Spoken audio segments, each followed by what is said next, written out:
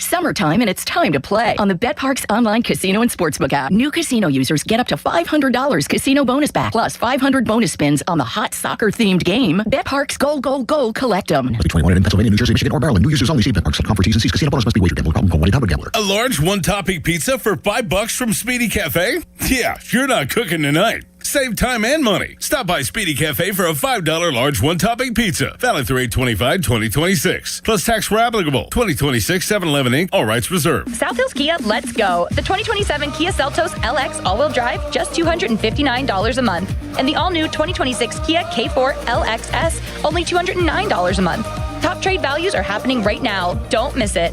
24-month leases, $3,499 due at signing. 10,000 miles per year, plus tax and title. First payment due at signing. Not all qualify. No security deposit required. Offer ends August 3rd, 2026. South Hills Kia, deals like this don't last. Visit southhillskia.net for more details. Onyx, I keep having stomach issues. Please make me a doctor's appointment. Okay, are you suffering from diarrhea, bloating, gas, or oily stools? If so, you may want to ask your doctor if it could actually be a problem with your pancreas, called exocrine pancreatic insufficiency, or EPI. My pancreas? How is EPI treated? A prescription medicine like Creon, pancrelipase, is used to treat people who can't digest food normally because their pancreas doesn't make enough enzymes. Creon is the #1 prescribed treatment for EPI. Creon may increase your chance of fibrosing colonopathy, a rare bowel disorder. Tell your doctor if you have a history of intestinal blockage or scarring or thickening of your bowel wall, if you are allergic to pork, or if you have gout, kidney problems, or worsening of painful swollen joints. Call your doctor if you have any unusual or severe gastrointestinal symptoms or allergic reactions. Take Creon as directed by your doctor, and always with food. Do not chew capsules, as this may cause mouth irritation. Other side effects may include blood sugar changes, gas, dizziness, sore throat, and cough. These are not all the side effects of Creon. You can learn more at 1-800-633-9110. Before your appointment, visit creoninfo.com. That's CREON info.com.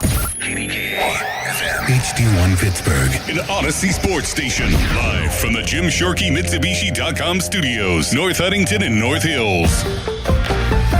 Always live and free on the Odyssey app.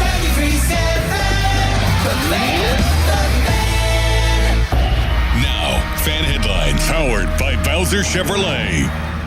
All right, Joel Nelson for Fan Headlines. Pirates last night fell to the Cubs 3-2 in 10 innings. The two teams are back at it tonight at 6:40. Paul Steens against Shota Imanaga, and it's right here on the Fan with coverage beginning at 5:30. Presented by Keystone Custom Apparel. More headlines at 937thefan.com. Fan Headlines are powered by Bowser Chevrolet. Hickory Heights Golf Club, Avalon Golf and Country Club, the Grand. Now, it's time to take a look around the links. It's time for Going Low with Chris Muller. Every Saturday morning, we cover the world of golf, both locally and nationally. Going Low is powered by Bowser Chevrolet. Brought to you by Cedar Brook Golf Course, True Green, Chestnut Ridge Golf Course, Omni Bedford Springs, Moon Golf Club, Lynch Golf Club at Pine Creek, Conley Resort and Golf Club, Western Pennsylvania Golf Association, Hickory Heights Golf Club, Avalon Golf and Country Club, the Grand Resort, Shooters Golf, and Suncrest Golf and Grill. Going Low with Chris Muller is on Sports Radio 93.7, The Fan.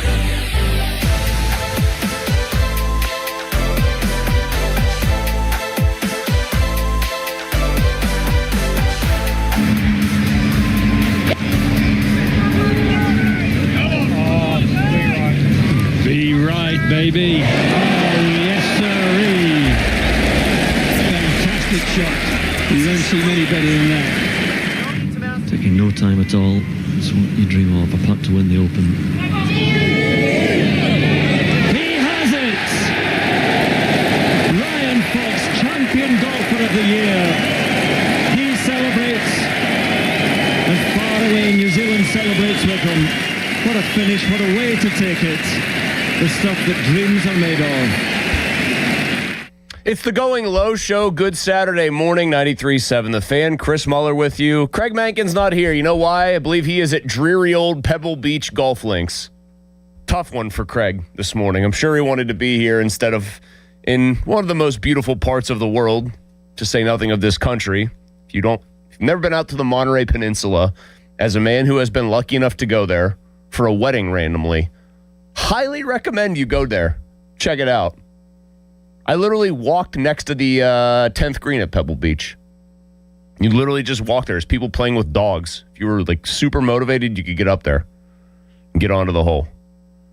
Anyway, hope you're having a good Saturday. Hope you are getting out to play golf on what honestly should be a pretty good weather day. overcast, but we should get some sun, maybe a sprinkle later, but I would give it like an 8 out of 10 weather forecast. I would give you a green light if this was a green light, yellow light, orange light, red light. We're in green. We're solid green, I think, today.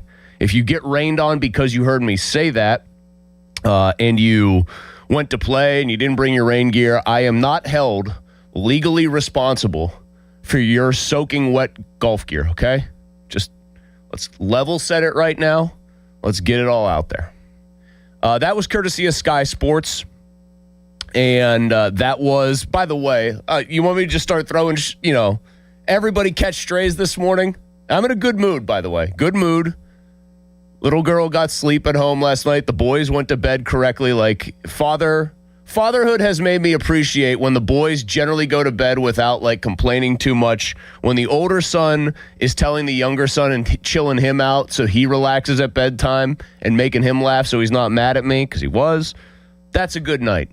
I'm in a good mood, but it is going to be stray catching season for a couple entities here. Okay?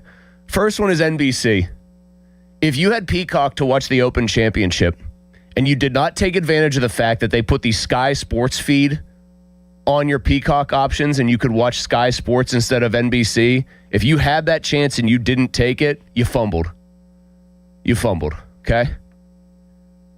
I cannot put into words how much better Sky Sports, which is just, obviously over there in the UK, how much better their coverage is. It's flabbergasting to me. They show more shots. It looks better. Color, like the actual picture looks better. The camera angles are better. You're not getting 92 different playthrough, commercials going where you're getting split screened. They're actually like setting the scene. And then, when you hear a British commentator, it's just very funny. The stuff that dreams are made of, all that. When a guy screws up, they're even better because here it's like they have to protect egos. Over there, it's just, oh, dreadful. What was he thinking? And I would tell you, you get a chance to watch like an alternate feed. It's only once a year. It's the Open Championship. Do it. Make sure you do it. Shout out to our YouTube chatters, DPJ, Leslie, and all, who are chiming in very early for this show.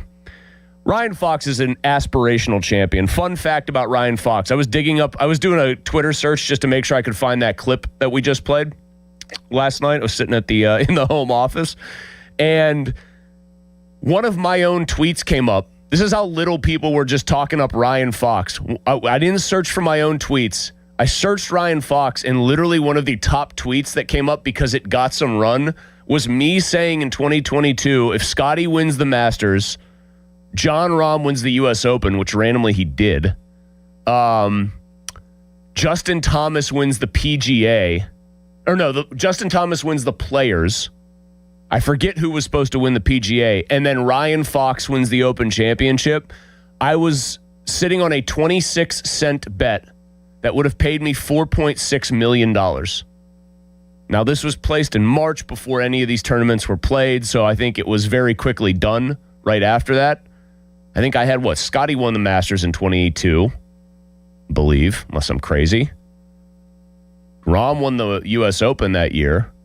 Foxy did not win the British, or as I call it, the Open Championship, and as most civilized people do. And now he did. Like, I had to laugh when that putt went in. The guy I think I had picked not just that year, but 2 or 3 other years as part of this 25-cent bet to win millions, finally got it done. Aspirational winner. An absolute bloke, as you would say. Complete sportsman. One of the goofiest homemade swings. Like one of those, I love golf swings where on the PGA Tour, these are the best players on the planet, right?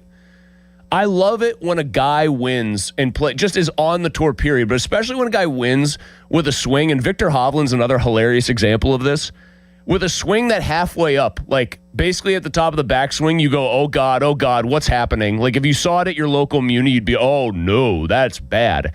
And then in the span of about 1/20th of a second, it goes from awful looking to one of the best swings and most effective swings in the world. That's basically what Ryan Fox's swing is like. It's, oh, no. Yes, that's good, actually. Very good. Very good. He's a hell of a winner, though, because there's one reason, above all else, why he is a really entertaining winner. Not just because in this particular case, he gave us an absolute thriller at Birkdale and hit all the shots down the stretch, birdied 4 of the last 6 on an 18th hole that I think had to that point yielded 4 birdies all day, pipes a drive, stuffs an iron, makes a putt. It's not just that he got it done in a way that we don't often see players get it done, and don't often see like the lesser heralded players get it done by going out and like grabbing the tournament by the throat. It's not just that he did that, and you usually would have expected like the Tiger Woodses in his heyday to take down tournaments like that. He usually would just get the big lead and then sit on it on Sunday and just go on cruise control. It wasn't just awesome that Foxy went out and won this thing and took it away from Cameron Young. It was this. This is the thing about Ryan Fox, and this is also courtesy of Sky Sports. After this tournament, this is why I am so happy that this dude won. I need to make sure this comes across right. It's not that difficult to pick a shot and pick a club. I get in there. It all happens quick. It's you hit. It's always going to be between one or two clubs into a green, I just see the shot quickly, pick a shot quickly, and the less time I have to think about it, the less bad stuff can creep in there. That clip that I just played, Ryan Fox on why he plays so fast. You ready for this? That clip was 22 seconds long, so think how long you heard that clip playing. When Sam Burns' putt on 18, when he holed out and picked the ball out of the cup, the length of time that passed before Ryan Fox's putter hit the ball and put it in motion to win the Open Championship was the length of that clip, 22 seconds. Sam Burns picks ball out of cup, start counting to 22. Realize how quickly that 22 seconds goes by. He hit the putt in that time frame. Biggest putt of his life, makes it. He's guaranteed $3.5 million, like always going to be a major champion. Amount of pressure that none of us could possibly comprehend. And the dude hit the putt in 22 seconds. I have played casual, semi-competitive rounds of golf with people who have spent a minute on a green aim pointing their way to try and figure out what the slope is. The man had his read, said, I didn't get this one for you, but he said he was incredibly nervous, as any of us would be. Doesn't really know how he got putter head to ball. But he said, the longer I have to think about it, the more likely it is I'm going to screw it up. So I'm just going to go, pull the trigger. Folks, that is aspirational golf. If you're going out there today and your goal is to like break 85 or break 90 or break 95 or break 100, remember that dude just won the last major of the year, shot 62 as part of his major winning performance, birdied one of the toughest finishing holes in the major championship rota, basically, certainly in the Open rota, and did it while playing blisteringly fast. He's the fastest player on tour. And I'm not going to sit here and tell you that that's like the be-all, end-all. If it was, Ryan Fox would have several more majors. There's a reason this was, I think you could make a lot of money if you had bet him to win when he was like +2 and when he was on the cut line. In fact, I know you could have. I think he, made it at even, goes 62, 68. You could have made a lot of money because he was a humongous long shot.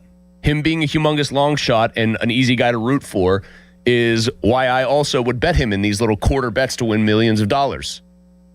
But there's something to be taken from the fact that the guy didn't give himself time to overthink it.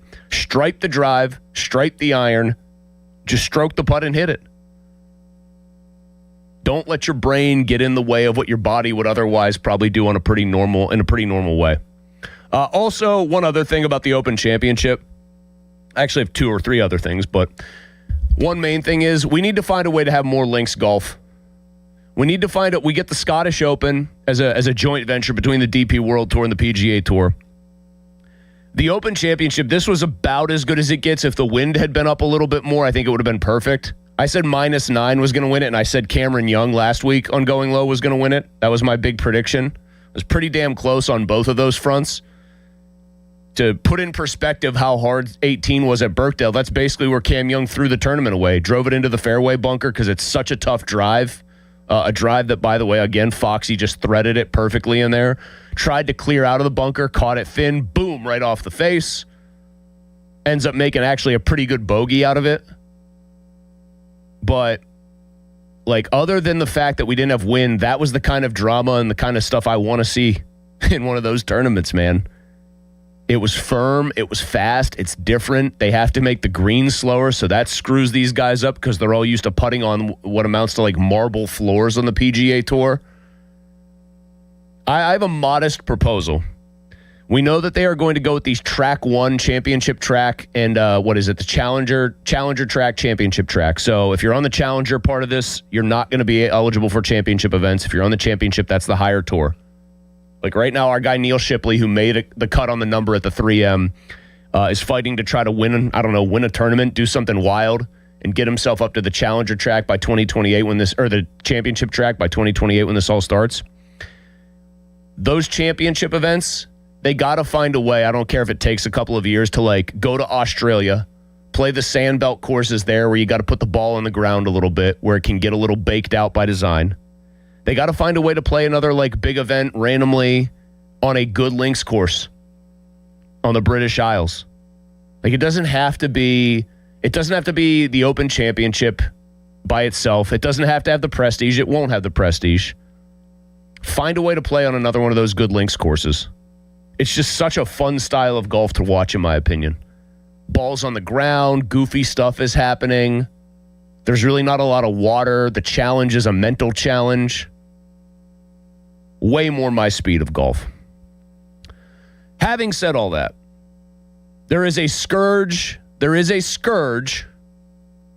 that not even the Royal and Ancients Crown Jewel Tournament, my pick for the best tournament in the sport, can avoid. A little thing called TIO, temporary immovable obstruction. I ranted about this briefly to a completely indifferent pony earlier this week on the PM team. The Bryson ruling they got right. He was tromping down behind the ball like an elephant, like Sasquatch, as Bob Friend called the show and said last week. He was just stomping grass and deserved to get a 2-stroke penalty.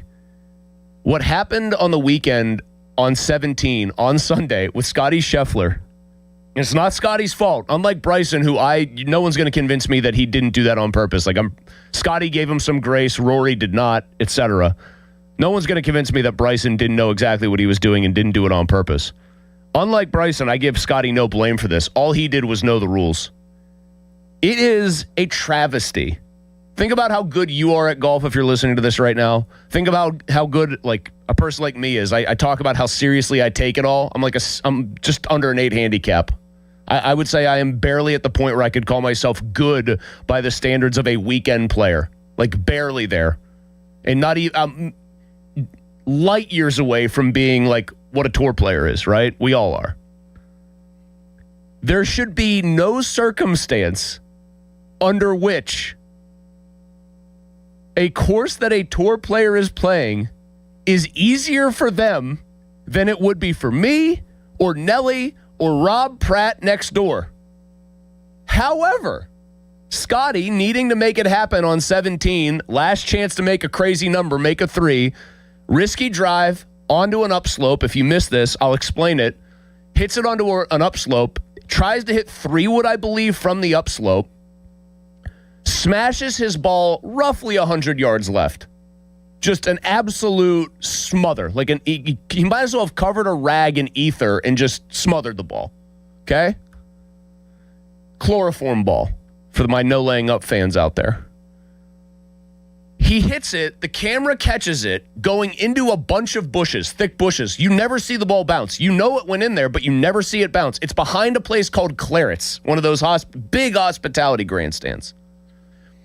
Because of the fact that the Claret's grandstand is a temporary immovable obstruction, a large structure built for the tournament, Scotty's lost ball does not matter. The TIO relief rule, which allows him to go back on the line and get a look at the hole from, I think it was still like 200 plus yards out or whatever it was, supersedes the fact that he hit a shot so bad that he lost his ball. Scotty knew this. He knew what the rule was. He told people to stop looking for the golf ball because the rules official decided that Everybody knew that the ball had gone where it had gone, that his next shot would have been behind a TIO relief, in a TIO relief area. He would have been having to hit over a grandstand, and therefore he was granted relief. Did not have to find his ball. To be very clear here, to get relief was completely irrelevant to the situation. Folks, he should have made like a 7 on that hole. I love Scotty. I want to see Scotty win 20 majors. I think he's the best golfer since Tiger, pretty clearly. Even when he struggles, his struggle just means he's like in the top 6, top 5, top 3, whatever. He should not have had an iceberg's chance in hell to make a birdie on that hole, which he did. To his credit, hit a ridiculous third shot, sank the putt, made a 4. He should have made double bogey. He should have been re-racking it and reloading it. He hit it 100 yards offline. If you were fortunate enough to play Royal Birkdale and you hit that exact shot with your buddies, you would put another one down, you're taking the penalty for a lost ball, and you are hitting again. Just saying. It should not be easier for the pros, by the rules, mind you, than it is for us. I will take some random questions here since we've got another thing to discuss. We got three distinct parts of today's show. I got Derek on Twitter saying, do you think the PGA would play some championship events here in Pittsburgh? If so, what course could host outside of Oakmont? Well, so Oakmont is never going to host anything but the U.S. Open. It's an anchor site, obviously, and that is because the fine folks at the USGA feel that it is pretty much the gold standard for U.S. Open courses. Now, I know some of the golf architecture types love Shinnecock more and think that Oakmont, I think they focus too much on the rough. I wouldn't mind it if they modified the setup the USGA did at Oakmont and said, well, we won't make the rough as long. We'll cut some extra tight grass areas near the greens and really turn these things up to an 11. But neither here nor there. It's a gold standard course. There, Pinehurst, number 2, and Pebble, which I think are 3 very different challenges. The weather can be a factor at Pebble. Pinehurst is Donald Ross, if you know, you know. And Oakmont is just an all-time brute in the best way possible. Just a repeated punch in the face from prime Mike Tyson. They won't have Oakmont host anything else, obviously. In fact, Baltusrol is on the calendar right now as having a U.S. Open, I want to say, in 2046, and they're going to have the PGA there in a couple years. I believe that's the first example of a situation where a course was actually on the schedule for both a PGA and a U.S. Open at the same time, because the USGA books them out so far in advance. Usually you're either a PGA championship course or a U.S. Open course. Like Southern Hills in Tulsa, great course, but I think now it's more of a PGA championship course in the way things have shaken out because of the way that they're handling the U.S. Open with the anchor sites and then, filling them in here and there. The problem with this area for hosting another PGA Tour tournament is, unless there is a significant rollback in the golf ball and the equipment, there's just not a course here that is stretched out enough yardage-wise and simultaneously tough enough to host these dudes. You got Oakmont plays, I think, at its absolute tips for these guys, like 7,400 and change. The only reason they can play the U.S. Open there is that everything about it is impossibly difficult.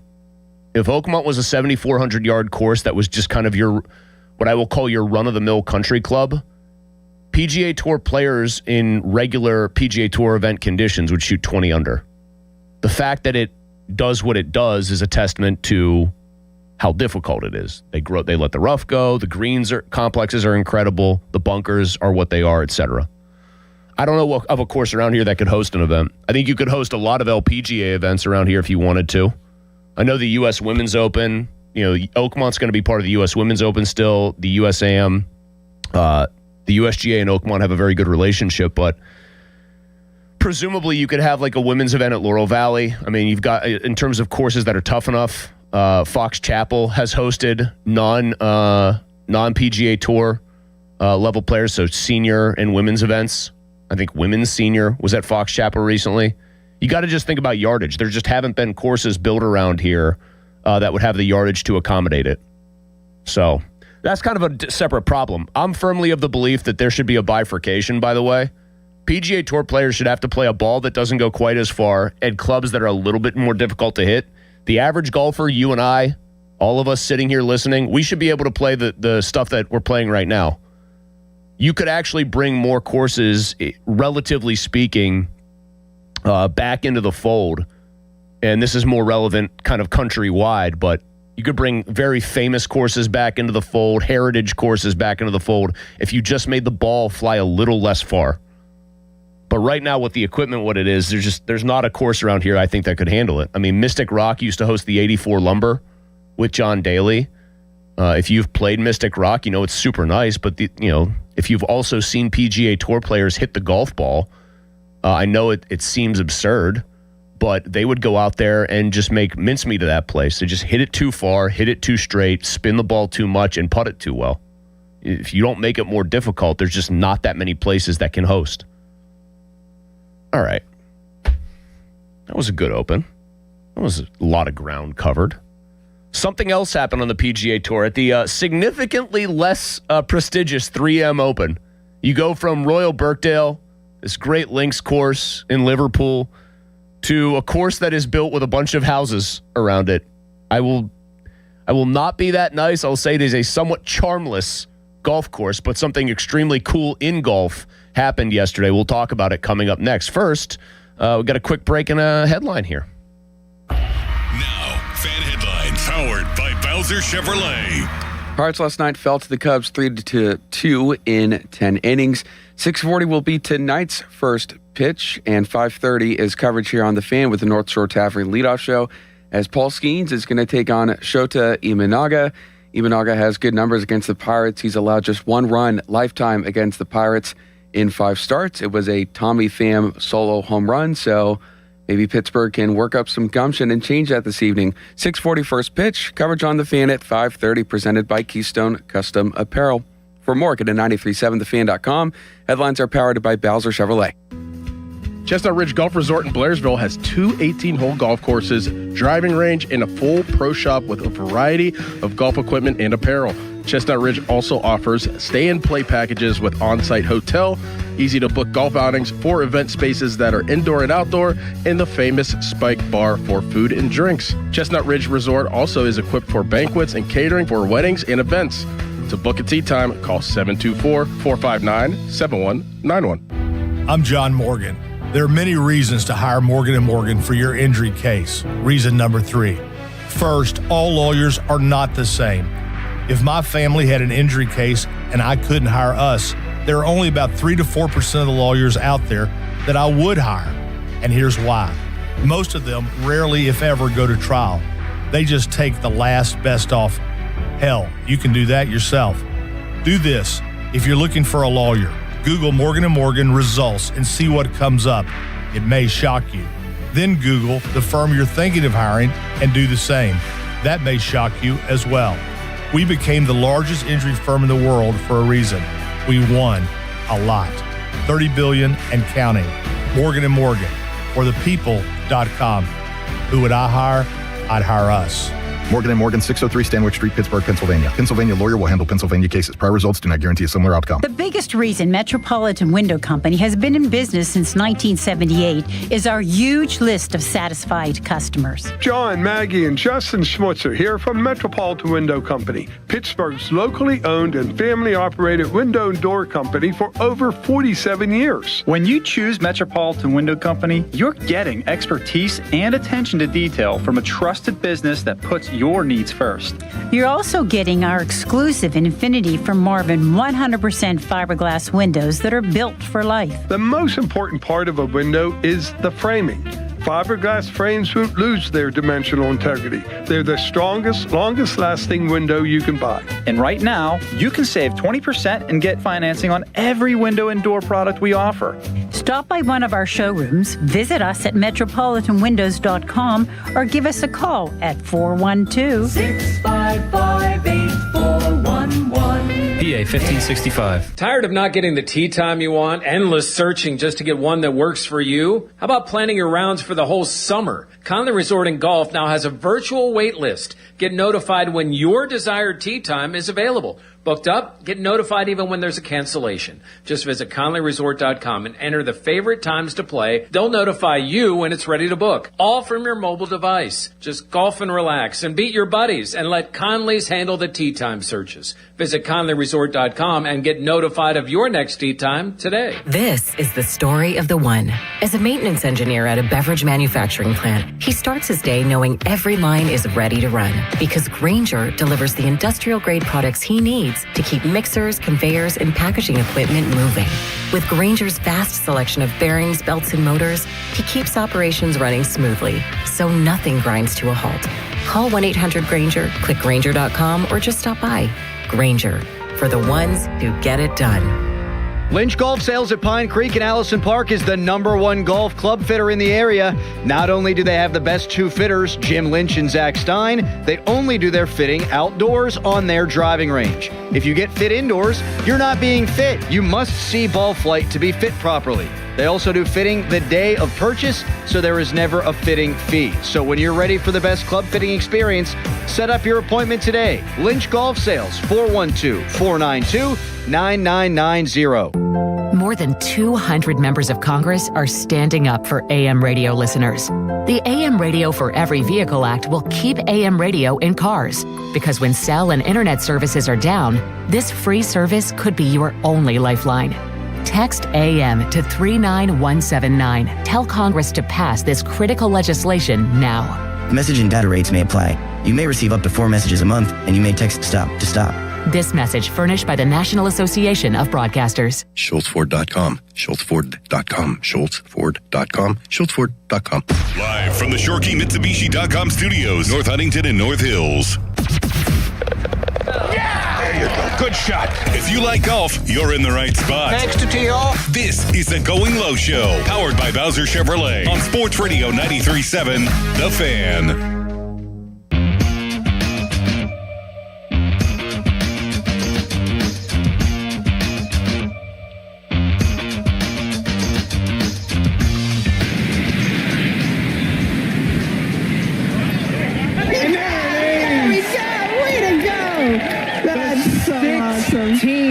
Sub 60 in PGA Tour history.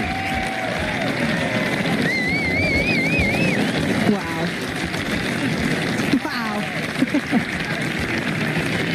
Oh, that's so exciting. It's so great. ESPN Plus had that, and that was because I believe, I had to double check what the waves were, the tee time waves. It was pretty sleepy at TPC Twin Cities in Blaine, Minnesota. When you hear the name Blaine, you think of the movie Predator. I ain't got time to bleed. Jesse Ventura, you're not alone. You're bleeding, man. I ain't got time to bleed. Okay, then.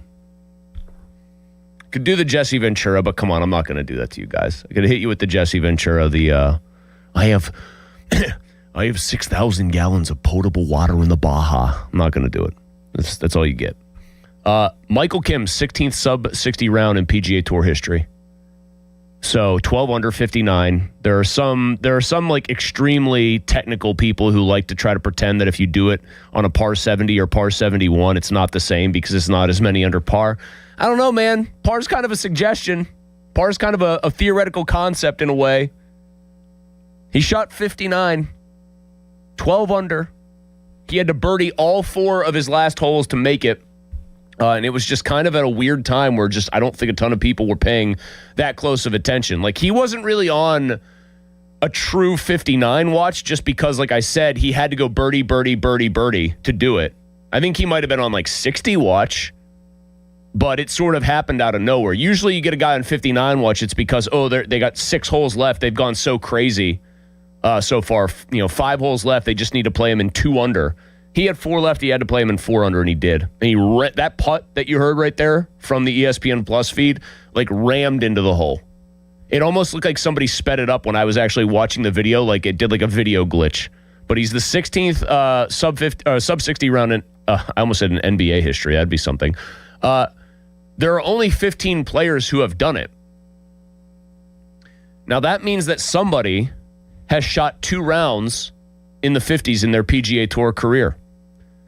Joel Nelson, can you take a stab in the dark and name a random PGA Tour player who would have shot twice below 60? I'll give you one hint.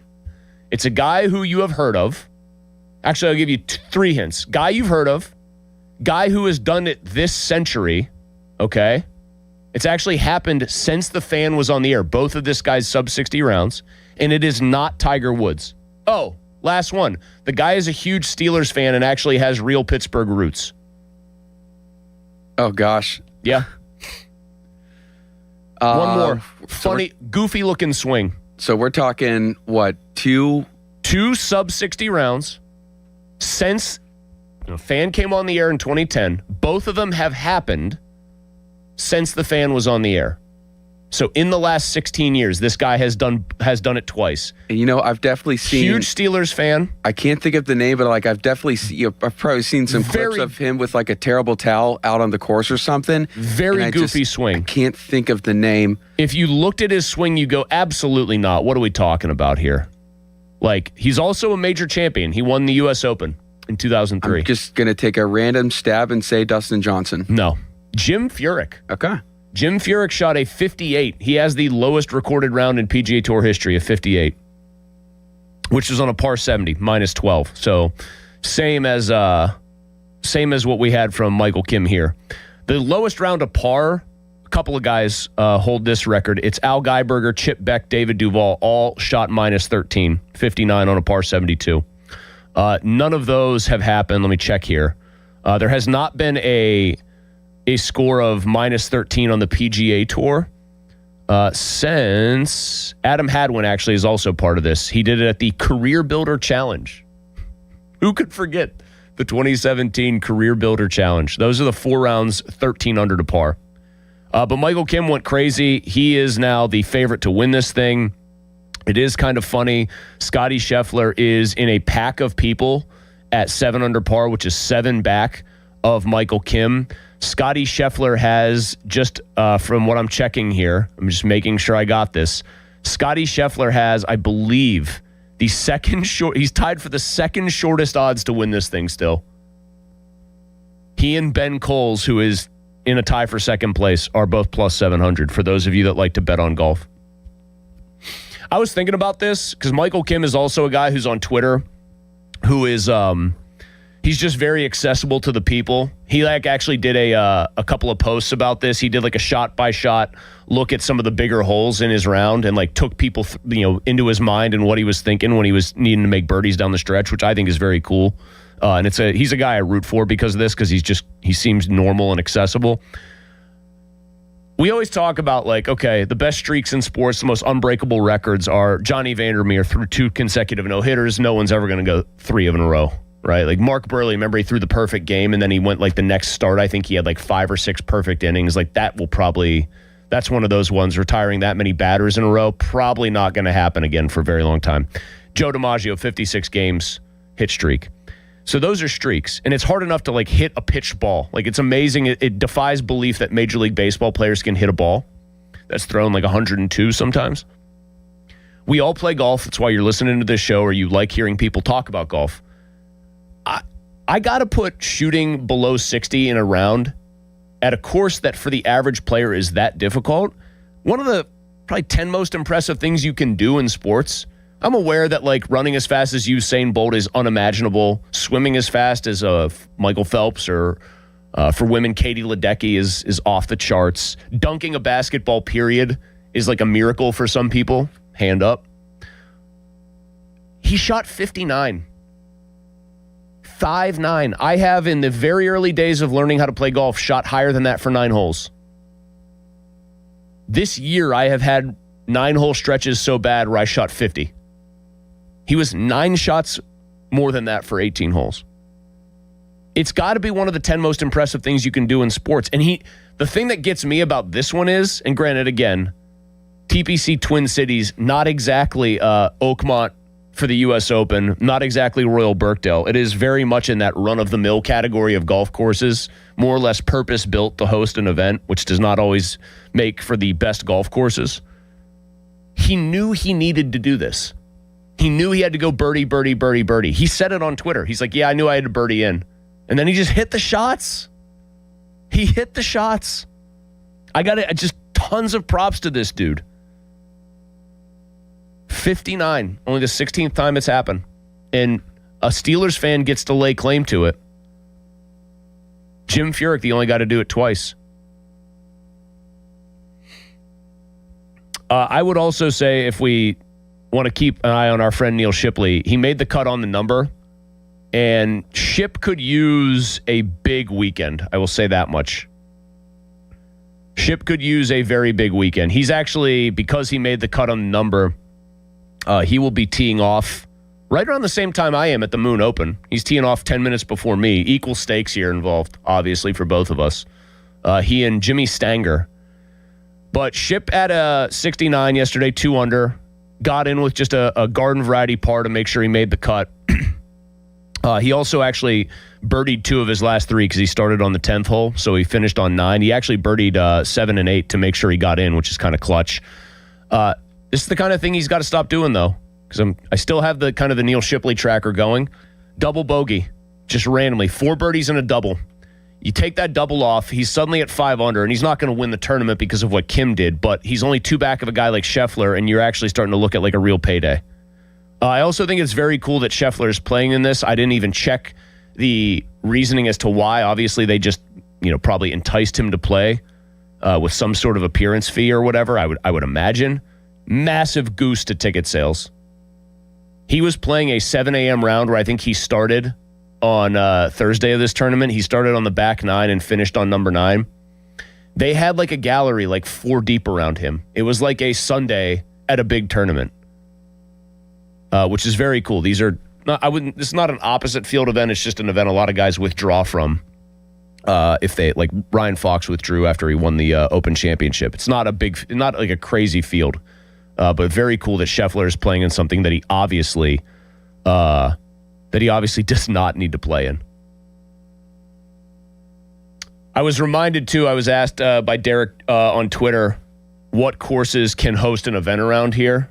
And obviously Oakmont, we know, gets the U.S. Open pretty much more than any other course in the United States, which is, I think, still an awesome flex.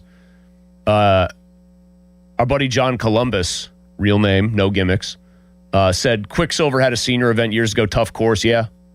Quicksilver would host, I don't know if it was the Quicksilver Open or what. I forget if it had the, because I played Quicksilver several times.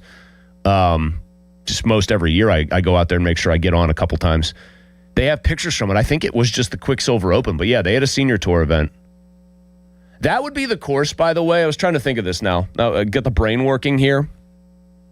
You'd have to do some gimmicky stuff and trick it out, obviously, to make it like ultra difficult for these guys. Like the greens got to be going to like a 12 or a 13. The pins have to be absurd. I would guess tipped out Quicksilver's over 7,000. I would have to believe that they could probably get creative with some of the teeing areas there. And I don't know, like obviously when we're talking about like when you're talking about hosting a tournament, there's got to be infrastructure on site. So you got to be able to build grandstands. That's kind of another big problem. Like you've got to have grandstand ready areas, and who knows? Maybe they could. Like I'm just trying to think of the terrain. It's so hilly, it would be kind of weird. Like you'd have to. It would be tight. But in terms of like the land to actually stretch the course itself out and be like, okay, yeah, we're gonna play this hole at how many every yards, or play this course at how many every yards, like 7,500. There might be the land around there where you could like go back into the trees and put some way back tee boxes, but it would be tough. Even as I think of that, like it still would just be so goofy, it would be gimmicky. Coming up, I have been vaguely distracted today. Vaguely. Now, I don't think it has manifested at all on the show. I'd like to tip my cap to myself here. Doff my cap for the YouTube and Twitter audience. But there is a reason that I have been mildly distracted during today's show. We will finish up with me explaining that one and talking through all of my feelings about tournament competitive golf coming up next. It is the Going Low Show on 93.7 The Fan. Now, Fan Headlines, powered by Bowser Chevrolet. Dom DiTommaso with fan headlines. Cubs beat the Pirates on Friday night 3-2 in 10 innings. Jared Jones went 6 innings, gave up only 2 hits, only 1 run, but it was not enough as the Pirates fall to 53-51 and are now 2 games back in the wild card. Cubs and Pirates again Saturday, 6:40 right here on the Fan and the Free Odyssey app. The North Shore Tavern leadoff show is at 5:30. Fan headlines are powered by Bowser Chevrolet. For more, go to 937thefan.com. You like saving money, right? We all do. That's why Allstate just lowered the price of car insurance. Not, but wait, there's a catch. Lower. Actually lower. So if you're shopping around or just want to see how much you could save, check Allstate first for a new lower auto rate that could save you hundreds. You're in good hands with Allstate. Not available in every state. Only applicable for new auto insurance business. Rates will vary by several factors, including how you purchase the policy. Potential savings vary. Allstate North American Insurance Company and Affiliates, Northbrook, Illinois. This summer, the Honey Pepper Pimento Chicken Sandwich and Pineapple Dragon Fruit and Sprite are back at Chick-fil-A. Girl, it's back. We've been waiting. I love that honey pepper pimento sandwich. And that pineapple dragon fruit and Sprite is everything. It's got that razzle-dazzle that makes you stop and say, okay, wait a minute. I love the creaminess of the pimento cheese. It's savory, it's bold, it's flavorful. Our faves are back. High five, girl. Which fan favorite will you choose? Real customers paid for their testimonials. Just 20 minutes from downtown Pittsburgh and 10 minutes from the airport, Moon Golf Course offers a beautiful 18-hole course that's perfect for players of all skill levels. Whether you're squeezing in a quick round, planning a weekend outing with friends, or hosting a golf event, Moon Golf Course delivers scenic fairways, great conditions, and a relaxing day on the links. Book your tee time today and experience one of the area's hidden gems. Visit moongolfclub.com. Have you or a loved one recently needed nursing home care? This can be very expensive and you can lose your life savings without proper planning. The attorneys at Julian Gray Associates have helped thousands of families navigate these difficult situations. Visit grayelderlaw.com. Mike Rowe here with another random fact. Those cracks on your walls aren't just cosmetic. They could mean your home is sinking. Whether it's drywall cracks, exterior cracks, or sticking doors or windows, do yourself a favor. Call Groundworks. I spent some time working with these guys, and they're the real deal. Their people are trained and certified to stabilize your foundation. Baker's Waterproofing is now Groundworks. Schedule a free inspection. Licensed in all states where work is performed. See website for detail. If you're looking to take your golf game to the next level, or if you just want to join a community of nearly 40,000 other players in the region, be sure to check out the WPGA. Hey friends, Josh Roundtree here to tell you about the Western Pennsylvania Golf Association. For the last 125 years, the WPGA has been the resource for local golfers of all skill levels in Western PA. To learn more about all of the resources that the WPGA has to offer, including an affordable membership program and competitions, check out WPGA.org or find the WPGA on Twitter and Instagram at the WPGA. Text us on the Edgar Snyder and Associates text line at 412-928-9370. Edgar Snyder and Associates reminds you to text responsibly. Sports Radio 93.7 The Fan, built by Window Nation, home of the buy two get two free offer. 93.7 The Fan is cleared by aquickdrain.com. Now I have to go play golf. Back to more Going Low, powered by Bowser Chevrolet on Sports Radio 93.7 The Fan.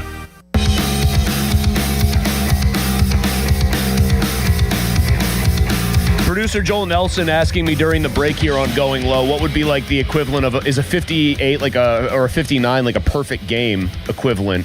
I said no, it's like more of a no-hitter. Doesn't happen. I mean, happens very infrequently, but it's happened more recently. Like when Al Geiberger did it, it was, oh my God, can you believe this? But in the age of this technology, I'd say it's more like a no-hitter. I would say a 57 on a par 72 would absolutely be a perfect game, maybe a 58. 14 under to par has never happened on the PGA Tour. 15 under, I think, would be like all-time stuff. Technically a perfect game in golf if you thought like within reason, no holes in one. You just birdied every hole on a par 72. That would be a 54. But because there are 4 par 5s and a par 72 set up pretty much in every case that I can ever think of, a true perfect game would actually be shooting 50. You make all 3s and 2s, no 4s. So you'd make, how many?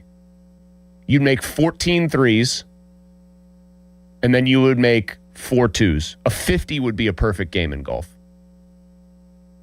feel like a nincompoop that I even had to like do the math there and try to like work that out in my head. I think we're going to see a 57. If the equipment's not rolled back, we're going to see the conditions right for a 57 at one of these points in time on the PGA Tour. Furyk came close, I believe. I didn't check into his 58. He did that on a par 70, which I think is massively impressive because there's only 2 par 5s. I want to say just off the top of my head, Furyk was close. I was distracted this morning. I said I was going to tell you why. We got big boy golf to play. We do. I got the Moon Open. A couple years I took off from the Moon Open. Had a lot of other stuff going on. Had, frankly, a lot of other golf to play. I was not burned out by any stretch. I just decided to take a year or two away. I'm back, baby. So good luck we got some people I know who are listening to the show who are going to be playing today. Had my guy Chris Bross reaching out. He is teeing off in 10 minutes, wishing good luck. He's still texting, so he must be feeling pretty loose. Folks, we're in the competitive arena. Stroke play, 36 holes, 2 days. Hit the cup. No gimmies. This is what it's all about. This is the good stuff, folks. This is why we do it. This is why we lift all them weights. Joe Starkey not playing in it again. He's telling me he's on the best run of his life playing golf, not playing in this. He would be, there's gross and net divisions. He would be alive for sure if he played. Can't get him to do this, though. It's a mental challenge, Nell.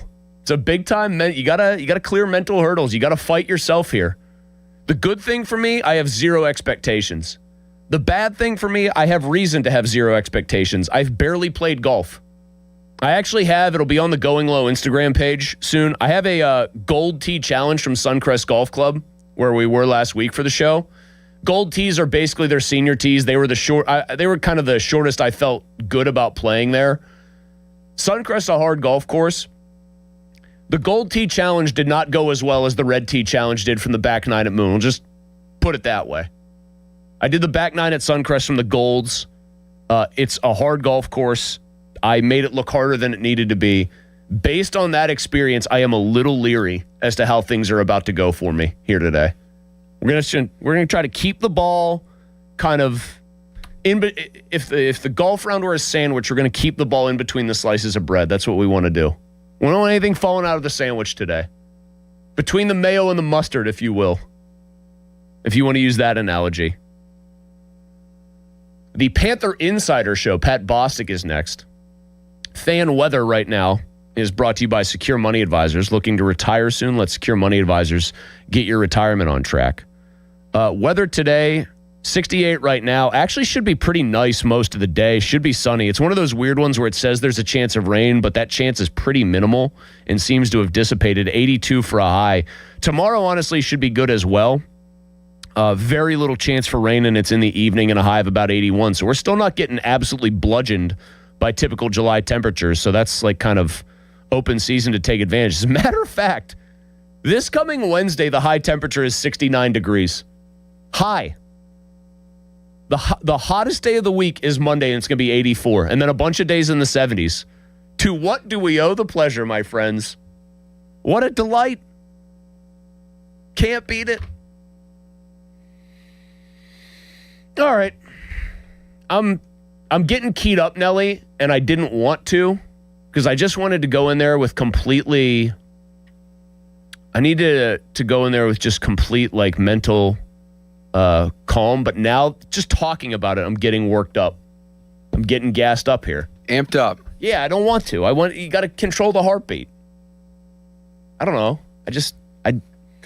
You'll just cool down on the car ride over. Well, reset. Here's the other thing I do. I'm a complete psycho, and I walk the course. The one year I've blown it twice on the 18th hole, and the way they were doing it those years, you didn't know for sure that you might be like in the lead. It was like old school golf and like the Ben Hogan days where I think this year they're reshuffling the deck for tee times after day one. So if you're like in the lead, you're going off last. Like it's time. And I blew it on the 18th hole twice. One completely unbeknownst to me. I made a triple. And had I just made like a par, I think I would have won. The other time I knew what I needed and I made bogey, needing a par for a playoff, which would have just made my wife mad because I would have had to stay there for like an hour to keep playing. So I've blown this tournament twice, and all I wanted to do was just, hey, go in there nice and easy. Wrong. The nice and easy is starting to depart. I thought doing this show, having, the baby at home, I'm just going to be out in the course enjoying myself. Nope. Competitive instincts have kicked in. I will talk to you guys. Wow.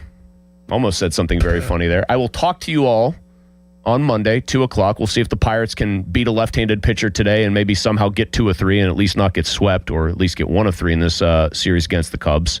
We'll talk all about it, 2 o'clock Monday on the PM team. Panther Insider Show with Pat Bostic is next. A big thank you to Joel Nelson, to everybody chiming in on the YouTube chat and watching on Twitter, and, of course, listening right here on 93.7 The Fan. Talk to you Monday at 2 on the PM team. See ya.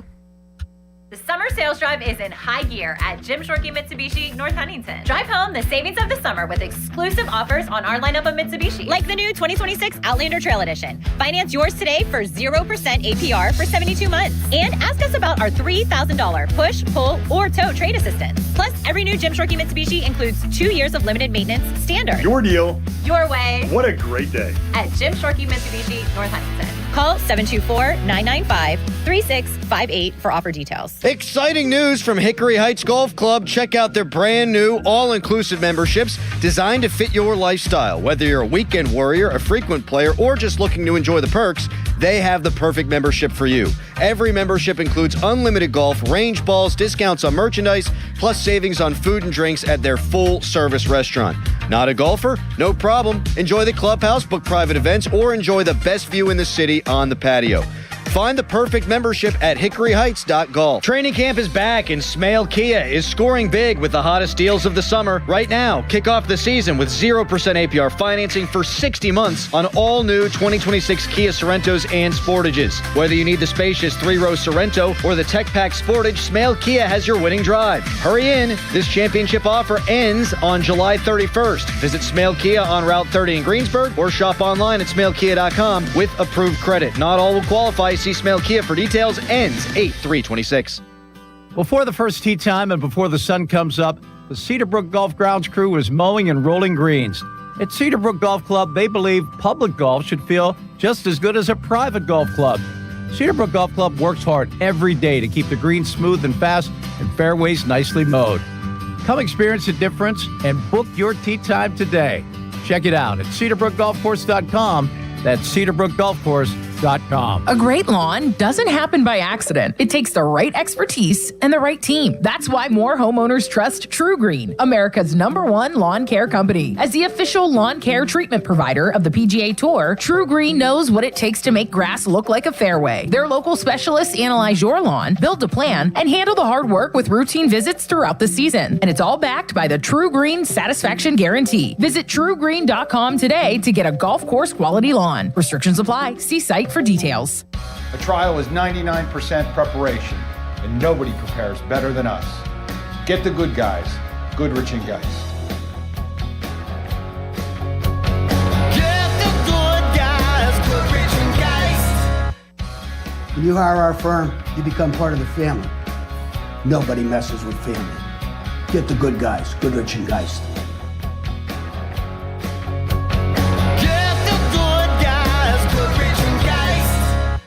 Looking for something different to do this week? Head to Shooters Golf in Wexford.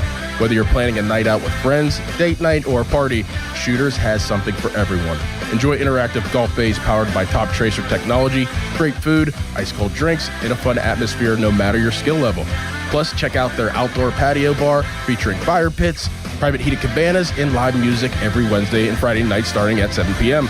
With indoor and outdoor entertainment, Shooters Golf is your go-to destination for food, drinks, and fun. Your hometown building partner since 1956, 84 Lumber. Visit 84lumber.com. I'm Piera Palazzolo, VP of Digital Marketing for the American Management Association, a company focused on the management training skills needed to enhance the careers of business professionals. We did our research when it came to the best companies for website development and chose AmericanEagle.com. And we couldn't be happier. AmericanEagle.com worked closely with us to understand the front and back end requirements needed to launch an e-commerce website that could handle the complexities of running thousands of seminars nationwide, a robust new website, and improved SEO saw immediate increases in site traffic and web revenue. If you're in need of managerial effectiveness and success, visit our website at Aminet.org. If you're in need of a website that provides an unparalleled consumer experience, I highly recommend AmericanEagle.com.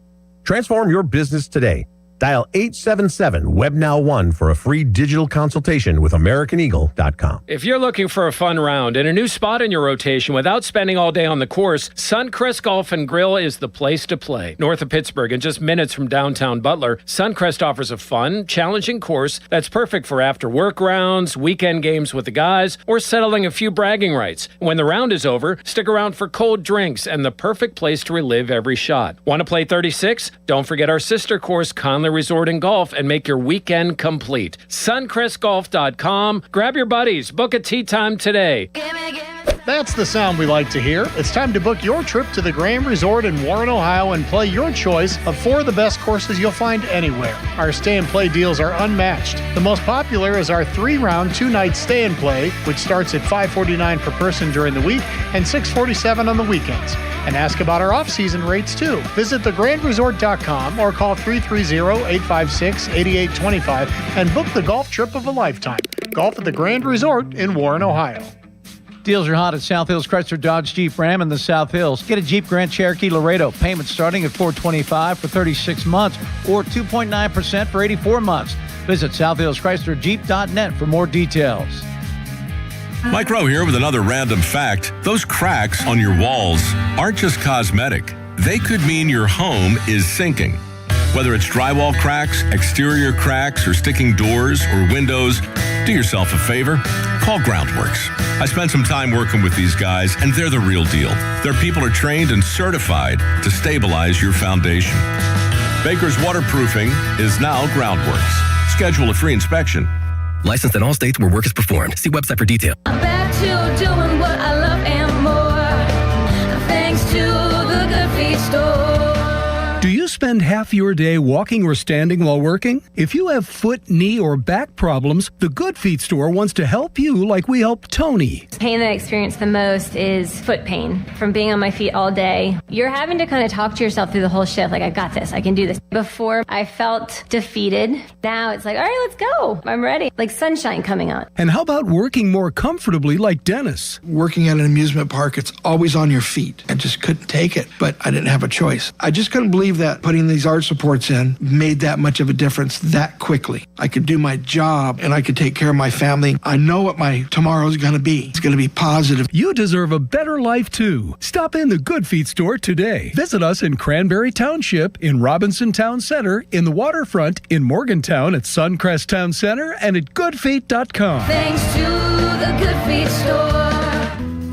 Chestnut Ridge Golf Resort in Blairsville has 2 18-hole golf courses, driving range, and a full pro shop with a variety of golf equipment and apparel.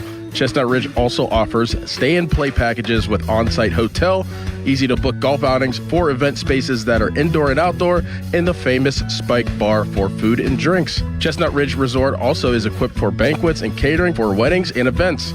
To book a tee time, call 724-459-7191. This is the story of the one. As a maintenance engineer at a beverage manufacturing plant, he starts his day knowing every line is ready to run because Grainger delivers the industrial-grade products he needs to keep mixers, conveyors, and packaging equipment moving. With Grainger's vast selection of bearings, belts, and motors, he keeps operations running smoothly, so nothing grinds to a halt. Call 1-800-GRAINGER, click Grainger.com, or just stop by. Grainger, for the ones who get it done. HD1 Pittsburgh, an Odyssey Sports Station. Live from the Jim Shorkey Mitsubishi.com studios, North Huntington and North Hills. Always live and free on the Odyssey app.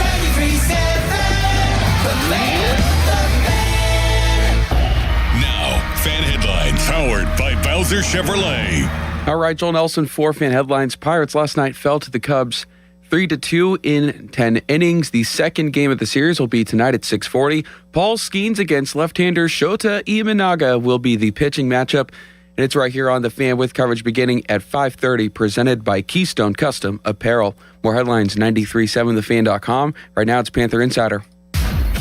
We talk about the game, and that's all we talk about. It's time for the Panthers Insider Show. The Panthers Insider Show with former Pitt quarterback Pat Bostic is brought to you by Voss TV and Appliances. And it says live, Joe Ball GMC and PGT Trucking. Let's go! The Panthers Insider Show is on Sports Radio 93.7, The Fan. Welcome into the Panther Insider Show, final show of the month of July 2026. Pat Bostic here with you for the next hour, as we are every week, 52 weeks a year. Comprehensive Pitt coverage on the flagship, the home of the Pitt Panthers, Sports Radio 93.7, The Fan. 6 weeks till kickoff. I start the show now, this time of year, every single week. We're going to start the show with a countdown. 6 weeks till kick, under 42 days. Pitt, Miami of Ohio at Acrisure Stadium. It is drawing near. Training camp is merely 10 days or so away. August 4th is report date for the Panthers on the south side. August 5th, media day. And we are rocking and rolling on the south side with the 2026 Pitt Panthers getting ready for battle. But it's an even shorter countdown clock. And we're going to dive into this first segment. And we're going to talk a lot of Pitt football today. I want to expand upon Pat Narduzzi's assertion that the ACC is a more skilled league and has been a more skilled league than the Big Ten, which he's uniquely qualified to make that statement, having coached in both leagues. And obviously a lot's changed over his 11 seasons at the helm of the Pitt football program, both in the Big Ten and the ACC. New schools added, tons of good players, trends in the game, so forth.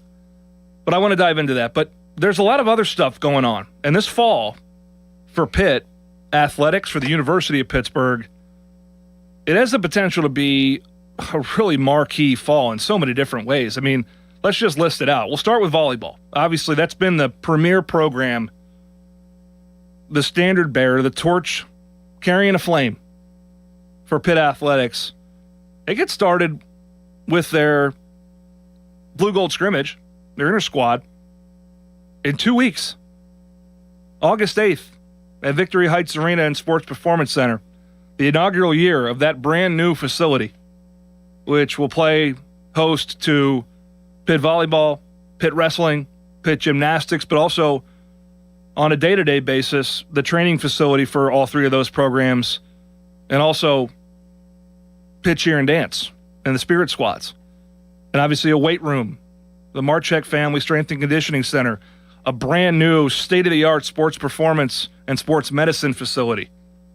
If you haven't had a chance to see it, you get a chance to walk around and check out that new venue, which is right on top of you, and state-of-the-art, brand new, clean, fresh, all those things. On August 8th, the Panthers take on the Panthers in their blue-gold scrimmage, and then they get rocking and rolling after that, head to Ann Arbor for an exhibition, AVCA First Serve Showcase out in Milwaukee, Kentucky Xavier.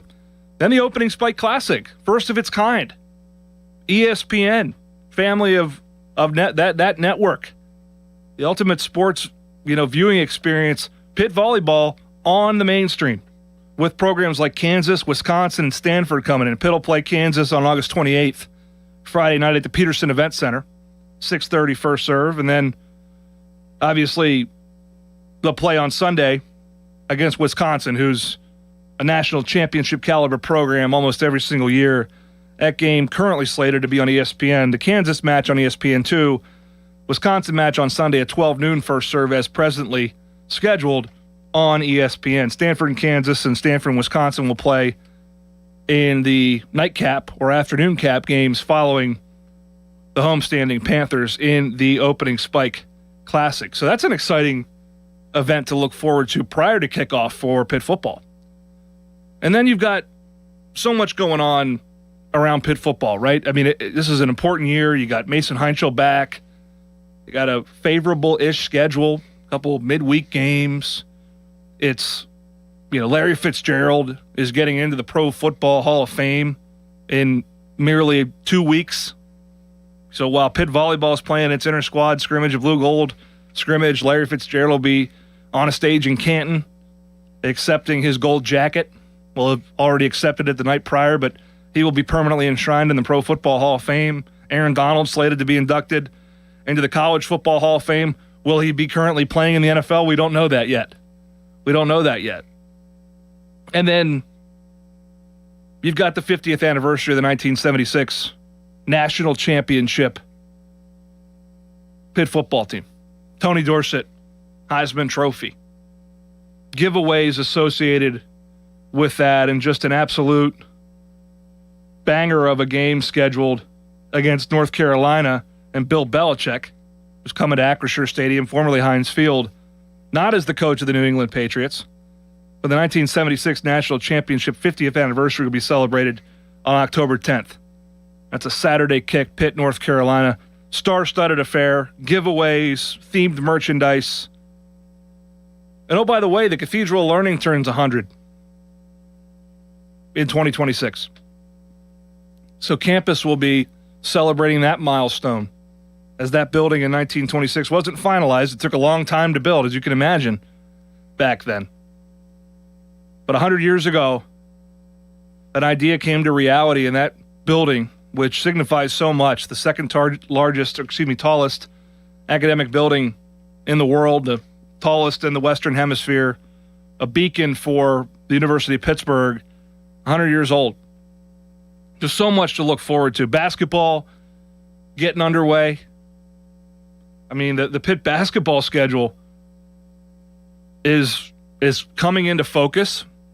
The roster came into focus. We're about 105 days away from Pitt headed into the Palestra to take on Penn State. They'll play before that, likely. Their final schedule's not done yet. But you can see the non-conference opponents starting to trickle out. But this non-conference schedule for Pitt basketball, Penn State at the Palestra on Sunday, November 8th. Then head to Butler to take on and play in a Big East foe in Butler in Indianapolis on the following Friday, November 13th. And then you turn around and go back home and take on Villanova at home, an old Big East rivalry. Go to Fort Myers a week after that, Oklahoma DePaul in the Fort Myers tip-off.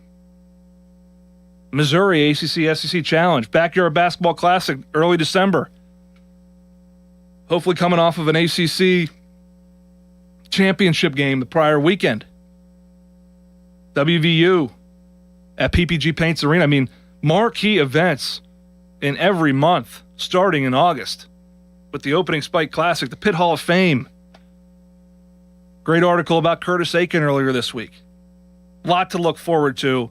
And we are counting down the days till the start of the 26-27 competitive year.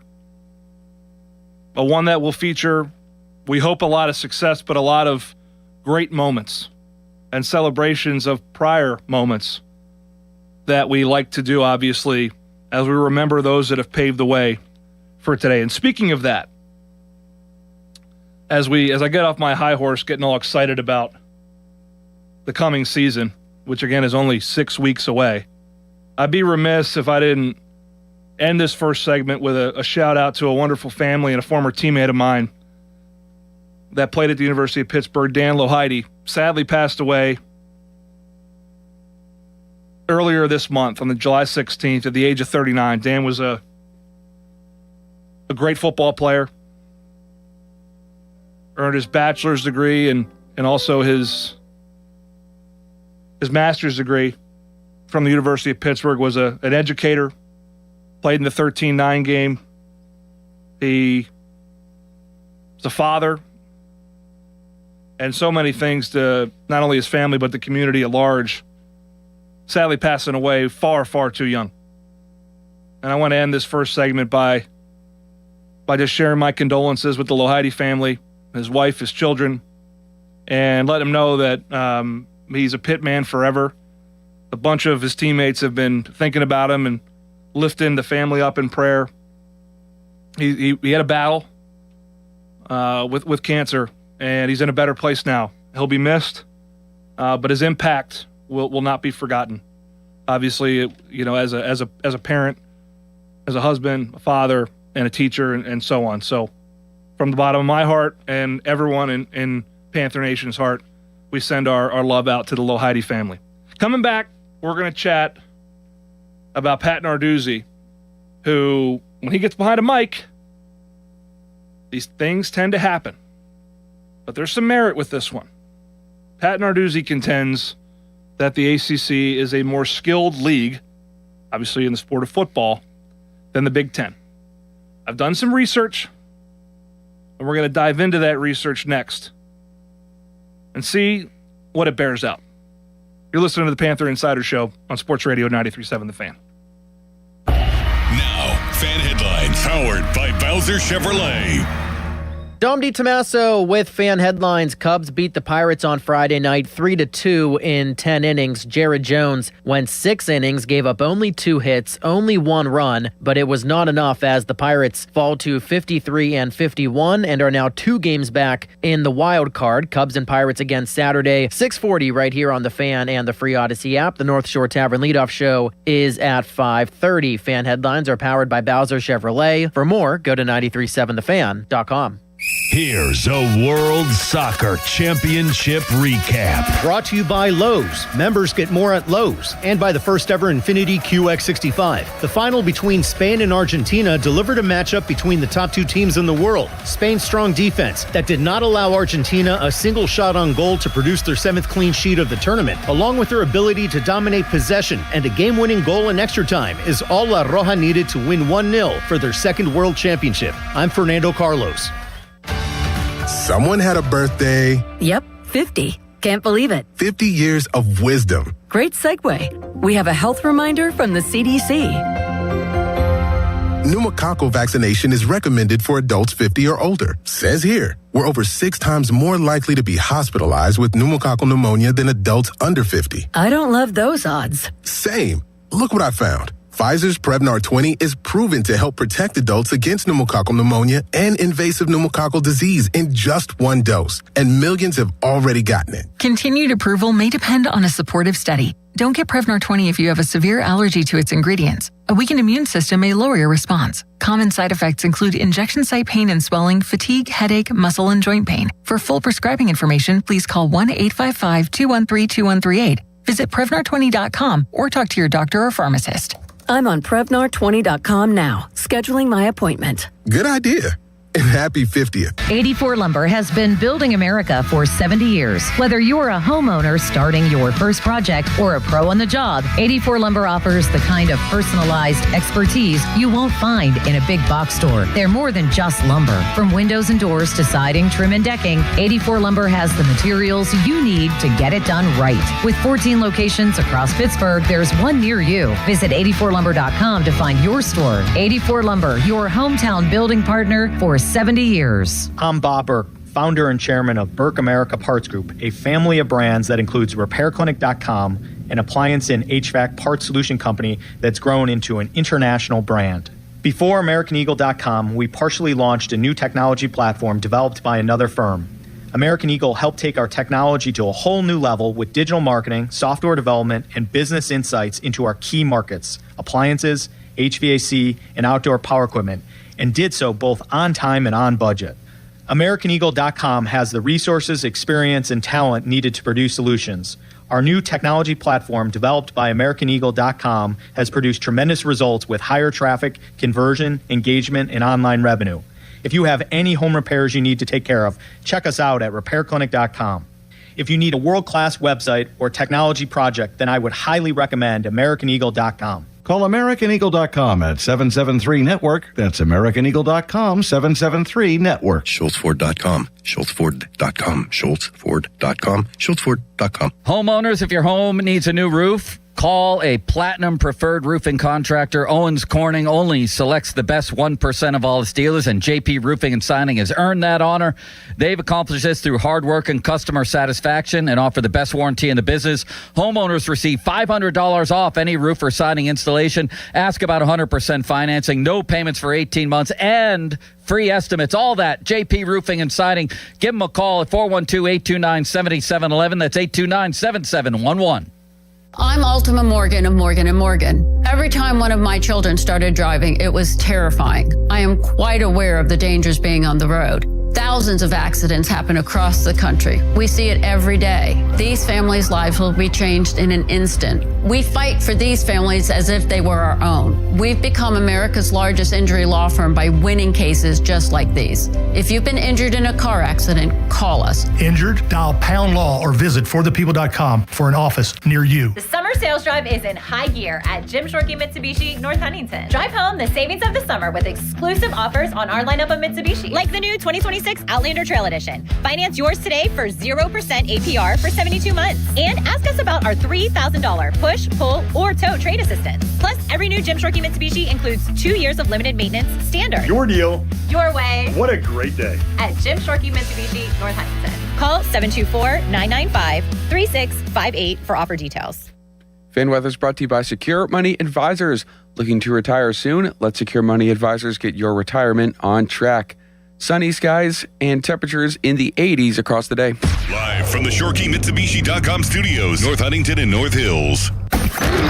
Let's return to the Panthers Insider Show with former Pitt quarterback Pat Bostic on Sports Radio 93.7 The Fan. We are back on the Panther Insider Show, and let's just dive right into it. Pat Narduzzi at ACC Media Days, ACC football kickoff to be exact. He got people riled up, and guaranteed picks are brought to you by Voss TV and Appliance, family owned and operated for over 60 years, and the best prices rather in town, guaranteed. When Pat Narduzzi takes the mic, there's a chance, maybe a decent chance, he's going to say something that's going to flare somebody up. Whether or not it's by design depends on the situation, but that's your guaranteed pick brought to you by my friends at Voss TV and Appliance. This one's no different. Pat Narduzzi on Atlanta radio station 680 The Fan, he doubled down on a claim that he's had for years, saying the ACC is better than the Big Ten, and I want to focus on this part of the statement. It's got more skill. You look at our record in bowl games against the SEC and Big Ten, we don't have a losing record. Now, fact checkers are going to go all over this, right? And the Big Ten has won 3 straight national championships. Obviously, most recently, Indiana, the Hoosiers coming from the football dead to become a powerhouse under Curt Cignetti, winning a national title in 2025. So obviously, there is plenty of evidence to the contrary of Pat Narduzzi's statement and assertion. And many of you listening today may say, what is he thinking?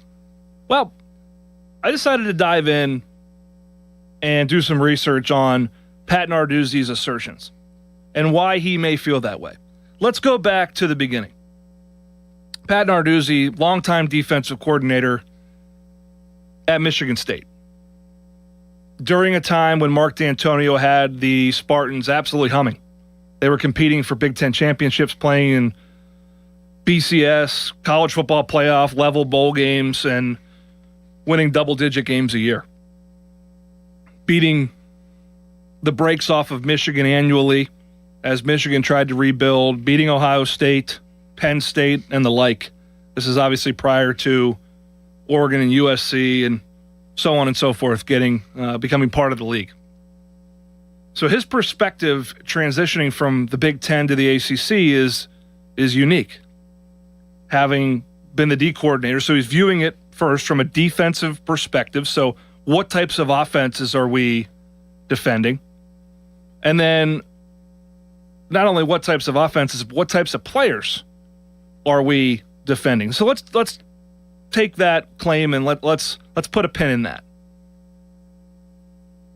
In a Big Ten, and this hasn't changed a whole lot now with Oregon and USC and UCLA and Washington, you've brought in the West Coast, obviously, and perhaps a different style of play. But in the Big Ten, Michigan, Iowa, Wisconsin have all played this kind of battering ram style of football.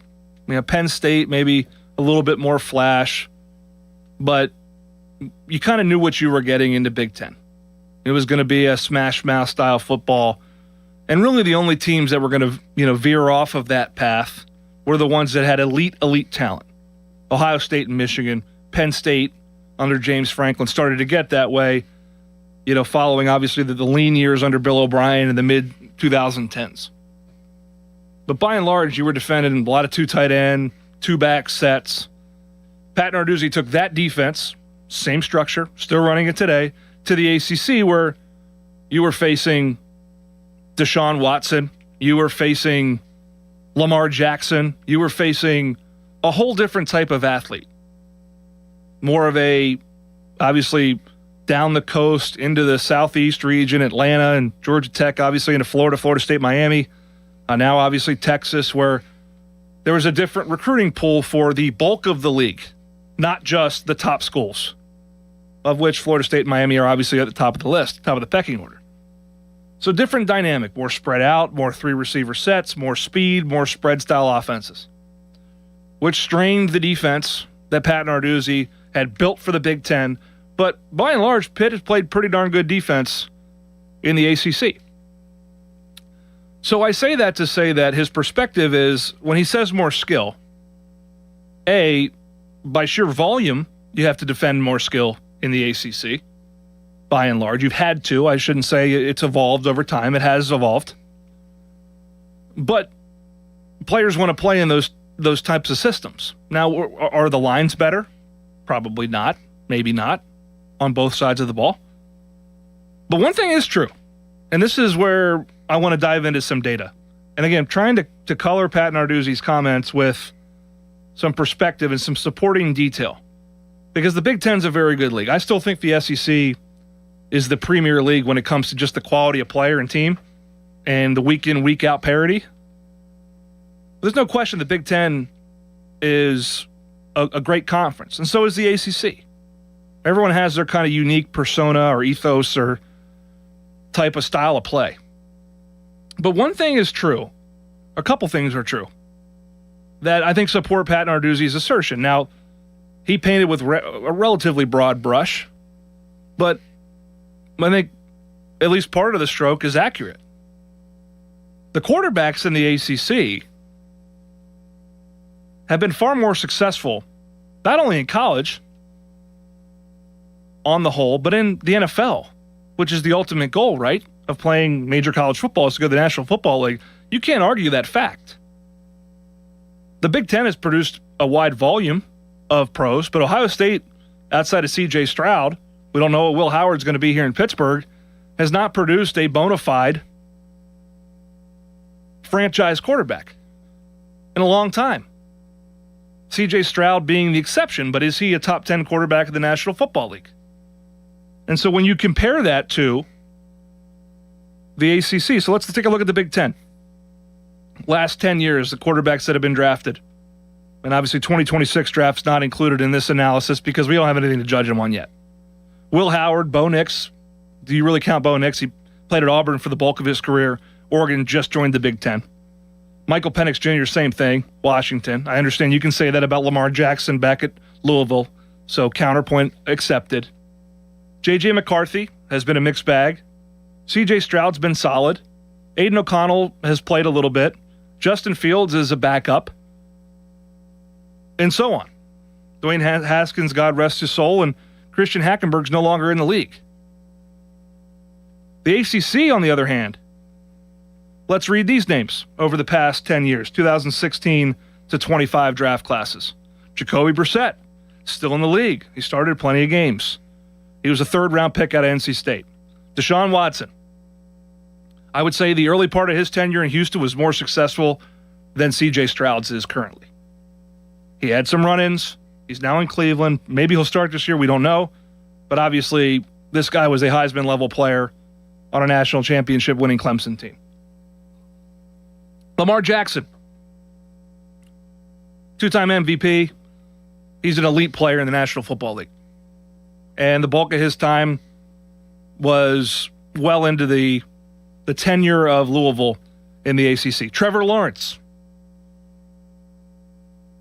probably a top 15 fringe top 10 quarterback in the league, and when he plays his best, he's top 5. Sam Howell's been a backup. Kenny Pickett obviously has been a backup. Was a first-round pick.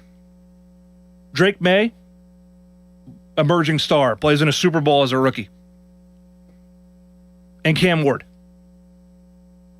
So when you say it's more skilled, and you're looking at it from a defensive perspective, and you look at those quarterbacks and who they were not only in the NFL, but in college, who has a better collection of quarterbacks over the past 10 years, which is effectively Pat Narduzzi's tenure. I think the data clearly favors the ACC. And it's more difficult to defend really good quarterbacks. Which brings me to my next point. Really good quarterbacks playing in offensive-oriented schemes or quarterback-oriented schemes, of which the ACC over time has been more spread out, more pass-happy, whatever description or characteristic you want to put out there, is going to yield some statistical differences. Now, we're not going to see a 100-yard difference in total offense average between the ACC and Big Ten. So if you're expecting to see some wide disparity, it's not there. But when you look at just sheer offensive performance, and this is, again, pulled out over the last 10 seasons, some interesting trends. In 2015, the Big Ten average across the member institutions was 208 passing yards per game. The ACC was 2005 in 2015. Big Ten's average passing yards per game in 2025 was 208 yards a game.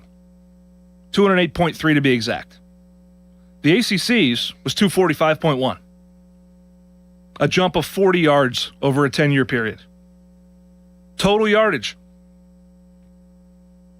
The ACC has been on a steady climb, hovering around I'd say the 390 average. The Big Ten has dipped at times to under 340. So a 30 to 50 yard difference per game. Now, what's that a result of? Is the defense better in the Big Ten? You could absolutely make that argument. I am not here to say this is all a result of better quarterback play and more skill.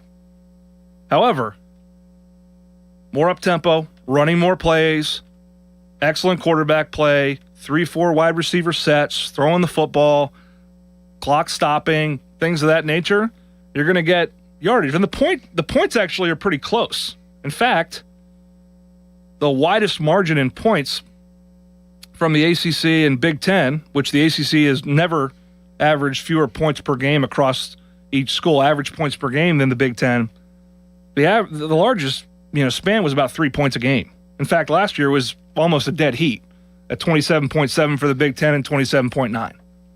So is it resulting in points? Not necessarily. But the yardage, the level of quarterback success, I'm not saying it completely validates Pat Narduzzi's statement about the ACC and Big Ten. But once again, he has to defend, and the game has changed over the last 10 years, don't get me wrong, but he's had to defend both leagues. And he sees the game that way. And he's had to defend almost every one of the quarterbacks I mentioned, from Lamar Jackson to Trevor Lawrence to Drake May. And he had to defend, prior to, obviously, his transition to being the head coach at Pitt, a number of really good players. Marcus Mariota, who wasn't in the Big Ten at the time, but they played him. Pryor, and so forth. Hackenberg into Big Ten. So I take his point and understand his perspective, and I think the stats are supportive to a point of what he's saying. And when I see all the nonsense being spewed on social media, and again, Pat Narduzzi's very well adept at getting people to flare up. I think there's a little bit more science and data behind it than you may think or may have realized. And I hope that helps to crystallize that for you. It's what we aim to do on the Panther Insider Show, is a little bit of inside football from time to time. Be a hodgepodge coming up next as we wrap up our final show of July. Again, so much to look forward to as we wrap up this month and head into August with football underway and so much more. We'll talk about it next on the Panther Insider Show on Sports Radio 93.7 The Fan. Now, fan headlines powered by Bowser Chevrolet.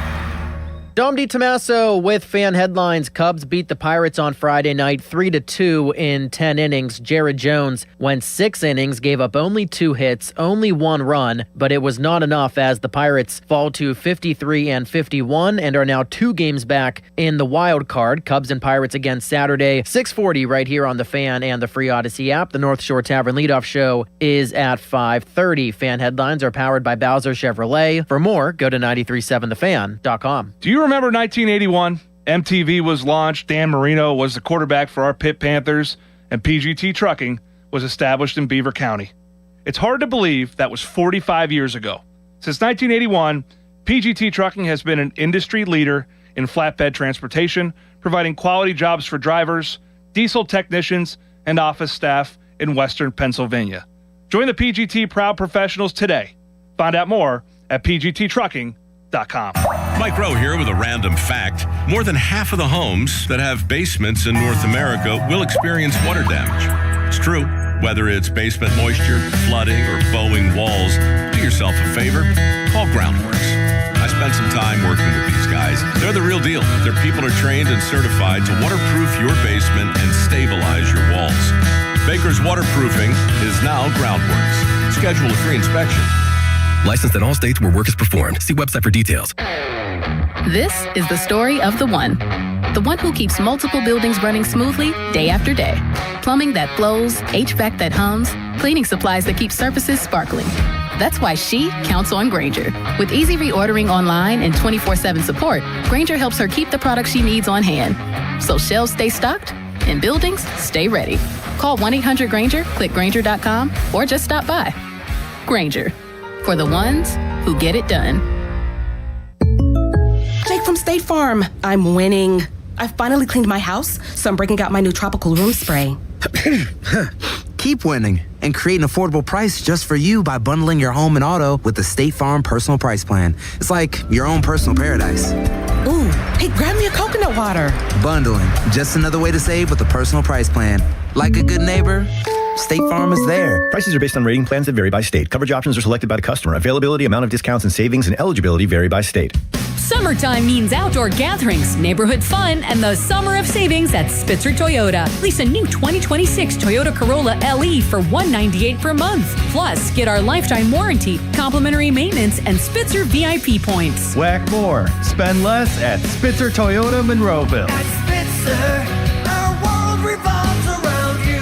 TSRP 27494 VIN TP 288304 front-wheel drive model 1852 5K due at signing 36 months. Approved credit through TMS plus title tax license registration 490 doc fee 0 security deposit 10K miles per year ends 8/3/2026. Hockey is a passion for fans of the sport, but also for the youth who fall in love with the game. With the ever-increasing cost of participating in hockey, many families face financial challenges. The Assisted Goals Foundation was founded to remove financial barriers and to create lasting growth in the sport for current and future players of all backgrounds and communities. Help the Assisted Goals Foundation make the game of hockey available and accessible to anyone, anywhere, at any time. You too can provide an assist. Donate today at assistedgoals.org. Valvoline Instant Oil Change presents Wisdom from the Road. Summer means wide open spaces and a whole lot of extra miles. The last place you want your engine to give out is halfway to nowhere. Out here, low oil or a weak battery is just an ambush waiting to happen. That's why every oil change at Valvoline Instant Oil Change includes an 18-point maintenance check. These techs are trained to help spot issues early and keep you riding easy. Valvoline Instant Oil Change. Change wisely. Text us on the Edgar Snyder & Associates text line at 412-928-9370. Edgar Snyder & Associates reminds you to text responsibly. Sports Radio 93.7 The Fan, built by Window Nation. Home of the buy two, get two free offer. Retirement can be scary, but only if you're not prepared. That's why AARP created thisispretirement.org. Because unless you've already retired, you're in pretirement, and you still have time to plan. Learn about retirement savings options, potential tax breaks, and how you can build savings over time. Visit thisispretirement.org for free resources to help you customize your action plan and feel the retirement fear disappear. Brought to you by AARP and the Ad Council. Wouldn't it be great if life came with remote control? You know, you could hit pause when you needed to, or hit rewind. Like that time you knocked down that wasp's nest. Uh-oh. Or that time you forgot to roll up your windows in the car wash. Fantastic. Yeah, a remote control would have come in handy then. Well, life doesn't always give you time to change the outcome, but prediabetes does. With early diagnosis and a few healthy changes like managing your weight, getting active, stopping smoking, and eating healthier, you can stop prediabetes before it leads to type 2 diabetes. It's easy to learn your risk. Take the 1-minute test today at doihaveprediabetes.org. Life doesn't come with a remote control. Yikes! So you're on your own with the WASPs. You have the power to take control of prediabetes. Visit doihaveprediabetes.org today. That's doihaveprediabetes.org. Brought to you by the Ad Council and its Prediabetes Awareness Partners. Substance use disorder and addiction is so isolating. And so, as a Black woman in recovery, hope must be loud. It grows louder when you ask for help and you're vulnerable. It is the thread that lets you know that no matter what happens, you will be okay. When we learn the power of hope, recovery is possible. Find out how at startwithhope.com. Brought to you by the National Council for Mental Wellbeing, Shatterproof, and the Ad Council. Sports Radio 93.7 The Fan. Get the latest on Pittsburgh sports from anywhere with the Odyssey app. Listen to shows and Pirate games live. Check out our exclusive interviews and content anytime. Download the Odyssey app now and never miss a minute. Sports Radio 93.7 The Fan. Sports Radio 93.7 The Fan. You listen to them every day. Now you can watch them too on the Fan video stream powered by Bowser. Catch your favorite 93.7 The Fan hosts live on the Fan video stream. Just hit up 937thefan.com. Sports Radio 93.7 The Fan. Sports Radio 93.7 The Fan. The Odyssey app lets you jump back in time to the moments you missed on The Fan. Whether it's the Fan Morning Show, the Pomp and Joe Show, or the PM Team, you can get caught up on all of it. When you're listening to The Fan, it's as simple as one click to listen on demand. Miss a great moment? Great guest? We've got you covered. Download the free Odyssey app, search 93.7 The Fan, and tap earlier today to get started. It's the perfect way to catch up on what's happening from Sports Radio 93.7 The Fan. I'm Chris Jakovic. I served in the United States Air Force and I deployed 3 times. Being a veteran, it's interwoven into your DNA. It is really the absence of the connection and the purpose that can really drive a lot of veterans to some negative thoughts. For those who are in a suicidal crisis, the window of time to save somebody's life is very short. Our duty is to protect ourselves and protect our families. And one way you can do that is store your weapons safely. Store all your guns securely. Help stop suicide. Brought to you by End Family Fire and the Ad Council. I'm a pretty great multitasker. I can wash dishes and do laundry. I can roller skate while walking my dog. I can even order lunch while doing my homework. But I can't use my phone while driving. A distracted driver is one of the leading causes of death in the United States. So when it comes to driving, please, don't be a multitasker. Don't drive distracted. A message brought to you by the National Highway Traffic Safety Administration, Project Yellow Light, and the Ad Council. Now, back with more of the Panthers Insider Show with former Pitt quarterback Pat Bostic on Sports Radio 93.7 The Fan. Final segment of the Panther Insider Show. I said we'd dive into some meatier college sports global view topics, and we'll do that. The Protect College Sports Act undergoing some alterations, some changes at the behest of the SEC. Those media days were this week. A lot of talk about that. Ross Dellinger wrote on it. We'll dive into that in a little bit, but first, Fan Weather is brought to you by Secure Money Advisors. Looking to retire soon? Let Secure Money Advisors help you on your retirement journey. This weekend, going to be really nice. High of about 80 both days. Chance of some showers or thunderstorms in the area, but otherwise nice and comfortable out there as opposed to some of the heat we've had these past couple of weeks. So I mentioned the Protect College Sports Act, and again, you know, as we talk about Big Ten, ACC, and Pat Narduzzi's comments and leagues posturing against one another, you know, the Protect College Sports Act is, as I've said it before, is really college football, college basketball's best chance to start to regulate the marketplace. Obviously, it involves pulling of media rights in cases. It has stipulations against kind of league hopping or things of that nature, coach movement, the transfer portal provision, you know, one-time transfer and then transfer with penalty beyond that, I think will go a long way in slowing down or at least stabilizing the marketplace. But really where the meat of discussion is right now, and we'll zoom out a little bit.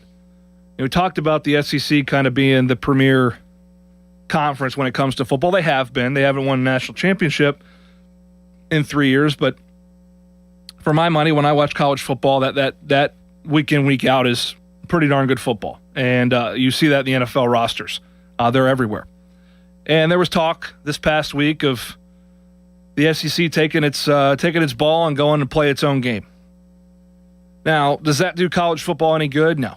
Do they really want to do that? Probably not. Do they have the right or the ability to posture and say that or threaten that? They're certainly doing it. I mean, they have been the big guy. They've been the big man on campus for a long time. However, their participation in this Protect College Sports Act is absolutely critical to its potential passage into law. And I'm going to explain that. So the bill obviously has been introduced by the Senate Commerce Committee, Ted Cruz and Senator Cantwell, Senator Cruz, Senator Cantwell, and codifies the House settlement and all these other litany of provisions, right, to try to protect college sports, for lack of a better term. But what it does, too, is it props up the CSC and NCAA in an unprecedented way to begin to enforce rules. Imagine that, to be able to enforce a cap.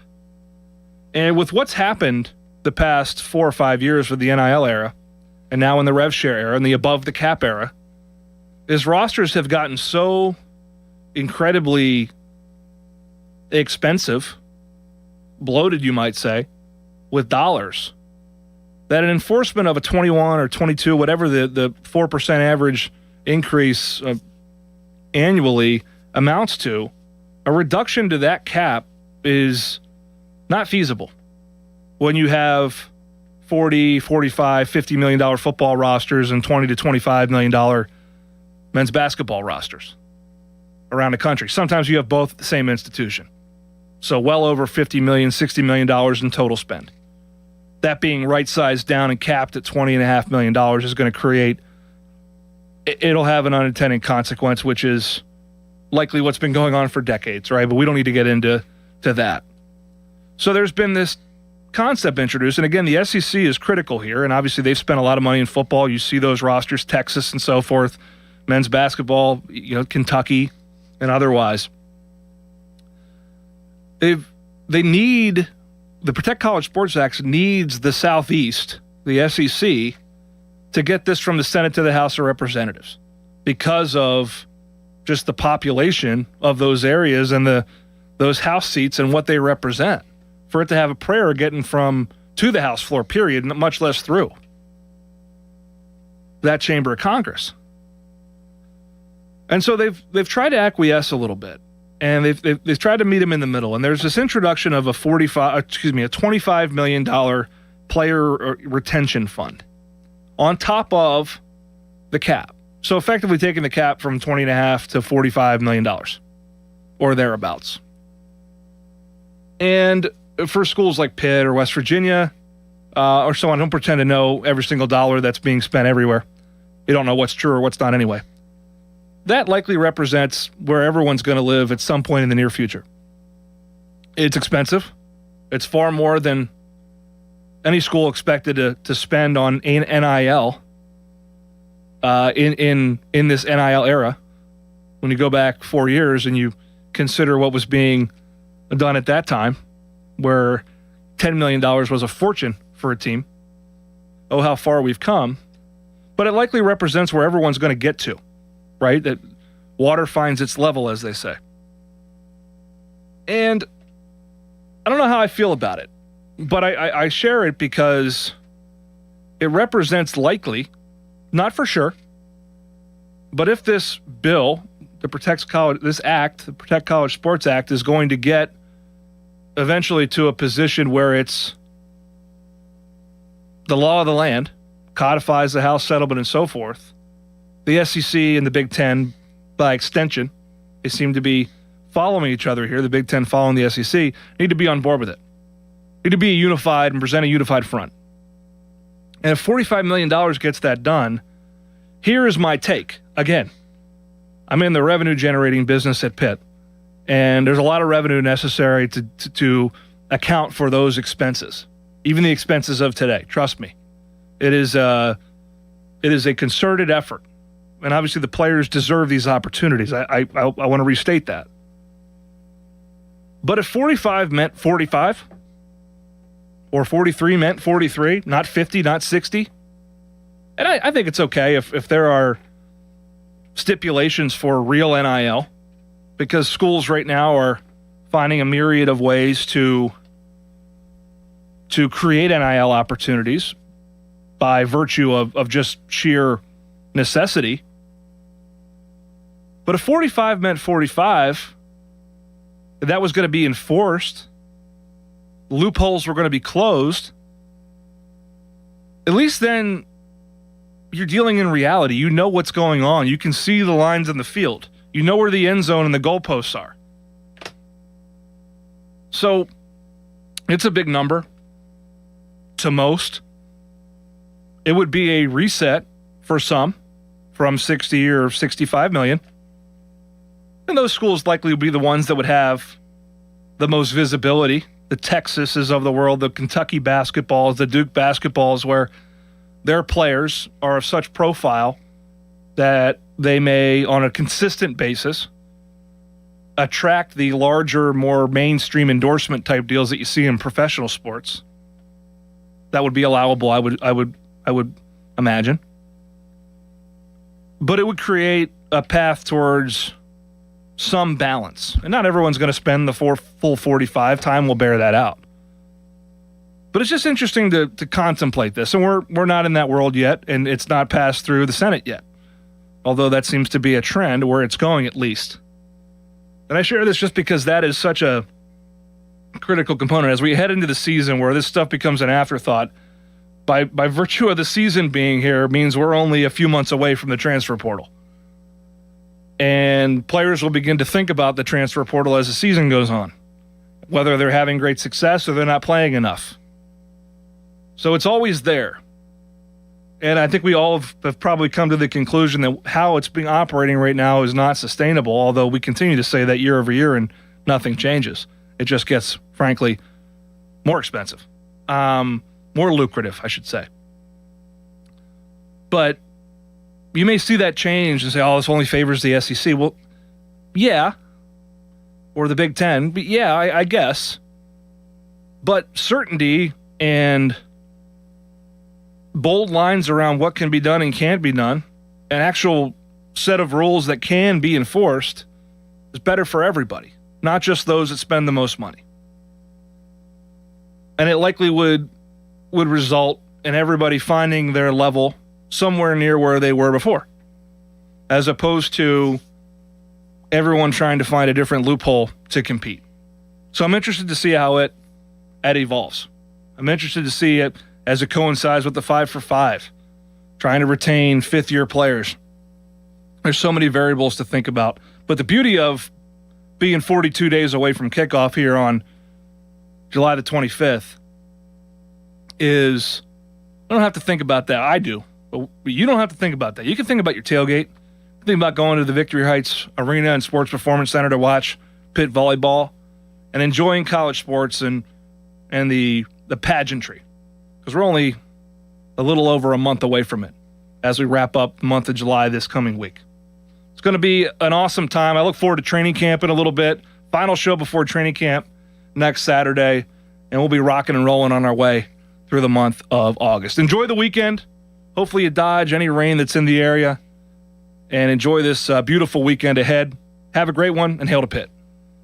Retirement can be scary, but only if you're not prepared. That's why AARP created thisispretirement.org. Because unless you've already retired, you're in pretirement, and you still have time to plan. Learn about retirement savings options, potential tax breaks, and how you can build savings over time. Visit thisispretirement.org for free resources to help you customize your action plan and feel the retirement fear disappear. Brought to you by AARP and the Ad Council. Wouldn't it be great if life came with a remote control? You know, you could hit pause when you needed to, or hit rewind. Like that time you knocked down that wasp's nest. Uh-oh. Or that time you forgot to roll up your windows in the car wash. Fantastic.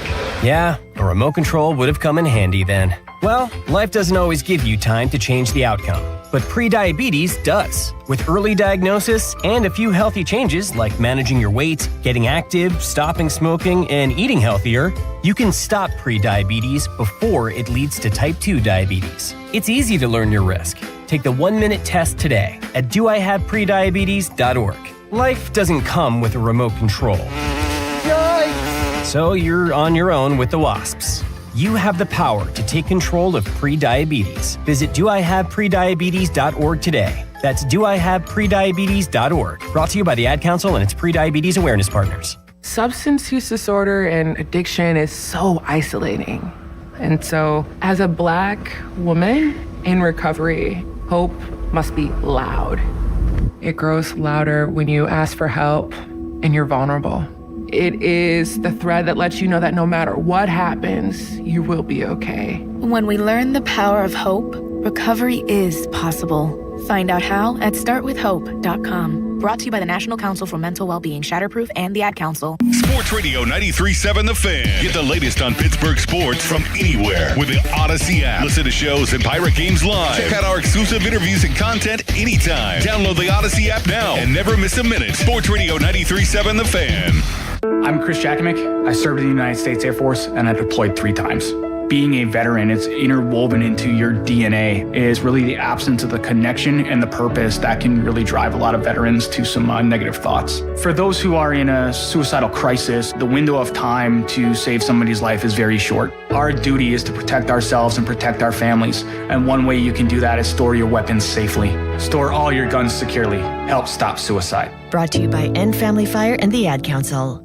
I'm a pretty great multitasker. I can wash dishes and do laundry. I can roller skate while walking my dog. I can even order lunch while doing my homework. But I can't use my phone while driving. A distracted driver is one of the leading causes of death in the United States. So when it comes to driving, please, don't be a multitasker. Don't drive distracted. A message brought to you by the National Highway Traffic Safety Administration, Project Yellow Light, and the Ad Council. Sports Radio 93.7 The Fan. The Odyssey app lets you jump back in time to the moments you missed on The Fan. Whether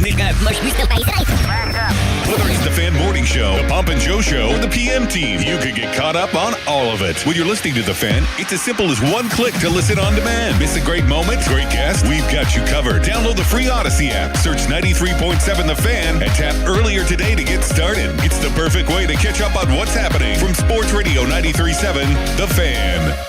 Your hometown building partner since 1956. 84 Lumber. Visit 84lumber.com. Voss TV and Appliance is my game plan for quality appliance and exceptional service. Pat Bostic here for my friends at Voss TV and Appliance, a trusted third-generation family-owned business. Voss carries many big-name television and appliance brands and provides helpful and honest guidance on product selection. Voss also has the best prices and most reliable service in the area. Get Voss TV and Appliance on your team today. Call 412-650-VOSS. That's 412-650-VOSS or visit VossTV.com. Mike Rowe here with a fun fact. Did you know that 50% of the air that you breathe inside your home comes from your crawl space?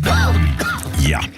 Whether your crawl space is wet, musty, or your floors are bouncy, do yourself a favor. Call Groundworks. I spent some time working with these guys, and they're the real deal. Their people are trained and certified to repair your crawl space. Baker's Waterproofing is now Groundworks. Schedule a free inspection. Licensed in all states where work is performed. See website for details. Training camp is back and Smale Kia is scoring big with the hottest deals of the summer. Right now, kick off the season with 0% APR financing for 60 months on all new 2026 Kia Sorentos and Sportages. Whether you need the spacious 3-row Sorento or the Tech Pack Sportage, Smale Kia has your winning drive. Hurry in. This championship offer ends on July 31st. Visit Smale Kia on Route 30 in Greensburg or shop online at smalekia.com with approved credit. Not all will qualify. See Smale Kia for details. Ends 8/3/26. Get in the zone, AutoZone. Annie's first oil change wasn't as hard as she thought because she went to AutoZone, where a friendly AutoZoner helped her find the right oil and save on an oil filter. He explained the job and showed her free how-tos on AutoZone.com. When she was done, AutoZone recycled her old oil for free. Get a free oil filter and more during the Celebrate Free event at AutoZone, now through July 27th. Get in the zone, AutoZone. Restrictions apply. My name is Whitney Allen, and I'm a widow. My husband, Ryan, died. We never thought we'd ever have to use life insurance, but the unexpected happened. With Ethos, signing up was fast and 100% online. You can get a quote in seconds, apply in minutes, and get same-day coverage. No medical exams, and you can get up to $3 million worth of coverage. I'm grateful we were prepared. Get your free quote at ethos.com/radio. That's ethos.com/radio. Paid spokesperson. Time spent on application may vary. Online health questions required. New Game Plus with Oxy makes your laundry smell incredible and fights stubborn smells, like the ones your dog Biscuit brought into your freshly made bed last night. But you wash that all away with Game, and now you're drifting asleep to the scent and sound of waves. Ah, no, that's the dog licking your ear. Biscuit. It just might be our greatest scent ever. Now with odor fighting power. New Game Plus with Oxy. Some things can steal your sunshine. Ugh, I just got my hair done. Sorry, the cooler's broken. Anyone see my flip-flops? Anyone? But COVID-19 can steal a lot more. I just took a COVID test. Ugh. Prescription medications for COVID exist. If you test positive this summer, ask your doctor if they're right for you. Visit PfizerForAll.com/COVID-19 to learn more. Sponsored by Pfizer.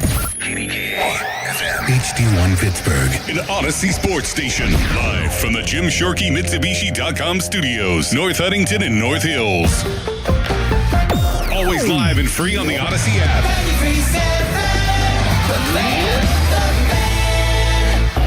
Now, Fan Headlines, powered by Bowser Chevrolet. All right, Joel Nelson for Fan Headlines. Pirates last night fell to the Cubs 3-2 in 10 innings. Tonight, a 6:40 first pitch is on tap. Paul Skeens against Shota Imanaga will be the pitching matchup. Coverage here on the Fan at 5:30, presented by Keystone Custom Apparel.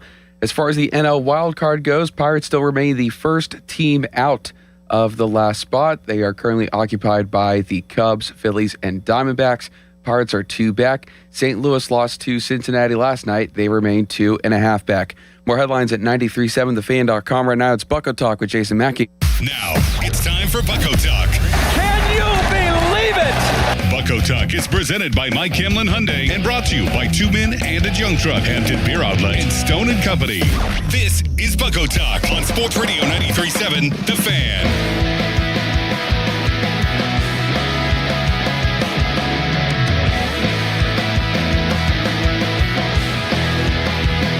Good morning. It is most certainly Bucko Talk here on a Saturday morning. I am Jason Mackey. Good to be back in studio and see Joel Nelson's smiling face across the glass. Joel, how are you, sir? Doing well. How are you, sir? Doing all right. You left me with Sean Myers last week. I hope that went well. It did. I'm sure it did. It always did. Sean's great. As is everybody here. Love working with you guys. And boy, do we have a lot to discuss, my friend. We have a lot to get into. Gonna have a busy show. I'm somewhat intentionally ignoring the whole guest component because I just want the talk time for myself, for people listening, for you and I, Joel, just to go through what we saw last night. This was one of those baseball games that just a whole bunch of nuance, a whole bunch of debatable stuff. After the game last night, I put Zangrilli on the old Odyssey app. Gotta love the rewind function. I was not able to hear it live because I was writing, but curious to hear what the fan base thought of some of these decisions. And it's about what I expected. There's certainly some disagreement. I agree with some stuff. I disagree with some stuff. I don't know if my opinions are all that far off from what Dan said, but we're going to wade through, and that's the way I want to kind of format today's show. I want to go through last night's game and some trends that we've seen since the All-Star break, sort of the on the field, what the Pirates have in front of them kind of stuff for the first hour. In the second hour, I'd like to kind of spin it forward a little bit and talk about the trade deadline. August 3rd, it's coming up here fast. I think that's why this homestand, this series, it's all so important for the Pirates. I know being at the ballpark last night, at least during my time on the beat, and that does not include 13, 14, 15, all of that, even 16. I was covering hockey back then, but I can't think of another time with another opportunity with a buzz like we experienced at PNC Park last night. It was, frankly, a lot of fun and addictive, and I want to see more of it. But for that to happen, we need to see better baseball than we saw last night. Plain and simple. And again, as we go through some of what we saw and strategy, I'll just get right to it. I didn't have a problem with the walk to PCA. I'm not going to beat around the bush. I actually thought that was pretty smart. Now, I don't know why Henry Davis caught the ball where he did. That was a mishap. I don't like some of the pitching decisions that the Pirates have made. Removing Bubba Chandler, I hated it. Removing Jones early, I hated it. Not giving him a little bit more leash, I don't love it. But I didn't have a huge problem with that. I had a problem with the Suzuki walk. I had a problem with some other stuff that happened in the game. I had a problem with Henry Davis not picking up the third base coach and or looked like some indecision on the part of Tony Beasley at third base. At minimum, it was a quick go stop. And I'm not going to sit here and single out, it's just Henry Davis, or it's just Don Kelly, or it's just Tony Beasley, or it's just Jake Mangum, or whatever. It's all of it. It's all of it. We were granted the atmosphere that we've been wanting for the past few years last night at PNC Park. And it's something that could happen again tonight. It could happen again Sunday. It could happen next week against the Diamondbacks. As long as the Pirates are playing competitive baseball, we're going to be, in this seat, at the ballpark, in the press box, whatever, combing through these decisions. And we're going to agree with some of them, and we're going to disagree with some of them. I can completely understand how somebody could look at that 10th inning last night and say, why in the world would you walk Pete Crow Armstrong to move another runner into scoring position? Good debate. And that's what makes baseball so wonderful. Should have silenced my phone, Joel. But that's what makes baseball so wonderful in that, there's an argument for why don't you pitch to PCA? Well, because he's really, really good. He can do a lot of damage. It's not a great matchup for Yohan Ramirez. You need one out to get out of the inning.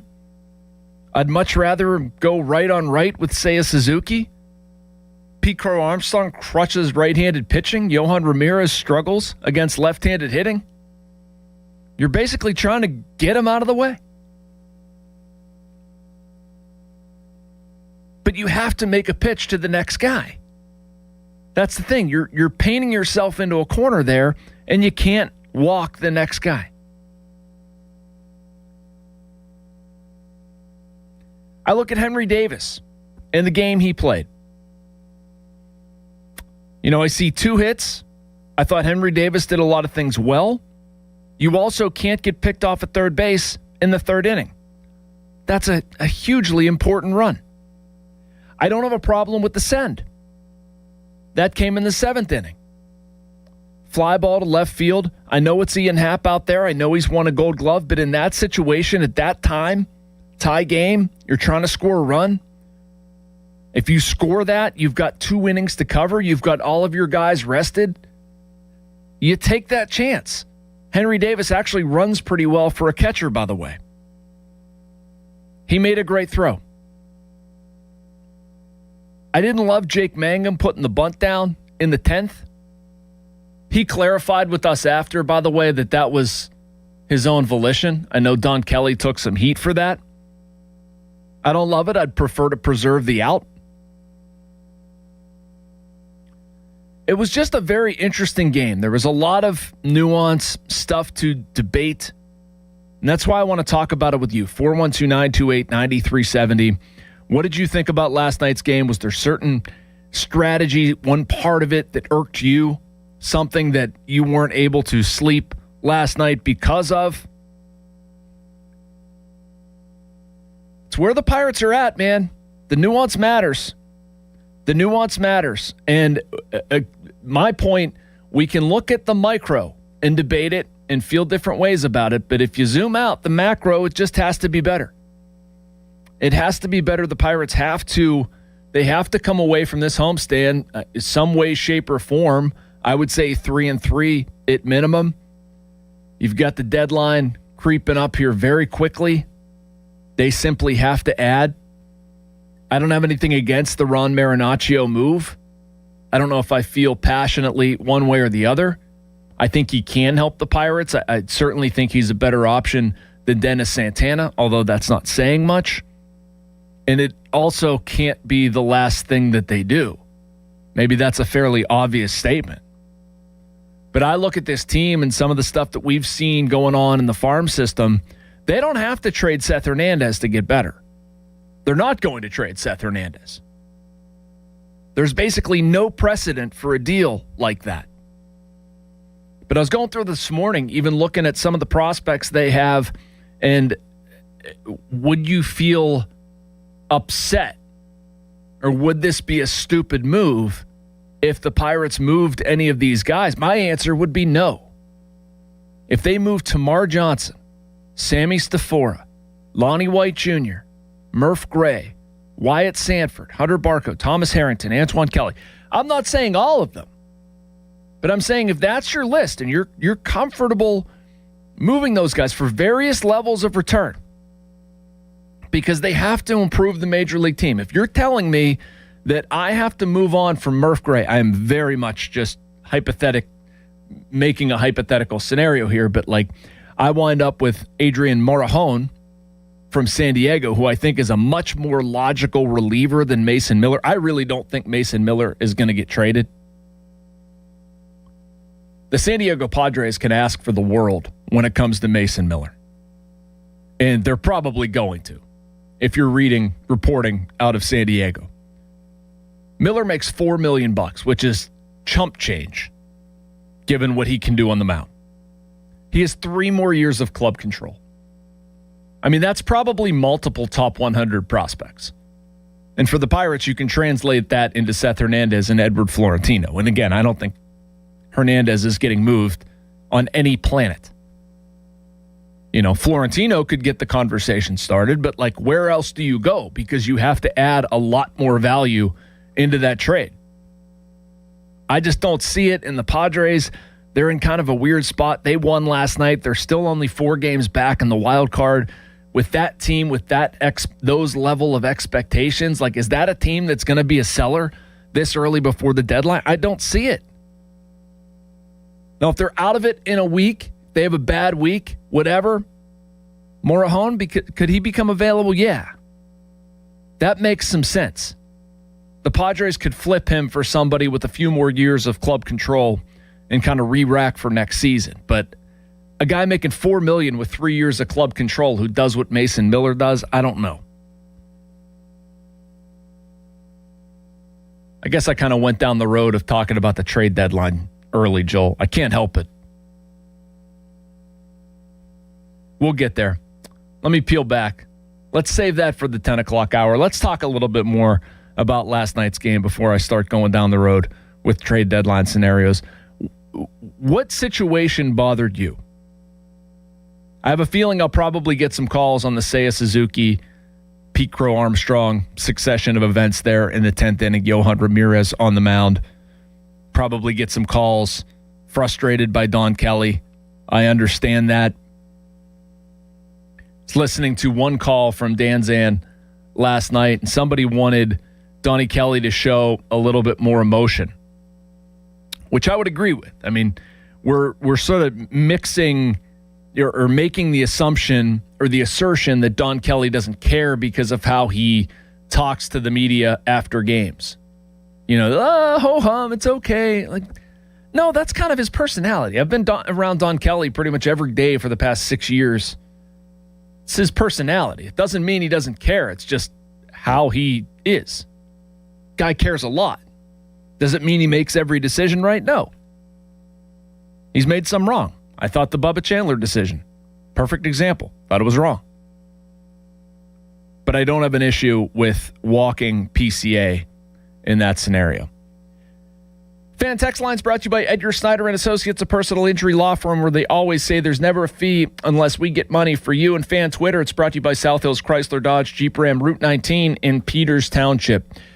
Our two OGs here, Tony and Munhall, Chuck in Uniontown, will start us off. Tony, good morning. Happy Saturday. What's on your mind, my friend?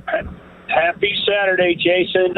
Keep it brief, but yes, I wanted to start with the Bubba Chandler start. They could have swept that doubleheader, I thought. I mean, what did you think was going to happen when they brought Brandon Eisert in? I mean, it was disaster waiting to happen. I mean, this is a guy they brought in here that struggled with control in Chicago, and then they bring him into this game. One good thing with these last few, with the week, is the starters have been pitching deep into games. They have. Starters have been better. Yeah, and that's important because that minimizes the number of innings you have to cover. I'm kind of glad they parted ways with Santana. I mean, and this guy they got in, Ron Mauricio, he had some really good numbers with New York. Saved a couple ball games back in the day. These teams struggling lately. Could be a nice stopgap until next week, and you didn't want to really get into the trading deadline in this segment, but that is important on what they're going to do. Prospects are on the table, Jason. This is why you build your system. You build your system for this very moment. And you can't be afraid or gun shy. And there's a lot of ego with this Ben Cherington on. He drafted this guy. It seems like he forces to make all this work. Like a couple years ago with that guy they picked up from Boston that he drafted, first round, and Michael Chavis, and he wrote him, I think a little bit too long because he was one of his guys. Egos have to be put aside. City has to be straightforward. And the thing that bothered me last night's game, it was the inning where they had the bases loaded and only got one run with no odds. I mean, that was important. Thank you, Tony. The Henry Davis play, what are you going to do? He probably could have scored if he would have kept going. If Beasley didn't put on a late stop sign, which it looked like he did, that guy had to get up off his ground and make one throw home. We might have beat that. And I'm not mad about the Pete Crow Armstrong walk. I'm more mad about Ramirez walking the next guy with the bases loaded. I mean, you have it all in front of you. All right, Jason, I'll talk to you next week. Let's win a couple of games here and stay in the race, because these are very important games against two teams that we have to beat because they're right in front of us in wild card standings. All right, I'll talk to you later. Thank you, sir. All right. Have a good day. Appreciate you, Tony. Tony in Munhall, one of the favorites, calls in every week. I love it. And I'm glad he brought up what he did. That was an error on my part. I certainly should have brought that up in unpacking this game. But what he's talking about, fifth inning, Marcell Ozuna leads off at the walk. That's a separate conversation, by the way. We're going to have that one this morning, what to do with Ozuna. Brandon Lau walks. Jared Triolo puts down the bunt. Bases loaded. Nobody out. Henry Davis hits a little squibber, winds up with an infield single, drives in a run. And then, whoop, that's it. That's all she wrote. Jake Mangum flies out the center. Nick Gonzalez flies out the right. Brian Reynolds flies out the center. Pirates are not able to push across anymore. Last night they went 3 for 10 with runners in scoring position. They left 8. It's been a consistent theme. When the Pirates have come out on the wrong end of things, they haven't gotten that key hit. And I know people don't want to hear that. That's not excuse making. They need to get the key hit. The offense is in a place that I don't want to say concerns me, but in the corporate world, I'll say that I've flagged it. It needs to be better. In 7 games since the All-Star break, the Pirates have scored 29 runs. That's ranked 19th in Major League Baseball. They have a .656 OPS during that time. That's 21st. Currently, they're missing O'Neal Cruz, Spencer Horwitz, Andy Rodriguez, and Connor Griffin. Not only that, their big three, at least in terms of last night's game, talking about Ryan O'Hearn, Brian Reynolds, Brandon Lau, they've kind of hit the skids. Hasn't been great. Those 3 since the break, they're 11 for 76. That's a 145 average. They have 2 extra base hits. It's 2 doubles by Brian Reynolds, 35 strikeouts and 85 plate appearances. That's a 41.2% strikeout rate. Lau has 1 home run in his last 19 games. He's hitting .221 with 30 strikeouts and 86 plate appearances during that time. Brian Reynolds was absolutely bonkers in June. In July, he's hitting .228 with a .748 OPS. It's been okay, but it's been awful quiet lately. Esmeralyn Valdez. I've been so impressed with this kid, and this isn't, I'm not saying by any stretch that I think that it's over or he's going into some sort of prolonged slump, but he is hitless in his last 3, 0 for 9 in that time. Ryan O'Hearn explodes for 10 RBIs in a game. Since that time, hitting 167 with the .456 OPS. No home runs, 1 double in there, 15 strikeouts in 49 plate appearances. The Pirates are feeling their big 3 slumping, in that supporting offense, when it's not there, it's tough to scratch anything across. And I think we're seeing what made this team so darn good offensively, that you had so many guys going. And I don't think everything's screwed. I don't think the sky's falling. People that have listened to me know that that's generally not my personality with this stuff. But it is fact. The offense needs to be better. They're going to get reinforcements. I talked to Endy Rodriguez last night from Indianapolis. He told me he's going to catch 9 innings and then hopes to rejoin the Pirates next week. That will help. Spencer Horwitz is in Bradenton. He was rained out last night. The Marauders were, I should say, not Spencer Horwitz personally, but probably see him down there the rest of the week. Maybe he gets back next week as well. O'Neal Cruz eligible to come off the IL on August 7th. Obviously, that will help. But the Pirates need more offensive help. All right, Chuck, good morning, sir. How are you? What's going on? Good morning, Max. Thank you. Max, once again, it's symptomatic of what's going on all year. They failed to seize opportunities. At pivotal points in the season, they just do not cut the mustard. You look at last night's game, you tell yourself, you're at home, you got a big crowd, this is a big series. You have to win, not only quantitatively, but you have to tell yourself psychologically you can succeed against other contenders in this race. And what's hanging over this team, yes, they've been great offensively most of the year, but the biggest thing, unfortunately, that's hanging over this team, 18 games with the lead after the 6th inning loss. That's what's hanging over this team right now, and it's hard to overcome that. You could have taken a big step last night by winning, but you didn't. And now, every time you lose, particularly with these 6 games, the noose gets tighter and tighter and tighter. And you want to put soap in my mouth when I tell you this. It isn't inconceivable that I can see 0-6 on this home team. Chuck, I'm not putting soap in your mouth, but I appreciate it. Mac. Remember 2024, they had, after the trade deadline, they had 10 games, and they lost all 10 of them. Yep. I know, man. That's not what I want to see by any means. I think you know that. I think this team, let me just counter it with this, Chuck, and thank you for the call. I appreciate you every single week calling in here. That team, in others over the past handful of years, I think has been more emotionally fragile than this one. I can say that with pretty good authority, being around this group every single day. It's not perfect. I agree with Chuck, and just to correct the numbers there, they're 40-8 when leading after 6 innings. I think Chuck's wires might have gotten crossed with blown saves. They've blown 18 saves, which neither number is good. Neither number is good nor acceptable, and they have to fix the bullpen. Absolutely. Just making sure we're fact-based. And this group, it's not perfect. There have been mistakes made. Not running from any of that. But I have been impressed with how this team is not it has not let bad performances linger.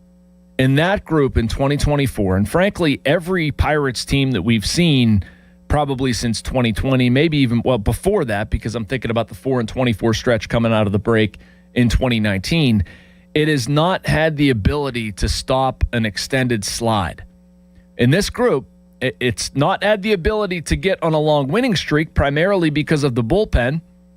They might win 2, 3, 4, whatever, and then the bullpen blows it and has a day and all of a sudden halts it. But to this group's credit, it's been able to get back off of the mat. Now, here's where I'm with Chuck. This homestand, this stretch, this series against the Cubs, this pocket of the season, all of it, this is an exam. I don't want to call it a midterm exam, but it's certainly going to test the talent of this team, the makeup of this team. All of that last night did it as well. How do you bounce back from this? Not a good game last night. They need to play better baseball. We know all of that. Well, guess what you get? Today you get Paul Skeens on the mound. Paul Skeens been pitching very well. 2.45 ERA over his last 3. Looks like the Paul Skeens of old. And on the opposite mound, you have Shota Imanaga, who, let's do this, Joel, who, he shut down the Pirates over the years, a .28 ERA. Joel brought this up pre-show planning today. He stumped me. He's allowed exactly 1 run to the Pirates in 5 starts. Joel, who and where did this run come across? Last year, it was a Tommy Pham solo home run at Wrigley Field. The only time a Pirate has scored off of Shota Imanaga. Oh, boy. And you know what else, man? The Cubs had a combined no-hitter against the Pirates a couple years ago at Wrigley. Yep. And Imanaga, I think, through the first 6 innings of that. It's another lefty, too, Joel. We're talking about passing important tests, man. This team has not hit lefties particularly well. Matt Boyd last night, 7 innings, 1 earned, 4 strikeouts. I thought he was really good. And Imanaga is... it's on the table for him. But again, this is the test you have to pass. These are the games you have to win. This is crunch time. Things are magnified. We're talking about the nuance of these plays because, darn it, they matter right now. Key situations, and this is what it's going to be like. This is awesome. It drives you crazy, but it's awesome. It's fun. And you want to see this team be able to prove its salt. It's scored a lot of runs. Great. Starting pitching has been better. We've seen some better performances out of the bullpen. I'm not saying they're out of the woods because they're not. But we're seeing last night, I thought was an example. Wilbur Dotel looked really good. Little surprised they got him out of there after 1 inning. Either way, Mason Montgomery, Gregory Soto, they pitched well. Yohan Ramirez, I know, gave up 2 runs. One of them was earned, but he also entered the game with an 18 2/3 inning scoreless streak. He's been one of the best relievers in baseball since the beginning of June. Not sure I'm going to get too fired up over what he did last night. It does happen. People do allow runs. But how do you bounce back? We'll get into that and more. I want to keep talking about this game. So many excellent calls waiting here. Jeff in Greensburg, Mark in McKeesport, Jay in Butler, Mark in the city. Please hang on. Got to get to a break. We will get to you when we get back. This is Bucko Talk on a Saturday morning. I'm Jason Mackey, Sports Radio 93.7 The Fan. Now, Fan Headlines, powered by Bowser Chevrolet. Cubs were 3-2 winners last night in 10 innings over the Pirates. Game 2 is this evening. Paul Skeens against Shota Imanaga, 6:40 from PNC Park. You can catch it right here on the Fan and on the free Odyssey app.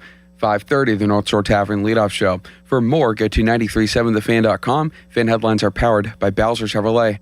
Life-changing is happening every day at UPMC. I always knew that I wanted to help people. I was a clinical dialysis technician.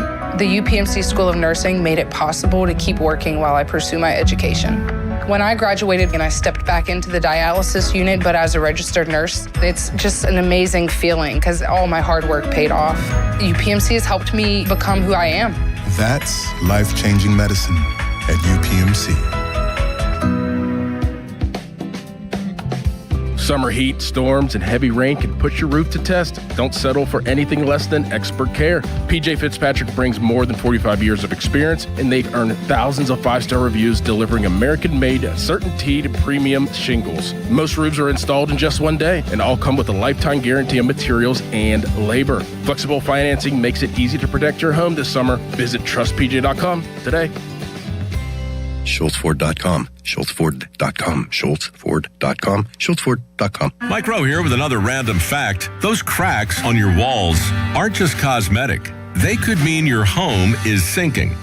Whether it's drywall cracks, exterior cracks, or sticking doors or windows, do yourself a favor. Call Groundworks. I spent some time working with these guys, and they're the real deal. Their people are trained and certified to stabilize your foundation. Baker's Waterproofing is now Groundworks. Schedule a free inspection. Licensed in all states where work is performed. See website for detail. During the Make This the Summer sales event, what's the Ram of Pittsburgh difference? Simple. Bring us your best offer on any new Chrysler, Jeep, Dodge, or Ram truck, and we'll beat it. Within minutes. No waiting, no games. Easy as that. And if you can't? Bob, we haven't run into that problem yet. Get to Fournier's Three Rivers Chrysler Jeep Dodge Ram at the corner of West Liberty Avenue and Brookline Boulevard, or visit ramofpittsburgh.com for all the details. We truly are Pittsburgh's Ram store. When you see this in your kitchen, The stainless steel fridge is covered in fingerprints. you hear this. Leslie, people are going to think you were raised in a barn or by wolves, or raised in a barn by wolves. Fortunately, Wyman Stainless Steel 3-in-1 cleans, shines, and protects to give you the best shine. A spray and a wipe will have your fridge shining like a mirror. Wow, my fridge looks brand new. Your fridge looks amazing, Leslie. Sorry, I was being a little dramatic earlier. Your kitchen says a lot about you. Let it brag with Wyman. Hey, it's Brew, and I feel like everything in my life depends on being connected. Whether I'm uploading a video, hopping on a call before my show, or video chatting with my family back in Michigan, I never have to think about my Wi-Fi. And that's why Xfinity stands out. You get the most reliable, fiber-powered Wi-Fi with the best equipment at one price for 5 years guaranteed. No contracts or commitments. Plus, you can get online in minutes with same-day Wi-Fi. Restrictions apply. Not available in all areas. Use of fiber or coaxial cable. Learn more at xfinity.com/same-day Wi-Fi. Xfinity, imagine that. Butler Memorial Hospital Foundation will hold Summer Soiree, a fundraiser, on Saturday, August 29th at Butler Country Club. The evening will include a cocktail hour, dinner, fundraising activities, dancing, and other summer-themed festivities. The cost to attend is $175 per person. For more information, visit the Butler Memorial Hospital Foundation giving page at independence.health. Hey, it's Pony. Usually when something sounds way too good to be true, it is. Imagine someone says you cut your mobile bill in half. Sounds like a fantasy, but with Xfinity Mobile, it's the real deal. Because when you have Xfinity Internet, you can cut your mobile bill in half. Plus, try Xfinity Mobile free for a year, no commitment. It's a lot of streaming, sharing, scrolling, and whatever else you can do with your phone. All for half the price and none of the commitment. That means you'll save big over Verizon, AT&T, and T-Mobile. Wild. Now, all you have to do is think about how you'll spend all that extra money. Call 1-800-XFINITY. Go to XfinityMobile.com or visit your local Xfinity store to switch today. Xfinity. Imagine that. Restrictions apply. Saving compares one line of Xfinity Mobile Select to comparable plans from T-Mobile, Verizon, and AT&T. Taxes, fees extra. $30 monthly discount limited to new mobile customers only. After 12 months, regular rates apply. That's Xfinity. Imagine that. Go to XfinityMobile.com today. Live from the ShoreKeyMitsubishi.com studios, North Huntington and North Hills. Back to more Bucko Talk, brought to you by Mike Camlin Hyundai.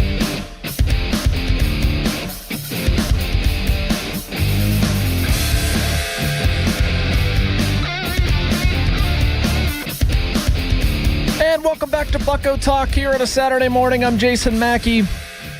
And by the way, this place is brought to you by Westminster College. This show is brought to you by Westminster College. I went there. You can register for a summer information session today, westminster.edu for details. We're unpacking the Pirates' 3-2 loss to the Cubs last night in 10 innings. A lot of nuance to it. During the break, was looking on social media and saw another screen grab of where Henry Davis caught the ball on Jake Mangum's throw up the line. Not ideal. I will say this, and it's not a defense of Davis. Like, that play it could have and should have been executed better.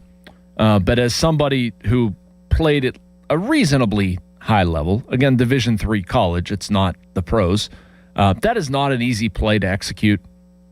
You are trying to be aware. You're trying to gauge how far you are from home plate, the runner coming in, where the throw is going. It's all bang, bang. You don't want to get in front of the runner. Clearly, it's going to be an automatic run. You're just seeding it at that point. Again, Henry Davis should have handled that better. Don't get me wrong, but that is not an easy play to execute. All right, let's go to Jay in Butler. Wants to talk about, well, we're going to find out. What's going on, Jay? Hey, Jason, really appreciate your show. You do as good of a deep statistical dive as anybody. Thanks, man. And I'm going to tell you something that really frustrates me. First of all, baseball is my life. It's my boy's life. We've worked with, and we still do, J.J. Weatherholt. I worked with Cole Young, Kyler Fedko. This is what we do. And last night, here's what I don't understand. Why bat Ozuna the last time? The Pirates, they just make this generalized assumption that Jacob Gonzalez, let's just hit him against righties. Yeah. Gonzalez has been up 17 times this year, has 1 strikeout, has 3 quality at-bats against left-handers. And the thing people don't realize, in AAA, he had the highest home run per at-bat ratio of anybody there. The guy swings a great bat. He had 19 home runs and 200 at-bats. And I love the fact that Brault finally came out and said how good Mason Montgomery is. Mm-hmm. I mean, I don't know if you think we need a closer, but all these callers think we need a closer. We have a closer. We just need a high-leverage right and left-handed pitcher for our closer. When you have a guy in his last 10 outings who's thrown 9 2/3 innings and has 19 strikeouts and given up 1 hit, okay, against 3 walks, that's a closer because he throws 101 mile an hour and he has a great off-speed pitch. The knock against Montgomery in the first part of the season was his control. He has proven he has closer stuff. And, I mean, I was teammates with Donnie's dad, and I really root for Donnie, but I totally disagree with using him as an opener. I do too. I do too. I mean, it just doesn't make sense. And the only reason I would disagree with walking PCA last night, the only reason is because Ramirez has a tendency, and we know this, to get wild. Not only leads the league in wild pitches, but we know he can get walk crazy. And he did it to Suzuki. Yep. And he did it. But that's the only reason I would disagree with that.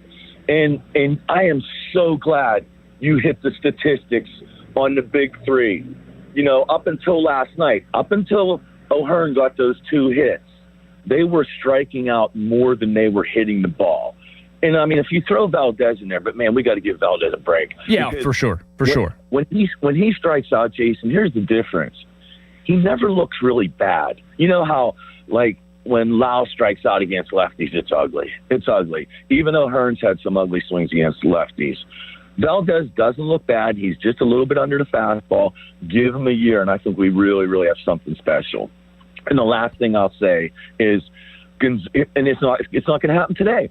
Why keep playing Ozuna when you know you're going to get rid of him? Why not put Gonzalez in there today against Imanaga, which we can hit? Give Gonzalez the chance because he can hit lefties, but they don't think he can. But his stats prove that he can. But I greatly appreciate your show, man. Yeah, dude, appreciate the call. Thank you very much, Jay. A lot to get into there. I agree with him on Jacob Gonzalez. And I would not have minded seeing Jacob Gonzalez in that situation there as well. I'm going to talk about Marcell Ozuna in a little bit. I got a feeling you'll see Jacob Gonzalez today. I don't think they want him to sit for too long, and it's not a strict platoon situation. They're aware that he can add something offensively. They want to keep him involved.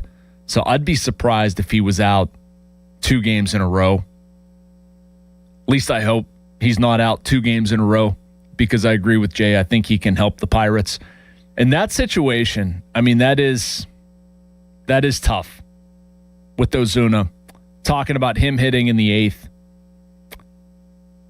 And Joel, correct me if I'm wrong, that was Jacob Webb in there, right? That was a right-handed pitcher at that time that they let Ozuna hit off of. Yeah, I'm almost positive that was Webb. Yeah, it was. It was. The Ozuna thing is just, it's problematic for me. And it's absolutely nothing personal, but the numbers are not there. I like what Ozuna has done leadership-wise, but if this offense, I outlined it before, is not producing and you need bats, which they have, and again, this isn't an overreaction. This isn't saying everything's terrible. It's just saying that some guys are going through it right now, and you need all the ancillary weapons you can get. Marcell Ozuna has not provided that. Went back and looked at some of what he's done recently. If you can believe this, over the past month, he's played in just 11 games. One of those was a pinch hit appearance, 10 starts. The Pirates are 3-7 in those games. Ozuna has contributed a 171 average, a 578 OPS, 1 home run, 15 strikeouts, and 41 plate appearances. That's not good enough. That's not good enough. I didn't like him not running out. I believe it was that ball. I mean, the one in the second inning wasn't great either. But, I mean, I'd really like to see the player running down the line at that point. On the season, we're talking about a $12 million deal, 203 average, 619 OPS.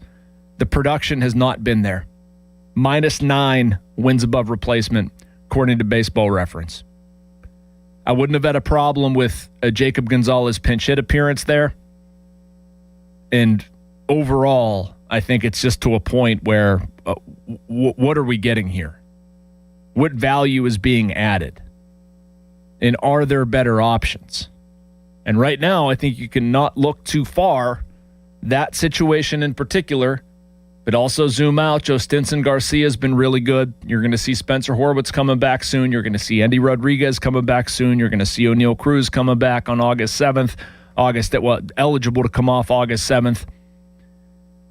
It's going to get to a point, I don't know how you can keep doing this. It doesn't make sense to me. Believe the Pirates are 25-37 when Ozuna starts. That would lead them to 28-14 when he does not, which is pretty good. You need to be adding value, and I'm not seeing it there. And I hope I'm wrong. I hope he goes off for a whole bunch of home runs the rest of the series. That would be excellent, but that hasn't been the trend line of late. I want to get into what Jay brought up with Mason Montgomery and the remaining bullpen pieces, but I'm going to save that for next hour. I want to get to more of your calls. Jeff in Greensburg wants to talk about Wilbur Dotel, and I'm glad he does. This is an interesting topic. What's going on, Jeff? Hey, thanks for taking my call, Jason. Much appreciated. Yep. I'm calling in. Not a whole lot of people discussed this yet, and I have mixed opinions about it, but I really think it's time for the Pirates to put their foot down on some of these players born and raised in Pittsburgh. Hap's been killing us for years. Now you got J.J. Weatherholt, smacking home runs over the wall big time. Same thing with Cole Young. Yeah. I mean, when Hap was up yesterday and scored that run, he should have never been on first base. Dotel did not hustle, and it only took a little bit of hustle to get that out. Yeah. I was at the game. I watched it. It was a horrible coverage of first base. It was like he tiptoed over there. He was carrying his pet with him. and Ian Happ, he's hustling. He beat it out. He scored a big run in that game. And, again, another Pittsburgh guy just putting a knife in our back. Yeah. I'm older. I'm sorry, but I watched baseball in the 70s. And Wait. You want them to throw at Ian Happ for producing against his hometown team? I tell you what, it's been done before. It's still done today to some extent, but that's irrelevant. I'll agree that's going too far for today's manners. I mean, I agree with you that Dotel should be covering first. That's a valid opinion, but I'm not sure I'm throwing at J.J. Weatherholt because he hit a home run and did nothing else egregious against his hometown team. That's a little much. Right. Well, we'll skip that one. I do have one last question for you. Magnum last night when he got up, man on second, obviously, no outs. Who made that call for him to bunt? He did. He did. Okay. And he regretted it after the game. He said he shouldn't have done it. Thank goodness. I did not hear that on the radio because, well, we don't need to rehash it then because that just traded nothing for nothing. Yeah, I agree. But, I disagreed with it. He was pretty upset at himself afterward. Yeah. And it was 100% his call. But please, when these Pittsburgh guys, born and raised, get up to the plate, let's put up a little bit of extra hustle because they're just killing us. Yeah. All right, man. Appreciate it, Jeff. See ya. All right, let's just not throw one in their rib cage. Okay, that was a nice bit of levity, though. I do enjoy that. I thought he was going to bring up the usage of Dotel, which has not been discussed as much. They've used Dotel as a multi-inning reliever. His last time out in New York, I thought he was really good. 3 innings, 1 hit, no runs, 5 strikeouts. He came into the game. I actually liked the lane for him. Fine. Jared Jones, if you can disagree with him only going 6 and 83 pitches, I get it. But I also understand coming off internal brace surgery. Whatever. I'm looking at a game that's close. Dotel has pitched well. There's 3 innings to cover. I thought that was Dotel for the duration, as long as he can handle it. I was a little surprised they got him out of there after 1. But yes, he should be covering first on that. Absolutely no disagreement there. And I don't think that, that succession of pitchers wasn't really the problem. Dotel pitched well. Montgomery pitched well. Soto pitched well. Whatever. We've talked about the 10th inning with Ramirez. I understand. I think it was Jay and Butler brought up not wanting to do that because of Ramirez's control issues. Understand. But that also applies to PCA. If he's 2-0 and he's trying to get back in a count and he's throwing a fastball right over the heart of the plate to the left-hander who crushes right-handed pitching. Johan hasn't been great against left-handed pitching. Like, aren't you just playing into their strategy? Home run, their game's over. And I know that's not what we're talking about directly, but that's kind of where my brain goes. Yes, I'd like to see the Pirates put a foot down against guys who are from here. They don't think like that. I just like to see them hustle and execute basic plays, like cover first base. It's not hard. Hit a ground ball.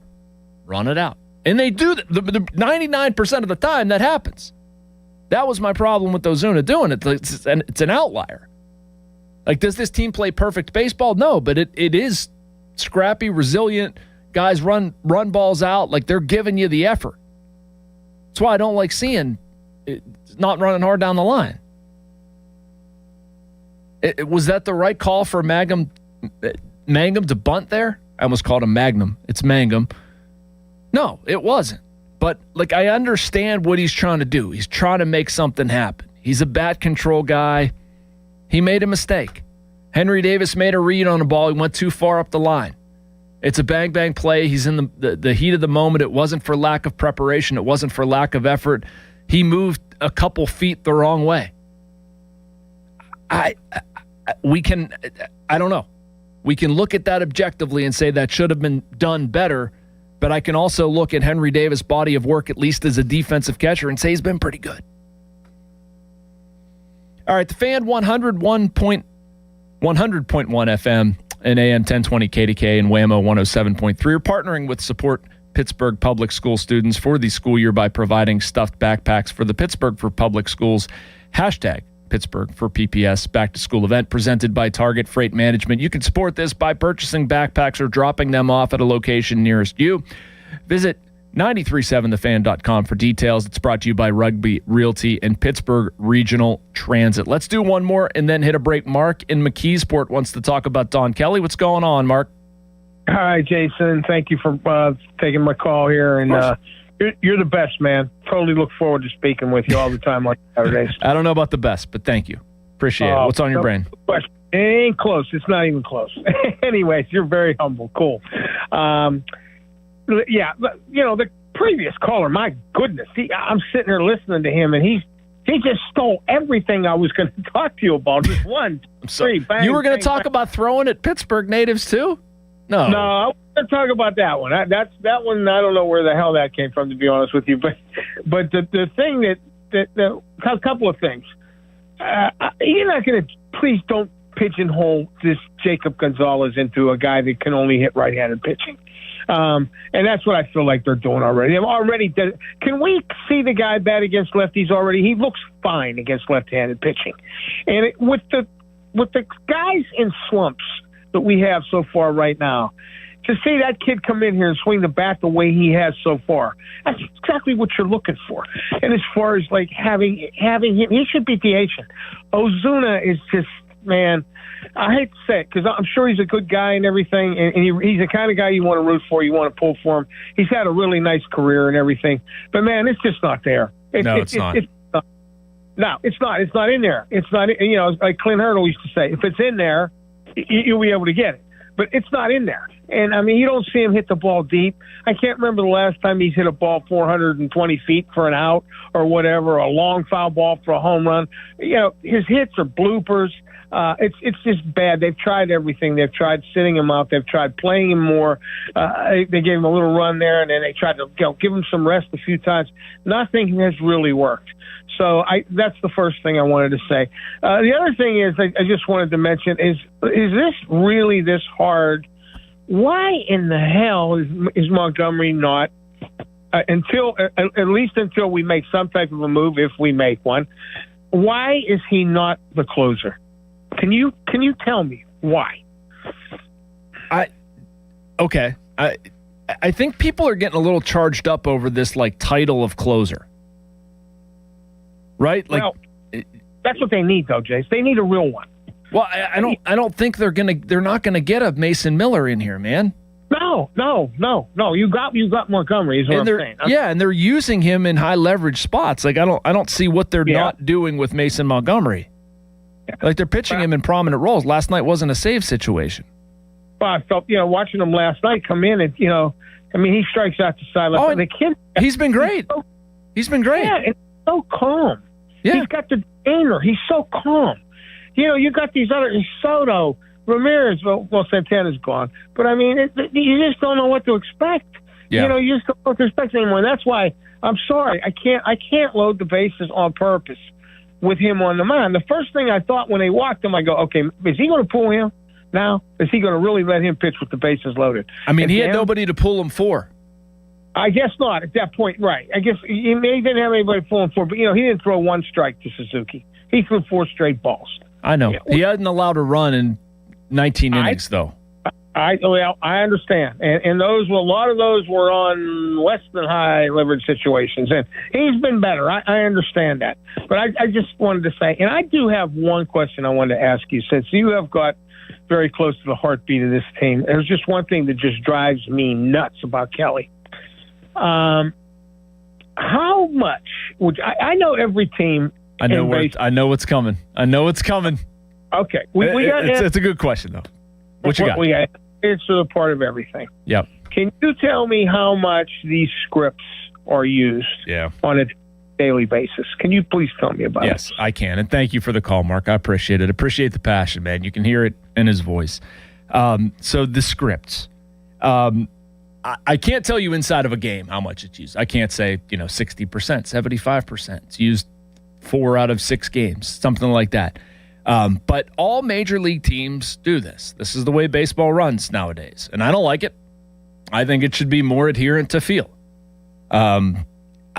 Also, I don't run a baseball team. I write about it and I talk about it. So they will meet before a game and they'll determine if this happens, we like this. This guy's rested. This is a good pocket for this guy. This is what the lineup looks like. If we're in, a leverage situation, let's say we're up or down a run, maybe up to something like that. If this pocket of the lineup comes up, this is what we like here. And what goes into that, and again, this isn't me explaining it. This isn't me necessarily agreeing with it. It's explaining how it works. And you'll look at, last night, just hypothetically, you could go through and look at what Michael Busch, Alex Bregman, Ian Happ, how do they perform against certain pitchers? How do they perform against, lefty, righty? And if there's some commonality there, let's say they get 2 of 3, maybe not necessarily last night. I'm just making up a scenario so it's understandable. But let's say you get 2 of 3 who can't hit lefties and struggle with spin. So the Pirates might identify that pocket. That's why you hear the term pocket, where you might want to look at a lefty who throws spin. Maybe it's somebody who, maybe they have, a pocket of right-handers who have trouble identifying four-seamers, or they don't hit guys particularly well with carry fastballs. That might be a pocket where you go with an Isaac Mattson, or I think what they're trying to do with Ron Marinaccio. So you meet before the game and you go over what this opposing lineup looks like. You go over who you have available for how many pitches, where these guys might fit in. And so you script it out. And that, it should be written in pencil. You say these are hypotheticals, and I think that's a good thing. I don't have any problem with more informed thinking. I think that's one of the areas where, this isn't the Pirates. This is baseball today, where I think we've lost some of our way is by putting this stuff in pen, by saying, this is the script we came up with. This is what we think. This is what analytics say. This is what numbers say, whatever. Analytics are not a bad thing. They're not the boogeyman. Old school scouting and old school feel, it's not a bad thing. It's not the boogeyman. Any of these things, you go too far in the analytics side, you go too far in the old school side, you're missing the other half. I wish baseball would get back to a point where you say, okay, this is our plan. This is what we think. This makes sense. But when you see somebody have a game like Bubba Chandler did the other day in New York, you adjust the plan. Change the plan. You didn't plan for Bubba Chandler to have the best outing of his career. He's there at 84 pitches. Let him keep going. And I think that's what baseball has lost, and it's not just the Pirates. It's having that old school feel to recognize, okay, this is what we thought ahead of time. This is what the numbers say, but this is the feel of the game. We're going to act on that. So anyway, I forget where I started on that, but that's just a personal thing that people get so mad about analytics and numbers and all that stuff. I mean, that's silly. Jim Leyland used analytics and numbers. It's just Jim Leyland was operating in a different era where he probably had more latitude to operate based on feel. And so you're inside of a game. If the game doesn't go according to the script, react off of it. You can't manage a game based on a spreadsheet, but you can use a spreadsheet to inform how you manage. There's a distinction there. So that's my best shot at explaining this. And the Mason Montgomery thing, I get it. I want to see him pitch in high leverage situations too. I don't want to see him opening games. I feel like that's wasting the guy that's been your best left-handed reliever. He did that, I believe, for Christian Curtis. Joel, is that right? I'm second guessing myself. Remember when Curtis opened in Cleveland? Did Montgomery open for him? Yeah, I thought he did. Okay. All right. I'm not crazy. I mean, I don't want to see Mason Montgomery fired in the first inning. Fire that bullet. Not going to fire him from his job. He's been really good. But as far as making him the capital C closer, I don't think the Pirates are going to do that. I don't think they need to do that. A lot of baseball teams nowadays play leverage and matchups late in games. I don't think there's anything wrong with that. I actually think that benefits the Pirates, but what they lack is a right-handed complement. I like Gregory Soto best as a setup man. I'm fine with that. If you want to save Mason Montgomery for ninth innings where you have left-handers up, great. What they don't have is a ninth inning right-handed option. You thought Dennis Santana was going to be that. He hasn't been that. I'm not sure if Ron Marinaccio checks that box. The Pirates need a late inning right-handed reliever. That is the biggest thing on their shopping list right now. I.e. Mason Miller. I just don't see it happening necessarily. Fan Weather is brought to you by Secure Money Advisors. Looking to retire soon? Let Secure Money Advisors get your retirement on track today. Partly sunny skies and temperatures around 80. We have so much to get to. If you guys can hang on, I want to get to your calls when we get back. Jackson and Ross wants to talk about a trade. Mark in Dormont, Steve in Oakmont. But got to get to the hourly break. When we come back, we're going to talk about some trades. We'll continue talking about last night if you want, but plenty to discuss with the trade deadline approaching on August 3rd. Just getting started here on Bucko Talk. Joel Nelson producing, Jason Mackey hosting. We're having a great time here on Sports Talk Radio, 93.7 The Fan. Now, fan headlines powered by Bowser Chevrolet. Cubs were 3-2 winners over the Pirates last night.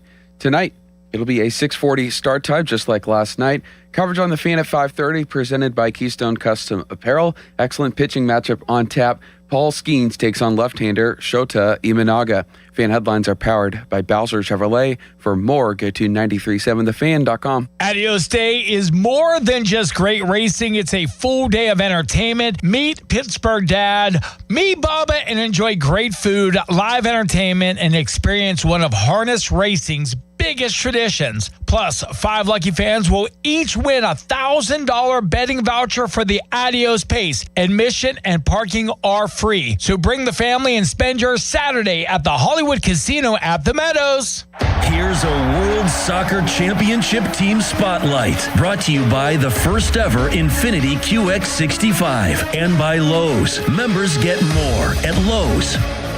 Spain, world champions once again. This is a golden generation announcing itself on the sport's biggest stage. Spain's next wave has already delivered a title, and there may be more to come. World champions, Spain reigns over the globe once again. Text us on the Edgar Snyder and Associates text line at 412-928-9370. Edgar Snyder and Associates reminds you to text responsibly. T-Mobile has an exclusive bundle for customers 55 and up. I'm Sarah Bowl. Yeah, I'm Frank Bowl. A reliable network is key for us. And with T-Mobile, it's been wonderful.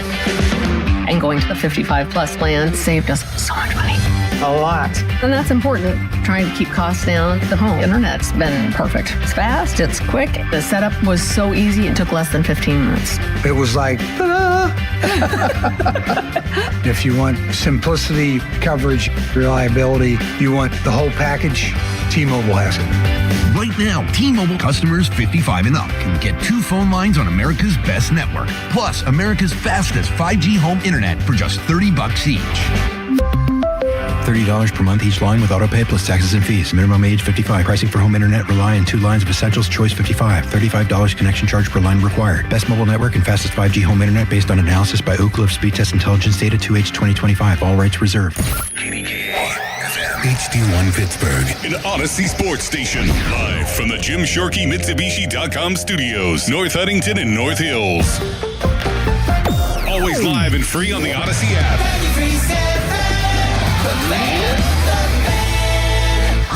Sports Radio 93.7 The Fan, built by Window Nation. Home of the buy 2, get 2 free offer. Shopping for replacement windows? Metropolitan Window Company elevates your shopping experience. John, Maggie, and Justin Schmutzer here from Metropolitan Window Company, Pittsburgh's locally owned and family-operated window and door company for over 47 years. When you choose Metropolitan Window Company, you'll experience personalized knowledge, expertise, and professionalism from our first visit to your home until our craftsmen complete your installation. We're the window company that people want in their homes, and our exclusive Infiniti by Marvin 100% fiberglass windows are the windows people love. They're built for life. They are the strongest, longest lasting windows you can buy. And we have a great selection of colors and finishes. Experience Metropolitan Window Company. Stop by our showrooms, visit us at metropolitanwindows.com, or give us a call at 412-655-8411. PA 1565. Your hometown building partner since 1956. 84 Lumber. Visit 84lumber.com. I'm Ultima Morgan of Morgan & Morgan. Every time one of my children started driving, it was terrifying. Thousands of accidents happen across the country. We see it every day. If you've been injured in a car accident, call us. Dial Pound Law or visit forthepeople.com for an office near you. Must finance HMF on the APR Tier 1 through 2, plus tax, acquisition fee, title, and plate. Select models only. Must finance HMF dealer's choice for rebate. In stock units only. Not all buyers will qualify. See dealer for details. Offer expires 7/31/2026. Get to Mike Camlin Hyundai for huge 4th of July savings all month long. New 2026 Hyundai Tucsons and Santa Fe's, both available with 0% financing for 60 months. Or receive $3,000 in bonus cash. MikeCamlinHyundai.com. All Mike Camlin Hyundais are backed by owner insurance, America's best warranty, 10 years, 100,000 miles. And the Mike Camlin Advantage, oil changes for life. Valvoline Instant Oil Change presents wisdom from the road. Summer means wide open spaces and a whole lot of extra miles. The last place you want your engine to give out is halfway to nowhere. Out here, low oil or a weak battery is just an ambush waiting to happen. That's why every oil change at Valvoline Instant Oil Change includes an 18-point maintenance check. These techs are trained to help spot issues early and keep you riding easy. Valvoline Instant Oil Change. Change wisely. Look who has extra pep in their step. Well, I just finished my to-do list. Gas tank is full, tonight's dinner plans are set, grocery shopping is complete, and I even got everything for those barbecues and pool parties we have planned. You know what's even better? What? Every one of those stops gets me a bit of money back. How are you doing that? By using Upside. Upside? What's that? It's a free app where I earn cash back on gas, groceries, and dining out. They even gave me a cashback bonus on my first grocery trip. So that extra pep comes from all that cash back. Looks like I need to download Upside. You really do. Earn cash back on errands and everyday essentials. Download Upside and use promo code VIBE to earn an extra $5 cash back on your first purchase at one of over 100,000 available locations. That's promo code VIBE for an extra $5 cash back. Remember, use promo code VIBE. Offers vary by user and location at participating merchants. Go to upside.com for terms and conditions. We'll see some sunshine this afternoon and partly cloudy skies. This morning it's cloudy to start the day with morning temperatures in the 60s. Highs today should hit the 80s, something we failed to do yesterday with the daily high just hitting 79. I'll forecast a high of 82 today in Pittsburgh with noon temperatures in the mid-70s. Rain coverage today should top out at around 30%. You may hear a rumble or two with scattered rain and storms expected now for Sunday. I'm KDK First Alert Meteorologist Ron Smiley. Now, fan headlines powered by Bowser Chevrolet. All right, Joel Nelson, 4 fan headlines. Pirates last night fell to the Cubs 3-2 in 10 innings. Game 2 is 6:40 tonight from PNC Park. Paul Skeens against Shota Imanaga will be the pitching matchup. Coverage on the Fan at 5:30, presented by Keystone Custom Apparel. Pirates remain the first team out of a wild card spot after St. Louis lost to Cincinnati last night. More headlines, 937thefan.com. Fan headlines are powered by Bowser Chevrolet. 93.7 The Fan is cleared by aquickdrain.com. Back to more Bucko Talk, brought to you by Mike Camlin Hyundai.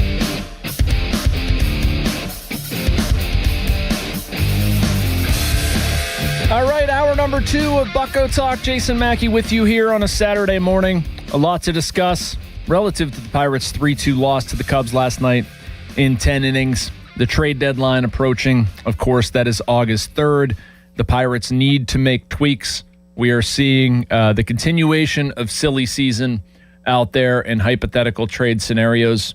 I do think the Pirates will be aggressive. I do not think they need to remove money to add money. I do not think they will trade O'Neal Cruz. I do not think that makes sense. I do not think they will land Mason Miller because I don't think the Padres are going to trade him. I don't think they will trade Seth Hernandez. Trying to just run down the list of all the stuff that I've seen bandied about. There's probably some rumors and chatter and whatever that has that I've missed, but basically how I feel about all those situations. All right, let's get back out to the phone lines. Jackson and Ross has been hanging on to talk about a hypothetical trade. I want to hear from him. What's going on, Jackson? How are you? Good morning, Jason. How are you? Good morning. So I think they would classify this as a classic baseball trade, if you will. Yep. High leverage right-handed arm. Yoendry Gomez, Minnesota Twins. Also, Josh Bell, Minnesota Twins. Now, I think a 2 for $4 might do it, and the names I put down were Emmanuel Valdez, the other Valdez, Marcell Ozuna, Yohan Ramirez, and then name your future starter. Harrington, Kelly, Curtis, and then I would even be willing to give them like a Beatos or an extra relief arm. But I think that's a attainable right-handed leverage arm. And I know he already got traded earlier this year from, I think, maybe the Rays, but Josh Bell's a switch hitter that you don't necessarily have to leverage out against left-handed pitching. Now, I wouldn't play him over an O'Hearn or a Lau, or when everybody's healthy, Bell's a luxury. But right now, with the injuries and Horwitz and Cruz, everybody out, he's sort of a necessity. Mm-hmm. But more so that trades for Gomez. He's got an under 2 ERA for the season, and he can throw righties, he can throw lefties, he has even splits. And he's the one piece we don't have. You have him in Montgomery. There's your back end bullpen already. Yeah, I mean, I like the Gomez part of it. I don't know where you're getting Josh Bell or why they have a need for Josh Bell.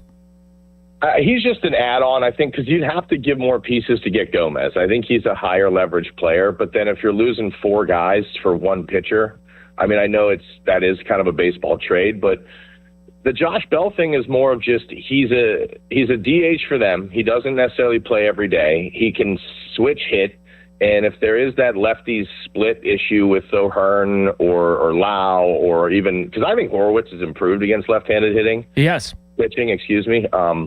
But he's just a guy that I think it'd be cool to see him come back, and he's a leverage piece that as we move down into more higher, potential playoff games, that he could be more useful off the bench than an Ozuna. Yeah, he's hitting 6.9. He has a 699 OPS against left-handed pitching this season. I don't see it's not doing anything for me, man. Like, I love the Gomez portion of it. Like, if that's an option, great.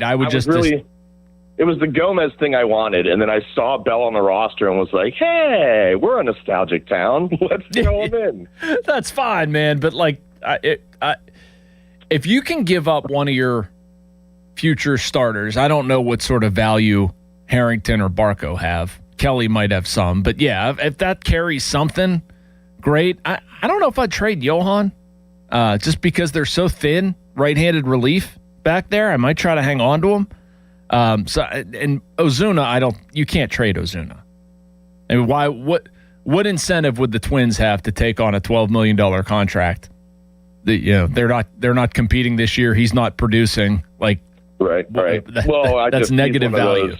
He was the dump piece when I saw Bell on the roster, and I thought, we can even have Iser drive him. He can be free. What did you have for breakfast, man?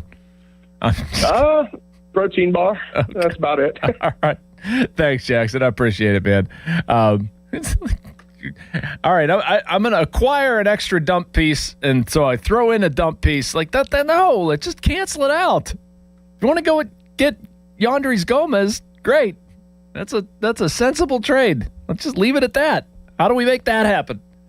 And he brings up a good point, though. Like, a baseball trade could make sense for the Pirates. I don't know how it's going to work out when Spencer Horwitz comes back. I don't know how you're going to get proper playing time to all of these guys. Think about it.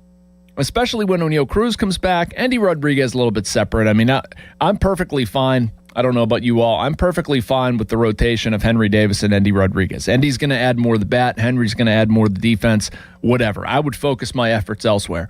But I don't know what happens when Horwitz comes back. Let's say as Marlene Valdez continues hitting. You're going to play Brian Reynolds. You're going to play Oneil Cruz. You're going to want to play Valdez. You're going to want to play Horwitz. You're going to want to play Ryan O'Hearn. Jake Mangum becomes a 4th, 5th outfielder. I mean, entering last night, since the end of May, he was like, 340? Something like that. Like, I know Jake Mangum drives some people crazy. Either that or it's just a very, very loud minority. He's played pretty good ball. I think he's underutilized in what that role would be. I think you can take advantage. I think one of the reasons why he's been productive is that he's gotten regular playing time. Yeah, his last 42 games prior to last night, Jake Mangum was hitting .338.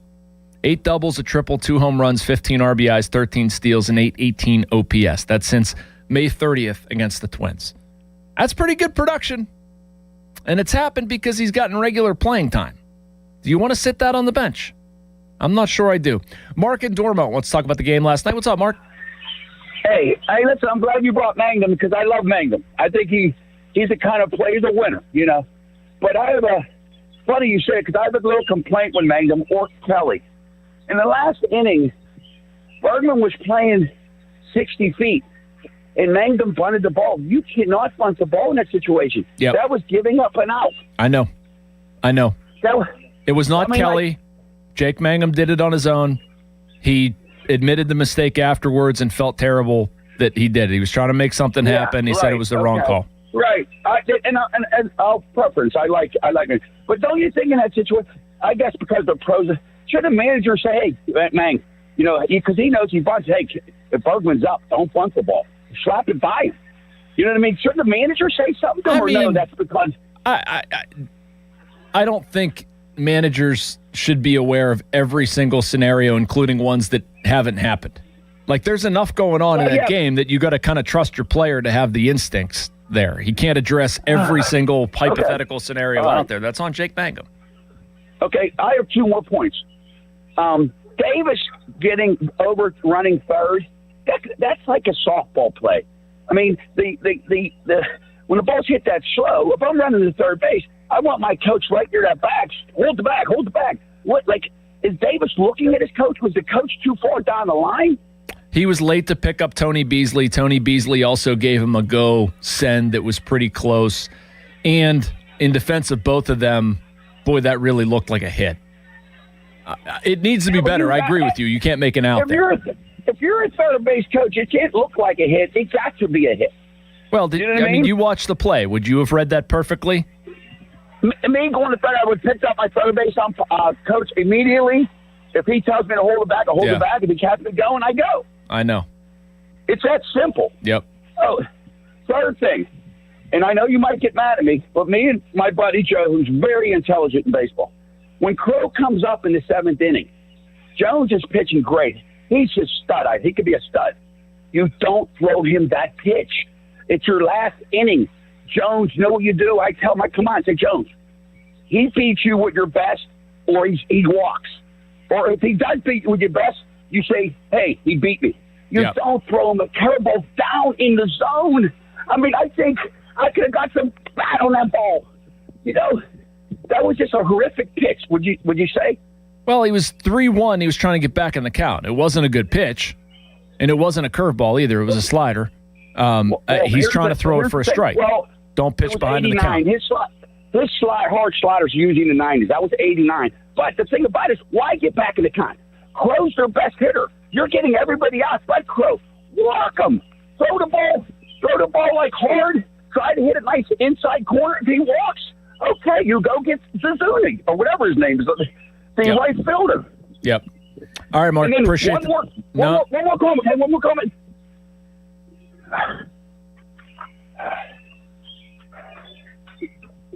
You want to make the other comment? I guess he does not. Okay. All right, let's go to Steve in Oakmont. Let's talk about Don Kelly. What's up, Steve? Hey, Jason. How are you, man? I'm lowering my blood pressure now. What's going on? Big fan of your work. Hey, I have 2 quick comments and a question. One is you don't trade Cruz. I think if you watch enough baseball, you know he's special. You deal with the headaches that he gives people sometimes, but he's a special player. 2, about a month and a half ago, I wanted to trade Brandon Wow. I thought we could get away with trading a strength for a strength. Hey, he's the best hitting second baseman. We need relief help. Another team might need it. Now I see a lot of people jumping on that bandwagon. It's too late. You'll never get the value for it. Yeah. My question is, I was a big fan of Don Kelly when he took over for Shelton. I think anybody would have been better than Shelton. But now I'm at the point where I'm not sure, and I don't know if anybody can answer this, so I'll kind of put you in a bad situation here, but is Don Kelly capable of coaching a contending team, a playoff team, a team that's contending for a World Series? He's a nice guy, very likable. I wish he was more go with your gut rather than analytics. Agreed. But I know you're around there. Is he a guy that can go, or do we just have to wait and see? Because I'm not sure he is. Yeah, I mean, and thank you for the call, Steve. Really appreciate it. I don't know. I don't know. I think he is. I think he has the personality for it. I think he has the smarts for it. I think he has the leadership qualities for it. All of that. I think he has the work ethic for it. All of the indicators that you would look at are there. I agree that I think Don Kelly, I would like to see his former player come out more than it has. I'd like to see Don Kelly function a little bit more like Jim Leland in a lot of respects. I'd like to see Don Kelly show the side of him that I'm lucky enough to see in my role, and it's why I will say things like, I believe that he cares. I know that he cares. I see how Donnie feels and acts after wins, and it's not this, I saw somebody talking about it being like happy-go-lucky, like Mayberry, Barney Fife kind of thing or whatever last night. That's just wrong. That's not the way he is. That's not the way he, carries himself, the way he internalizes losses. Like, he doesn't let him, I think Donnie probably feels a need to, not put the focus on him in post-game press conferences. I think he's very careful to not throw his players under a bus and, not make that the story, which I get and respect. But I think there's a line to walk between doing that and giving the fans the pound of flesh that they want and deserve.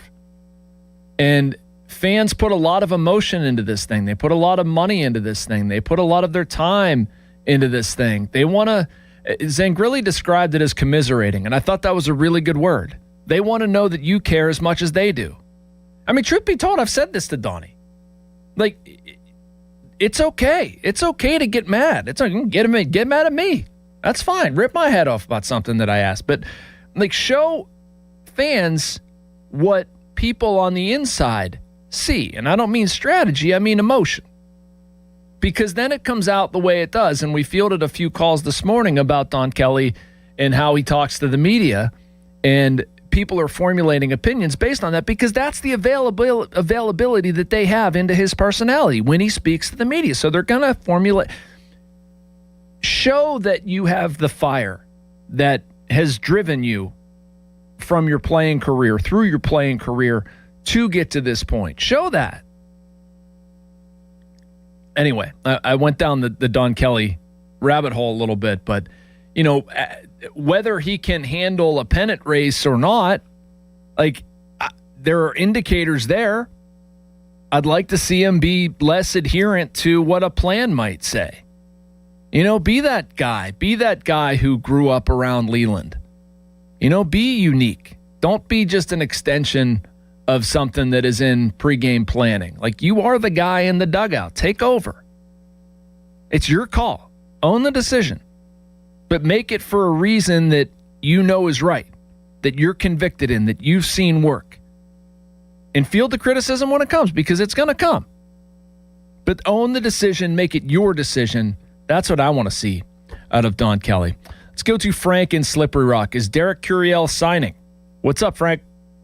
Yeah, that's my concern. I mean, I think he's a Boris client, and all the other first-round picks have already signed. Have you had any news regarding? You think Monday's coming up pretty quick? Yeah, so, he's going to sign, Frank. He's going to sign. The Roberto Clemente Museum put something on Instagram yesterday that he was there with Connor Griffin. So Derek Curiel is in town. I don't think he's here just to go to Kennywood. Well, I saw that too, and then somebody posted that was taken, a week or two before. That's kind of surprised me. I thought last night that was going to happen. Yeah, I'll repeat. Derek Curiel, there was a picture on Instagram. I don't think he's here to go to Kennywood. I'll leave it at that. Okay. He's going to sign, man. He's going to sign. Okay. Is what I'm trying to say. He's going to sign. It's a matter of time. Don't worry about it. Hey, I enjoy your work on Pirate Insider. You're very good. Keep it up. Thank you, brother. Appreciate you. Yeah, it is funny. And I understand why this happens. Pirates fans have a guy that hasn't signed, and it's a Boris client, and we're like, oh God, what's going to happen? No, Derek Curiel is going to sign. And I don't think you're going to have to wait terribly long to find out. Joe and Apollo. What's going on, Joe? How are you? Yeah, I want to get off the hearing now for just a little bit and mention that today, 70 years ago today, was a very noteworthy day in Pirate history and in Major League Baseball history. Have you talked about it? I have not talked about that, no. Okay, you know what I'm talking about, though, right? I didn't. Not off the top of my head. No, 70 years ago today, Major League Baseball saw the only walk-off inside the park grand slam in its history. Okay. And it was authored by Roberto. Yep. And I just wanted to mention that also because another noteworthy event took place only to me, and that's the day that my mother brought me to this earth. Well, happy birthday, Joe. Okay, no problem. Just wanted to mention that and some of the all come here on this day because of the history. Yep. All right, brother. Thank you. The only walk-off inside the park grand slam in history. Will that ever happen again, Joel? I think so. Think so? Just regular season, postseason, a walk-off inside the park grand slam. I think that'll happen again. Oh, buddy. That strikes me a little bit like Mario scoring 5 goals 5 different ways. I don't know if that, like, greatest single game feats. I think Starkey got into that in a column, if I remember correctly. Remember when O'Hearn had his 3-homer, 10 RBI game? I think Joe wrote about, is that the greatest single game performance in Pittsburgh sports history? I mean, the Clemente thing's definitely up there. It's nuts. I didn't know it was July 25th, 70 years ago. So thank you, Joe, for that comment, and happy birthday as well. All right, let's go to Mike and Shaler wants to talk about Don Kelly and Bill Murphy. What's up, Mike? Yeah, I hear all the moaning and groaning the last couple of days and most of the season about Donnie Kelly, and you see him in the dugout, and you see some of the decisions that are going to be made and the criticisms we all have of it. I'm just wondering how much is Bill Murphy in his ear about in-game calls, strategy, when he's removing pitchers, who he's going to in that pen. And nobody seems to throw any of the blame on any of this on Murphy whatsoever. And What? Slow walks to the Wait, Mike. Nobody's blaming Bill Murphy on this? That's your take? Yesterday, I sat and listened to the shows in the morning, and I heard everybody calling in and banging Donnie Kelly, banging Donnie Kelly, banging Donnie Kelly. Not one phone call yesterday morning was, what input is Bill Murphy having in Don Kelly's decision-making? Okay. It's not enough. It's not enough. That's all I'm saying. All right. His name is out there, but it's not enough. Okay. All right. Thank you for clarifying, because I've done these shows and I've heard a lot of complaining about Bill Murphy. So you saying there's not. You see the conversations, and the one guy that seems like he's in Donnie Kelly's ear the most is Bill Murphy. He stands next to him. They crush sunflower seeds like nobody's business. But when it comes to some of the decision-making outside of the pitching, I'm just concerned because I think Donnie Kelly knows it, and I'm on your side. Be the more like the Leland guy. Be more like the player. Yeah, override the Murphy analytics. Is just maybe giving him information or opinion that is not working. Okay, let me step back and explain that a little bit. And to answer your question relative to Henry Davis, basically not at all. Like they're not influencing how Henry Davis calls the game. He has complete autonomy there, and frankly does a very good job of it. They're not discussing with Henry Davis who they're bringing in, anything like that. That's in-game strategy. I'm more concerned with the decisions on who's coming into game and when they're coming out. Not as much as the pitch calling. I understand that part of it. Okay. Completely. So, I mean, Bill Murphy will offer input, some during a game, but he's part of like a pregame script meeting, certainly, along with other people. This is front office, analytics people, Ben Cherington, whatever. Like, they all put their heads together. Now, in-game, is Bill Murphy saying, hey, I think you should make this pitching change, not that pitching change? No, he's not doing that. That's not the way it works. Like, I mean, Donnie might ask for an opinion. They're human beings sitting there, trying to figure it out. But, I mean, that's not the way this would work, where Bill Murphy's telling Donnie Kelly who to put in the game, who to not put in the game. A lot of that's been sort of hashed out ahead of time. They know who's rested. They know who's available. They know what pockets are or whatever. But no, Murphy's not sitting there like puppeting Don Kelly. That's cool. And like I said, the Henry Davis, the only problem, hey, Pete Crow Armstrong, 3-1, 2 outs. Don't throw a ball over the middle of the plate. Well, how about don't pull behind 3-1 either? I mean, nobody's talking about that. I got to. But you just cannot, with an open base and 2 outs, throw a pitch that he can get a barrel on. Well, I agree. It was a bad pitch and a bad situation. But you're putting yourself in a bind there, falling behind 3-1. Let's acknowledge 100%. That. Hey, love the show, man. Thanks for taking the call. Appreciate you. Fan Twitter, it's brought to you by Southwest Chrysler Dodge Jeep Ram Route 19 in Peters Township. The fan text line is brought to you by Edgar Snyder and Associates, a personal injury law firm where they always say there's never a fee unless we get money for you. A lot of great conversation here. I've enjoyed this. The Don Kelly spark, I guess I expected it, but the idea of when he's making changes, why he's making changes, it's an interesting one, and it's something I guess that I've thought and I've sort of hinted at for a while. But this setting, just being able to sort of talk about it more, I guess I'm not the only. Like I want to see Don Kelly be Don Kelly. I've seen and gotten to know Don Kelly quite a bit over the years. Like I want to see him take ownership of it. You know, I want to see him show personality. I know it's there. I've seen it. I've seen the personality. He cares. It's a very good human being. But show us that you get frustrated by things. Even if it's me. I don't take it personally. Debbie in the car. What's going on, Debbie? How are you? Hey there. I think I'm Kathy in the car. Is that the one you guys wanted? Oh, okay. Maybe. Well, you can be Kathy. You can no be worries. Debbie. We're not judging. Yeah, man. You know, don't call me late for dinner, right? Okay. So... yeah, I mean, I'm the one that's going to come on here and say everybody needs to do a number one big-time back-off of Don Kelly. I'm really into the intrinsic things when it comes to the baseball. These guys are trying. They're having a good time. Most of them are running out to first base. Look where he has us. We're in the wild card hunt in late July. I don't understand. What do they want? Do they want the second coming to come here and coach? Just leave him alone. He's doing a good job. Just leave him alone. Interesting. I like that. Oh, and secondly, is Gene Lamont still on the bench? He is not. Do they still have him? He is not. Can you tell me what happened there? He's still in the organization, I believe. I still see him around. I don't think Gino wanted to just do the whole grind thing, for another year. I think he just wanted to kind of enjoy retirement. So, I mean, there's certainly no ill will. Nobody got fired. Nobody got in trouble. I just think, oh, good. Yeah, good he's man. just kind of had enough of it. Okay. Well, that's all I wanted to say is let's give this man a break. Look where he has us. Yeah. I mean, man alive. Okay. Have a great. Hey, and we're lucky to have you too, Jason. Thanks a lot. Thank you, Kathy, Debbie. I appreciate it. Take care. All right. That's a good one. I like that.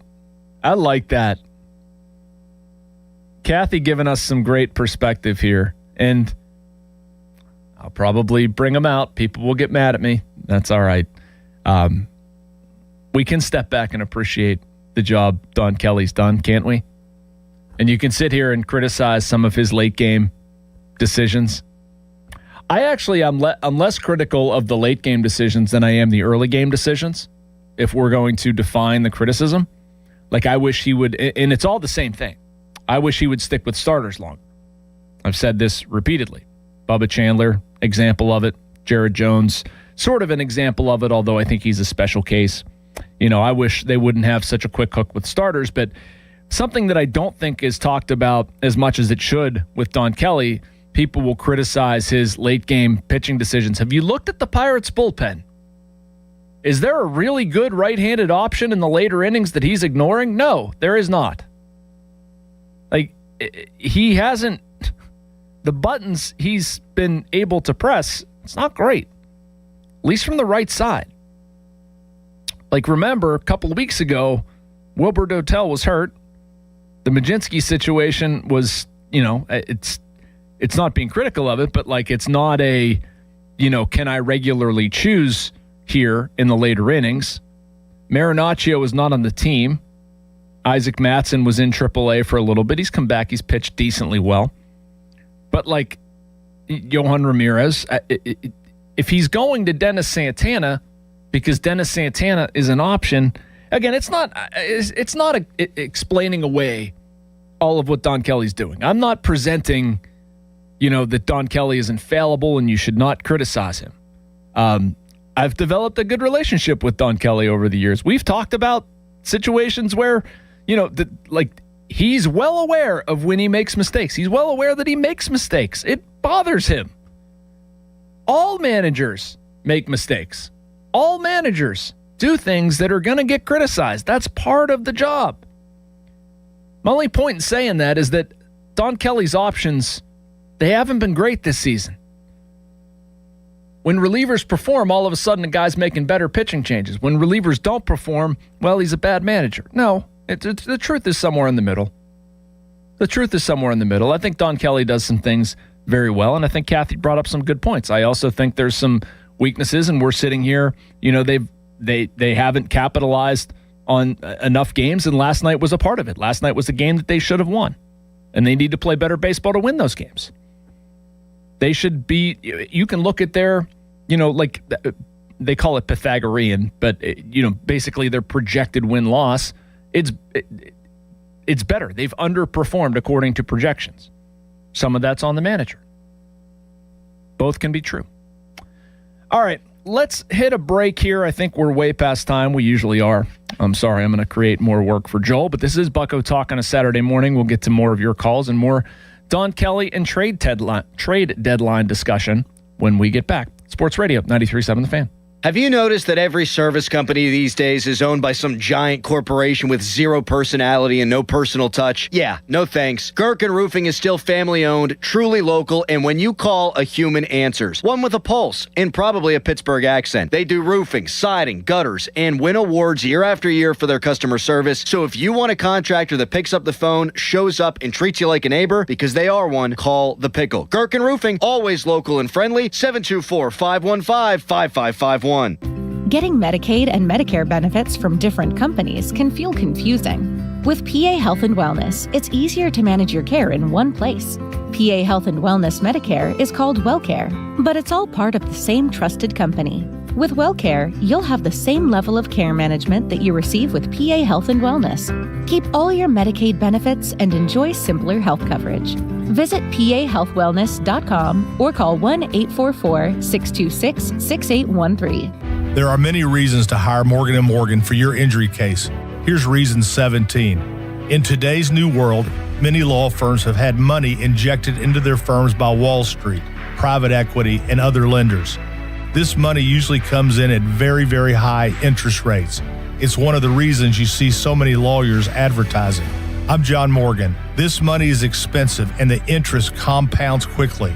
These law firms can have a huge need for cash just to pay that debt. Why does it matter to you? My fear is your case is settled early and for far less than it's worth, just to service the loan that has mafia-like rates. Our financial strength is your advantage. That plus our reputation makes our firm your firm. Visit forthepeople.com to see our results and verdicts. Morgan & Morgan, forthepeople.com. Morgan & Morgan, 603 Stanwyck Street, Pittsburgh, Pennsylvania. Pennsylvania lawyer will handle Pennsylvania cases. Prior results do not guarantee a similar outcome. Attention. Have you racked up $10,000 or more in credit card debt? Are you barely getting by making minimum payments?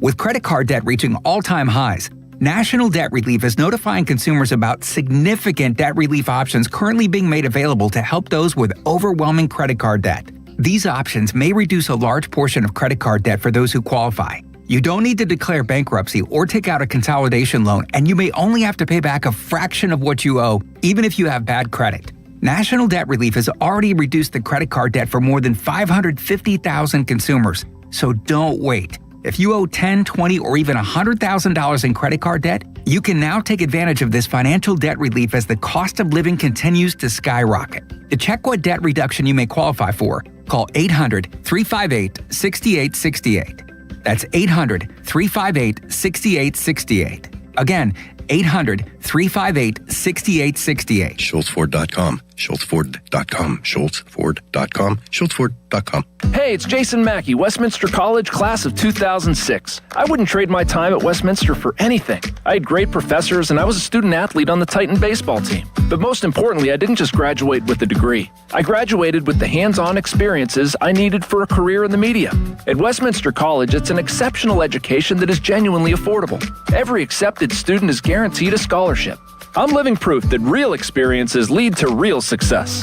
Visit westminster.edu to learn more. The summer sales drive is in high gear at Jim Shorkey Mitsubishi North Hills. Drive home the savings of the summer with exclusive offers on our lineup of Mitsubishis, like the new 2026 Outlander Trail Edition. Drive yours home today and save $7,000 off MSRP, or finance for 0% APR for 72 months. Have a trade? Ask us about our $3,000 push, pull, or tow trade assistance. Your deal. Your way. What a great day. At Jim Shorkey Mitsubishi in the North Hills. Call 412-453-8035 for offer details. This feeling is brought to you by Aleve for Arthritis Pain Relief. What feeling is that? Well, it's the feeling you feel when you have relief from arthritis pain. It's that my hands don't hurt just holding things feeling. That wow, I can actually move well feeling. You know, that go about your day without worrying about every little movement or ache feeling. Oh yeah, because Aleve targets arthritis pain at the source of inflammation for long-lasting relief, so you can keep moving through it. Feel up to 12 hours of arthritis pain relief with one dose. Feel Aleve. Use is directed for minor arthritis pain. New Game Plus with Oxy makes your laundry smell incredible and fights stubborn smells, like the ones your dog Biscuit brought into your freshly made bed last night. But you washed that all away with Game, and now you're drifting asleep to the scent and sound of waves. No, that's the dog licking your ear. Biscuit. It just might be our greatest scent ever, now with odor fighting power. New Game Plus with Oxy.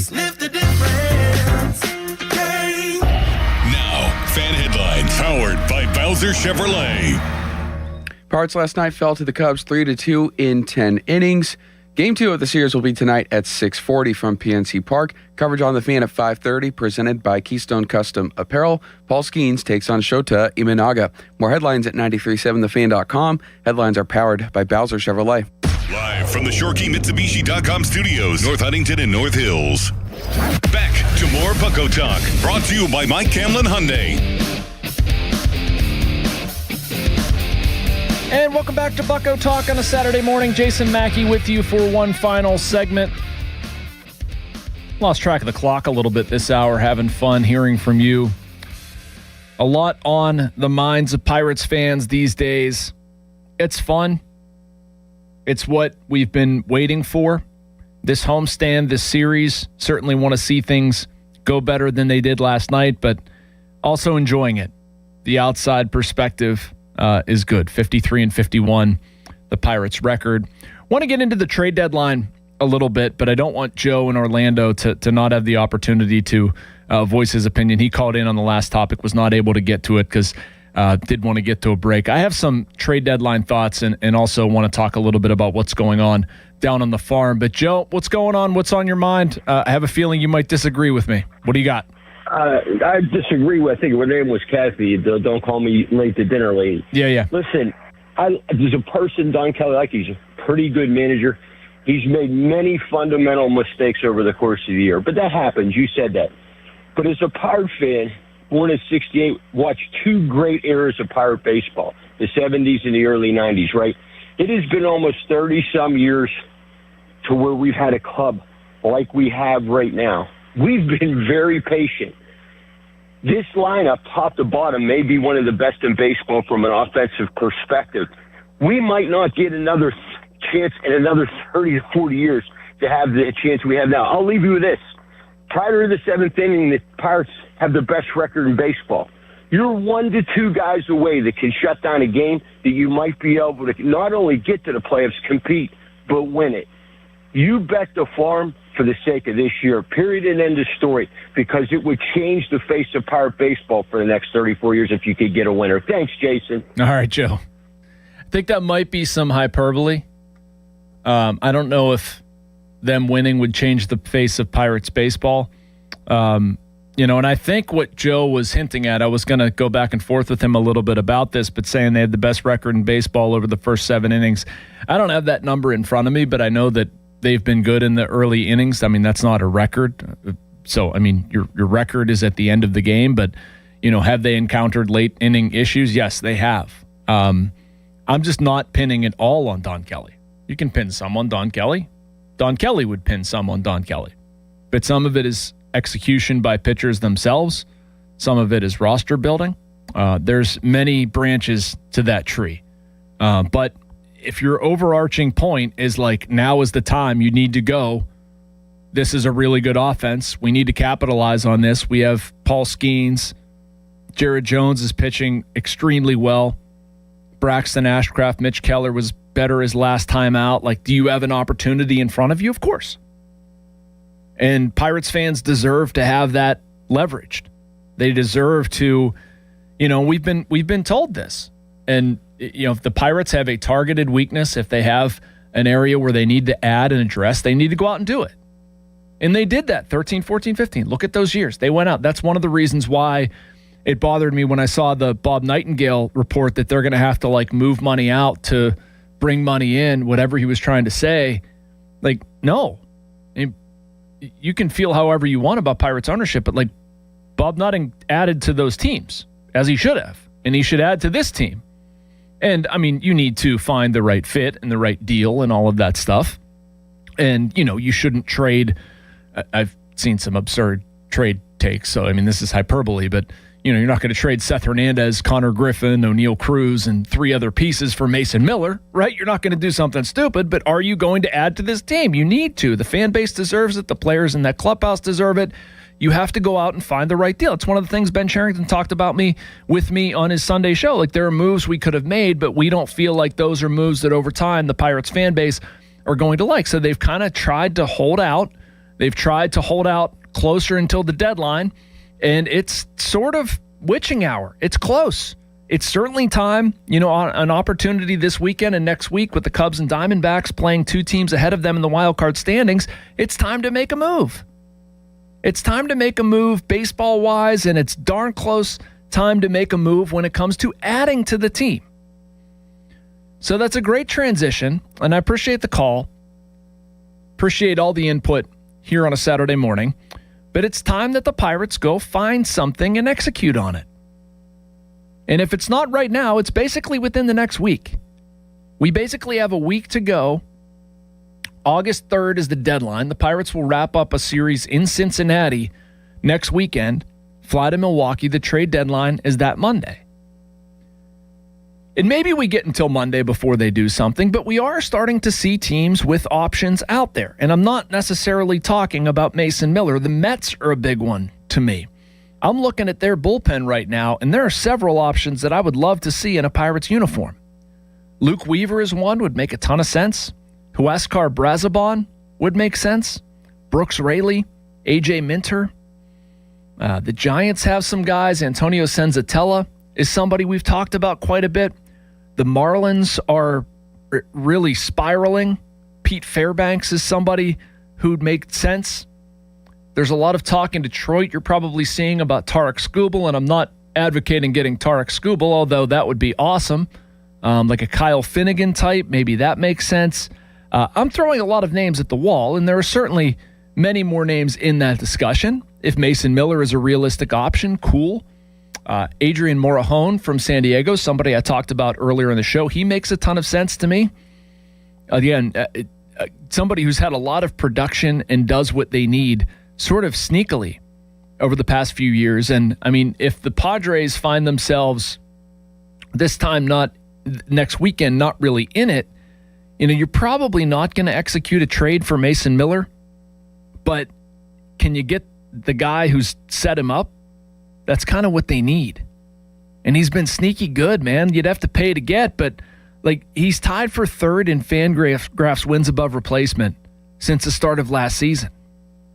He's been really, really good. I remember when the Padres were in here, hearing Don Kelly and other guys talk about this guy's got a 3.33 ERA, is only 27, gets a lot of ground balls, would fit very nicely in their bullpen, but they need help on the right-handed side in the later innings. And I like some of what they're doing. Again, Wilbert Otell last night pitched well. He's pitched well since coming back from injury. He's basically had 2 bad outings. I think he was hurt for him.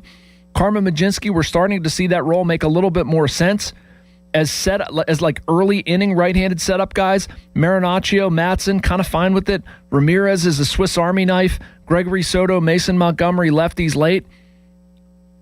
I can see that working. But what you're missing is a right-handed power arm who handles later innings. And if you want to go closer by committee, fine, I get it. If you can get a right-handed closer, great. If you can get a right-handed setup man and then you put Mason Montgomery in a closing role, I'm also fine with that. And then you got kind of go right-handed setup one way, and then you go Gregory Soto the other way, whatever, but this is kind of what we talked about in the lead up to the trade deadline too, and I think it's interesting. You can see the Boston Red Sox and what a story they've become. All of a sudden, Aroldis Chapman's not available. All of a sudden, Garrett Whitlock's not available. And this is why teams aren't necessarily trading those guys right now, because they still think they're in it, largely because they are. And so we can sit here and pine over what the San Diego Padres might do with Mason Miller, but in reality, I think they're only 4 games out. They're 2 games under 500. If they have a strong week, they're not trading anybody. They're going to play this thing right down to the deadline because they're still in it. If you look at the number of teams that are still mathematically alive, it's pretty substantial. There aren't many that are truly out of it. I think I saw something like 4 teams are more than 6 games out, something like that. 6 teams, excuse me. I wrote that down because I thought it was a good stat. 6 teams are more than 6 games out of a wild card berth. The Mets, the Giants, the Rockies, the Athletics, the Royals, and Angels. The Reds are exactly 6 games out. So you can scan those rosters and you can find some relievers who could help the Pirates, but would you rather wait and get Adrian Morejon, or would you rather strike now and get JT Brubaker from the Giants? Nothing against Brew. I like Brew, but I'd probably rather try to tread water and really shoot high. And I think there's an opportunity to do that. One of the reasons I think that is because of, one, what I know about money and the Pirates having the flexibility to add some. Remember the Joey Bart trade, that freed up some money. Also trading the 34th overall pick, that freed up some money. Gave them some flexibility, and there's still flexibility outside of those to add payroll. So you can find the right deal money-wise. That makes sense. You have a targeted need, you have a desire to do it. We're checking a few boxes there. Do you have the prospect capital? And I would argue that the Pirates do. Some of the guys I wrote down, they're having very good seasons. And they've put themselves in this conversation. Now, it would stink to lose them, but that's sort of the way this works. Murph Gray is somebody recently who's really come on. He's been great for AA Altoona. Has 25 home runs this season. I really like what Wyatt Sanford's done. Lonnie White Jr. has had an excellent season for the Curve as a 928 OPS. Sammy Stafora might be the best story in all of their minor leagues. He's been incredible, a 934 OPS. He's filling it up. Tamar Johnson is a former top 5 pick. I don't know what the trade value would be, but somebody still might be intrigued by his pedigree and where he was taken in the draft. The Pirates have the prospect capital to go make a play. And Edward Florentino, who knows if they would want to trade him, but I would certainly listen, and you're going to dangle a top 30 prospect, you're going to do pretty well in the reliever market. So, I look at that and think that the Pirates are going to have options here. It's going to be an important week for them. They're going to be able to get some business done if they want to, and there's a need. The payroll's there. It's just a matter of finding the right deal. So I keep saying the same thing, but it's a big thing for the Pirates to improve this team prior to the trade deadline. Sometimes that means striking early. If a deal is out there, go get it. But with where things are at, it might take right up until the deadline. There's a lot of teams still in it. Let's take a quick look around the farm. Some interesting results last night in the Pirates minor league system. I mentioned Endy Rodriguez starting a rehab assignment, which he did. He went 1 for 3 with the double and an RBI. Indianapolis lost 6-3 to Lehigh Valley. The big story there was probably Mitch Jebb. Had 3 hits. It was his first game with Indy since April 26th. He homered in the second inning. Ronnie Simon continues to hit. He's up to 324. Believe that's the best in the International League, or at least darn close. Hunter Barco and Christian Curtis pitched. They gave up a combined 6 earned runs in over 6 innings pitched. A little disappointing there. Altoona with a 4-2 victory over Akron in 10 innings. Murph Gray mentioned him earlier. He hit his 3rd home run with the Curve to tie the game in the 9th. Went 431 feet. It's the 7th straight game that he's reached base. If you haven't seen video of that online, I recommend you do so. Very impressive. Callan Moss hit his first home run since June 30th. Easton Carmichael, recently promoted from Greensboro. He had 2 hits. Greensboro had a shortened game against Winston-Salem. They suffered a 10-3 loss in 6 innings. Seth Hernandez pitched in that one, pitched again very, very well, to be expected at this point. 3 innings, 1 hit, no runs, no walks, 5 strikeouts. Tony Blanco Jr. had his 13th home run of the season. Edward Florentino had a double. Bradenton was rained out against Dunedin. They'll play a doubleheader today. Been a good show, Joel. I've enjoyed this.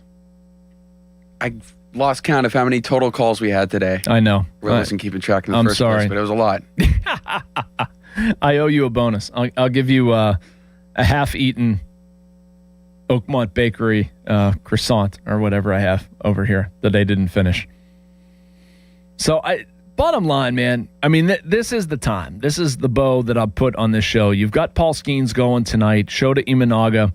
You've got your guy against what has basically been kryptonite for you this season at the most crucial juncture of the year. They need to play better baseball. They need to play cleaner baseball. You need to get this offense, which has been such an identifiable part of the Pirates, you need to get it untracked. I don't think that Brandon Lau, Ryan O'Hearn, and Brian Reynolds are going to look like this forever, but now would be a great time for them to bust out of their slump. As Merlin Valdez 0 for 4 with the strikeout last night, would be great to see him get back to what he's done against left-handed pitching. Would be a great time for him to break out. Like I said, Jacob Gonzalez got a call about him being in the lineup. I do think we'll see him again, but some way, shape, or form, this offense needs to take on the form that it has for the bulk of the season. And no better pitcher to do it behind than Paul Skeens and how he's pitching right now. Mentioned this, a 2.45 ERA over his last 3 starts. He's won 3 in a row. He's has a 2.77 ERA lifetime against the Cubs. Couple of tough matchups. Ian Happ 5 for 15 lifetime against Skeens. PCA 4 for 15 lifetime. So we will see what happens when we get to the yard. But that does it for Bucko Talk this week. Thank you so much for listening. Always enjoy every Saturday coming in here and discussing the state of the team with you. Joel, thank you so much for your hard work behind the glass. Jason, good stuff as always. Thanks, man. Bob Pompiani, the legend, is next coming in here on Sports Radio 93.7 The Fan. Now, Fan Headlines, powered by Bowser Chevrolet. The Reds last night beat the Cardinals, and so the Pirates remain only the first team behind the NL wildcard. They are 2 games back. St. Louis is 2.5 games back. Pirates last night fell to the Cubs 3-2 in 10 innings. Game 2 of the series tonight is at 6:40 from PNC Park. It's right here on The Fan with coverage at 5:30, presented by Keystone Custom Apparel. Paul Skeens opposes Shota Imanaga. Fan Headlines are powered by Bowser Chevrolet. For more, go to 937thefan.com. I'm back to doing what I love and more, thanks to the Good Feet store. Do you spend half your day walking or standing while working? If you have foot, knee, or back problems, the Good Feet store wants to help you like we help Tony. The pain that I experience the most is foot pain from being on my feet all day. You're having to kind of talk to yourself through the whole shift, like, I got this, I can do this. Before, I felt defeated. Now it's like, all right, let's go. I'm ready. Like sunshine coming on. And how about working more comfortably like Dennis? Working at an amusement park, it's always on your feet. I just couldn't take it, but I didn't have a choice. I just couldn't believe that putting these arch supports in made that much of a difference that quickly. I could do my job and I could take care of my family. I know what my tomorrow is going to be. It's going to be positive. You deserve a better life too. Stop in the Good Feet store today. Visit us in Cranberry Township, in Robinson Town Center, in the Waterfront, in Morgantown at Suncrest Town Center, and at goodfeet.com. Thanks to the Good Feet store. Mike Rowe here with a random fact. More than half of the homes that have basements in North America will experience water damage. It's true. Whether it's basement moisture, flooding, or bowing walls, do yourself a favor. Call Groundworks. I spent some time working with these guys. They're the real deal. Their people are trained and certified to waterproof your basement and stabilize your walls. Baker's Waterproofing is now Groundworks. Schedule a free inspection. Licensed in all states where work is performed. See website for details. Life-changing is happening every day at UPMC. My husband was in the military for 21 years. Resilience is something I know firsthand. UPMC's Pathways for Veterans program is a career assistance program. Being in the role of an HR consultant at UPMC has really helped me understand that I can be a mom, a wife, and I can be a professional. That's life-changing medicine at UPMC.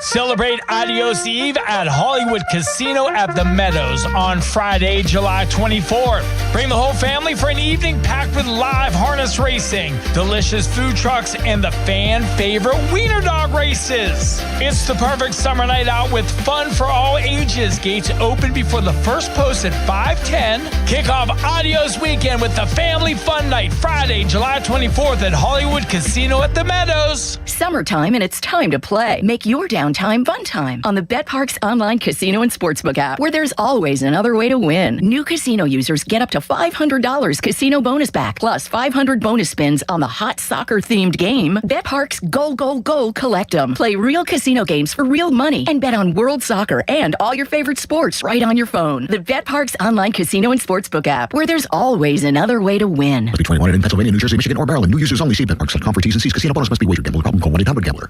Summertime means outdoor gatherings, neighborhood fun, and the summer of savings at Spitzer Toyota. Lease a new 2026 Toyota Corolla LE for $198 per month. Plus, get our lifetime warranty, complimentary maintenance, and Spitzer VIP points. Whack more. Spend less at Spitzer Toyota Monroeville. At Spitzer, our world revolves around you.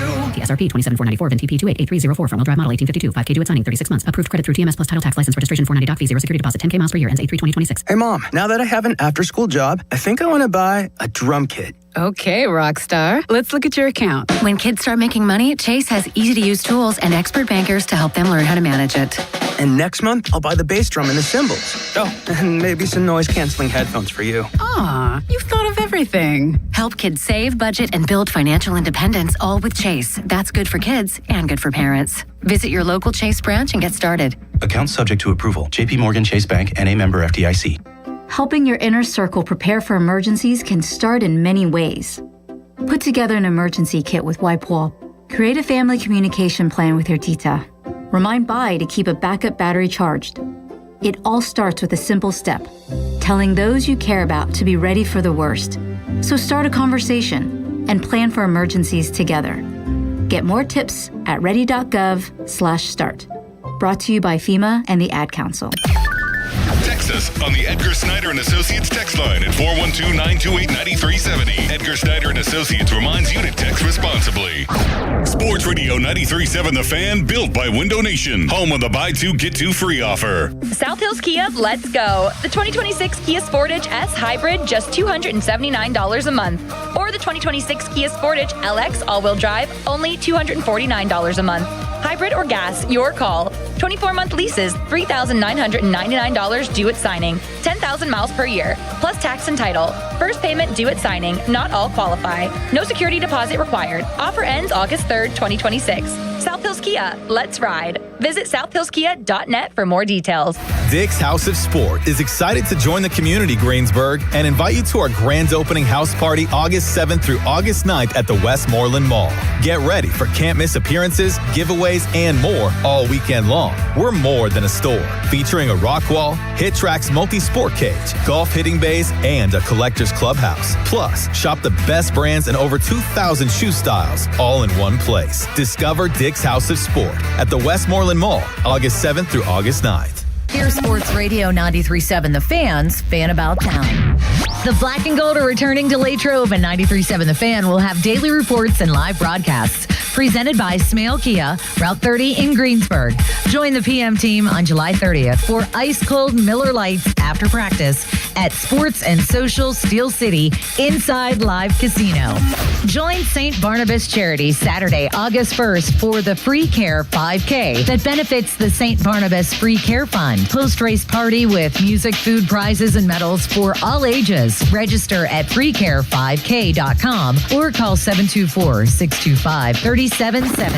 Pittsburgh Public Schools and Odyssey have teamed up again for the Pittsburgh for PPS Back to School event on Monday, August 17th at Acrisure Stadium. This is a drive-through and in-person event brought to you by Target Freight Management. For more information, log on to pghschools.org. For more information, visit 937thefan.com. 84 Lumber has partnered with Anderson Windows and Doors to bring a brand new showroom to Mount Lebanon. From homeowners to industry pros, everyone can see, touch, and interact with various series of Anderson windows and a wide wide variety of doors to make the most informed decision for their build. 84 Lumber experts are on site to demonstrate product features, answer your questions, and even schedule a visit to the job site for measuring and installation. Your budget matters, and flexible financing options are available. Call today to schedule a personal consultation at 570-507-8015. Hockey is a passion for fans of the sport, but also for the youth who fall in love with the game. With the ever-increasing cost of participating in hockey, many families face financial challenges. The Assisted Goals Foundation was founded to remove financial barriers and to create lasting growth in the sport for current and future players of all backgrounds and communities. Help the Assisted Goals Foundation make the game of hockey available and accessible to anyone, anywhere, at any time. You too can provide an assist. Donate today at assistedgoals.org. Your hometown building partner since 1956, 84 Lumber. Visit 84lumber.com. At ramofpittsburgh.com, it's Ram Truck Month. Bring us your best offer on any new Chrysler, Jeep, Dodge, or Ram truck, and we're going to beat it. No games, it's as easy as that. Visit ramofpittsburgh.com for all the details. We truly are Pittsburgh's Ram store. When you hire our firm, you become part of the family. Nobody messes with family. Get the good guys, Goodrich and Geist.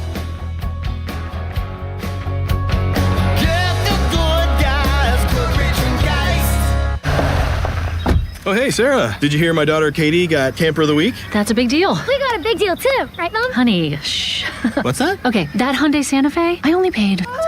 Nice. Deal so right, it almost feels wrong. The Hyundai Getaway Sales Event. Get 0% APR for 60 months, plus 0 payments for 90 days, or 1.9% APR for 72 months on the Hyundai Tucson, Santa Fe, or Santa Fe Hybrid during the Hyundai Getaway Sales Event. Hurry, offer ends August 3rd. Call 562-314-4603 for details.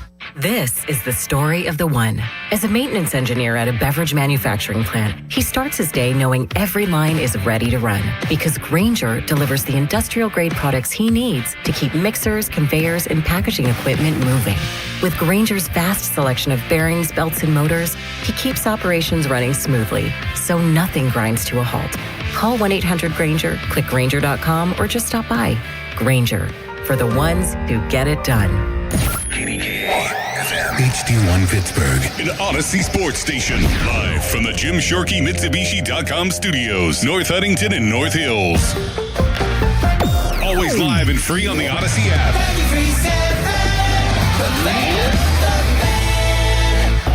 Now, fan headlines powered by Bowser Chevrolet. All right, Joel Nelson for fan headlines. Pirates last night fell to the Cubs 3-2 in 10 innings. Game 2 is tonight, and it's Paul Skeens on the mound for a 6:40 first pitch. Coverage on the Fan at 5:30, presented by Keystone Custom Apparel. Shota Imanaga will go for Chicago.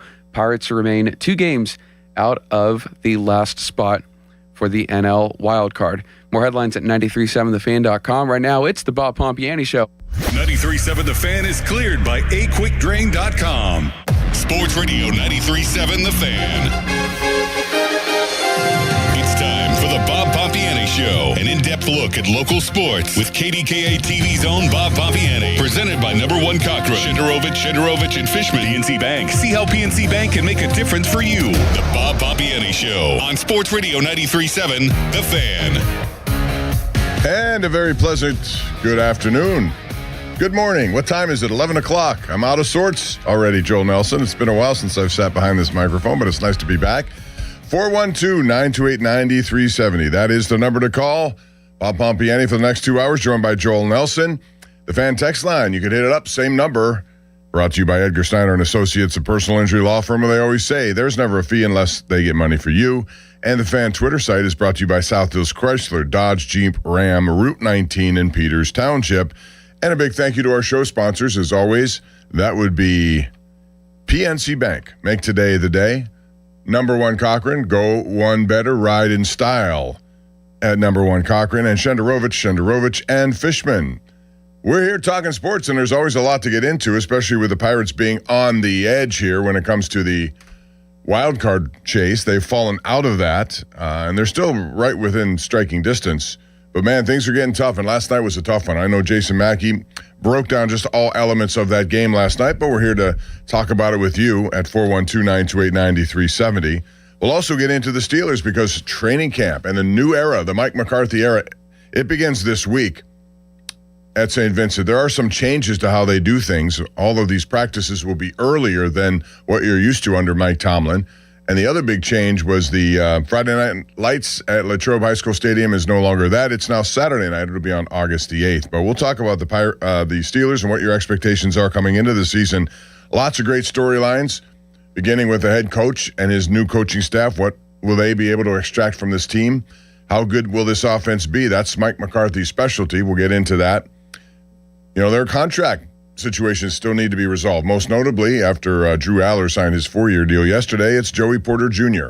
How much are the Steelers willing to spend on a guy who has not allowed touchdowns in a couple of years? I mean, he's really been the exact thing that you would expect from a shutdown cornerback. So all those are on the table, but we will begin with the Pirates here today and a continuation of what happened last night. As I said, that's a game that you really needed to have. And there are a lot of things you can look at in this game. A lot of little minor things which added up to the end result. We're going to go backwards and start with the play at the plate. Jake Mangum made the throw, and it was a good throw, and it looked like Ian Happ might be out. Henry Davis took responsibility for what he did there, which at the time you thought, okay, the throw was a little bit wide, but he was behind the plate and actually down the third base line a little bit, which made the tag that he had to try to get Happ with a complete lunge. And even though on the replay it looked like there could be a chance they would overturn that, it was clear to me at least that he was safe. But Henry Davis thought maybe he should have taken a different approach to that. You know, stood in front of the plate, so at least you can apply a sweeping tag if the throw is a little bit to the third base side. But he has to be mindful of the fact that if you block the plate, you could be called for obstruction. So there are all these things going through your head as that play unfolded. But that turned out to be the play that did the Pirates in, because after that, they added to misery there when they decided to intentionally walk Pete Crow Armstrong. And they had fallen behind, sort of pitching carefully at 2 balls, no strikes. They want to mess around. He is one of the hottest hitter going. So they put him on base. But the problem with that is you got to throw strikes. And Johan Ramirez, even though he's been good in his last several outings, he couldn't throw strikes. 4 straight balls. And Suzuki gets on, and they get another run. That turned out to be the one that really did them in. The question is, should you have walked him after falling behind 2-0? I see both sides of that. My preference would have been pitched to him. Ramirez has been pitching better. I know he's a hot hitter. But first and second is a lot different than bases loaded. A lot of bad things can happen when the bases are loaded. And we saw what one of them was, which was a 4-pitch walk. So that was a big part of this, of course. But there's some other situations that happened in that game. In the bottom of the third inning, the Pirates had gotten a dribbler by Henry Davis, who, by the way, made a bad base running move early in this game, too. Again, these are the little things that really add up. And that dribbler meant they got a run. They were leading 1-0, bases loaded, no outs. And what happened? Well, Matthew Boyd got out of it. He got Mangum to pop up Gonzalez, essentially a short fly ball, and then he struck out Reynolds, who's in a horrid slump right now, I think 0 for his last 16. So they stranded the bases loaded, and this is, you know, a team that has really improved its offense, so it's hard to nitpick, but that's a key moment in this kind of a game. You knew it was going to be a tough game.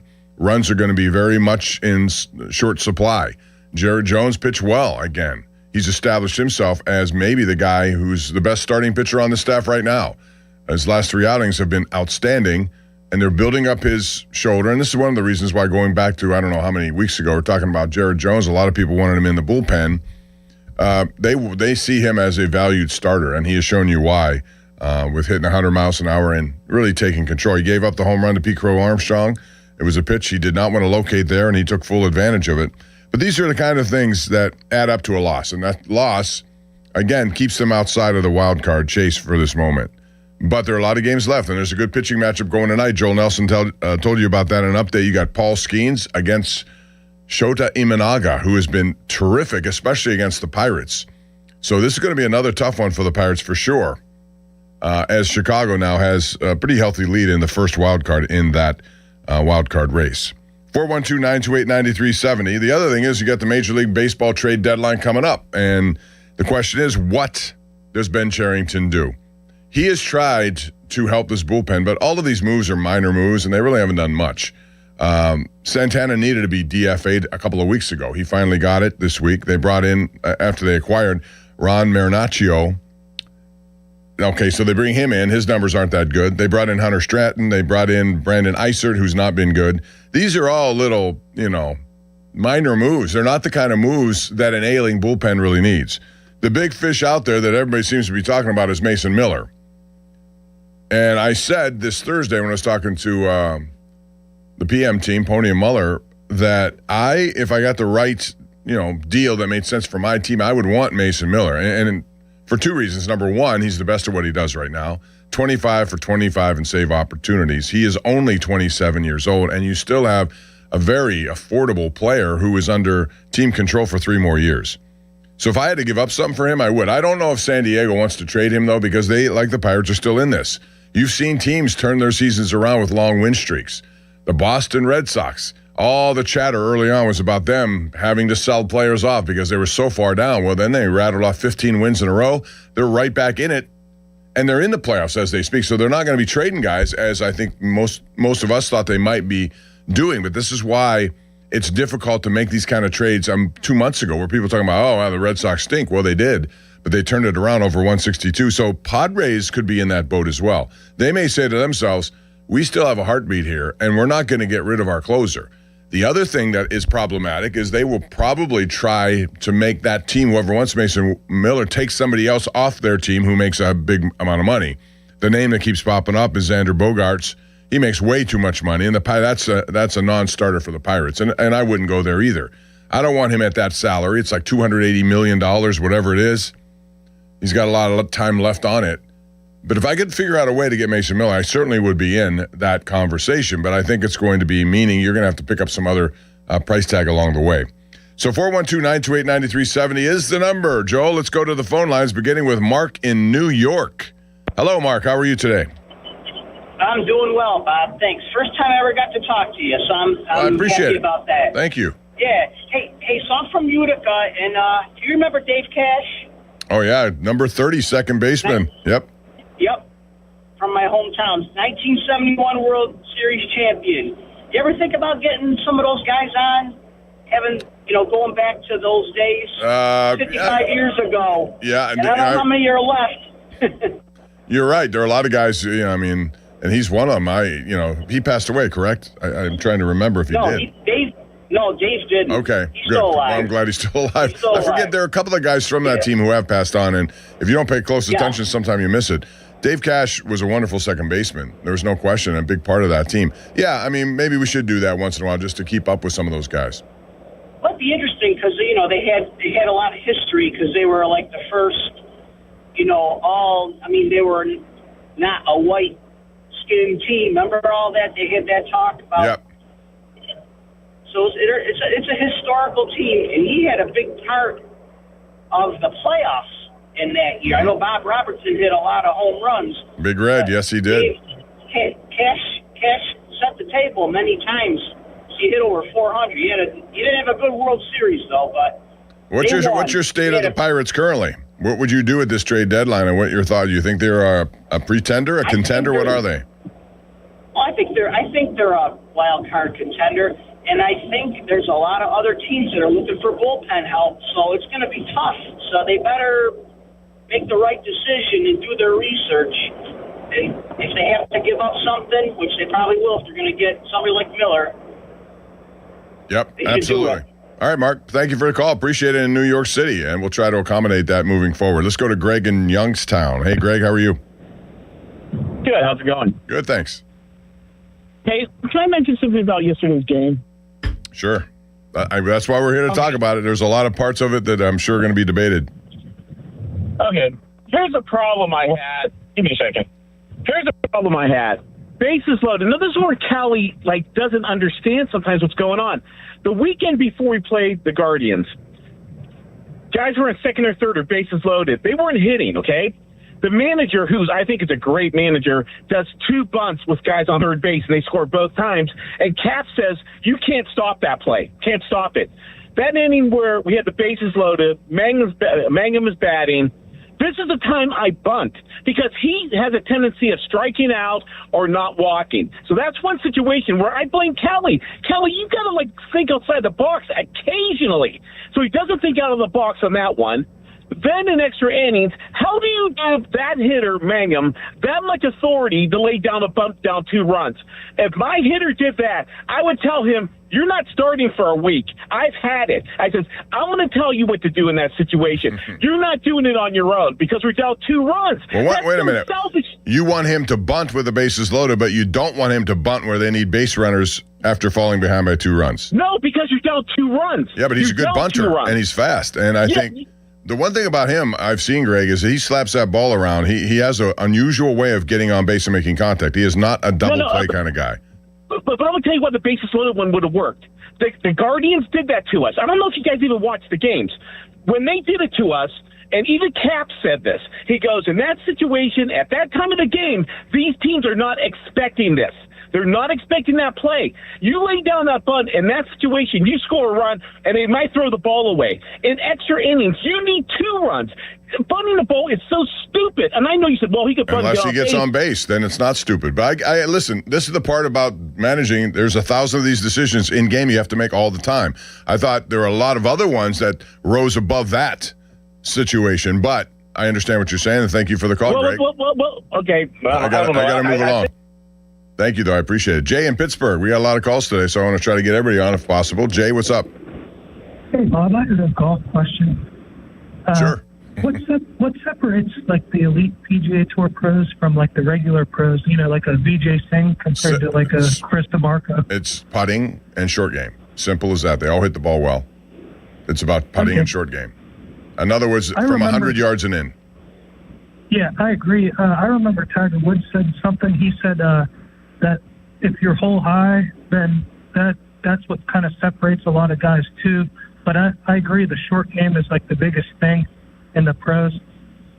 Yeah, well, like you saw, for example, and thanks for the call, Jay. I always like golf talk. Michael Kim, 2 days ago, shot 59. It was the 15th, I think, time in PGA history that happened at the 3M Open. And when you have 59, you have very little mistakes around the green. You have 1 putts.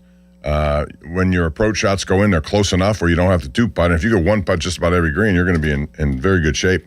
George is in North Versailles, and he joins us right now on the Bob Pompiani Show. Hey, George.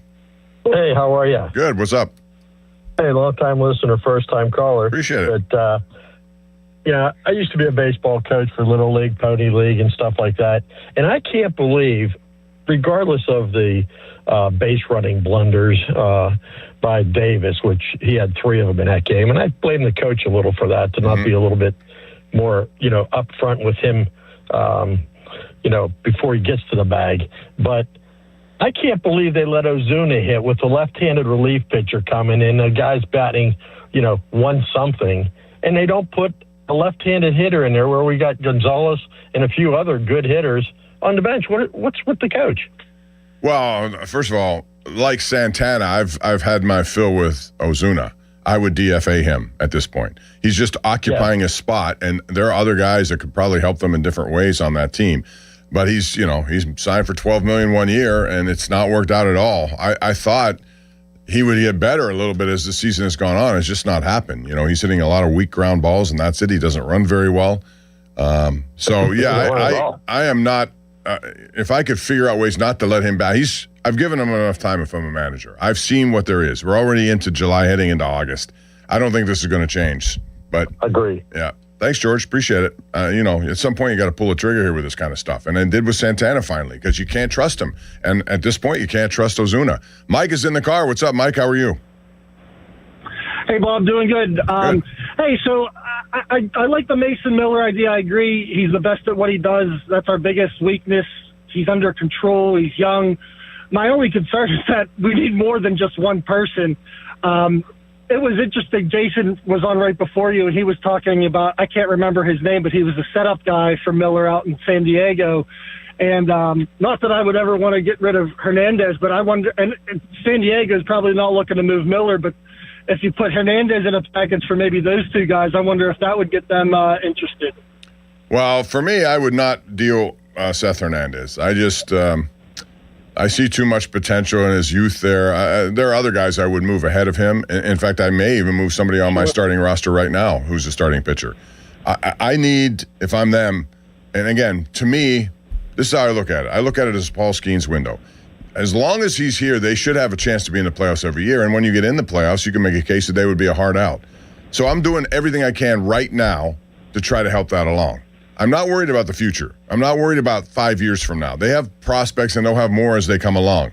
Some of them will achieve what you think, some won't.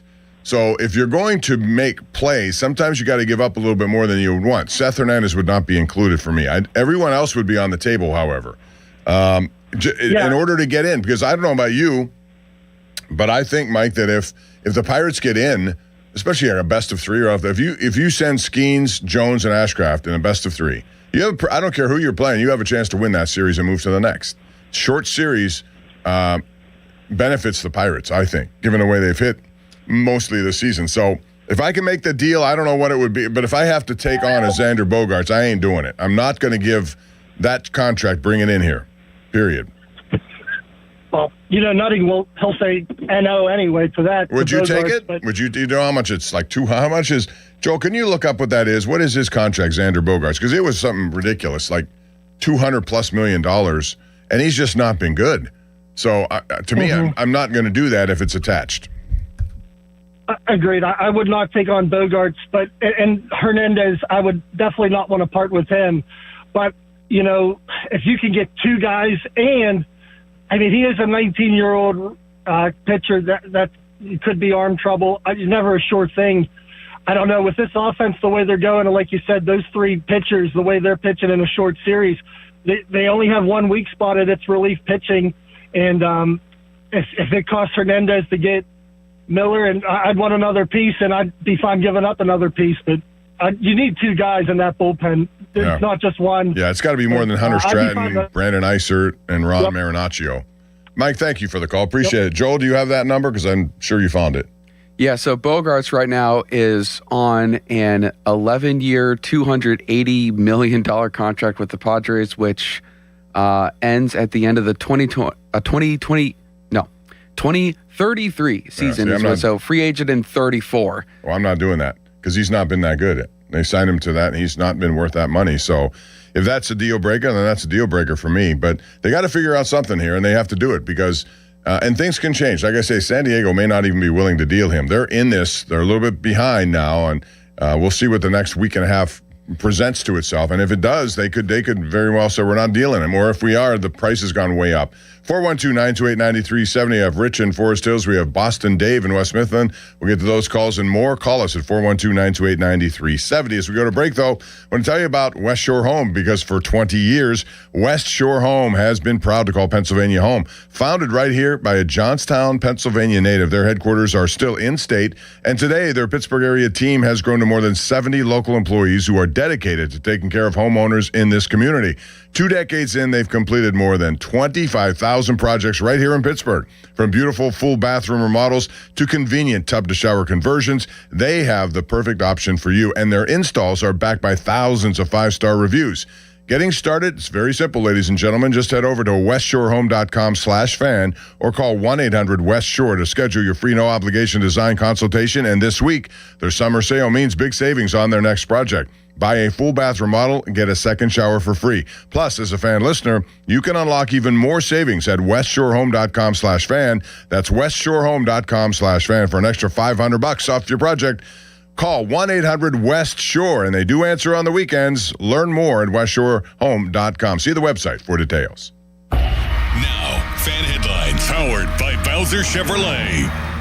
Pirates remain 2 games back of the final wild card position. They are the first one who would miss the wild card if the season ended today. They fell to the Cubs last night 3-2 in 10 innings. Cardinals fell to the Reds, so they remain 2.5 back. Tonight, 6:40 is the first pitch between Paul Skeens and Shota Imanaga, and it's right here on The Fan with coverage at 5:30, presented by Keystone Custom Apparel. More headlines at 937thefan.com. Headlines are powered by Bowser Chevrolet. Mike Rowe here with another random fact. Those cracks on your walls aren't just cosmetic. They could mean your home is sinking. Whether it's drywall cracks, exterior cracks, or sticking doors or windows, do yourself a favor. Call Groundworks. I spent some time working with these guys, and they're the real deal. Their people are trained and certified to stabilize your foundation. Baker's Waterproofing is now Groundworks. schedule a free inspection. Licensed in all states where work is performed. See website for details. For over 60 years, Neophis Insurance Group has proudly partnered with Nationwide Insurance to help protect what matters most. From the car you drive every day, to the home where your family lives, to the business you've worked so hard to build, Neophis Insurance Group offers reliable coverage backed by the strength and stability of Nationwide. With local service and trusted protection, they're here when you need them most. Contact Neophis Insurance Group today and see how their experience can help protect your future. 412-364-3388 or neophisinsurance.com. New Game Plus with Oxy makes your laundry smell incredible and fights stubborn smells, like the ones your dog Biscuit brought into your freshly made bed last night. But you wash that all away with Game, and now you're drifting asleep to the scent and sound of waves. No, that's the dog licking your ear. Biscuit. It just might be our greatest scent ever. Now with odor fighting power. New Game Plus with Oxy.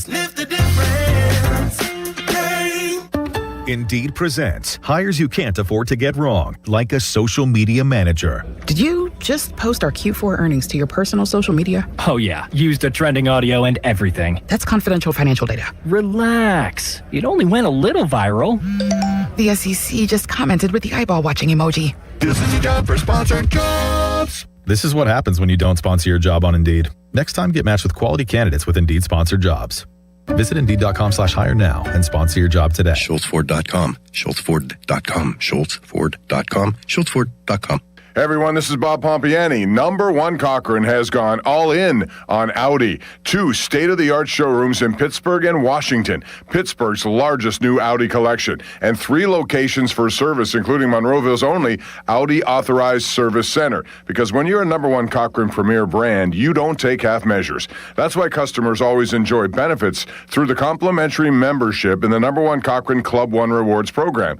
Whether you're looking for a luxury sedan like the A5 or an SUV like the Q5, the Audi lineup is the gold standard. Breathtaking design, lavish amenities, intuitive technology, legendary performance. It's all yours when you go all in on Audi. Find Audi Pittsburgh on Liberty Avenue in the Strip District and Audi Washington on Racetrack Road. Shop online at AudiPittsburgh.com or AudiWashington.com. It's back and right where it belongs, downtown Pittsburgh in the heart of the city. Rock, Reggae, and Relief returns Saturday, August 8th for a full day of live music on Forbes Avenue and Market Square. Featuring UB40, Allie Campbell, The Elevators, Tribal Seeds, G-Love, The Hip Abduction, and more. 2 stages, reggae tunes, art, vendors, and summer vibes. This benefit festival supports Cafe Momentum, empowering justice-involved youth. Get tickets at rockreggaerelief.com. Rock, Reggae, and Relief, back downtown and bigger than ever.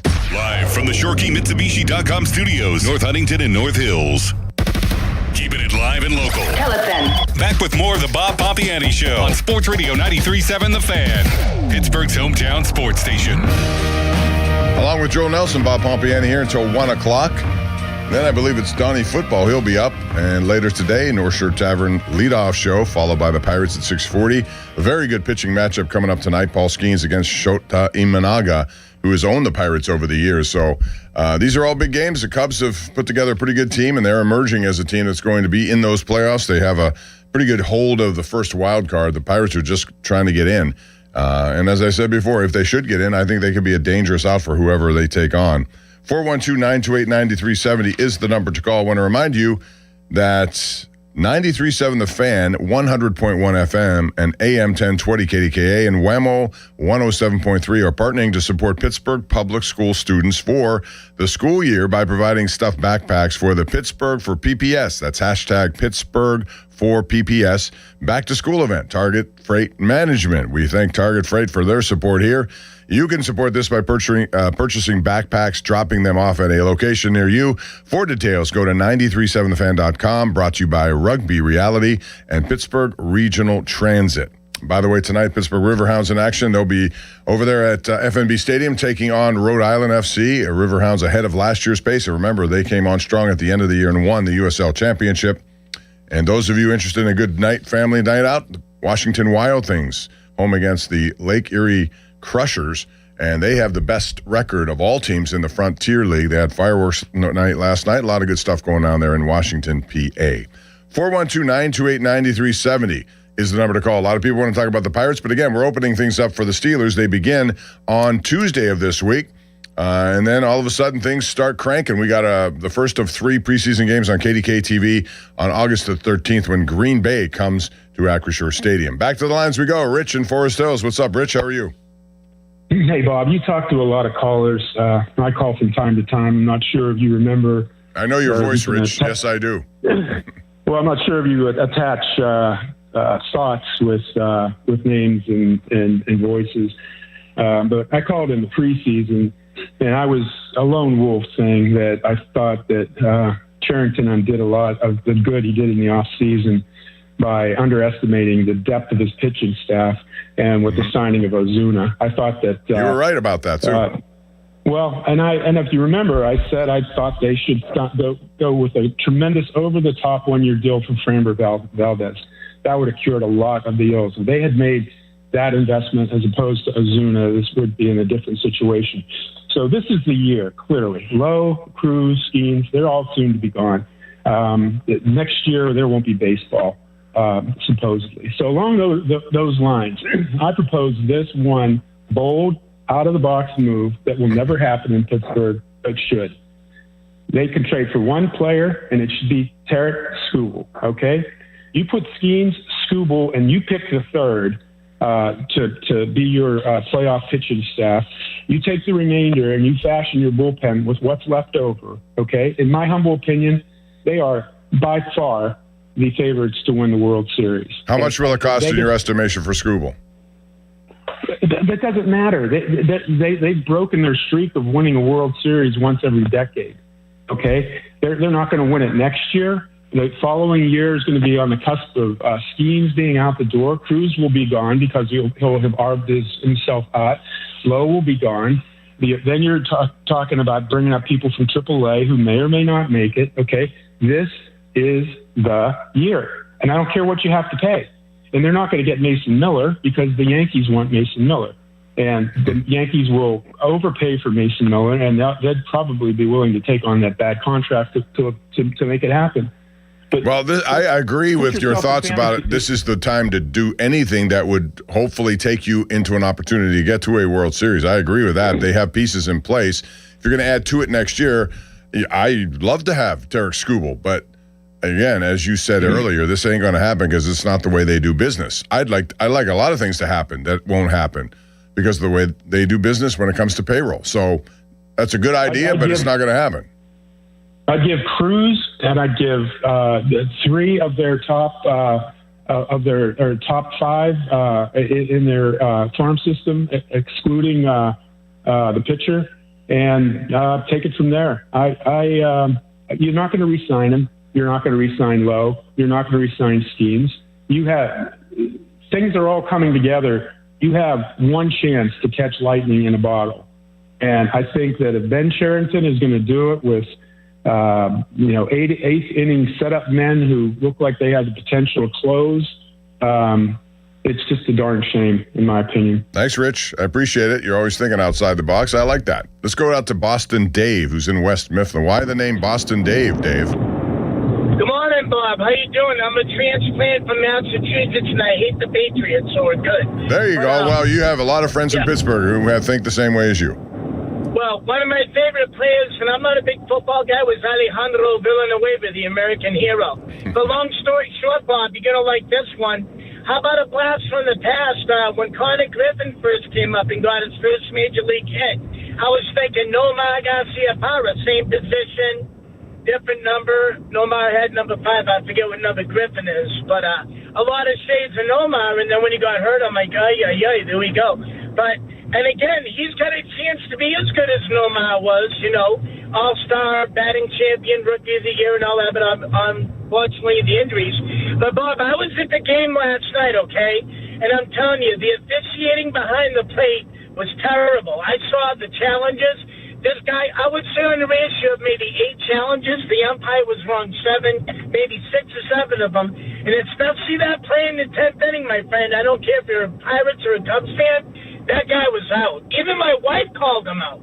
I disagree. I think he was safe. I think he got his foot over that plate. Well, from the angle I saw, buddy, and I was seeing it at the Jumbotron, the big screen, in left field. His legs were still in the air. He was like a monster truck coming into like the grave digger. Well, I think, he's a metaphor. Dave, I think the fact that it was called safe on the field made it more difficult to overturn. If it had been called out, I think it would have stood as well. As far as the ABS challenge, I have, if anything, I've gotten more respect for umpires. Yes, I know they miss some of these calls, though. You know, you look at the ABS challenge box. It just has to sliver the outside. It is such a tough thing to call as it's happening. It really is. But I think, to me, what it's revealed is that the umpires are pretty good at calling balls and strikes. Sure, they're going to be misses. You'll never see a 100% electronic strike zone. Never, never, never. They're not going to do that. But what they have done is created a lot of interest in this, when you can take these challenges and when you can't. Right. And, Bob, just one more thing. I'm going to make a bold prediction. I think not only the Boston Red Sox going to get a wild card spot, I think it's going to be like 2013, and we're going to have an unsung hero like my favorite guy, Russell Martin. If you remember the Cueto game, he hit 2 home runs to win that playoff game. And I thought, sure enough, in 2013, I wanted to see the Bucks and the Sox, like the first modern-day series when they were called the Boston Americans with Honus Wagner and Cy Young for a little history. But that's okay. But I think the Pirates, I'm going to make a prediction, they're going to get hot and catch a wild card spot. I'm just making a prediction. Well, I'd love to see that happen, Dave. I'd love to see that happen. Thank you for the call in West Mifflin, because I think, like I said, once they get in, I think they would be a very difficult out, especially if they have to play a wild card series right off the bat. I don't care if it's here or wherever. If you put Skeens, Jones, Ashcraft as your 3 pitchers against anyone else you want to line up, and it's not going to be the Dodgers, but one of these teams that they're going to have to play in a wild card, I think I would expect them to win a 3-game series. Lee is in the Moon Township, and now he's on the Fan. Hey, Lee, how are you? Hello, Lee. All right, Bob. How you doing, bud? Good. What's up? Well, I think this Mason Miller talk is a little bit short-sighted. When you're only letting pitchers throw 65 to 85 pitches, you have 2 to possible 3 innings before you can even get to your closer. What the Pirates need is the middle relief, and I wish I had friends, text groups that I could show. The Gigas and my buddies are big Pirate fans, and they're very hopeful. They all said make a playoffs, 80-some wins. And again, I'm not putting that I'm not making that a far reach, but my answer was lack of third base power and no middle relief. And unfortunately, we're going to be stuck with that even after the trade deadline, because I don't see too many strong middle. Yeah. Thank you for the call, man. I appreciate it, Lee. I think they do need 2 arms. I'm not, but what I'm talking about is just someone like a Mason Miller. The only reason I would be more interested is because of the years of control. If he were 1 year away from free agency, I wouldn't deal with that because I know the price would be exorbitant probably for the Pirates. But because you know what he's going to make in 3 years, and like I said, he's only 27 years old. He's 25 for 25. He's got a 0.86 ERA.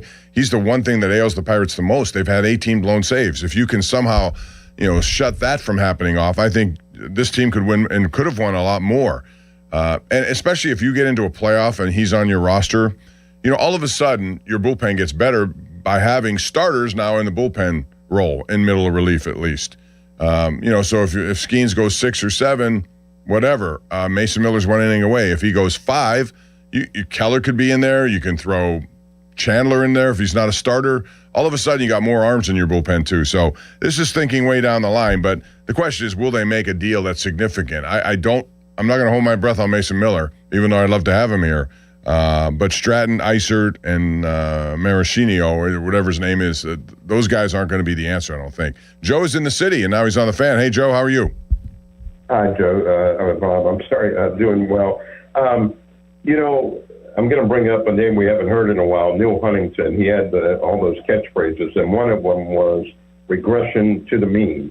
And one thing that concerns me is the offense, particularly since the All-Star break, hasn't been that good, and then even before that.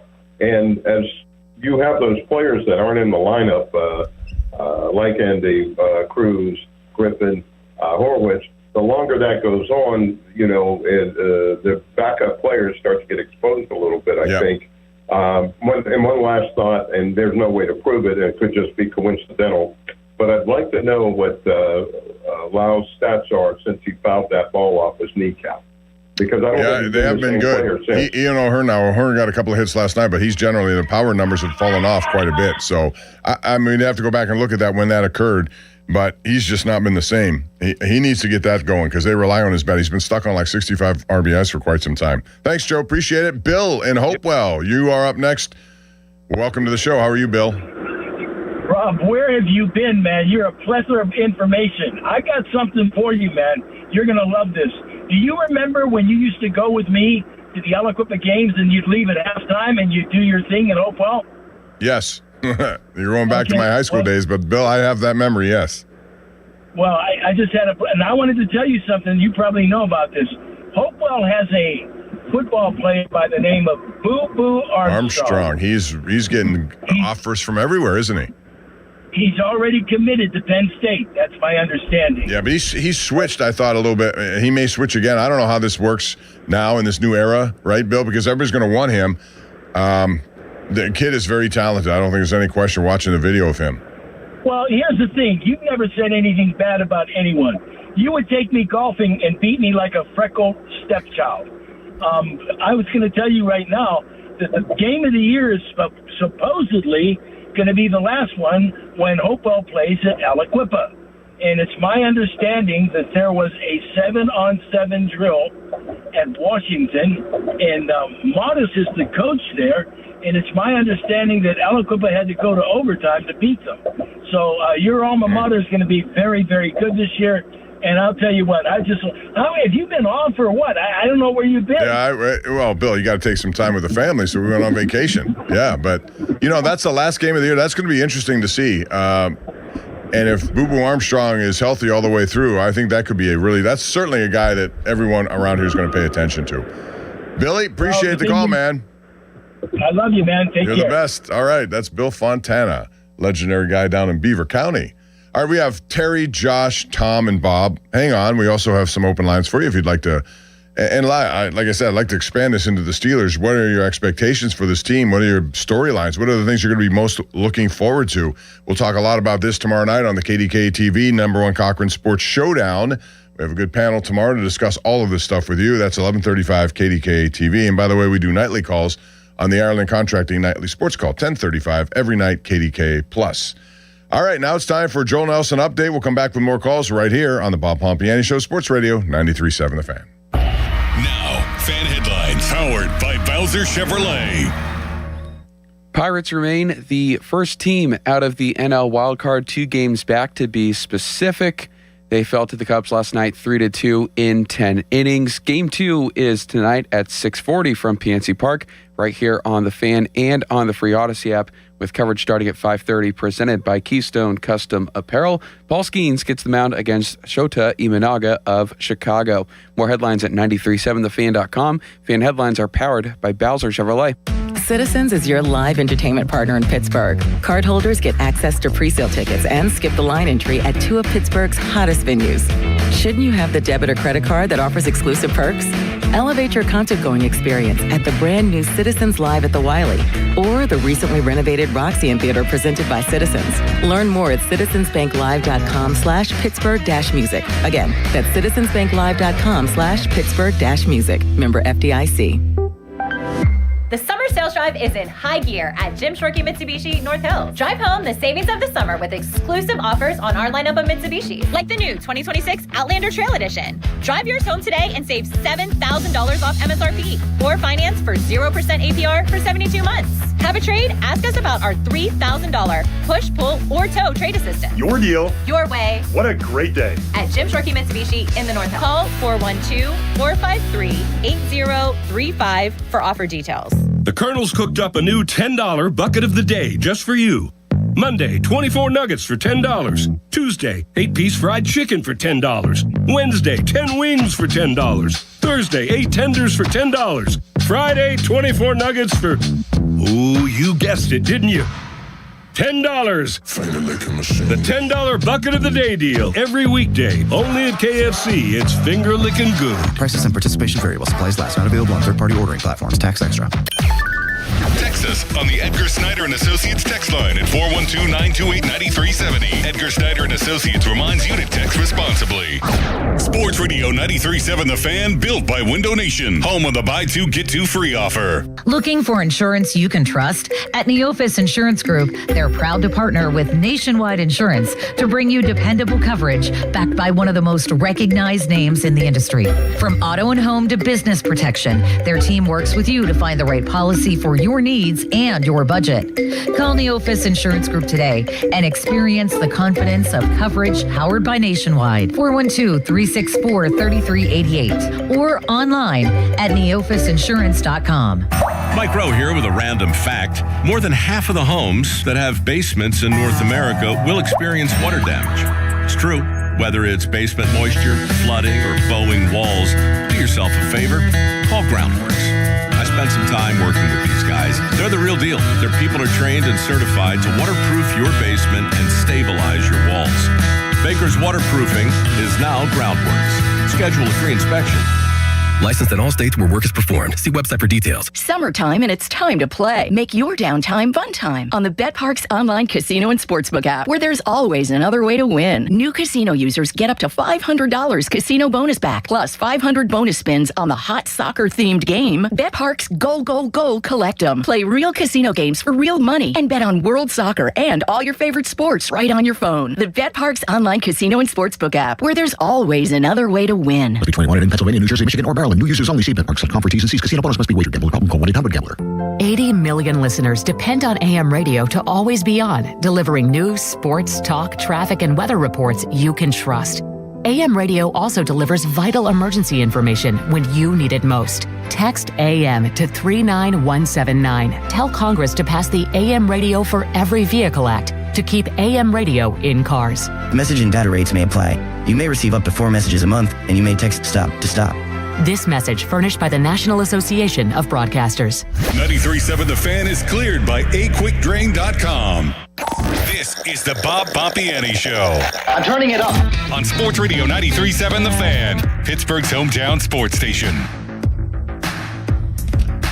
Welcome back to the program, everyone. Bob Pompiani here with you at 412-928-9370. Joel Nelson manning the ones and the twos and everything else in there.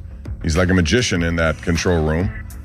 We're going back to the phone lines. We have a lot of people who'd like to talk. And again, we're talking Pirates. Listen, they got Chicago and Arizona. I thought 4-2 would be a good record during the 6 games. Arizona is ahead of them in the wild card. If you can beat them up a little bit. Got off to a bad start. They're down 0-1. They need to win a couple of games here over the weekend. It won't be easy. Skeens tonight, which bodes well for the Pirates, but Imanaga bodes well for the Cubs as well. 412-928-9370. Also, your take on the Steelers. Are you optimistic? Do you think record-wise, it'll be more of the same? Are you pessimistic? What are your storylines? Call right now at 412-928-9370. And by the way, tonight, at 11:35, we have our first preseason special. Charlie Batch, myself, Rich Walsh will break down all the storylines for you coming up tonight at 11:35 on KDK TV. Bob in West Mifflin. What's going on, Bob? How are you? Hey, Bob. How you doing? First-time caller. Oh, appreciate that. Thank you very much. You got a good name, And too. I had the pleasure of meeting you years ago at Pirate Fest. Best sportscaster in Pittsburgh. Oh, you're very kind. Thank you. Okay. I got a proposed trade for you and also something else about the Pirates. Okay. Proposed trade. Bubba Chandler, Jared Triolo, Jacinson Garcia, and I think his name was De Los Santos. A pitcher, I think. That's his name, I think. To the Padres for Mason Miller. Would you think they'd take that deal? I think they'd like Chandler. I think Garcia still has some upside. Triolo's just a throw-in, but he's a good utility guy. If that were offered, I think they would be interested. I don't know if they're going to take it. As the previous caller said, I've seen and I've read now, a lot of teams would love to have Mason Miller. It will depend on, first of all, what the Padres are going to do. They may not want to trade him. But if they do, they're going to get offers from everyone. And what those offers are will tell you what the Pirates will do. But if there is an attachment to take Xander Bogaerts off their hands, I don't think that's going to happen with the Pirates. But as far as Chandler, I'd be willing to deal Chandler. If I can get Mason Miller, yes, I would probably do that. Okay, that sounds like a good deal. And I like Bubba Chandler, but I also know that they're going to want something in return that's Jostinson Garcia, I thought he'd be the guy that maybe Valdez has turned into, but I still hold out hope that he's going to be a pretty good heavy-hitting outfielder here for this team down the road. Okay, my next thought on the Pirates. How far along is Horwitz in his rehab? He should be getting close. He was doing some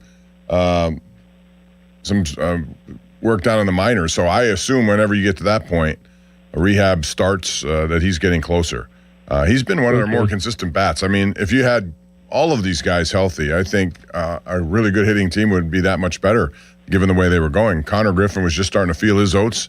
I think O'Neal Cruz showed that he can hit lefties a lot better, and he got injured. I don't even know if those guys are going to be back anytime soon. Horwitz is the closest, but I'm not sure his timeline. Okay. When Horwitz comes back, here's what I would do. I would DFA right away, DFA Ozuna, and then have Horwitz and O'Hearn rotate as DH. Well, I think they should DFA Ozuna. I mean, he's occupying a spot which they could fill with something else. Again, he's been given enough time. So, yeah, all of these things will be in play as they go further. And this trade deadline's a little later than normal. So I think because of that, things can change, even though they may look one way. If the San Diego Padres, for example, rip off 6 wins in a row, they're not going to trade They're not going to trade Mason Miller. At least I don't think they will. But thanks for the call, Bob. I appreciate you being a first-time caller. Appreciate that. Let's go out to Terry down in West Virginia. What's up, Terry? Hey, Bob. So glad that you're back, man. I hope your batteries are recharged. Yeah, they're pretty good right now. That's good. Just hearing your voice whipped up my Steelers fever from 100 to 110. So I'm ready for that season to start. Real quick about the Steelers, and I keep hearing this. I think Will Howard is going to get the backup quarterback job. And everybody keeps saying he's a 6th-round pick and he's a Mike Tomlin draft pick. But let's not forget, and I love Mason Rudolph. Don't get me wrong. But Mason Rudolph also is a Mike Tomlin pick, and we already know what you're going to get with Mason Rudolph. And we just don't know what you're getting with Will Howard. And I think he deserves a shot. And also the Pirates, real quick, they have bats. Good for them. That's great, a great accomplishment. But they need probably 3 to 4 pitchers, starting help and bullpen help. Even if the let's just say if the playoffs started today and if the Pirates were in the wild card, I think they unfortunately end up just like all of the Pittsburgh pro sports right now, and they would be one and done. I know their bats are dangerous. I know Skeens can be dangerous, but after that, everybody else is inconsistent. So in this trade deadline, Terry, you're not going to be able to get all of that you described. That's for sure. They're not. They've brought in 3 different bullpen people, all minor moves. They need to make a major move, and I'm not sure what that is. There are some guys in other organizations. You can look at the Twins. You can look at the Angels. You can look at a lot of teams that have guys who've done well in their bullpen. If in order to get it, you got to make whatever deal is possible. They have to make some sort of trade. They're not going to be sellers. They should probably bring Hernandez up. I know it's a little early, but they should probably bring him up and put him wherever he fits if they're going to do something. And then, hey, by the way, I know that they like calling you part-time Pomp, but I think we should start calling Starkey sometimes Starkey because he's been going an awful while too. So sometimes Starkey, I like that too. I'm going to throw that at him when I see him next week. Absolutely. But thanks for the call, Terry. I appreciate it. He's enjoyed 2 weeks off too. Sometimes everyone needs that just to get away a little bit. And with regard to Mason Rudolph and Will Howard, I think that's going to be the pick. Aller is, to me, I regard him as sort of a redshirt quarterback. He's Mike McCarthy's choice. He's a 3rd-round pick. He will be on this roster. He will be protected. But it comes down to who do you want as your backup quarterback. And I think it all falls on what happens in this training camp and preseason. Regardless that Mike McCarthy didn't draft Will Howard, I still think if you get the kind of performance, I mean, it doesn't matter who drafts you if you're performing well. He missed that opportunity last year. I would expect that he will get an opportunity on a long one. I will be fascinated to find out how Mike McCarthy plans to dole out assignments here when it comes to starting quarterback in these preseason games. Aaron Rodgers is not going to start, that's for sure. But who gets the first nod? Is it Howard? And if so, how long do you go with him? They'll see Aller a little bit later in the second half, but Mason Rudolph will get his shot. It won't be as long as Howard. They need to take a good long look at Will Howard. Josh is in Oil City, and now he's on with us here at Sports Radio 93.7 The Fan. Hey, Josh.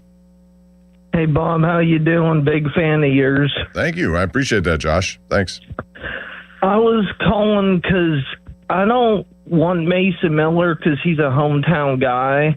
I want him for the best closer in baseball. I don't want to win just this year. I want to win the next couple years too. Will we have Skeens? And I think he'd be a part of that.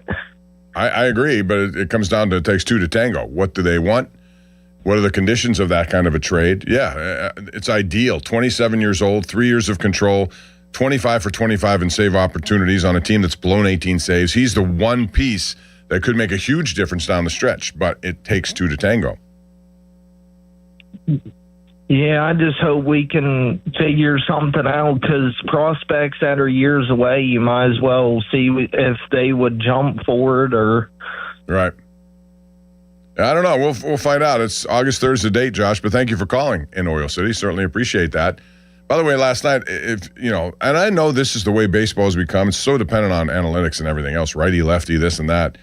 But Dotel was in the game, and I thought he was going to be in for more than just one inning. I really did. I thought he'd be in just because since he's come back from this injury, he seems to have reclaimed what he had before the injury.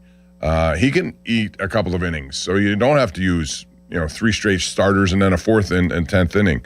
But that's just me. I'd like to see guys go more than one inning, especially a guy like Dotel. I think he can be built up to do that more. DPJ is in Westview. What's up, DPJ? How are you? I'm doing well, Bob. Glad to have you back. Everybody in the YouTube chat was super thrilled to see you're back. I think we all agree that this is the premier Saturday show that, you just make our weekends a little bit more enjoyable by being here. Thank you. I really appreciate that and all the YouTube comments. Appreciate it. Yeah, What's on your I'm mind? just calling because I understand that, talking about getting the preeminent closer makes sense for the Pirates. But I think really you brought up a great point saying that we've blown 18 saves this year. And the PM did a great job a couple weeks ago just highlighting how many, not just blown saves that they've had, but how many one-run games that they've lost that the bullpen basically took them out of the game. And really, I think with the way that next year might line up with the potential lockout, the way that the Pirates have historically spent money, rather than just going for one player that might not significantly improve the bullpen, if we think about this more in a Moneyball style of how can we improve the bullpen in terms of rebuilding it through the aggregate, the Pirates really could be best set by getting a long reliever, a good setup guy, and somebody with closing experience that could fill in all of those roles. And really with Don Kelly and some of the mismanagement we've seen, it might also make sense to get guys who are more experienced that may have been in big game situations before that could, I think, burden some of the stresses that come with trying to make the playoffs and serve in a role similar to A.J. Burnett. So I've kind of been taking a deep dive of what players could really fill that role. And the Rockies just seem like a great trade partner because especially if you get somebody like an Antonio Senzatella who can, slide into a starting position if needed, but also provide long relief where he's really thrived since he's been moved there. Jordan Romano has closing experience with the Blue Jays. He hasn't had a great season, but he's on an expiring contract that's pretty cheap. So even if he would come here and you're seeing that poor performance continue, he'd be an easy DFA where it wouldn't cost you too much money. Yeah. But the other thing that I think we're missing beyond the bullpen, because that's clearly our biggest weakness, is this team still struggles defensively, and we still need help hitting left-handed pitchers. So if Majinski's really in the doghouse and has stayed there since he's been put into the bullpen, he might make a great trade chip with somebody like the Rockies, especially if you can land somebody like Jake McCarthy, who's a phenomenal defensive guy. He can hit left fielders.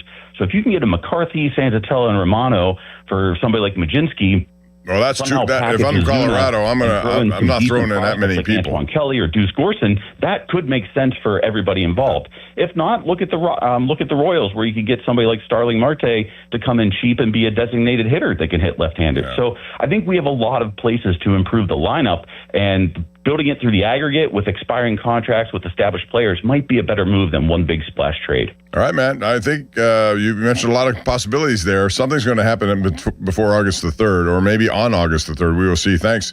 Run up against the break, but I appreciate the call. We have Bill in Weirton, Ryan in New Jersey. Also want to talk about this day in baseball history because in 1956, Jimmy Trudinich, the Pirates team historian, reminds us that Roberto Clemente became the only MLB player to hit a walk-off inside the park grand slam as the Pirates beat the Cubs 9-8 at Forbes Field. He remains the only player in history to accomplish that feat. And then John Steigerwald reminds me, and if he doesn't run through the stop sign at third, it still would never have happened. That's right. Roberto Clemente is one of those guys, and that was something you have never seen before. I don't know if you'll see it again ever. But that's what happened back on this date in 1956. We're due for a headline with Joel Nelson. We'll come back with more calls right here on the Bob Pompiani Show, Sports Radio 93.7 The Fan. But here's the weather as we go to break. It's brought to you by Secure Money Advisors. Looking to retire soon? Let Secure Money Advisors get your retirement on track. Partly sunny skies, partly cloudy skies, however you want to look at it. Temperatures around 80 to 82 today. Hour number 2 comes up next right here on Sports Radio 93.7 The Fan. HD1 Pittsburgh, an Odyssey Sports Station. Live from the Jim Shorkey Mitsubishi.com studios, North Huntington and North Hills. Always live and free on the Odyssey app.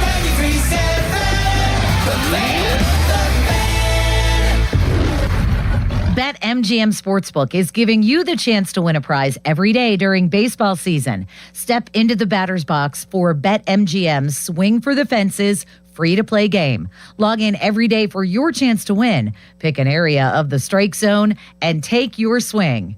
If you get a hit, you'll receive a prize. Smash a home run to collect a bonus bet. Just log into your BetMGM Sportsbook account and visit your promotion section to access the Swing for the Fences free-to-play game. Swing for the Fences every day with BetMGM.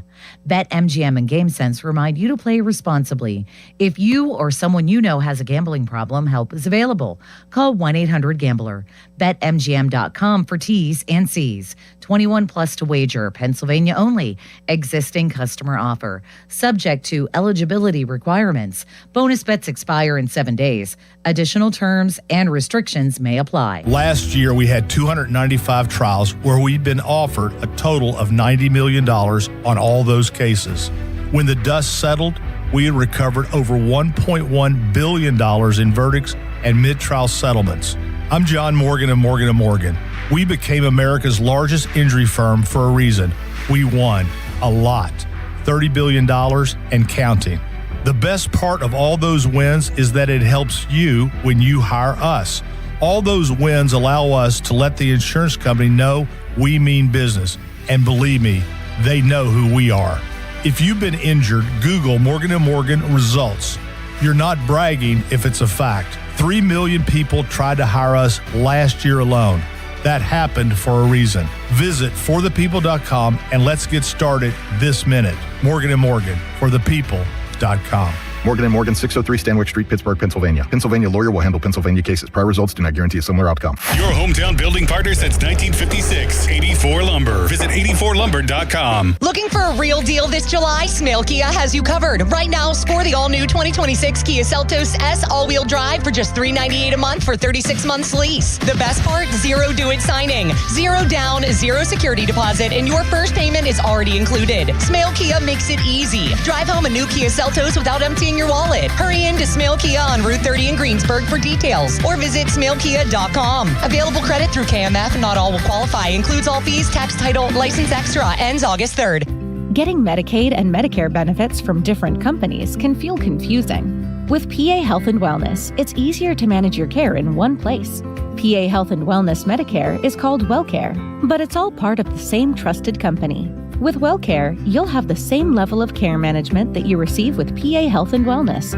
Keep all your Medicaid benefits and enjoy simpler health coverage. Visit pahealthwellness.com or call 1-844-626-6813. I'm back to doing what I love and more, thanks to the Good Feet store. Do you spend half your day walking or standing while working? If you have foot, knee, or back problems, the Good Feet store wants to help you like we helped Tony. The pain that I experience the most is foot pain from being on my feet all day. You're having to kind of talk to yourself through the whole shift, like, I've got this, I can do this. Before, I felt defeated. Now it's like, all right, let's go. I'm ready. Like sunshine coming out. And how about working more comfortably like Dennis? Working at an amusement park, it's always on your feet. I just couldn't take it, but I didn't have a choice. I just couldn't believe that that putting these arch supports in made that much of a difference that quickly. I could do my job and I could take care of my family. I know what my tomorrow is going to be. It's going to be positive. You deserve a better life too. Stop in the Good Feet store today. Visit us in Cranberry Township, in Robinson Town Center, in the Waterfront, in Morgantown at Suncrest Town Center, and at goodfeet.com. Thanks to the Good Feet store.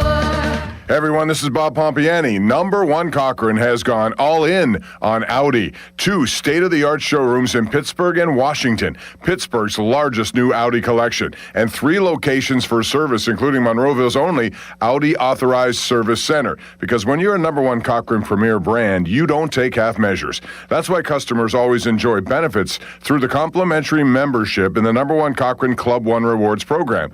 Whether you're looking for a luxury sedan like the A5 or an SUV like the Q5, the Audi lineup is the gold standard. Breathtaking design, lavish amenities, intuitive technology, legendary performance. It's all yours when you go all in on Audi. Find Audi Pittsburgh on Liberty Avenue in the Strip District and Audi Washington on Racetrack Road. Shop online at AudiPittsburgh.com or AudiWashington.com. Back to school starts now. Get long-lasting battery life on the Dell XPS laptop powered by Series 3 Intel Core so you can work from anywhere. Now starting at $699 with exclusive student pricing starting at $599. Complete your setup with savings on select monitors and must-have electronics and accessories. Limited time deals and free shipping on PCs and more await you at Dell.com/deals. That's Dell.com/deals. This is the story of the one who keeps multiple buildings running smoothly day after day. Plumbing that flows, HVAC that hums, cleaning supplies that keep surfaces sparkling. That's why she counts on Grainger. With easy reordering online and 24/7 support, Grainger helps her keep the products she needs on hand. So shelves stay stocked and buildings stay ready. Call 1-800-GRAINGER, click Grainger.com, or just stop by. Grainger, for the ones who get it done. Fan Headlines, powered by Bowser Chevrolet. Dom DiTomaso with Fan Headlines. Cubs at Pirates today at 6:40. Talk about a great pitching matchup, Mr. Pompiani. Paul Skeens and Shota Imanaga will go to battle. You can listen right here on the Fan and the free Odyssey app. The North Shore Tavern leadoff show is at 5:45. Fan Headlines are powered by Bowser Chevrolet. For more, go to 937thefan.com. Sports Radio 93.7 The Fan. The Bob Pompiani Show, an in-depth look at local sports with KDKA TV's own Bob Pompiani. Presented by Number One Cochran, Shederovich and Fishman, PNC Bank. See how PNC Bank can make a difference for you. The Bob Pompiani Show on Sports Radio 93.7 The Fan. Turned out to be a beautiful Saturday here in Pittsburgh. It's 12:08 in the afternoon. Bob Pompiani with you till 1 o'clock. Dom DiTomaso is now behind the glasses. Joel Nelson has left the building. How are you, Dom? I'm good, Bob. I feel like we haven't worked together in a year. It's been too long. It's been a long, yeah, because it's kind of spotty here and there and who's in, who's out, all that kind of stuff. But it's good to be with you. And what was your overall take of last night's Pirate game? Well, so 2 thoughts here. Would you have walked? See, I'll just start with that first question.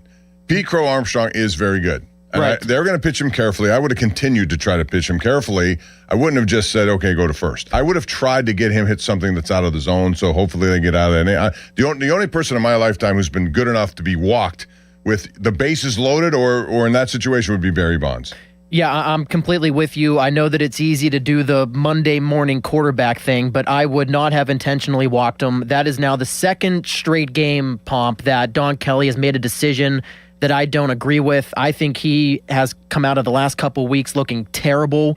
And this team right now, Bob, every game is important. Every single game from here on out is important. And these decisions could determine whether you make that wild card at the end of the year. So my first takeaway was Don Kelly, I'm starting to be out on him. My second thought, Bob, and I'm curious what you think, is I found it very interesting that Jared Jones yesterday pitched phenomenal. But now you have everybody doing the Monday morning quarterback thing and saying, well, anybody who wanted him to be a reliever whenever he got back from injury, you look pretty stupid now. I don't agree with that, Pomp, because I think you would have had him as your closer. Absolutely. I would have started him as the closer because, in case people forget, his first 6-7 starts were awful. He had a near 6 ERA. But he was coming off that injury. and surgery. And so I gave him some grace period on that. But that's why I would have started him as a reliever. So everybody on their high horse saying, oh, you look pretty stupid when you wanted him in the bullpen, I disagree with that. Well, I am not going to call it out as being stupid. Because everything was on the table back then. But I still prefer him as a starter just because of what we've seen. He's developed into that, and I'd like to see him get to over 90 pitches next time out, or just extend him because he has too much really good stuff. They still are searching for their bullpen, which of course is going to be under high visibility here in the next, how many days do we have until that trade deadline? August 3rd. That's coming up in just about a week and a half or so. And what will they do? You look at the wild card standings. Right now, they're 2 out of the team that's coming right ahead of them now is going to be Arizona after Chicago. I said before this, a 4-2 homestand against these two teams, Chicago and Arizona, would be fine with me. I want to see them make some progress here. You can't go 2-4, and they got off to a bad start last night. But if they could, do some damage against Arizona, because I feel like if they get into the playoffs, they could be a really tough out. And that's all you could ask for at this point. Just get in and see what happens at 412-928-9370. That is the number to call. We have a lot of people who are waiting. Let's get right to it here, Don. We got Bill in Weirton. Hey, Bill, how are you? Good, thanks, Pomp. How are you? Good, thank you. Hey, man, I was just thinking, that was what I was calling about what you and Dom were just saying. This homestand right now is so important for as far as their future with the bullpen and whatever. If they sweep the Padres, that puts them in one position to make a trade. But if they get swept by the Padres, then they're pretty much going to be out of it. So, and with the deadline coming up, I don't know that they'll move anybody to get relief help. In fact, if they go 1-5 in this homestand, I think that they could be sellers. That could change. You're right. I mean, if they fall, I don't foresee this happening, by the way. There are too many teams logged together here. And like I say, when you glance at these standings, you'll see that just they're a couple of wins away from being right back into this thing and moving into actually the second. Wow. Philadelphia is a team that I wonder about. They're 56-48 right now. And they certainly have a great offense. And by the way, did you see what happened last night? The Yankees went in there, and boy, you talk about a tremendous pitcher is Cam Schlitter. He has just been unbelievable. He had, I think, 7 1/3, 12 strikeouts, no walks. That guy for the Yankees has been terrific, and he silenced that pretty good hitting team in Philadelphia. But they're not out of the woods yet either. They got they're a game ahead of the Arizona Diamondbacks, who are just 2 ahead of the Pirates. So things can change in a hurry. The big deal is San Diego. If they have a rough week here and they fall even further back, they're 4 games behind right now.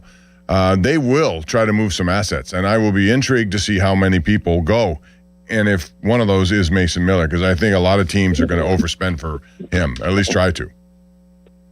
Thanks, Bill. Appreciate the call. 412-928-9370. You got Ryan in New Jersey, and Ryan, I'm sure will expand the conversation to include some hockey here, because that's what his forte is. What's up, Ryan?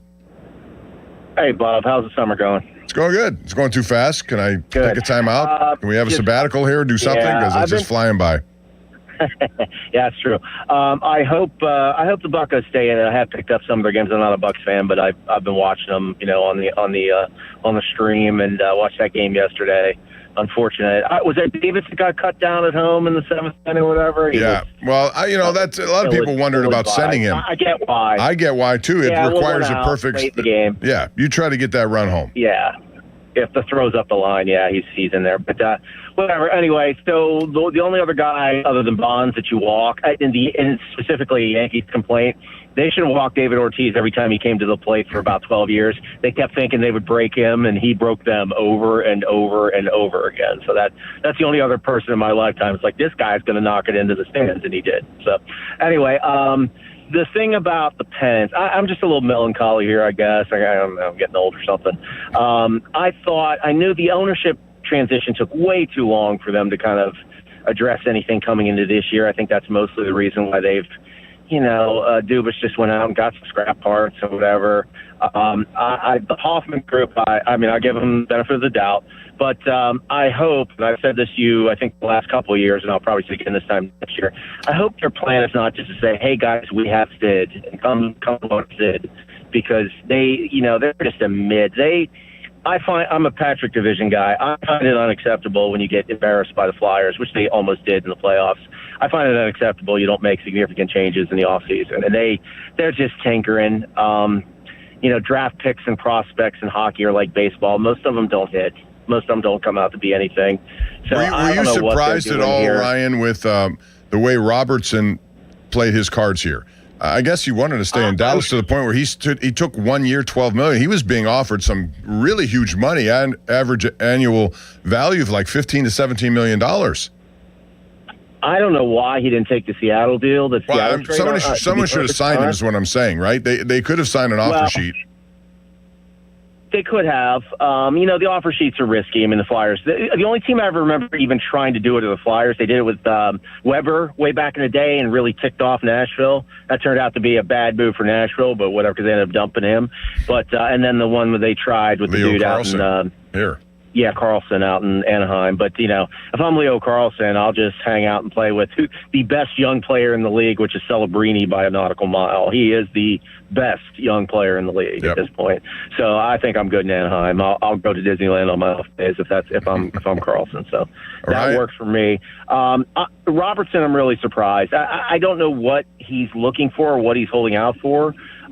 Staying put isn't a bad option, but with the cap went up $10 million, and it's supposed to go up another $10 million next year. I don't know why more teams weren't in on the frenzy for him. I don't get it. I don't get it either. I think there was money to spare. Thank you, Ryan. I thought the Penguins would be one of those teams, quite honestly. You need superstar talent. He's one of them, and all you have to do is sign. If they want to match it, so be it. But at least you tried. Patrick's in Pittsburgh right now, and now he's on the Fan. Hey, Pat.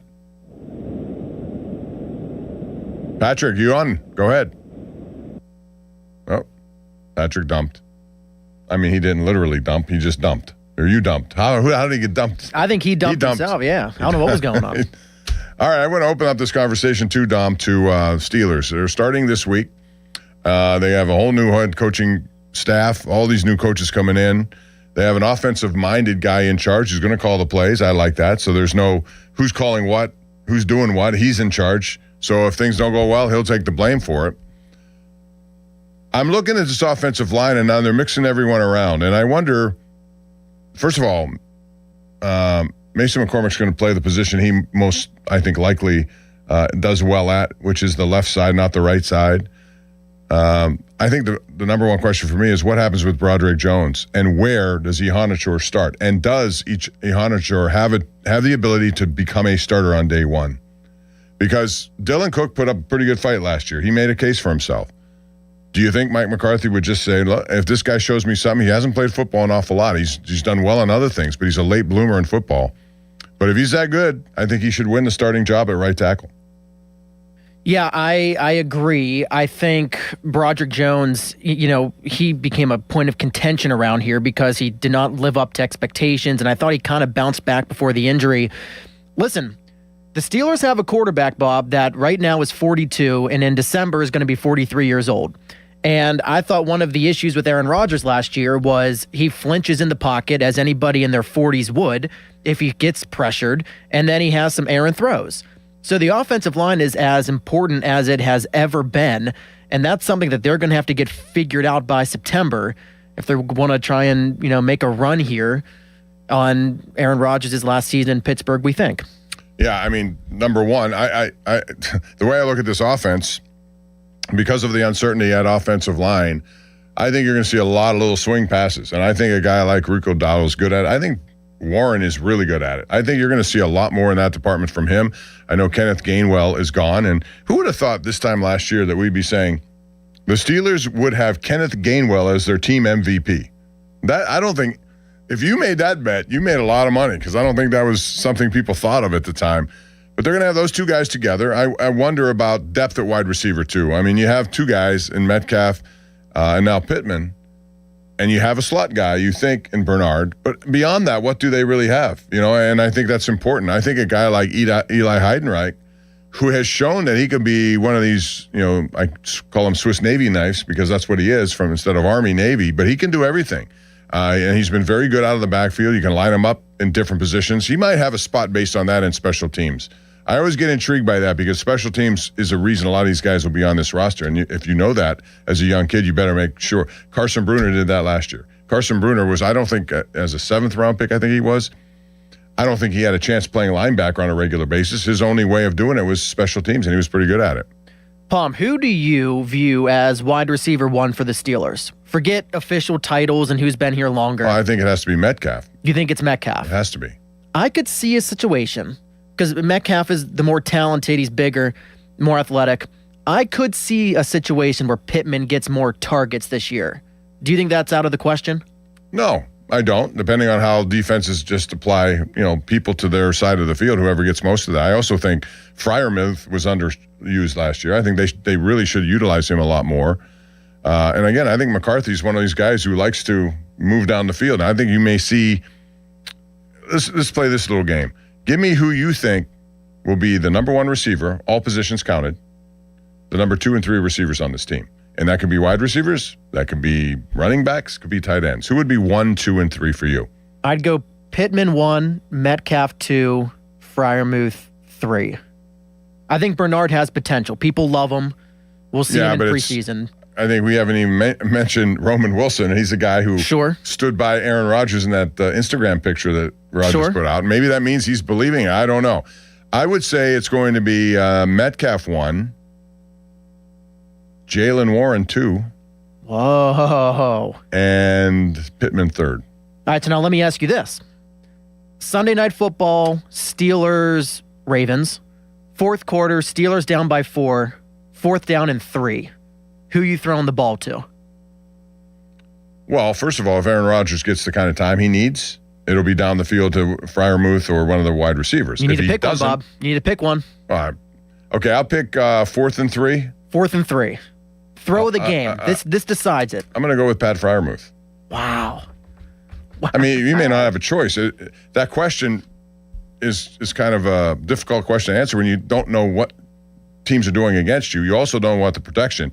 If the protection breaks down, he's going to try to get it to one of his running backs or somebody quickly. So I just think that's a really difficult thing to do at this point. I do think we're going to see some things that we haven't seen before offensively, which I'm glad to see. They need an upgrade in their offense for sure. Defensively, this is a team that still has the highest paid payroll in all of football. And so as a result of that, you would expect the results to make sure that that's consistent with the price tag, and it hasn't been over the years.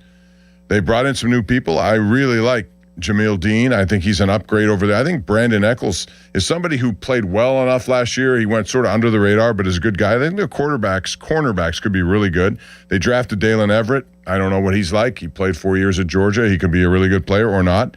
They got options there. And I do like Jaquan Brisker being brought over from safety from the Bears. Deshaun Elliott will be healthy. There's a lot to like about it. Just a matter of, does it actually produce the kind of results I think you would expect from a team that has the highest paid payroll on defense. Mark is joining us right now in this conversation. He's in Deer Township, West Deer to be exact. What's up, Mark? West Deer. Yes, sir, Bob. Welcome back. Thank you. What's going on? Hey, enjoying the summer here, thinking about baseball, and then, of course, training camp on Tuesday. First off, with the baseball, with the Buccos, if you're an owner at this point, with the way the analytics are and starters, if you get 5 innings, it's a good start. Blah blah blah. Towards looking at the analytics. Why would you want to pay millions and millions and possibly billions to a starter if their roles have been significantly reduced, and it doesn't seem like that's going to change anytime soon? You know what I'm saying? Yeah, I mean, the whole thing has changed. Now, if I'm going to give the kind of money that, $300 million plus to a starter, he better be somebody capable of going 8 innings. I don't know how many of those guys are out there right now. You're right, because the game has changed and the analytics have changed.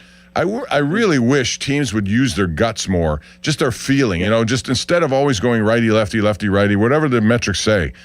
Sometimes you got to think outside the box, and you got to go with what your hunch is as opposed to what the metrics say.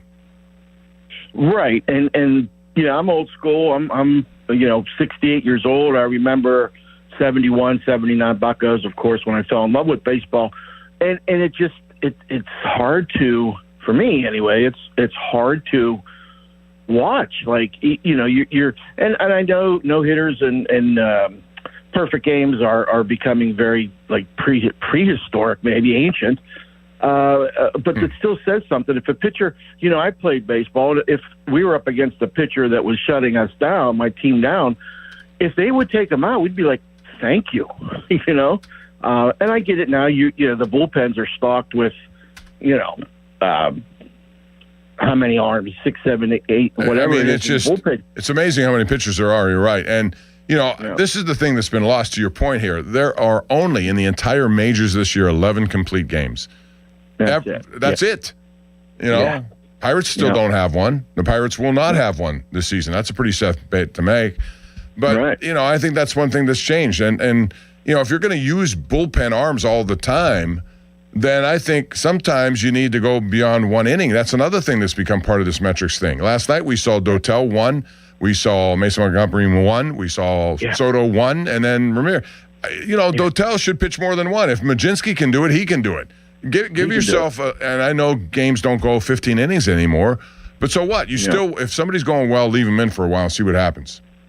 See what happens. I mean, if the guy's cruising, I always thought it was a little bit better baseball and a little bit tip of your cap to your starting pitcher that, hey, you're my man. You're in the 6th inning. Okay, you got 85 pitches, and, it's a tight ball game. I'm going to go with him until, you could tell that he's lost it or he's tired or whatever the fact may be. Or go talk with the catcher. The catchers probably know best if he still has it or not. Not the darn spreadsheet. So, Mark, thank you. Appreciate the call, man. Call again anytime at 412-928-9370. All right, I want to tell you as we go to break here, the lines are still open. We're talking Pirates. We're talking Steelers. Your expectations, 5 storylines you may want to come up with the Steelers. And what do you expect from these next 5 games on this homestand? What do the Pirates have to do? I say win 4 out of 5 now. If I'm going to go 4-2, they got to win 4 out of 5. It won't be easy. Arizona comes in here after Chicago. Also, for 20 years, West Shore Home has been proud to call Pennsylvania home. Founded right here by a Johnstown native, their headquarters are still in state, and today their Pittsburgh area team has grown to, listen to this, more than 70 local employees who are dedicated to taking care of homeowners in this community.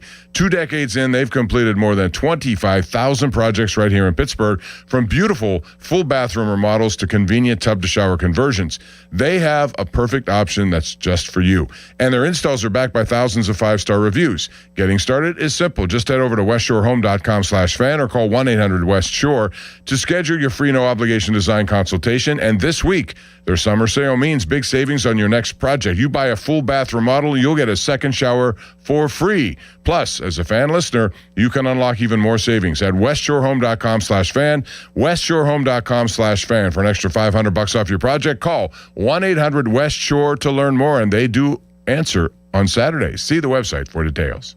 Now, Fan Headlines, powered by Bowser Chevrolet. Dom DiTomaso with Fan Headlines. Cubs at Pirates today, 6:40 tonight. Paul Skeens versus Shota Imanaga. The Cubs won yesterday 3-2 in 10 innings, and they're back at it tonight at PNC Park. You can listen right here on the Fan and on the free Odyssey app. Dan Zangrilli has the North Shore Tavern leadoff show at 5:45. Fan Headlines are powered by Bowser Chevrolet. For more, go to 937thefan.com. Have you noticed that every service company these days is owned by some giant corporation with zero personality and no personal touch? Yeah, no thanks. Gerken Roofing is still family-owned, truly local, and when you call, a human answers. One with a pulse and probably a Pittsburgh accent. They do roofing, siding, gutters, and win awards year after year for their customer service. So if you want a contractor that picks up the phone, shows up, and treats you like a neighbor, because they are one, call The Pickle. Gerken Roofing, always local and friendly, 724-515-5551. Pittsburgh, are you ready to relive the magic?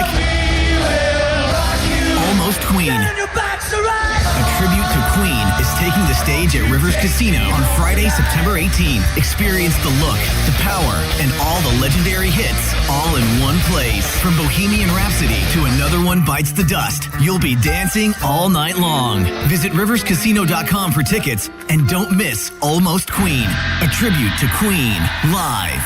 We'll see you there. For over 60 years, Neophis Insurance Group has proudly partnered with Nationwide Insurance to help protect what matters most. From the car you drive every day, to the home where your family lives, to the business you've worked so hard to build. Neophis Insurance Group offers reliable coverage backed by the strength and stability of Nationwide. With local service and trusted protection, they're here when you need them most. Contact Neophis Insurance Group today and see how their experience can help protect your future. 412-364-3388 or neophisinsurance.com.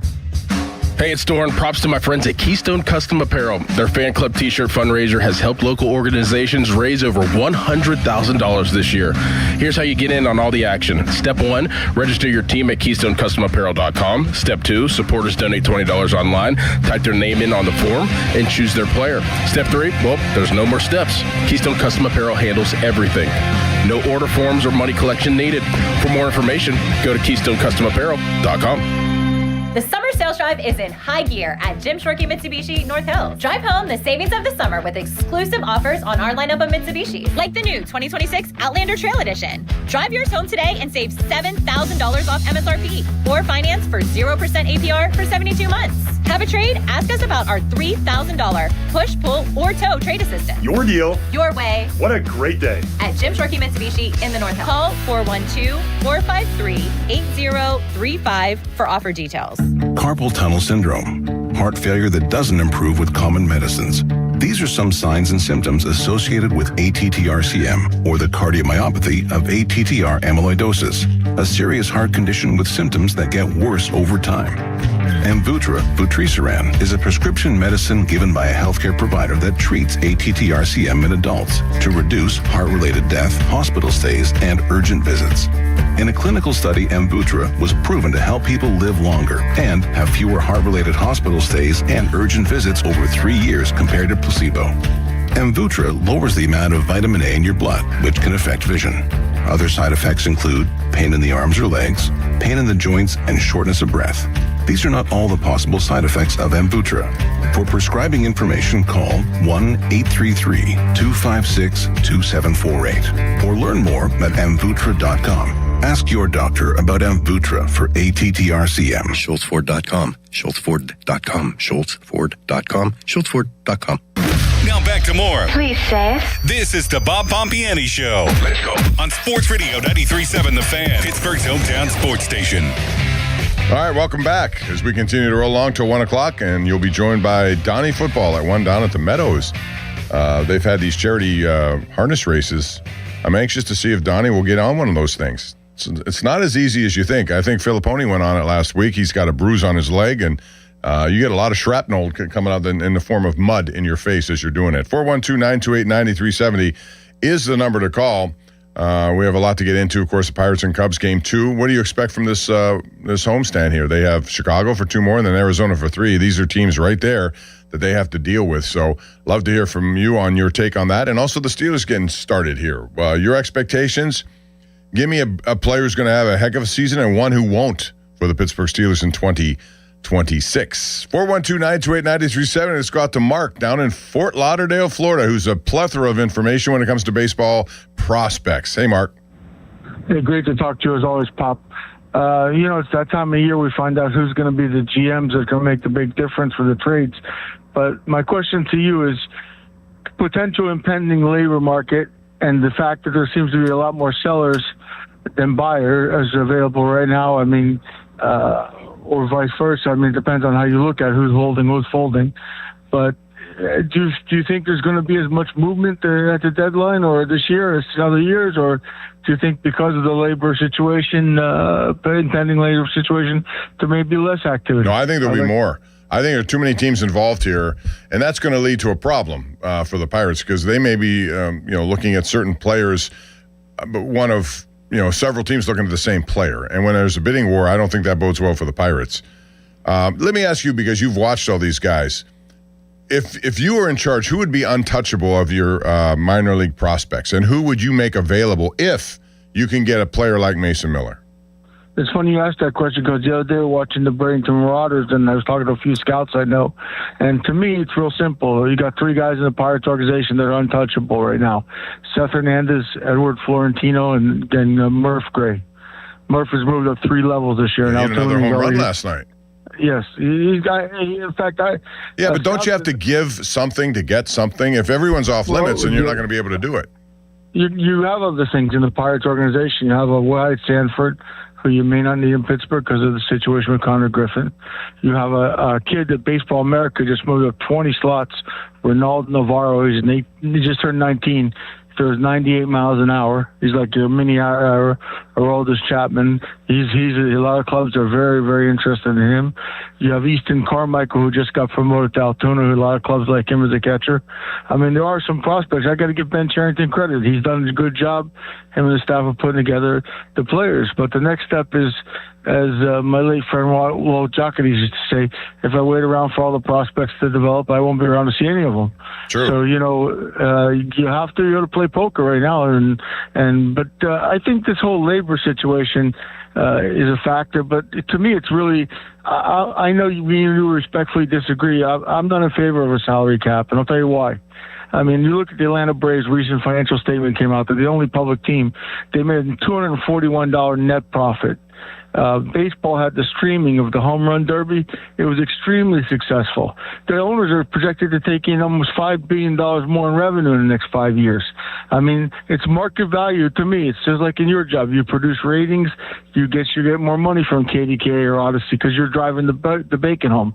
The same way for the ball players. They're making the gravy for the owners. The game is at an all-time. Yeah, but Mark, while I agree with what you're saying in principle, I also know that it's also trying to be an organization. Baseball would love to have better opportunity for all teams to be competitive year in and year out. There's nothing wrong. You could still make huge amounts of money if you're a player.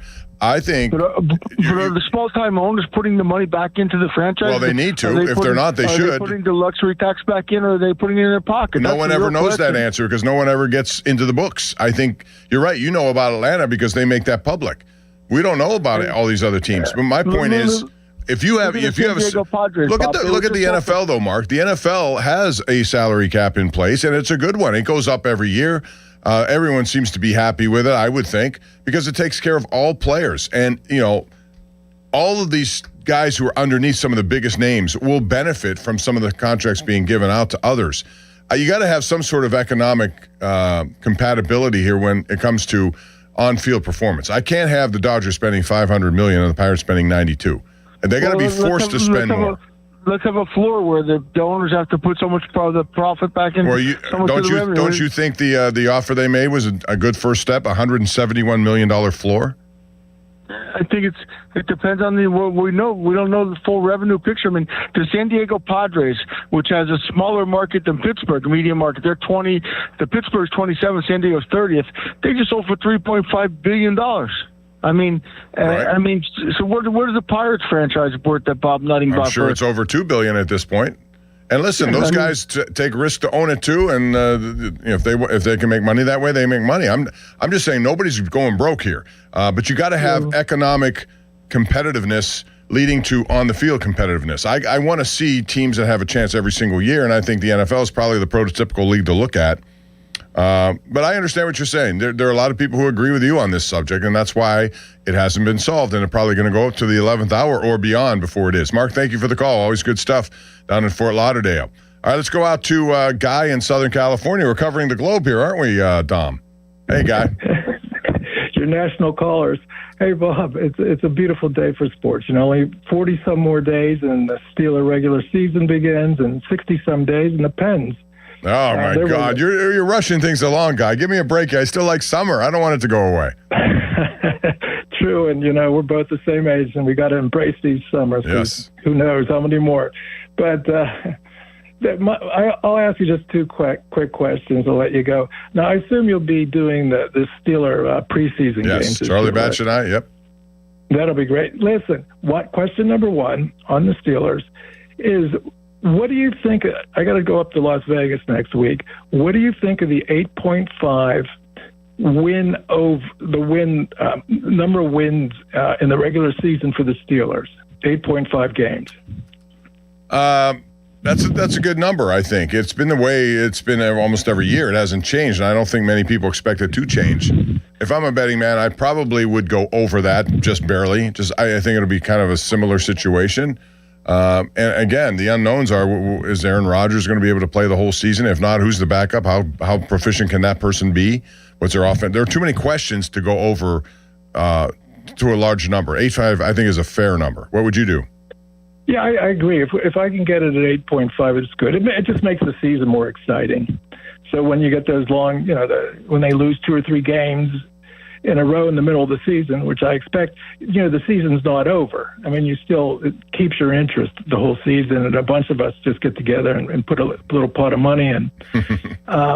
My second question to you is about hockey.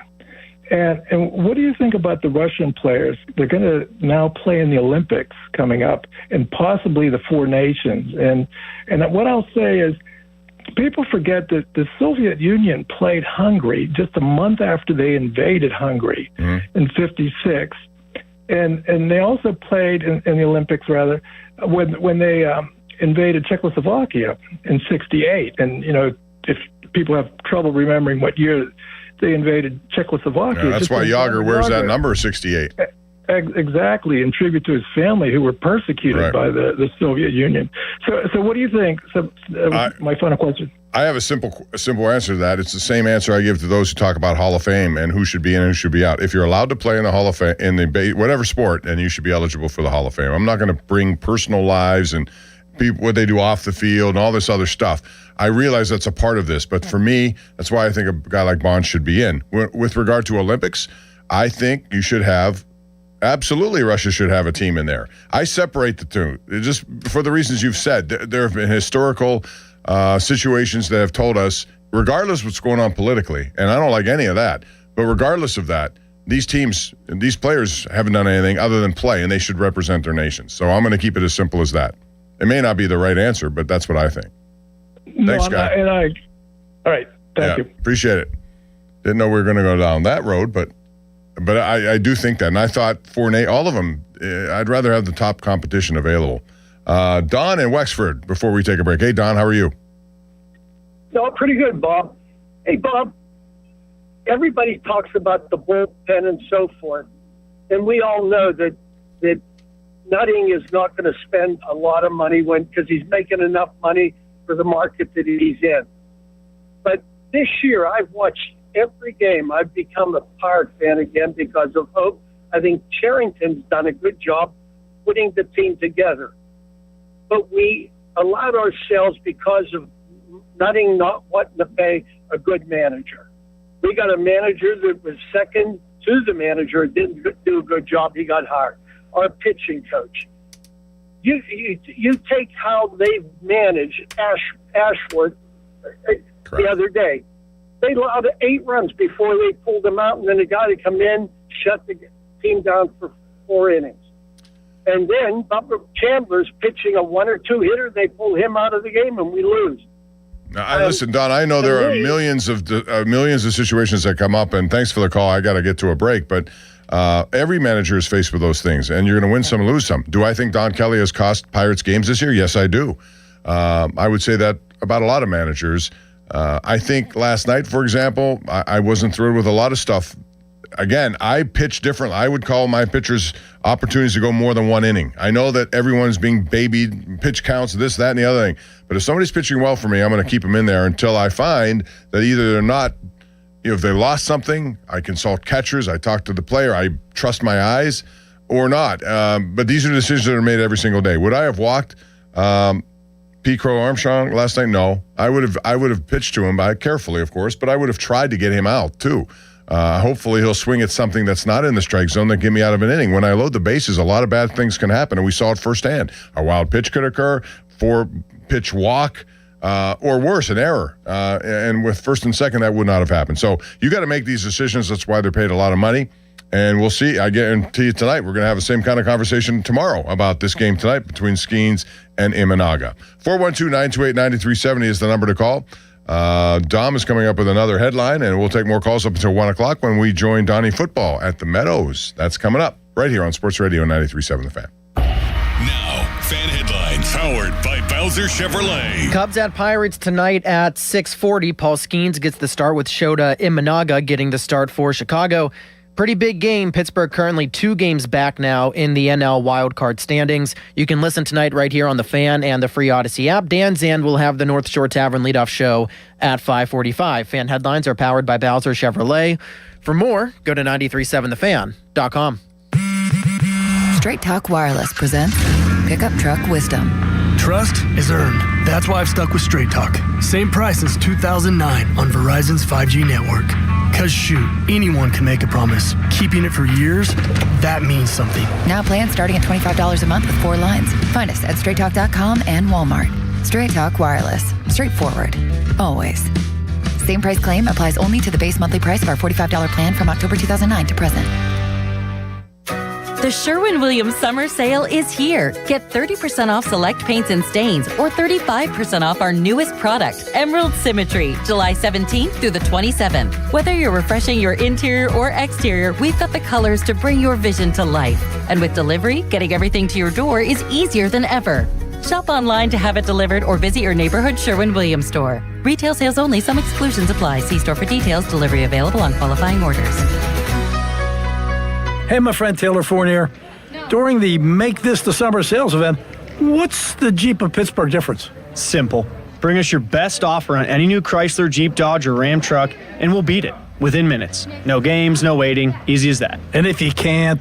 Bob, haven't run into it yet. Get to Fournier's Three Rivers Chrysler Jeep Dodge Ram at the corner of West Liberty Avenue and Brookline Boulevard, or visit jeepofpittsburgh.com for all the details. We truly are Pittsburgh's Jeep store. Jane is a small business owner. That's right. And tell them what that's like, Jane. Yeah, well, it's like a roller coaster with a lot of ups and downs, and some days things can feel like they're flying off the rails. Yep, it's a lot. But the Total Solutions Advantage only from Comcast Business can help you manage it all. With the largest, fastest fiber-powered network designed for 100% reliability with business internet and wireless connect. Plus gig speeds with security and equipment included. All with a 5-year price lock. Nice. So everything stays on track. Exactly. The Total Solutions Advantage. Get started for just $60 a month for 12 months when you add wireless connect to a qualifying internet package. No one does business like Comcast Business. Limited time offer. Restrictions apply. New customers only. 1-year agreement, paperless billing, and automatic payments with bank account required.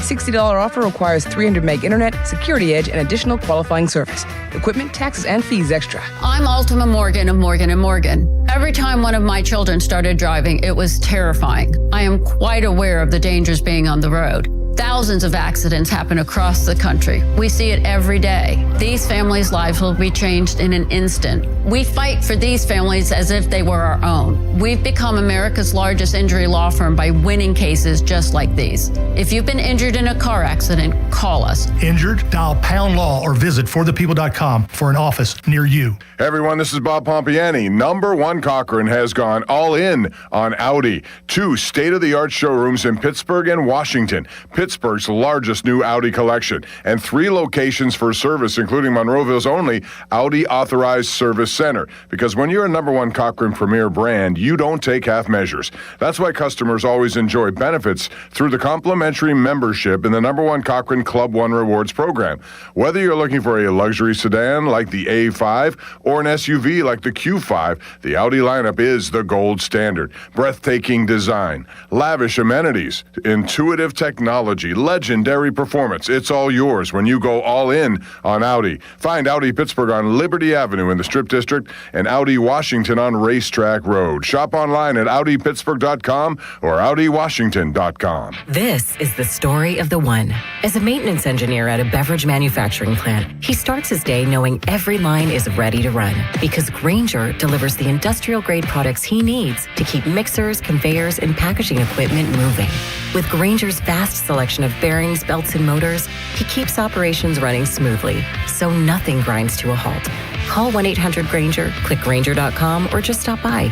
Grainger, for the ones who get it done. This is Modelo Especial, a full-flavored golden lager with a crisp, refreshing taste from start to finish. Brewed with time, effort, and determination to get the balance just right. Because when a beer is made right, you can feel it. Modelo Especial, the model for everyday beer. Drink responsibly. Beer imported by Crown Imports, Chicago, Illinois. Text us on the Edgar Snyder and Associates text line at 412-928-9370. Edgar Snyder and Associates reminds you to text responsibly. 93.7 The Fan is cleared by aquickdrain.com. It's KDK TV's own Bob Pompiani with the Bob Pompiani Show. Ready here. Ready to rock. On Sports Radio 93.7 The Fan. All right. Weather today brought to you by Secure Money Advisors. Looking to retire soon? Let Secure Money Advisors get that retirement on track. Partly sunny day or cloudy, depending on your view. It's partly something. Temperatures around 80 or 82 today. Expecting some more of that Canadian wildfire smoke to come in this week, too, which I hate to see that, but we'll see how that goes. In the meantime, we only have enough time to do a couple. We have 5 callers I want to try to get you all on. Make your points very quick. Let's do some rapid fire. Thomas, you're first. Welcome to the show. Go ahead. Oh, sir. Mr. Pompiani, nice to talk to you. That's to you. You call me Bob, but go ahead. Oh, Bob. Yes, sir. I sound stupid for asking this question, but that Trevor Bauer guy, I've been watching him a little bit, and I know the Pirates need a closer. I know he's getting older. I don't know why he got kicked out of the major leagues, but I don't know if the Pirates could just maybe even give him a look. No, I'll hang up and listen to you. Thank you, Tom. Appreciate it. Thomas. No, they're not going to give him a look. Nobody in Major League Baseball. He's pretty much been banished for everything that's happened, even though I believe most of that stuff has been cleared. I'm not sure, but he hasn't pitched in the majors for a long time, a former Cy Young winner. But teams looking for answers may look his way, but so far that's not happened. Let's go to Adam in Pittsburgh on line 5. Hello, Adam. Make it quick, please. How you doing, Bob? Huge Pitt fan. I want to talk about the Pirates. Carrington needs to do something now. This is the time to do it. I'm sick of hearing the future. Everyone should be up for trade, including Hernandez and any other top prospect. We got to go for it this year because next year there's going to be a strike, and then next year after that, you never know. Thanks. Well said, Adam. Yes, and the Pirates have not won a playoff series in 46 years. I don't care about the future right now. I'll take a page out of Jim Rutherford's book and try to win now. And if that means trading some of my top prospects, again, to me, Seth Hernandez is the only one I wouldn't deal with. They have other guys who might be interested around Major League Baseball. That's how I would do that. Let's go out to Ari in Oakland. What's up, Ari? How are you? Yeah, what's up? So, in sports, especially like in journalism, talk a lot about the floor and the ceiling, typically with like players. But my question would then be, out of the 3 teams in Pittsburgh, which team's floor do you think is like the least stable? Which one do you think could fall out from under them? Because for the first time in a couple of years, all the teams look decent enough. Well, I think, first of all, if you have and thanks for the call, Ari, if you have a floor in any sport, you're going to force people to spend money. And the Pirates need to have a floor to force everyone to spend money. All these teams should spend. They're making enough money. The thing is, where do they put the money when they get it? There's a lot of sources outside of the game that Major League Baseball brings in for money. Disney and other things bring in money. However they do the streaming stuff, the thing is you gotta put the money back into the franchise in payroll or whatever. It's got to be known. Too many times we don't know where money goes. All profits. 171 is to me a legitimate floor. They need a floor. If you're going to have balance on the field, you need balance in the economic part of it, and that's what they've been talking about forever and never seems to get done. So they're negotiating now, which is a good point. I told Dom that's encouraging because normally they wait long as they get closer to the deadline before they even start talking. Jim is in the car. Jim, make it quick, please. How are you? Okay, listen to this move, Bob.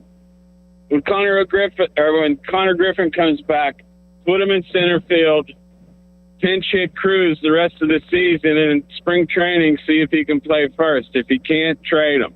But Griffin is fast, athletic, has the arm. And I think I heard on a broadcast that he had played center field once. He has, but he's my shortstop, Jim. Thanks for the call. As far as Cruz is concerned, I want to get him back. I think we started to see some of the things that made him look like one of those top prospects they'd been talking about for years. He's finally hitting left-hand pitching. He's got power. He's got speed. He was on for a 30-30, maybe even 40-40 season before this injury. So I'm not going to be interested in moving him at first base because I don't think he can handle first base. Troy is in Mount Washington, our final caller today. Hey, Troy, what's up? Troy? Hello? Hey, I'm here. Okay, man. What's up? Bob, how you doing? This Good. is a question. If you and Dom can both answer them rapid fire real quick. USA versus the world. Top 5 in basketball versus top 5 in the world. Who you taking? I'm taking USA right now. Dom? Okay. Top 3 in the world. Golfers. USA versus the world. Who you taking? The world. Top lineup baseball. USA versus the world. Who you taking? Top lineup in baseball. I'm going to take the world on that one. Okay, and my only quick comment at the end was if you just move to a floor, aren't all the teams that are at the bottom just going to go to the floor and never move from the floor? And now they don't have to because they meet all regulations from baseball. Sure. But also, the cap is not going to be like what the Dodgers and what the Mets spend. You know, it's going to be more realistic. So there's going to be like $100 million difference. So low, people are going to spend a lot higher. So the market of where it is right now, it's going to go up even more. So we'll still have the same. You don't want a floor and a cap. You would like it the way it is. I don't want a floor. I think floor gives you a reason to just spend that and never spend over it, and you're never going to get caught with any. Slack. Yeah, but 171. That's a pretty aggressive floor. That gives you have to spend money. You're going to have to really go. What are the Pirates at right now? Just over 100 or right at 100. So they're 73 million away from that. That's not that much. That's not a good. That's not. That's enough to. That's enough to sign some. I don't know about that. I mean, this is the debate that goes on. I don't know. I'm just saying. I'd rather have this team. 5, 6 players in baseball and tell me what they get paid, and then that's what you're going to have to put into your. You don't always have to get the top players in baseball. You can get some. Look what they brought in O'Hearn when he came in at $14 million a year. There are players you can get that help.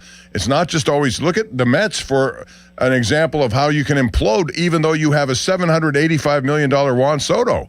So it doesn't matter. Look at the teams right now, though, that are going to win it from. What has Mike Trout done? What did Trout and Ohtani do together in Anaheim?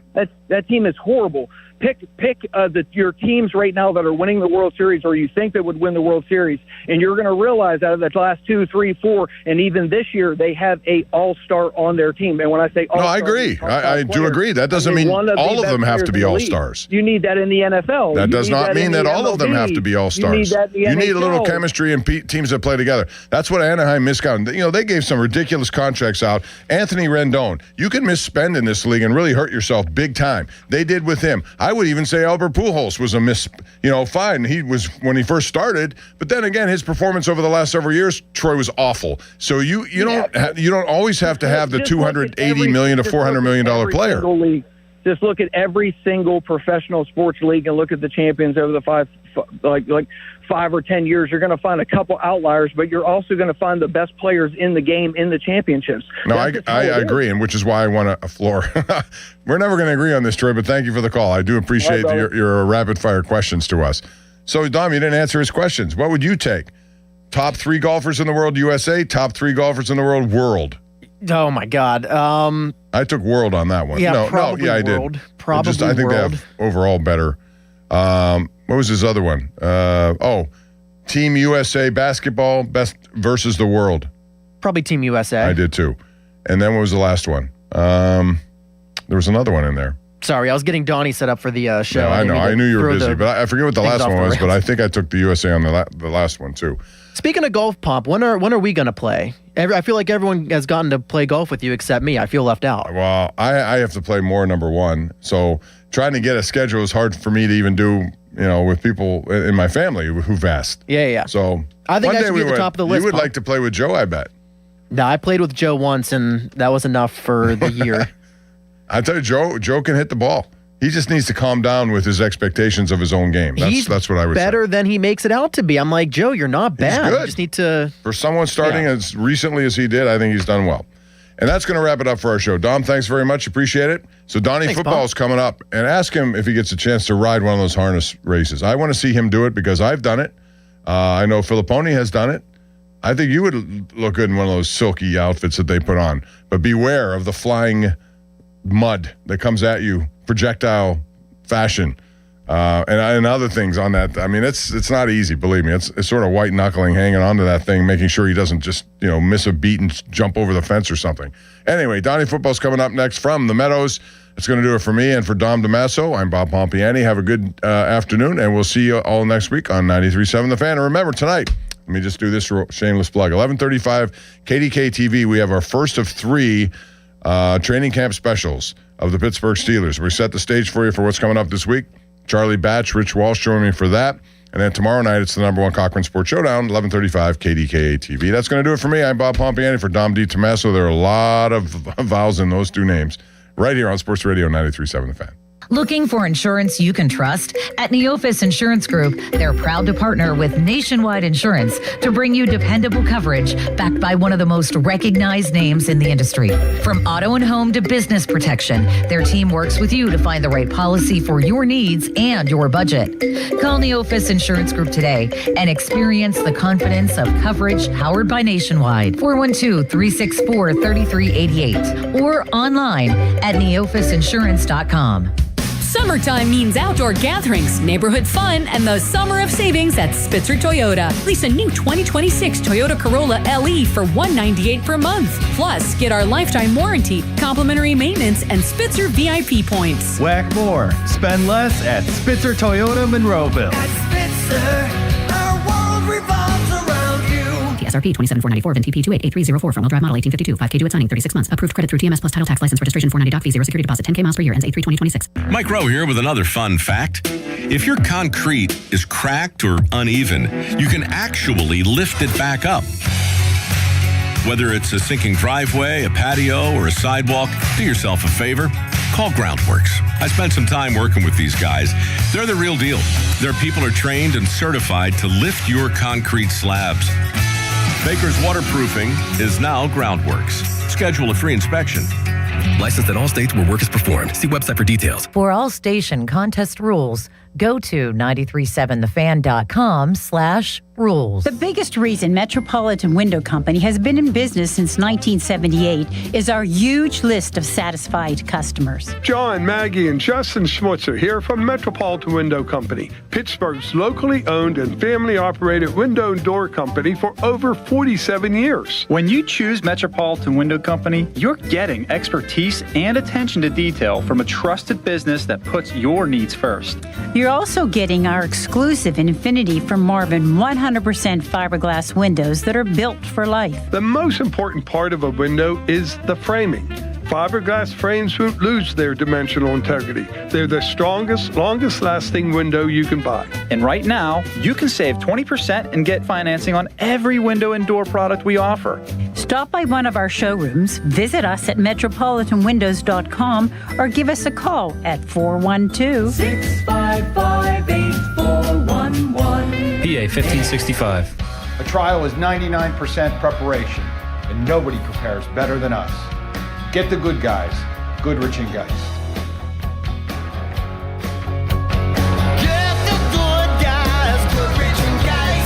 For over 60 years, Neophis Insurance Group has proudly partnered with Nationwide Insurance to help protect what matters most. From the car you drive every day, to the home where your family lives, to the business you've worked so hard to build, Neophis Insurance Group offers reliable coverage backed by the strength and stability of Nationwide. With local service and trusted protection, they're here when you need them most. Contact Neophis Insurance Group today and see how their experience can help protect your future. 412-364-3388 or neophisinsurance.com. Hey, it's Brew, and I feel like everything in my life depends on being connected. Whether I'm uploading a video, hopping on a call before my show, or video chatting with my family back in Michigan, I never have to think about my Wi-Fi. And that's why Xfinity stands out. You get the most reliable, fiber-powered Wi-Fi with the best equipment at one price for 5 years guaranteed. No contracts or commitments. Plus, you can get online in minutes with same-day Wi-Fi. Restrictions apply. Not available in all areas. Use of fiber or coaxial cable. Learn more at xfinity.com/same-day Wi-Fi. Xfinity, imagine that. My name is Whitney Allen, and I'm a widow. My husband, Ryan, died. We never thought we'd ever have to use life insurance, but the unexpected happened. With Ethos, signing up was fast and 100% online. You can get a quote in seconds, apply in minutes, and get same-day coverage. No medical exams, and you can get up to $3 million worth of coverage. I am grateful we were prepared. Get your free quote at ethos.com/radio. That's ethos.com/radio. Paid spokesperson. Time spent on application may vary. Online health questions required. Your hometown building partner since 1956. 84 Lumber. Visit 84lumber.com. Sports Radio 93.7 The Fan, built by Window Nation. Home of the buy two, get two free offer. KDKA FM. HD1 Pittsburgh. An Odyssey Sports Station. Live from the Jim Shorkey Mitsubishi.com studios. North Huntington and North Hills. Always live and free on the Odyssey app.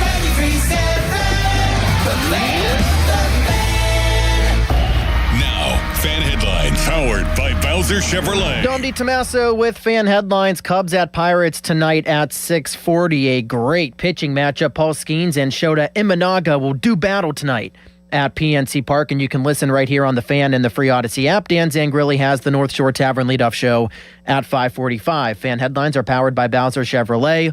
For more, go to 937thefan.com. Keeping you up to date, even on the weekend. Did you hear that? Sports Radio 93.7 The Fan, Pittsburgh's hometown sports station. 3-1, swinging a deep fly ball right field, very deep. Valdez looking up, and this one's gone. Home run, 3-1 slider deposited into the right field seats. Crow Armstrong has tied the game, and we're knotted at 1 here in the 6th. And the 2-0, Swanson lines it up the middle. That's down for a base hit. Charging Mangum, unfurling the throw from center, and the tag. He is safe. Davis had to field it behind the plate and offer the tag after Swanson had scored. It's an RBI single. The Cubs have a 2-1 lead. Here's the pitch from the sidewinder. Swinging a line drive to right, but right at Suzuki. Game over. 3-2 Cubs in 10. You heard it right here on 93.7 The Fan. The Pirates fall to the Cubs last night in extras, a 3-2 win for Chicago as they come into PNC Park in what is being dubbed as one of the biggest homestands in the last decade. They outlast the Pirates. They scored twice in the 10th inning off Yohan Ramirez. They beat the Buccos 3-2 in 10. Donnie Football with you on 93.7 The Fan until a little bit after 5 o'clock today. We take you up to the North Shore Tavern leadoff show that will be hosted by Dan Zangrilli as he and I will help get you set for Pirates and Cubs game 2 of 3 at PNC Park this weekend. I am live from Hollywood Casino at the Meadows for the 60th running of the Delvin Miller Adios Pace for the Orchids. A huge crowd here today, a beautiful day. Unfortunately, we are undercover, so that will help with my very fair skin against this sun. Gabe James is here. He's the man keeping us on the air. He's the man that has us on the video if you are with us on YouTube or X at 93.7 The Fan. Joey Bova is with us as well if anything goes wrong. Joey being labeled my handler for the remainder of 2026. Dom DiTomaso is back behind the glass in Greentree. Our guy, intern Dom, will help us through the duration of this show. A lot of baseball talk, a lot of Pirates and Cubs ahead because it is a huge night at PNC Park. Yinzer Palooza weekend continues. Paul Skeens on the mound for the Buccos this evening. He will take on Shota Imanaga, who has dominated the Pirates unlike any other pitcher in baseball for the last several years, really since Imanaga entered the league the same year as Paul Skeens back in 2024. He has been virtually unhittable, and a couple of those times he actually was unhittable. He has 2 starts against the Buccos where he has gone at least 6 innings of no-hit baseball. He has allowed 1 run in 32 innings of work against the Pirates in his career. He gets the start tonight against the Buccos as it is back-to-back lefties from the Cubs to start this series. Former Pirate Jameson Taillon will start the game tomorrow at PNC Park, and we hope that is a game that is for the series because last night the Cubs got the victory with the 2 runs scored in the 10th. They were able to tie the game in the 6th because one of the best players in baseball, Pete Crow Armstrong, the man that we call PCA, one of his 2 hits was a game-tying home run, a .913 OPS on the season for Pete Crow Armstrong, as he was a big reason why the Cubs got the victory last night. Matthew Boyd for Chicago, he went 7. He allowed just 1 earned run, 4 strikeouts, and 3 walks as the Pirates offense continues to have its struggles against left-handed pitching. Jacob Webb was the man behind him who was able to get through the 8th, and then a couple of more guys finishing it out.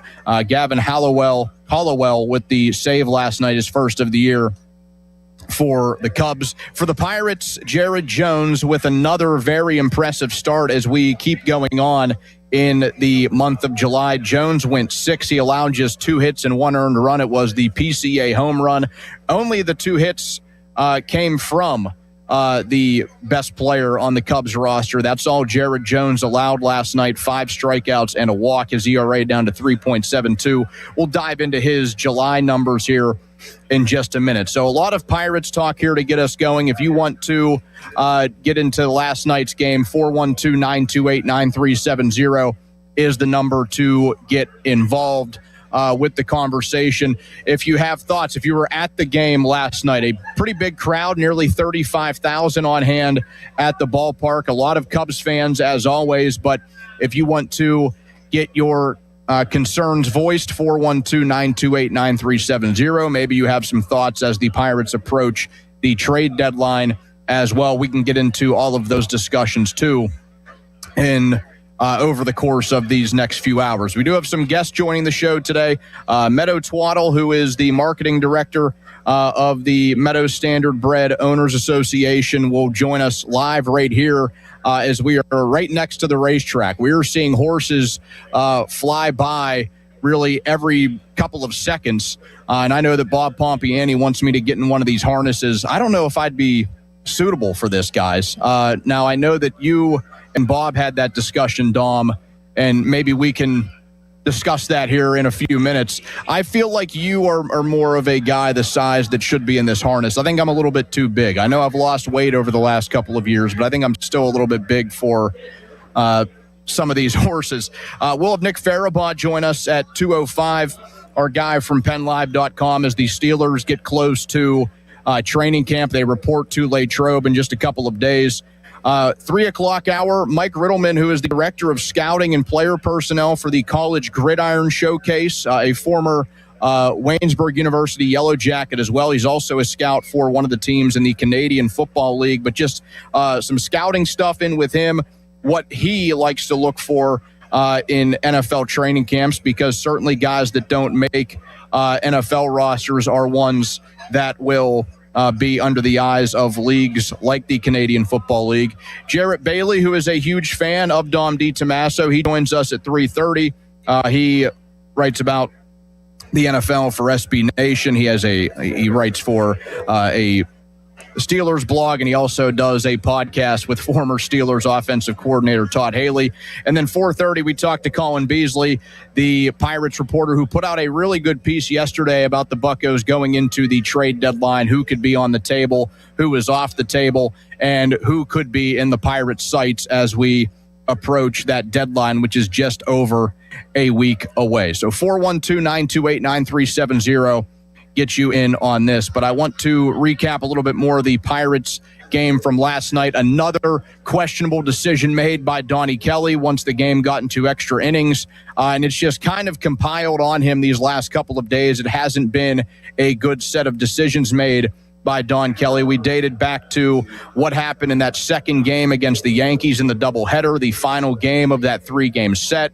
That is one that doesn't have him in the good graces of fans, but it's been decisions like that that I think have rubbed a lot of fans the wrong way, because then you think about the opportunities the Pirates could have had in games, maybe not so much like last night, but you think back to that game against the Yankees. You think to several other games this year where, maybe that gut feel from a manager is a little bit lost. And, the right strings are not pulled because even if there are buttons that are pushed correctly throughout a season, there are plenty of times over the course of 162 games that we don't get that. But I don't really want to make that decision by Don Kelly the big story of this game. I want to try to take a positive out of it, and that for me is Jared Jones, because the starting rotation since they have come out of the All-Star break has, for the most part, looked really strong. They won the series against the Guardians out of the break. They were losers of 2 of 3 against the Yankees, but it was really at no fault of what the starting rotation did in those games. The first game against the Cubs here, Jared Jones, again, looking really strong. 6 innings, 2 hits, 1 earned run, 5 strikeouts, and 1 walk. And the guy that gave up runs out of the bullpen, it was just 1 earned, Yohan Ramirez last night. That was the first run he gave up in his last 20-ish appearances. He has been really, really good for the Pirates for the majority of this summer, as a lot of the guys in the bullpen have not. A lot of the guys have failed for the Pirates this year. Yohan Ramirez, for the most part, is not one of them. But just to look deeper into what Jared Jones has done for the Pirates against right-handers this year, he has turned into a pretty dominant force. The opponent OPS is 406 on the season for Jared Jones. He has only allowed 9 hits to 74 batters that he has faced so far. Only 1 righty has a home run against him. His whip is 0.71, and he's come a long way because he comes back in May. He gets rocked around by Derek Shelton's Minnesota Twins, of all teams, and he's a bit rusty. He's slow out of the gate, but now he has seemed to find his groove because he carried an ERA near 5 in the month of June. It was 4.79 for those games. And in the 5 starts he made there, he gave up 11 earned runs. Just to put it, in a little bit better context, he's made 4 starts now in July. He would have to give up 8 earned runs in his next start to look worse than what he did in June. On top of that, 1 fewer start in the month of July, but he has 1 more out than he got in all of June. He only pitched 20 2/3 in the entire month of June, and he allowed guys to have an OPS against him over 750. This month he has been dominant. He has been really good. Every time he has gone out, he has given the Pirates a really good opportunity to win the baseball game. An ERA of 1.29, really good again last night. Only 3 earned runs allowed, 28 strikeouts to just 4 walks. The whip is 0.52. The OPS against is 363. I went over a lot of these numbers yesterday in the midday, but for the folks that didn't get to hear that, Jared Jones has not been an issue for the Pirates once we turned the calendar to July. I want to see him get that pitch count pushed up a little bit more. I think as the season goes on, I want to see that around the entire rotation. I know they're going to run into a lot of issues when it comes to guys that are up against innings limits and players that, like Braxton Ashcraft, I think is a good example there. Guys that are just pitching way more than what they did in 2025. And Jones, a player who didn't pitch in 2025, if you recall, he missed the entire season getting the elbow fixed up, but he comes back, and I think they should try to push things a little bit more with him in the second half as the season progresses, because he can be a real weapon. He's turning into somebody that you may consider at this point. Is he going to be that number 2 guy behind Paul Skeens? It looked like for the first half of the season that Braxton Ashcraft was the absolute person you would put into that category. He has, I don't want to say he's completely cratered, but he has not been as strong in this month. And as you see him approach, you wonder how they will handle each and every one of his starts. But Jared Jones has made plenty of people, and I would even throw myself to a degree in this category. A big discussion upon his return was, well, why shouldn't he be the guy that goes to the Pirates bullpen? Why is he speaking the way he is to reporters? Because there was that one instance where he was making a rehab appearance and he got asked about pitching in the bullpen, and he, was kind of snarky in response and saying that, well, I'm starting, and that's pretty much it. Paraphrasing there, but that's the case when it comes to what Jared Jones wants to do. He wants to be a starter, as does everybody. Carmen Mlodzinski then had that little rift with the team where he didn't want to pitch for like a week. It seems like things have settled at least a little bit there, but Jones has silenced some critics in the fact that people wanted him pushed to the bullpen his first couple of outings. It looked like, hey, why isn't this guy being discussed as a bullpen arm? Bubba Chandler, the discussions were around him not being put in the Pirates bullpen. He has looked better as the season on. He has been able to rebound and had a really strong start the other night at Yankee Stadium, and that was, one of the latest bad moves made by Don Kelly, pulling Bubba Chandler. Brandon Eisert comes in. He immediately blows that game for the Pirates. But Jones, at this point, he is very much solidified in that Pirates rotation. There shouldn't be a question at all about him. The other thing I want to get into a little bit here has been the discussions ongoing about what the Pirates should do as we approach the trade deadline. And the big fish at the trade deadline is a local kid, Mason Miller from the South Hills of Pittsburgh. He went to Bethel Park. He went to Waynesburg before he took advantage of the COVID season in a big way. He went to Gardner-Webb, and that's really what catapulted him into the eyes of Major League scouts. He gets drafted by the Athletics. He puts together some really strong seasons. He gets traded to the Padres last trade deadline. He gets back to form. He's the most dominant relief pitcher in all of baseball, certainly the most dominant closer this year. 40 games. He's pitched just under 42 innings of work. He's allowed 4 earned runs the entire season. His ERA is 0.86 on the year. And for a closer, he has a WAR of 2.4, which is tremendous for somebody that pitches usually just 1 inning at a time. But I say all this because I want to look deeper into that Padres bullpen, because it's not just Mason Miller that should be a guy that's potentially on the move for them as we get closer and closer to this trade deadline. And there should be more guys in that Padres bullpen that have the eyes of the Pirates, and I would be surprised if they didn't, because Miller is going to be the big ticket. Miller is going to require at minimum 2 top 100 prospects. The Pirates right now have 3. Seth Hernandez, he is number 6 in all of baseball. My preference would be that he is off the table of any discussion, but Seth Hernandez is that top guy.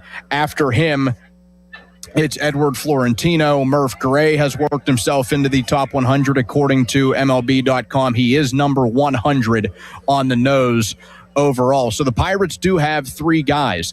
The starting point, though, in terms of a price would be 2 top 100 prospects, and then probably even more from there. So that asking price for me already very steep. For a team like the Pirates, certainly very steep.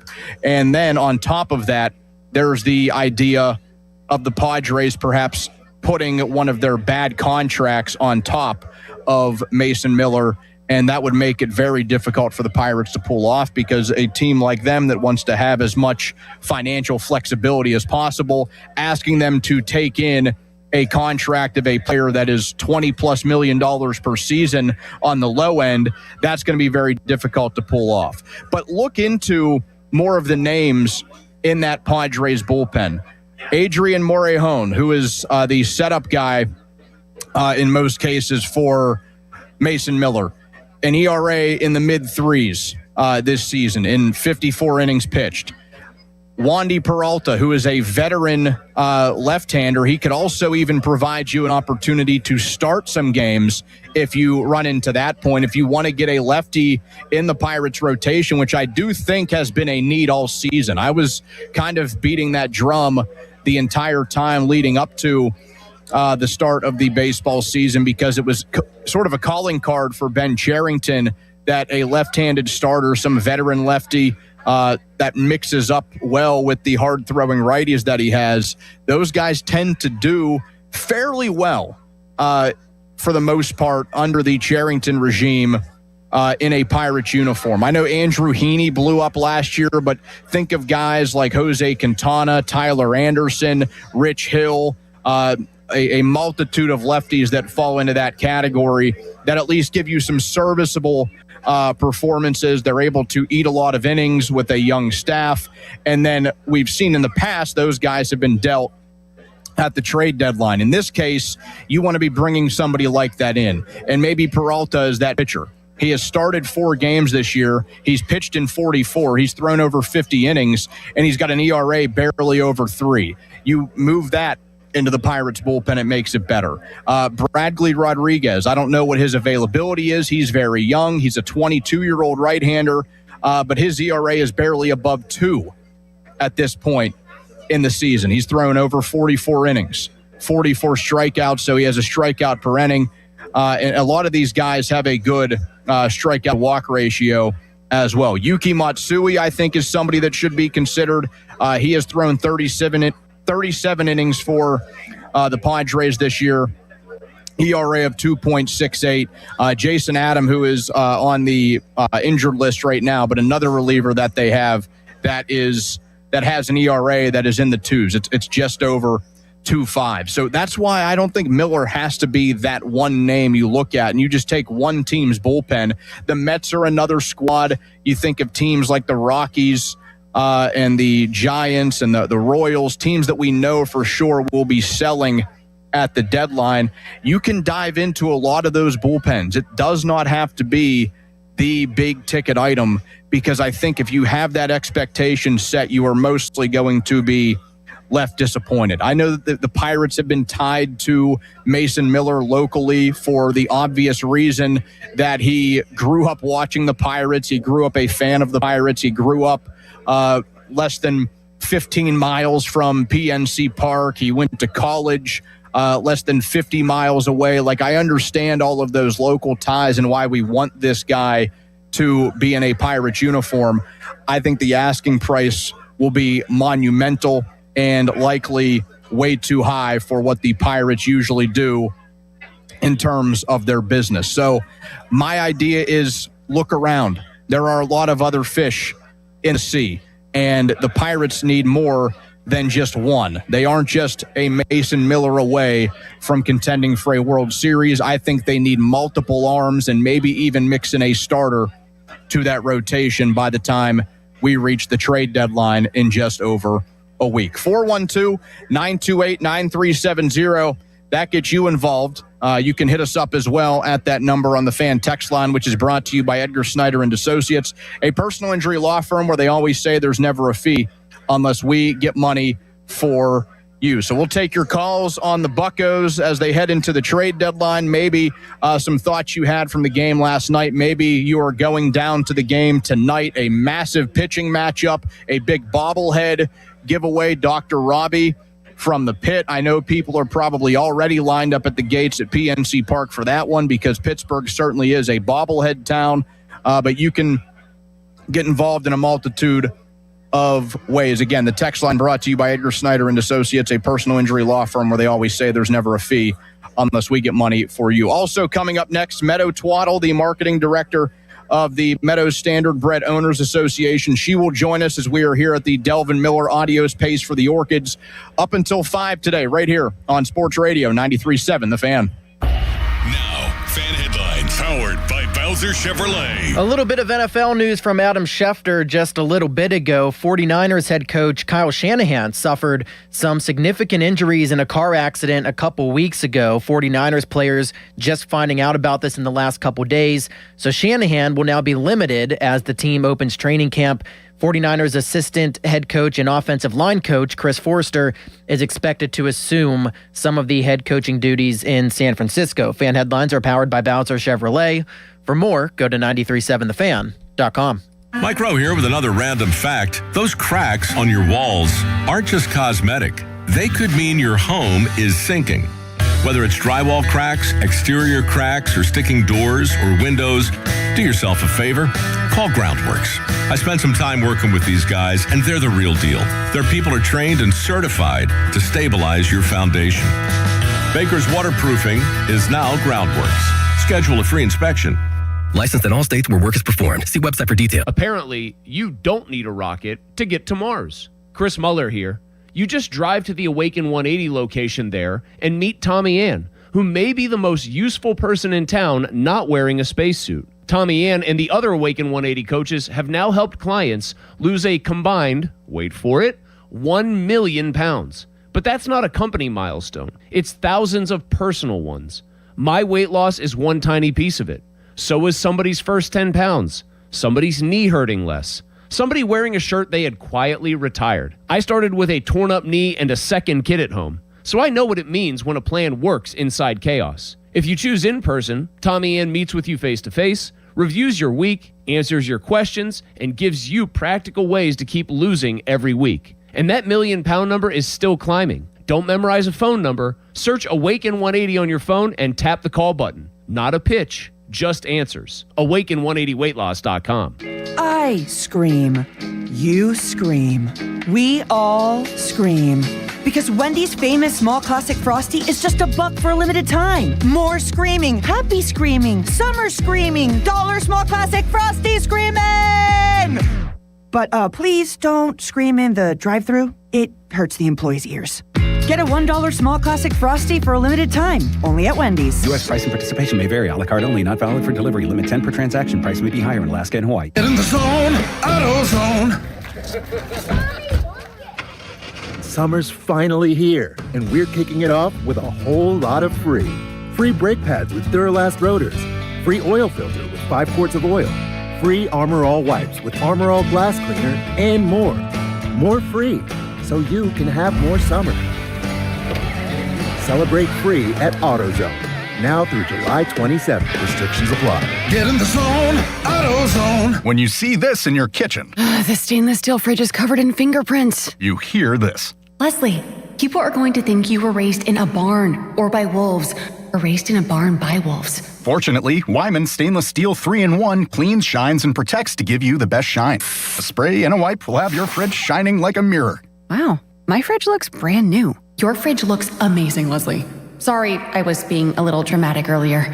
Your kitchen says a lot about you. Let it brag with Wyman. Hey, it's Brew, and I feel like everything in my life depends on being connected. Whether I'm uploading a video, hopping on a call before my show, or video chatting with my family back in Michigan, I never have to think about my Wi-Fi. And that's why Xfinity stands out. You get the most reliable, fiber-powered Wi-Fi with the best equipment at one price for 5 years guaranteed. No contracts or commitments. Plus, you can get online in minutes with same-day Wi-Fi. Restrictions apply. Not available in all areas. Use of fiber or coaxial cable. Learn more at xfinity.com/same-day Wi-Fi. Xfinity, imagine that. On your job site, downtime isn't just an inconvenience, it's a deal breaker. You need equipment that works as hard as you do and a partner who has your back. Experience the new Case difference at Case Power and Equipment of Pennsylvania. Proudly named the 2025 Case Dealer of the Year. Whether you are looking for the latest iron or need expert service to keep your fleet in the dirt, their pros are ready. With thousands of parts in stock, they're here to ensure you're always running at peak efficiency. Case Power and Equipment of Pennsylvania. Because with Case Construction, together, we won't back down. Hey everyone, this is Bob Pompiani. Number One Cochrane has gone all in on Audi. 2 state-of-the-art showrooms in Pittsburgh and Washington, Pittsburgh's largest new Audi collection, and 3 locations for service, including Monroeville's only Audi Authorized Service Center. Because when you're a Number One Cochrane Premier brand, you don't take half measures. That's why customers always enjoy benefits through the complimentary membership in the Number One Cochrane Club One Rewards program. Whether you're looking for a luxury sedan like the A5 or an SUV like the Q5, the Audi lineup is the gold standard. Breathtaking design, lavish amenities, intuitive technology, legendary performance. It's all yours when you go all in on Audi. Find Audi Pittsburgh on Liberty Avenue in the Strip District and Audi Washington on Racetrack Road. Shop online at AudiPittsburgh.com or AudiWashington.com. SchultzFord.com. SchultzFord.com. SchultzFord.com. SchultzFord.com. Live from the Shorkey Mitsubishi.com studios, North Huntington and North Hills.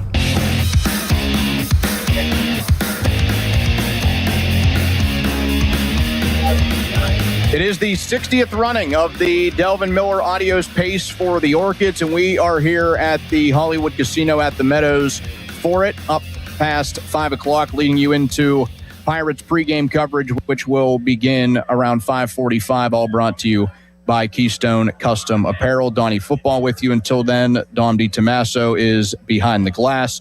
We'll be joined by Nick Farabaugh in just about a half hour, but right now, we are joined by Meadow Twaddle, the marketing director of the Meadow Standard Bred Owners Association. Meadow, just getting a little bit from you during the break. This is something you've been helping out with for a while? I know you've only been full-time for a little bit, but you've been pretty much at this track for most of your life. Yeah, well, first off, thanks for having me. My dad is a trainer here at the Meadows, so I've grown up around horse racing, but more so I've grown up here at the Meadows. I went to college here at W&J, so I've always stayed local, and all throughout college I helped out the MSOA with their marketing and promotional efforts, especially over the summer. I'd come out to these events, and up with the Pennsylvania Horse Racing Association right outside of college. So I kept my roots there. And then I've been blessed enough to be the full-time marketing director for the MSOA for about 6 months now. At what point did you know that was like something you wanted to get into? Yeah, I didn't really think I was going to go down the path of horse racing. I was a psychology marketing major in college, but the more I came here, the more I was able to see how beneficial our work was promoting the sport, especially given my ties to it. I knew this is where my passion lied, and it's something I wanted to do for a long time. When you were a kid and then getting into college, and as you said, psychology and marketing, what point in college did you kind of come to the realization of you can combine like two passions that you had? Yeah, that's a great question. W&J makes it really easy to do that, actually. With it being a smaller school, you can kind of form your program the way you want to. And I had really great professors who were more than happy to show me how I could combine the two. So I did a lot of independent studies on my own, and I geared part of my semester towards studying trends and marketing, which is all psychology. So I was really blessed to be able to combine all my passions into my studies. Talking to Meadow Twaddle, the marketing director of the Meadow Standardbred Owners Association. You're not named after the track, are you? Or is that just a coincidence? It's actually a coincidence, and I get asked that almost every single day. Actually born in California, believe it or not. And then we moved here when I was about 2 or 3. And it was kind of like a fate moment, like, oh, our daughter's name is Meadow, and we're going to move to the Meadows. So it's completely a coincidence. No correlation there. What is something that you feel like you've brought to the table in the you've been full-time here under a year, only about half a year, but like you said, you've been involved for so many years. What is something that you feel like your experience in college and now early as a professional, did you bring something like big to the table that you're really proud of? I feel like I really try to utilize the power of social media to tell stories and show behind-the-scenes content of our Meadows community here. With the MSOA, our job is to promote and advocate for our horsemen and women. And I've really tried to use social media to my power. I do a lot of video content, which seems to do fairly well on social media. I always try my best to showcase our horsemen and women when their horses are doing well. I'm here all the time, just grabbing what I can. And I feel like we're making really great strides towards, growing the momentum of harness racing. Explain to people how big of an event this is. This is my first time here. I'm pretty blown away by the amount of people. I probably should have gotten something nice and purple to wear, but I mean that's besides the point. Explain how big of an event this is for you guys. So this is our signature race. Not only that, it was premier and prestigious horse races every year. And this year marks our 60th running of the Delvin Miller Adios. Delvin Miller being a really prominent historical figure in Washington County. So it's our greatest standing tradition here at the Meadows. The purse this year is $420,000. Of course, we have the sister race to the Adios called the Adio Volo. We have 2 divisions of that going for $64,000 apiece. So we really try to put on a big stakes-filled day. We have almost $1 million in purses going out today, and we draw some of the best horses in the country. So this is like your Kentucky Derby? Yes, this is our Kentucky Derby. A lot of people don't realize we have our very own Kentucky Derby, and it's right in your backyard. It might look a little different out there on the track, but the ambiance, the vibes, all of it, top to bottom, the drinks, the dresses, it's all right here. Have you ever been in like one of the harnesses? It looks like it looks way more difficult than what I had anticipated. It is difficult. It looks pretty scary. I give those guys a lot of credit. You need a lot of upper body strength. You gotta hold on there. I've been in a jog cart one time. A jog cart is like a little bit of a bigger fixture to just exercise the horses. I did it one time. It's not really for me. I kind of just keep it up to the professionals. I do help out in the barn from time to time, but I do give the guys out there a lot of credit. Something else that people love to do when it comes to horse racing is betting. Mm-hmm. How big is that for everything that you guys do here? I mean, it helps contribute to our purse account. We always try to have a lot of great guaranteed pools and offers going on to our bettors, and we're very thankful to all of our bettors, especially the ones that continue to choose to bet the Meadows here. Today, I'll just do a little plug. We have over $100,000 in guaranteed pools. Our presenting sponsor is First Bet. If you sign up on their app, you're going to get a sign-on bonus, and they have a table here as well. They have a lot of cool stuff going on. So we're very gracious to all of us, and we're even more gracious to our new bettors who are just getting into it and choose to bet the Meadows for the first time. What are some other events that you guys have going on here today, this whole weekend? Like it's more than just the horse racing that it seems you can get involved in. There's a ton of stuff around here. Yeah. I mean, one thing about the Meadows is we really try to make it Adios Week as opposed to Adios Day. And, our community is so passionate about it. I mean, for us, like, this is our derby. Like, as we said, this is our big day. So we try to make it a big deal as much as we can. We kicked it off last night with Family Fun Night. We had lots of family fun here, face painter, balloon artists, you name it, we had it. Today is more geared towards the giveaways. The MSOA has a really big giveaway going on, actually. We're giving away 5 $1,000 bets on the Adios Pace. There you go. Meadow Twaddle, the marketing director of the Meadow Standardbred Owners Association. Meadow, thank you so much for taking the time. Thank you for being so gracious to us here. This is awesome. Yeah, thank you so much for having me. So that's Meadow Twaddle, the marketing director of the Meadow Standardbred Owners Association. Intern Dom DiTommaso back behind the glass. Dom, I think you'd be really good at this stuff. I'm seeing these guys go around on the harnesses. I think we need to set one of these up. Maybe you and Limits getting one of these things. Pony did it last week. Yeah, no, I'm down. I've always wanted to ride a horse. They do it in Game of Thrones, and it looks cool, so I'm in. Game of Thrones was your go-to there? yeah. You get on the horse and they gallop across Westeros. That's what I want to do, Donnie. That's my calling. Dom, we briefly discussed the idea of doing like a power ranking of top 5 horses. And I think you and I both decided that Pyomai, which was Tony Soprano's fictitious horse, would have been very high on that list. I mean, you can think you got guys like Secretariat. You're certainly going to put him high in those power rankings. But I think you and I would have both had Pyomai at number 1. Yeah, Pyomai would have been up there. Bullseye from Toy Story would have been up there. Mr. Ed, the talking horse. Mr. Ed. Yeah, you got to have Mr. Ed. I didn't think of Bullseye. That's a good pull. Bullseye's the heart and soul of Toy Story. Yeah, I mean, now they're on 5 movies? Yeah, which I haven't seen yet, by the way. Yeah, I haven't seen the last 3. I mean, I was born the same year the OG Toy Story came out, and those guys are still doing it 30 plus years later, which is pretty amazing. I'm only a Toy Story 1 and 2 guy. I haven't seen anything beyond that. Is that a bad job? You haven't seen the third one? No. Donnie, the third one probably came out. Ever. The third one probably came out though, and I was like 16. Like, I don't know, like what interest I would have had. How old were you in 2010? Yes, I was 15. Yeah, that's prime Toy Story viewing age. I think prime Toy Story viewing is from the time you're like, I don't know, like 3 to 6 years old. No, is so ideally how the first couple went for me. Toy Story 3 might be the best Pixar. I think it's Pixar. Best Pixar movie ever made. Bad job by you, Donald. You give me crap for not watching The Pit, and you haven't seen Toy Story 3. You're putting it ahead of the first 2? Oh my God, easily. I think most people would. Most people would. All right. Well, then maybe I'll watch it, and I'll give you my review.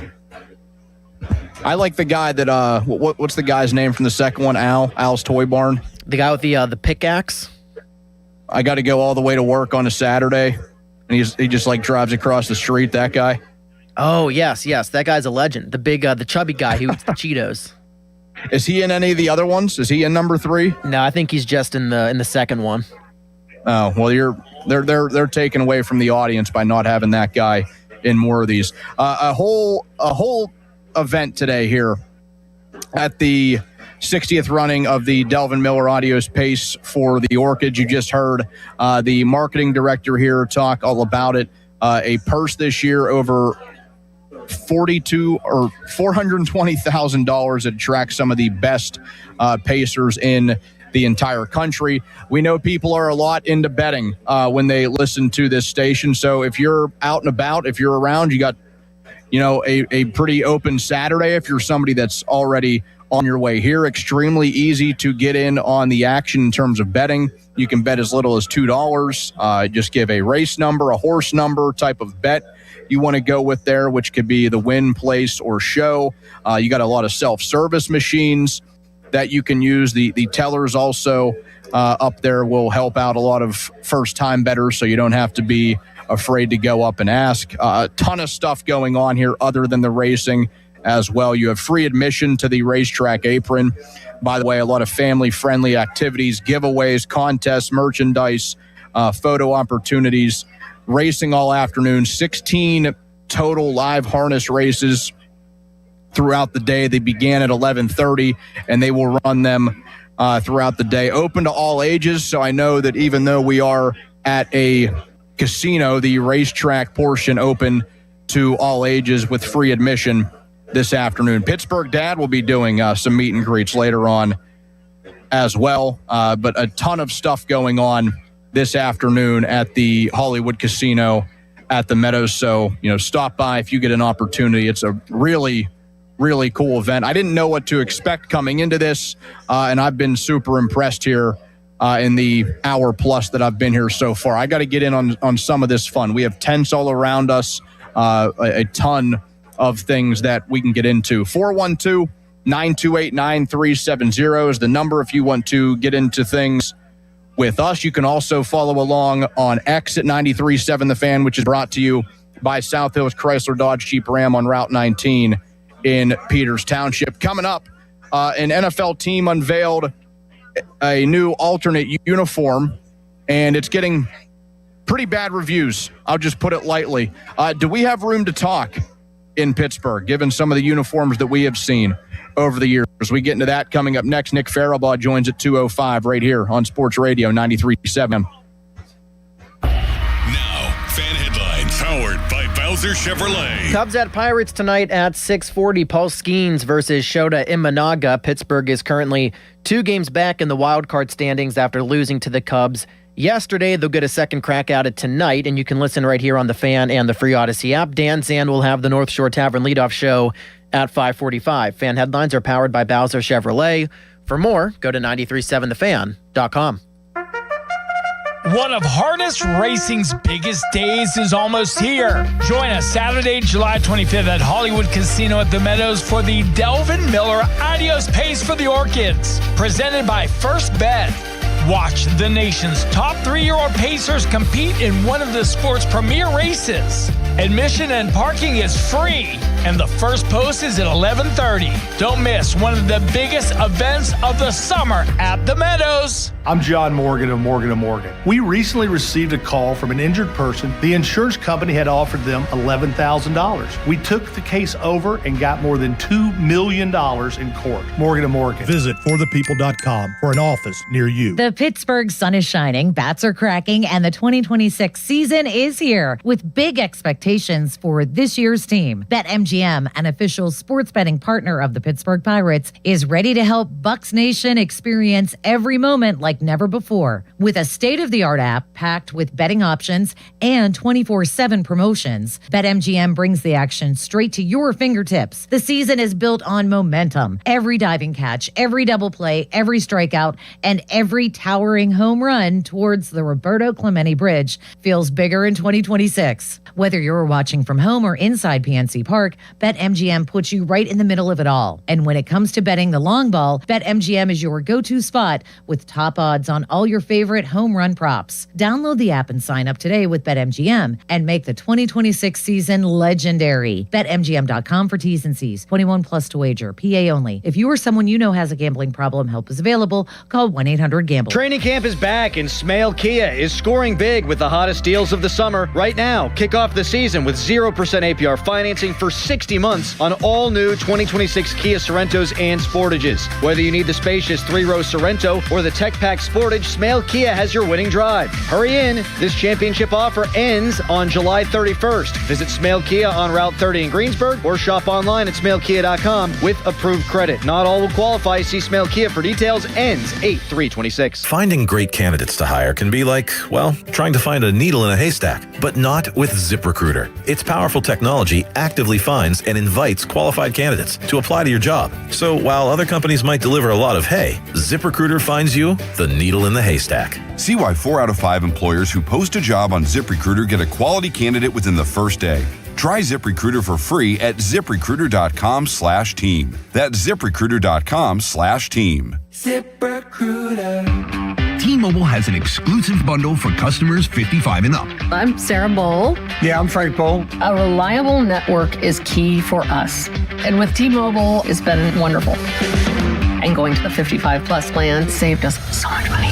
A lot. And that's important. Trying to keep costs down. The home internet's been perfect. It's fast, it's quick. The setup was so easy, it took less than 15 minutes. It was like, ta-da! If you want simplicity, coverage, reliability, you want the whole package, T-Mobile has it. Right now, T-Mobile customers 55 and up can get 2 phone lines on America's best network, plus America's fastest 5G home internet for just $30 each. $30 per month each line with autopay plus taxes and fees. Minimum age 55. Pricing for home internet rely on 2 lines of essentials. Choice 55. $35 connection charge per line required. Best mobile network and fastest 5G home internet based on analysis by Ookla of Speed Test Intelligence data 2H 2025. All rights reserved. The deals are rolling in at South Hills Chrysler Jeep Dodge Ram 2026 Jeep Gladiator with payments starting at just $219 a month for 42 months, or save up to 13% off MSRP on select models. Hurry in today to South Hills Chrysler Jeep Dodge Ram for more details. 84 Lumber has been building America for 70 years. Whether you're a homeowner starting your first project or a pro on the job, 84 Lumber offers the kind of personalized expertise you won't find in a big box store. They're more than just lumber. From windows and doors to siding, trim, and decking, 84 Lumber has the materials you need to get it done right. With 14 locations across Pittsburgh, there's one near you. Visit 84lumber.com to find your store. 84 Lumber, your hometown building partner for 70 years. Jane is a small business owner. That's right. And tell them what that's like, Jane. Yeah, well, it's like a roller coaster with a lot of ups and downs, and some days things can feel like they're flying off the rails. Yep, it's a lot. But the Total Solutions Advantage only from Comcast Business can help you manage it all. With the largest, fastest fiber-powered network designed for 100% reliability with business internet and wireless connect. Plus gig speeds with security and equipment included. All with a 5-year price lock. Nice. So everything stays on track. Exactly. The Total Solutions Advantage. Get started for just $60 a month for 12 months when you add Wireless Connect to a qualifying internet package. No one does business like Comcast Business. Limited time offer. Restrictions apply. New customers only. 1-year agreement, paperless billing, and automatic payments with bank account required. $60 offer requires 300 meg internet, security edge, and additional qualifying service. Equipment, taxes, and fees extra. Text us on the Edgar Snyder and Associates text line at 412-928-9370. Edgar Snyder and Associates reminds you to text responsibly. Sports Radio 93.7 The Fan, built by Window Nation. Home of the buy 2, get 2 free offer. Live in local sports news on the weekends? Imagine that. Sports Radio 93.7 The Fan, Pittsburgh's hometown sports station. 93.7 The Fan, 100.1 FM and AM 1020 KDKA and WAMO 107.3 are partnering to support Pittsburgh public school students for the school year by providing stuffed backpacks for the Pittsburgh 4 PPS Back to School event presented by Target Freight Management. You can support by purchasing backpacks or dropping them off at a location near you. For more details, go to 937thefan.com. Brought to you by Rugby Realty and Pittsburgh Regional Transit, all presented by Target Freight Management. Donnie Football with you live from the Hollywood Casino at the Meadows for their big event on the calendar, the Audio Space for the Orchids. Dom DiTomaso is with me behind the glass. Nick Farabaugh joins the show in just over 10 minutes. Also a programming note, Dan Zangrilli will join the show live from PNC Park just after 4 o'clock. So a loaded 3 and 4 p.m. hour as we get you to Dan for the North Shore Tavern leadoff show at 5:45 as the Pirates they have their second of 3 against the Cubs with Paul Skeens on the hill tonight against Shota Imanaga, who has dominated the Pirates since his arrival in Major League Baseball back in 2024. Dom, I know that you're somebody who's never afraid to shy from a strong take, and I imagine you have one on the release of the Los Angeles Rams and their new alternate uniforms, but I want to know where you think those could rank among the worst in NFL history. Yeah, they might be at the top of the list. I am beyond stunned that a team out of Los Angeles that has billions of dollars can't get a better design for not just their logo, but their jerseys and colors, because their presentation sucks. I mean, it is ugly. The colors are just hard to look at. I don't like the font of the numbers. Nothing about it is appealing. It's ugly. It's disgusting. And this team might go to the Super Bowl next year, and they look like trash on television. Jerry Jones had the idea, Donnie, back in whenever he bought the Cowboys in the 70s or 80s, where he said, we need to make the colors of the Cowboys look appealing so it pops on television and people like the team. And now they're America's team. The Rams are doing the complete opposite. They are hard to look at. It's awful. It's probably the worst ever. I hate it. I know that a lot of people are not a fan, and I'm not saying that I am, but I just think there have been a lot of ugly ones that we have seen over the years. Now, are you putting these in a different category opposed to like teams that have a throwback uniform, if you will? Like the Steelers throwbacks from last year, I would not say are a very good look. I don't think the Bumblebee uniforms are necessarily a great look. I mean, they have a little charm to them because they would tend to play well in the Bumblebees, but I'm not going to act like those were some of the great uniform combos that we've seen in NFL history. Yeah, by the way, I actually don't mind the Bumblebee jerseys, but I'm just looking at it from full-time permanent jerseys. Like the throwbacks last year were god-awful for the Steelers. But yeah, I'm keeping that in a separate category. I'm going like the full-time threads that teams are wearing, which the Rams ones are. They might be the worst ever. Now I'm trying to think, the Lions wear those gray jerseys, and I think those are permanent, and those are also awful. So those have an argument. But I think the Rams right now is 1-1 across the league. I've always thought that the font on their numbers were a little bit odd. Since they moved back to Los Angeles. That initial look that they had when they went back to L.A. And they were playing in the Coliseum, like those ones were good. You went back to kind of a classic that they had in the 70s and 80s. But if you bring in ones that are like historical footnotes for NFL teams, you got to go back and see. Like the Eagles had a really ugly one in the late 2000s that were an homage to their teams in the 30s. They were like a very bright blue and gold.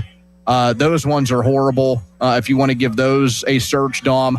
The ones that the Broncos wore, I think around that same time period that were looking back to like the 1960s, they were a gold top, brown pants with brown and gold striped socks that went up on each side. Those are some really bad ones. I just wonder if like we have room to talk, but at the same time, the fans aren't really the ones that are picking the uniform combinations. In fact, I think if we got more of a say, if fans got more of a say what went into teams' uniforms, they might get some better looks.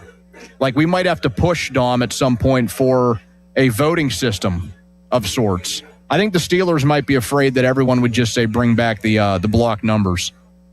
Well, so two thoughts. One, I don't know how you feel, Donnie, but I'm a big proponent of the jersey color should be the color that your team is. So I hate, like you and I, we love talking about those old Red Sox teams from the early 2000s. I hate when the Red Sox roll out those yellow jerseys because that's not in the color of the Red Sox. The Red Sox are red. So I'm looking at those Eagles jerseys, and they're actually not that bad, but the Eagles are green. They're not blue and yellow.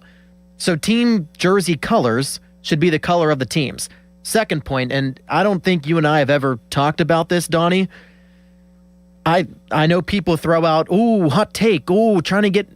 I'm just being honest, and it's a preference. I hate the Steelers block jerseys. I don't like them. I didn't grow up with them. I'm used to whatever font that I think of Antonio Brown and Ben and Le'Veon wearing. That's what I grew up on. I don't think the block numbers are that appealing. I think the current font looks better. That's just me.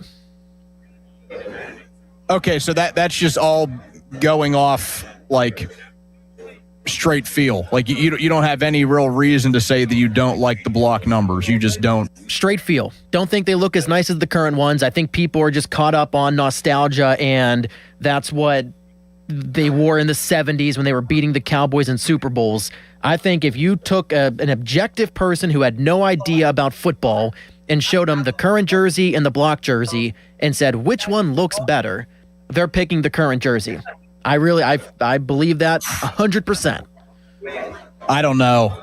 I mean, I just feel like there's just like an added like crisp to like any team going with like more of a block number style. I think that is just like my personal preference. If a team puts out a new uniform and like that's the numbers, like the font style they use, I think that's just, if your preference is what you saw Antonio Brown wear, like I guess more of like that, curved font or whatever you want to say, I think I'm just more a fan of the block font.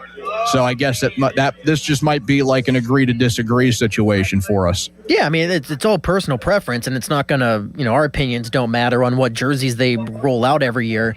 But I mean, every week you have somebody saying they got to bring back the block numbers. It's just nostalgia. And I guess mine is also nostalgia, why I like the current ones. But I hate when I see it because you see it every Sunday. Every Sunday, somebody on Steelers Twitter is complaining about the jerseys and wants the block ones returned. And I'm like, you know what else I oddly miss?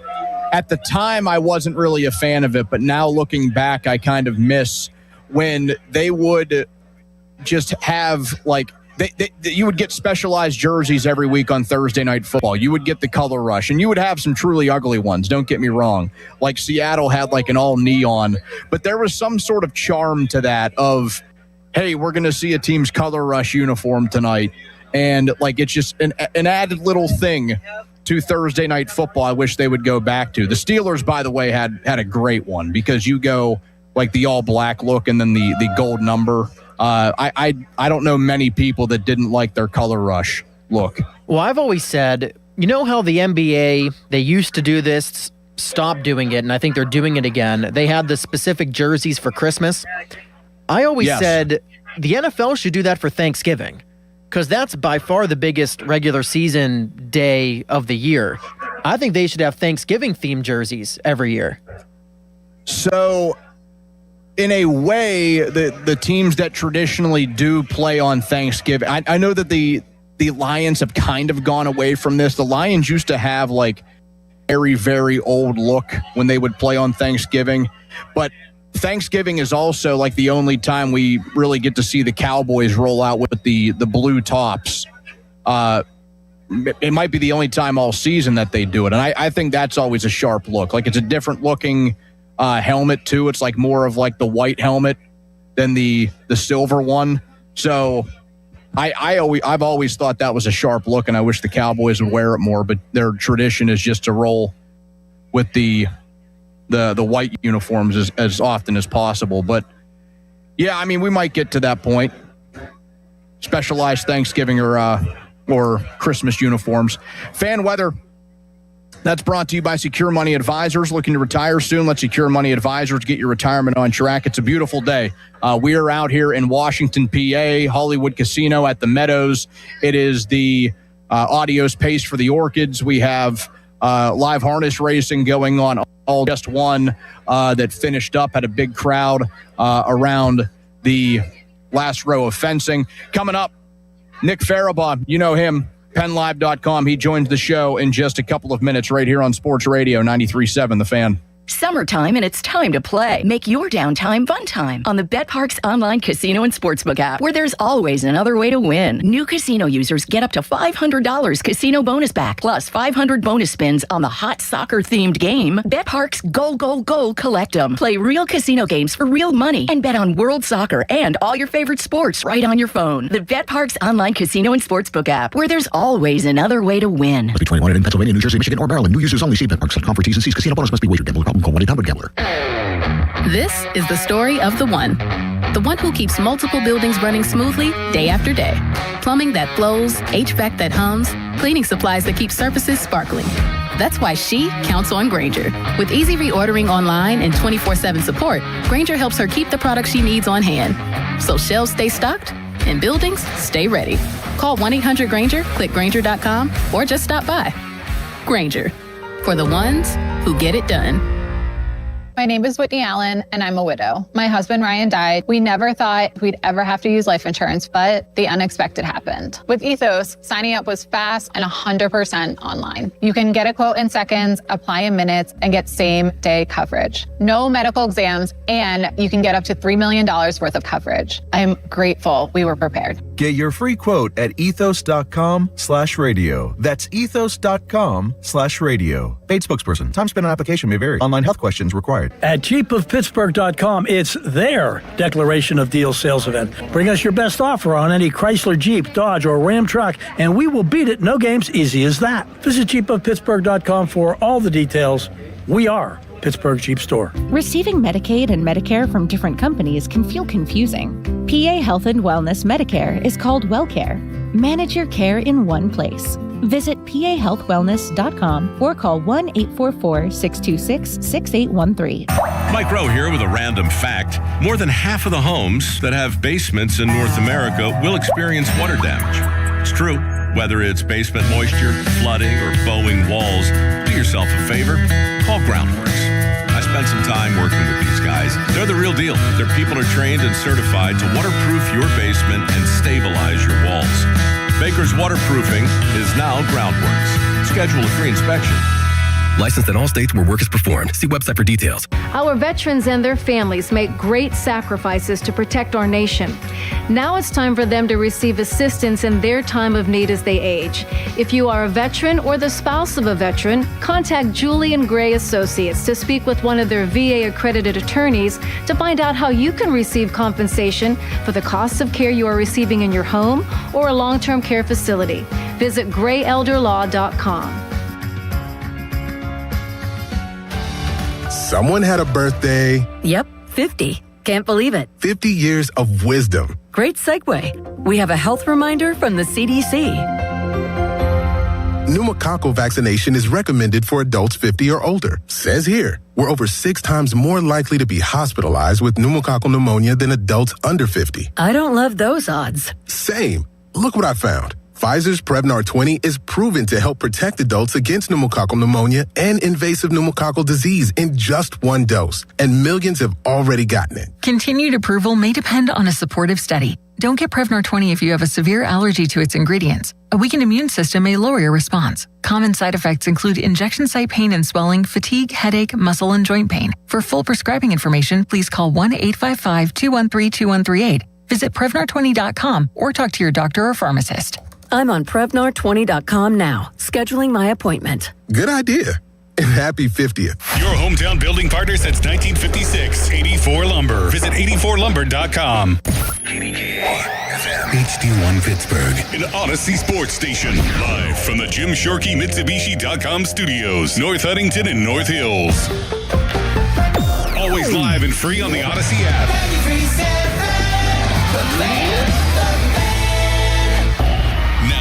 Fan Headlines, powered by Bowser Chevrolet. Dom DiTomaso with Fan Headlines. Cubs at Pirates tonight at 6:40. Great pitching matchup. Paul Skeens takes the mound for Pittsburgh. Shota Imanaga gets the start for Chicago. And you can listen right here on the Fan and the free Odyssey app. North Shore Tavern leadoff show at 5:45. Fan Headlines are powered by Bowser Chevrolet. For more, go to 937thefan.com. We're here so you don't miss a thing. I'm turning it up. Live and local on the weekends. Sports Radio 93.7 The Fan. Pittsburgh's hometown sports station.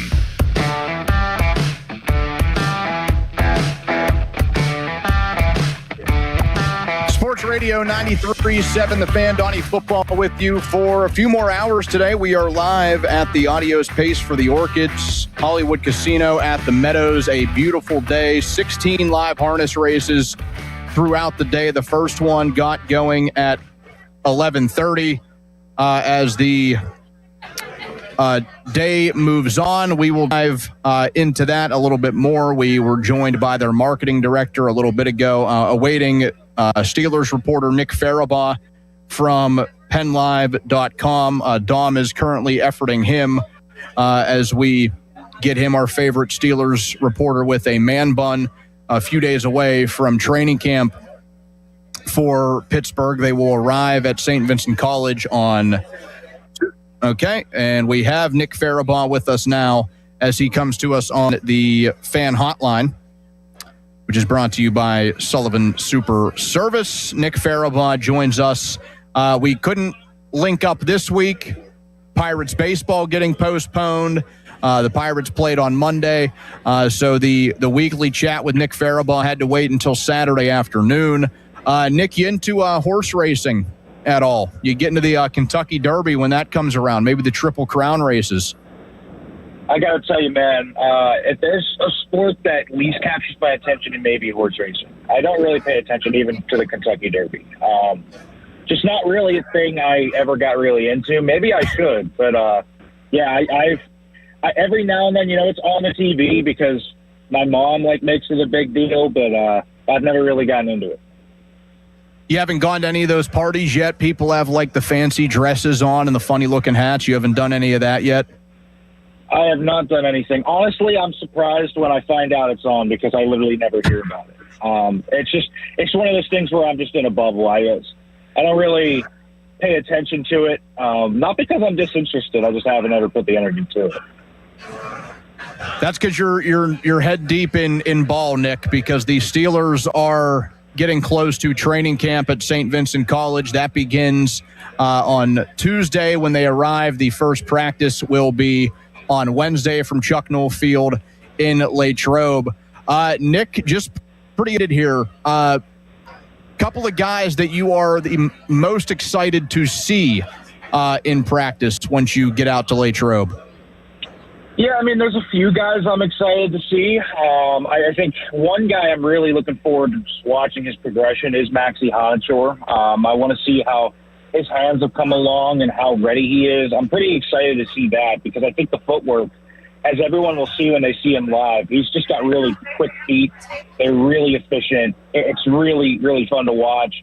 A guy I'm actually really excited for, and honestly, if you ask me who the guy I was kind of most anticipating to watch, it's actually kind of going to be TJ Watt. And I think that's a weird answer when you think about it at first, but I think they're going to do a lot of different things this year, move him around, try and make him uncomfortable to do new things. I'm interested to see how that kind of comes about in a practice setting, how Patrick Graham pushes him, how they try and get him different looks. We know he's going to be, 31, 32 this year. That's going to be a big thing. He's going to have to fight the age curve. So how does he evolve as he ages, and can he stave off the age bug? And I think that is going to be something that's really it's going to be really big to watch. But I think because of how they're going to utilize him and how Patrick Graham is not going to stay static in the front, I think that will be something to watch. So I'm actually pretty anticipated to watch TJ Watt. And then I think the third guy I'm kind of excited to see and what he could do is on the defensive line. I'm a nerd, so I'm pretty excited actually to see what Sebastian Joseph Day is all about. I kind of know what he's all about, and I've kind of praised him as I think the most underrated signing of this offseason. I'm just interested to see where they play him more so, because he can play anywhere. You know, is he in that nose tackle competition, or is that more of a Y.A. Black, Keanu Benton thing? You know, how much is Benton playing there? That kind of all depends upon where Sebastian Joseph Day plays. So he's kind of like this kind of key piece among the defensive line that's going to be really important and play a good deal, but is really going to kind of factor into, okay, what do you see from Keanu Benton, Y.A. Black, all these different things. So I want to get into all three of those guys. We'll just go in order. We'll start with Maxi Honachor, who is the Steelers' first overall pick this year, or first round pick, not first overall. But the right tackle who is right now behind Dylan Cook. How long do you think he is behind Dylan Cook, and how much pressure do you think is on Cook to come in and kind of hold off a guy that got picked in round one? Well, I do think there's pressure for him to hold him off. I do think Honachor, as I've said multiple times before, I think he has a little bit more ready-to-now playiness than most people think. Like, I don't think this is crazy to say he could start week one. The hands are raw, but the feet are there. The football IQ's there. Like, there's a lot of positives to buy into Maxi Honachor playing right away. So you need Dylan Cook to continue the ascent he had last year. And he did play really well at the end of last year. But it's going to be on him to showcase and prove to a new staff that he has that ability, that he can play at right tackle at a high level, you know, flipping sides. I don't think that's going to be much of an issue for Dylan Cook. That's kind of been his MO. But I do think there's a lot of pressure there, because I do think Honachor is going to push him. I think Honachor is going to be somebody that's going to be more ready to play than people think. So I've been really looking forward to seeing that battle. I think it's pretty much good versus good there. And that's the best type of battle to have. I don't think they're going to be deficient at the tackle spot. They might have bumps along the road just because you have a young tackle in Honachor or Cook, who's kind of getting the first taste of, you know, starting on opening day if he gets that. But I do think Dylan Cook has a lot of pressure on him to stave him off, because I don't think Honachor is going to make it easy on him. How much has the Honachor draft pick kind of gotten better for people over the last few months? I think a lot of us were really just steaming about how that went down on draft night, and it wasn't necessarily an attack on the player. It was just the fact that the Steelers got embarrassed in their own city by a team across the state on that first night of the draft. It feels like people have really warmed up to the Honachor draft pick. I mean, I would throw myself in that boat too. I mean, there was live frustrating reaction to the way that things went down in that first round, but it seems like as a player, there's reason to be excited about this guy. He was never a bad pick as a player. I never thought it was a bad pick from that perspective. I do think, you know, when we were talking during draft week, and I still believe this, I still think if they wanted Makai Lemon so badly, it was pretty poor process to not try and jump up. You knew that someone like the Eagles, there were a lot of wide receiver needy teams in the immediate picks after them. That was a telegraphed pick from the jump. If Makai Lemon got anywhere near them, someone was probably going to try and come up. And so the Eagles did that. And, you know, it probably wouldn't have cost the Steelers much at all to go up one or two spots just to secure Makai Lemon. I think that was more of a process problem for me than it was, you know, oh, your pivot is Maxi Honachor. He was an absolute first-round tackle. He's got incredible raw talent.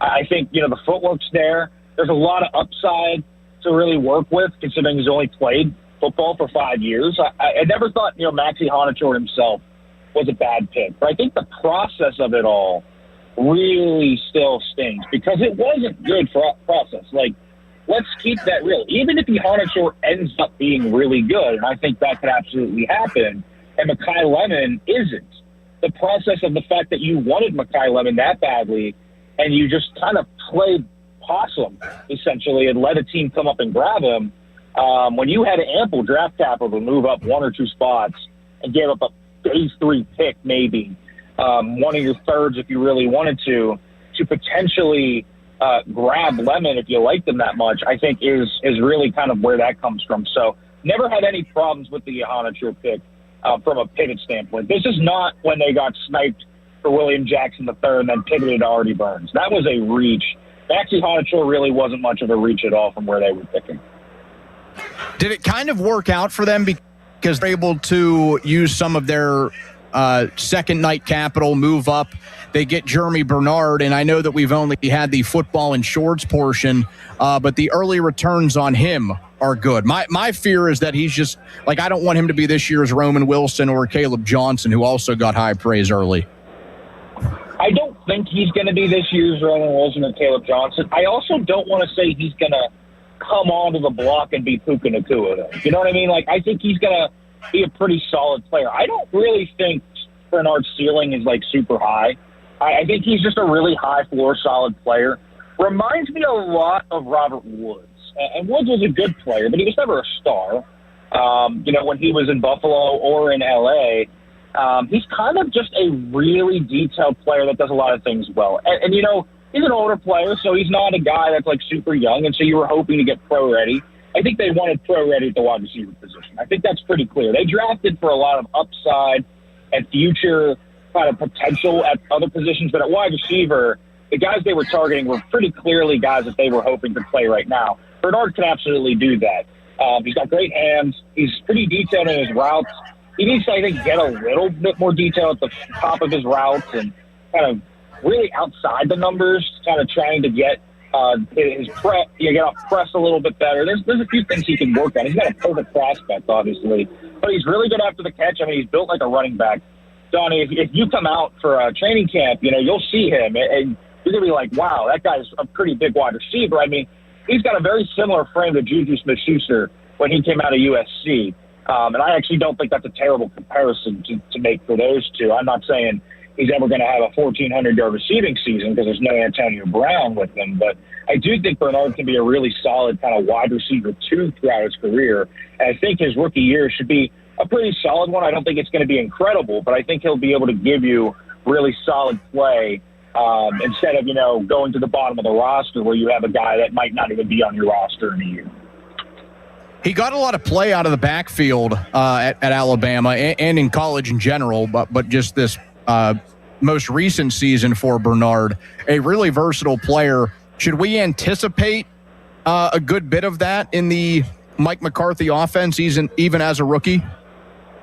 I do think so. I think you're going to be able to see him play in the backfield, in the slot, both outside spots. He's kind of someone that you can also just throw the ball out to in the flat, and he'll make stuff happen. He's just got really good contact balance. That's one thing that sticks out about him. They really needed some yak ability in the wide receiver room. DK's more of a catch-and-run guy, not really more of a tackle breaker. He's kind of just, okay, get the build-up speed and outrun everybody, and you can barrel through the finish line if you need to. But he's not a guy that's going to really stop and start, make you miss. Bernard can do that. Bernard is a guy that has a lot of stop and start. He can string multiple moves together. He's got really good lower body strength, so he'll run through arm tackles. And there's a lot of positives about Jeremy Bernard that they did not have in the room. I also just think, I think Brian Angelico said this in May, and I think it's a great point. When Alabama needed a play and they needed something to happen, every single time they would draw up the play for Jeremy Bernard, whether it was in the backfield, a screen, making a big catch. He's not really good at true contested catches, but he's better at combat catches. And I want to make a distinction between those because combat catches to me are more, are you in traffic, getting hit, getting bared down on, making a catch outside your frame. He does that really well. He's not going to make a 50-50 ball catch with regularity, but he will make those tough grabs that are not easy to make, especially when taking hits. He's tough as nails. And so there's a lot to like about Jeremy Bernard. Another guy you said you're excited to see, T.J. Watt. I imagine plenty are excited to see T.J., somebody who's been in the league for almost a decade now, hard to believe, but for the first time, he's not going to be playing under a Mike Tomlin defense. That being said, you got into it a little bit. Are we going to finally get T.J. Watt moving around a little bit, something to change what we got last year as he's trying to rebound from really, I would say production-wise, his career worst? Yeah, I think we are. And I think the big thing for that is going to be more so just how well can TJ acclimate himself to the other side, because that's always been his weakness. He's never been a guy that's really been that good going to the other side. And the productivity showcases it. He has struggled significantly so in that area. And so I do think, it's fair if you're him to be like, okay, maybe I shouldn't go over there. But when you're 31 to be 32 in October and you're burst on your big move, which is his cross chop, ripped it. That is a move that he's won with his explosiveness and everything for years. But now he's got to transition to more of a power game. There was one thing I saw in the spring, and it was when individual drills would be happening and there'd be a walkthrough, maybe a special teams period, whatever it would be, Patrick Graham would go off to the side and specifically work with TJ Watt to blitz from his offside. And I think that says something about how much they want to challenge him. And I think he's going to move around because he realizes this. TJ Watt is not stupid. TJ Watt's very self-aware about what's going on in his game. And he's aware of, the dropping explosiveness and all of that we've talked about. So, yeah, I think he is going to challenge himself. I do think he's going to move around a little bit. I think he's going to be a guy that doesn't just play, on one side of the ball. And so I think for the first time in his career, we're actually going to see TJ Watt move around a little bit. You've been pounding the drum for Sebastian Joseph Day all offseason. I think since he signed with the Steelers, Nick, you have been one of his biggest fans as someone who covers the team on a day-to-day basis. And you mentioned your excitement for him. You had him at number 3 when I asked you about guys you're most excited to see. What do you anticipate his involvement being, maybe what a snap count for him looks like if you can try to project all the way out from here? Well, I think he probably plays, and this is just me, I think he plays more base end because they don't have a lot of depth at base end. And so I really question if he's going to be the starting nose tackle. I think if they had it their way, Y.A. Black would do that. But we'll see if Y.A. Black can do that. It's going to be really contingent upon him taking a step. I do think, though, in base, he's going to play out wide. I think when you think about, sub-package football, he can play anywhere from 1 out to, 7. He can do so many different things. And I think they're going to lean into that versatility where, he's going to be sometimes all the way out over a tackle. He's sometimes going to be straight up over the guard. He's going to sometimes be up over the center even. They can do so many different things with Sebastian Joseph Day because he's so good at really taking on those double teams and just defending the run from anywhere. That has been his superpower throughout his career. And the Steelers really needed a guy like that. They didn't have that super sub last year. They struggled to defend the run without Derek Harmon. Now if Harmon gets hurt, at least they have somebody, right? They have someone to lean on to where they can go, okay, we can just insert him in there. He can start in Derek Harmon's place. He's not going to give you a bunch of pass rush juice, and I don't think they signed him for that. But he can do so much from so many different areas, and having that ability to change fronts and do different things and match up hunt as a defensive coordinator is really important. And I think he just gives Patrick Graham a lot of flexibility. Should we anticipate Keanu Benton being the odd man out of the 2023 class in terms of getting an extension here? If there's one guy that doesn't get one, it will be him, I anticipate. I think it's totally possible they get them both done. I think it's totally possible Porter and Benton get a deal. I think Porter, obviously, we anticipate getting one. And that one's going to, string out. It seems like Witherspoon and Gonzalez have deals out there that are going to reset the market over McDuffie's $31 million. Porter knows this. His agent knows this.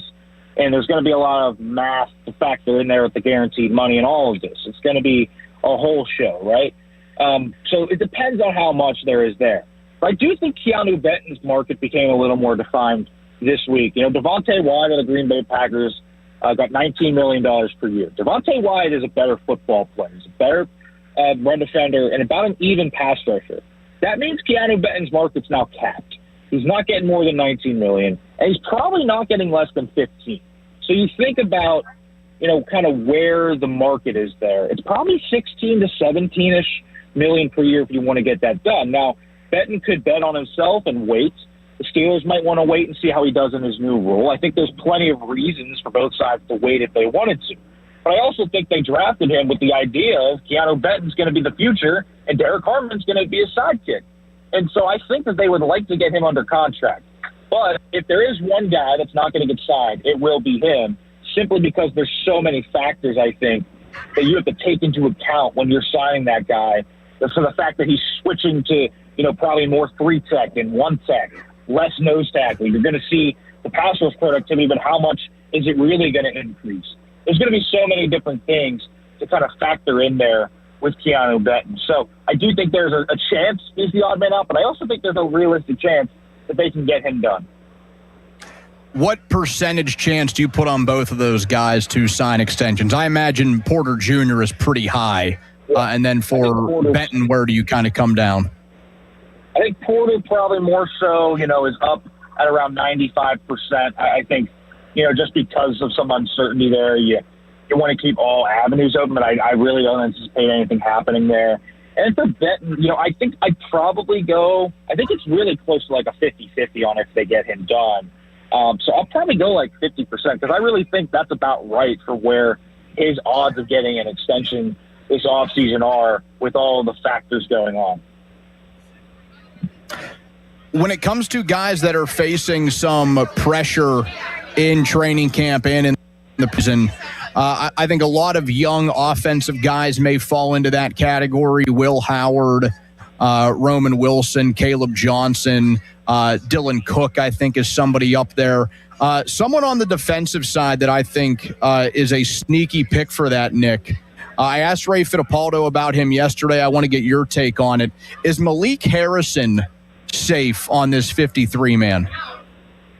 I don't really think he is for a few reasons. You want to talk about getting both of your guys under contract, right? If you want to sign both Benton and Porter, you got to clear cap space somehow. I don't think they really want to restructure a lot of these contracts. Metcalf, I think they're fine with. I don't think they want to touch the Highsmith or Watt deals right now with all the uncertainty coming around on that position next offseason. And so I think what could happen there is Malik Harrison could free up, somewhere around $4 to $5 million in cap space. Like, not totally insignificant money when you consider it. I think Cole Holcomb has taken over as that true rundown stuffer over him on the depth chart in the new staff size. I think that's also the right decision. I think he's a better player. And so there is a lot going around, in my opinion, right now with Malik Harrison that says he could be a surprise cut kid. So if you're looking at a guy that maybe doesn't end up actually getting on the roster as more of an established vet, I think it would be him right now. And do you think in that room where I would say that's like the weak part of their defense in the middle, and I don't think that that's really going out on a limb saying that, but just the front seven and, the defensive backfield has built a pretty strong base, and there's some depth there. I think they lack it in the middle. If Harrison is somebody that's left on the cutting room floor, how do you expect them to backfill that? I think that they like Carson Bruner a lot. I think he's an underrated name to kind of get to know. He had an underrated training camp last year. They really liked what he did on special teams, obviously. He was phenomenal as a special teamer last year. But I also think he had a good year just on defense. And I think that's something that they really liked from training camp last year. And so he could step up and actually be kind of a surprise name to get some run from this. Would not stun me whatsoever. But I do think you can look at some free agents. I think there's a few names out there. Obviously, the big one everyone will point to is E-Rob. Landon Roberts, he's out there still. You could sign him, for the vet name, probably close to it, and be pretty happy with what you'd get from him. He played for Patrick Graham last year. I think there's a lot of reason to believe that E-Rob would make some sense, but I don't even know if they would backfill it. It might just be those four going through. Is Eli Heidenreich somebody who can make a big enough impact on special teams to make the 53? That's the big question with him, right? He's either got to be incredible on special teams or he's going to have to make some type of impact offensively. He's going to have to prove that this idea of him basically being a fourth running back, a seventh receiver, plus a returner, plus a special teamer, is worth a roster spot. I think you can make an argument it certainly is. I mean, he does like 6 roles into one player. So that's not anything to sneeze at. When you're talking about, getting 53 guys on a roster, that guy's going to play a lot of snaps. He's a 4-phase special teamer. So I do think special teams is obviously going to be a big thing, but he could be the second returner back there with Cade Weegan. He could be your 4th running back. That's just a different flavor. There's really no one else like Eli Heidreich on the roster. I think that is one thing working in his favor is that he's a fairly unique player. And so I do think he's going to have to prove himself as a receiver and showcase that as a true running back, he is worth that roster spot. But I don't think it's crazy to think he can do that. Talking to Nick Farabaugh, he covers the Steelers for PennLive.com for just a couple of more minutes here. Nick, the tight ends, you got 2 of them that you've paid, Darnell Washington, Pat Freiermuth. They also brought Aaron Rodgers' old buddy Robert Tonyan into the fold. But a lot of 11 personnel, 1 running back and 1 tight end is what Mike McCarthy historically runs. But with the 2 tight ends that the Steelers have, do you expect them to work them more into the offense? I mean, I do. I know we kind of have talked a lot about how Mike McCarthy's very heavily slanted towards 11 personnel, but he's also not an idiot. He's a guy that looks at his personnel and can probably tell that Darnell Washington and Pat Freiermuth need to play a whole heck of a lot. That is the reality of what they have on the roster. Their wide receiver room is not nearly as strong as the tight end room. And what Freiermuth and Washington give you in the run game, the flexibility that they can give a team is so great that I do think we're going to see them kind of buck the trend a little bit here of what Mike McCarthy usually does. Would not be a stunner at all to see them not maintain Arthur Smith levels. I don't think they're going to have that much in the bag of 12 personnel and 13 personnel. But from the usual stuff that he did in Dallas, I do think so. I mean, the highest amount of 12 personnel that Mike McCarthy ever did in Dallas was the year he had Dalton Schultz and Jake Ferguson on the roster. And that obviously was not a coincidence. Both those guys really good players. And so I see a lot of similarities in kind of how that roster was built to how this Steelers roster is built in terms of their weapons group. And so I do think that probably ends up happening. Nick, this will be the last time we talk before they practice for real. I think Wednesday night would be our next opportunity for that, so they will be 1 practice in. What are your final betting odds on the QB2 competition between Will Howard and Mason Rudolph? To steal a Mike Tomlin word, Will Howard for me is in pole position. I think, Howard probably, I'll go Howard 55, Rudolph 45, just because we've never seen Will Howard play a game of football in the National Football League preseason or regular season. And until you see that, it's pretty hard, I think, to buy into the idea that, he's going to win that job for sure. We got to see him play. But I do think the Steelers right now would prefer that, and so I think he's got the upper hand.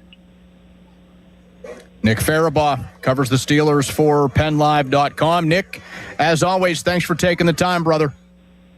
Yeah, no problem, man. Appreciate you having me on. There we go. The great Nick Farabaugh from PennLive.com, the best Steelers insider all time to sport a man bun. You can join in on the fan text line at 412-928-9370. That's brought to you by Edgar Snyder and Associates, a personal injury law firm where they always say there's never a fee unless we get money for you. 3 o'clock, another big football hour. Mike Riddleman, Director of Scouting and Player Personnel for the College Gridiron Showcase, will join us just after 3. Jarrett Bailey from the Pump Fake podcast with Todd Haley, he joins us at 3:30. Coming up next, a former Steelers first-round pick that is just out of the NFL. And this is a recent first-round pick. We get into that coming up next. I will rank my top 5 characters from the pit at the end of the hour right here on Sports Radio 93.7 The Fan. Now, fan headlines powered by Bowser Chevrolet. Cubs at Pirates tonight at 6:40. Paul Skeens gets the start for Pittsburgh. Shota Imanaga gets the start for Chicago.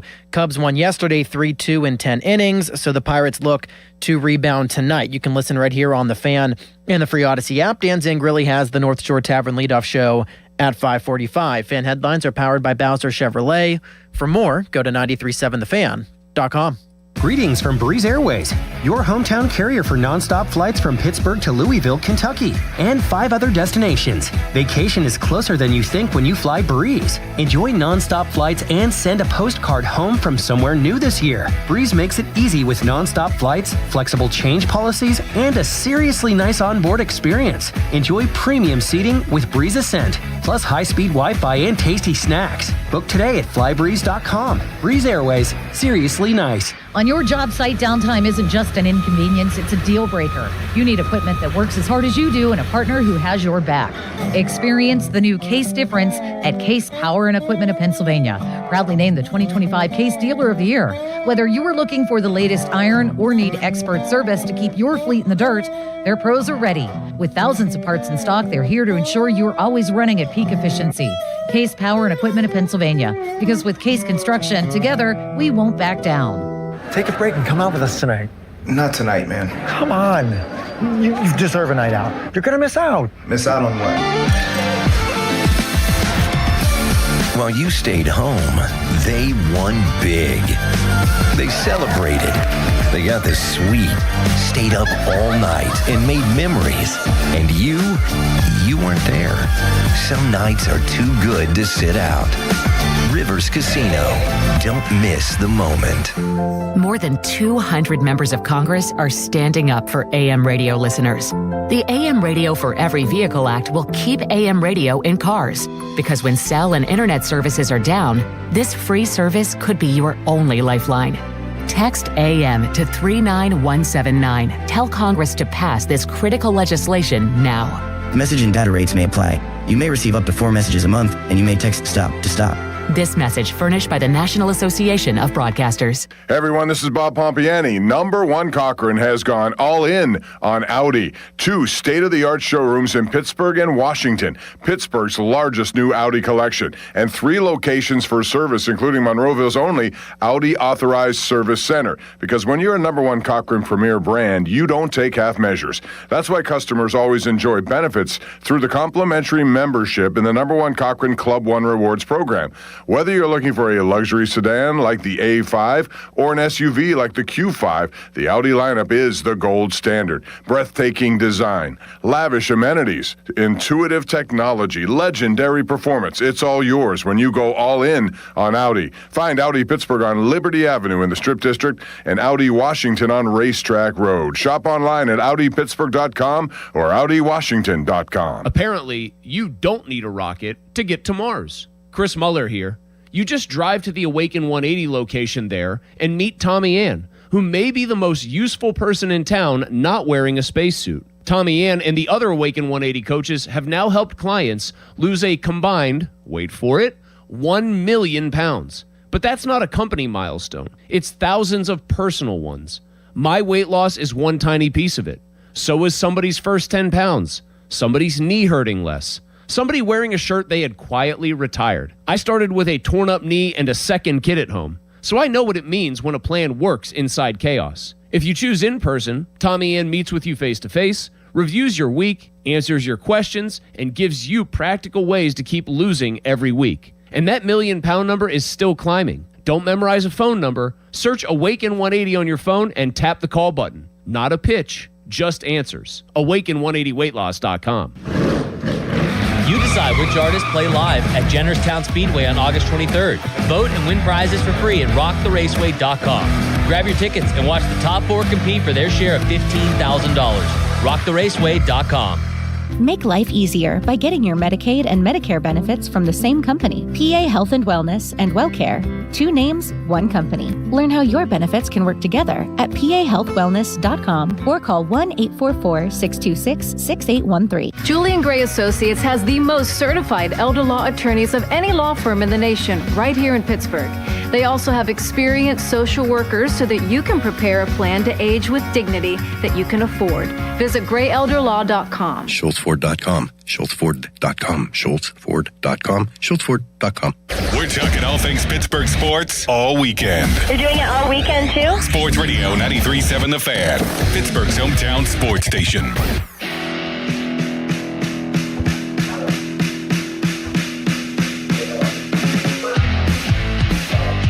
Live Live from Hollywood Casino at the Meadows. It is the audio space for the Orchids, and we are live right here on Sports Radio 93.7 The Fan. Donnie Football with you. Joey Bova, you may see right next to me. He is my handler. He will be my handler for the high school football season. That's the official title, too, as if I'm a zoo animal, but that's okay. I'm just such a crazy guy. It's hard to keep track of me. Our guy Gabe James is here as well, keeping us on the air and on video if you're tuning in on YouTube or X at 93.7 The Fan. Dom DiTomaso back behind the glass in Greentree.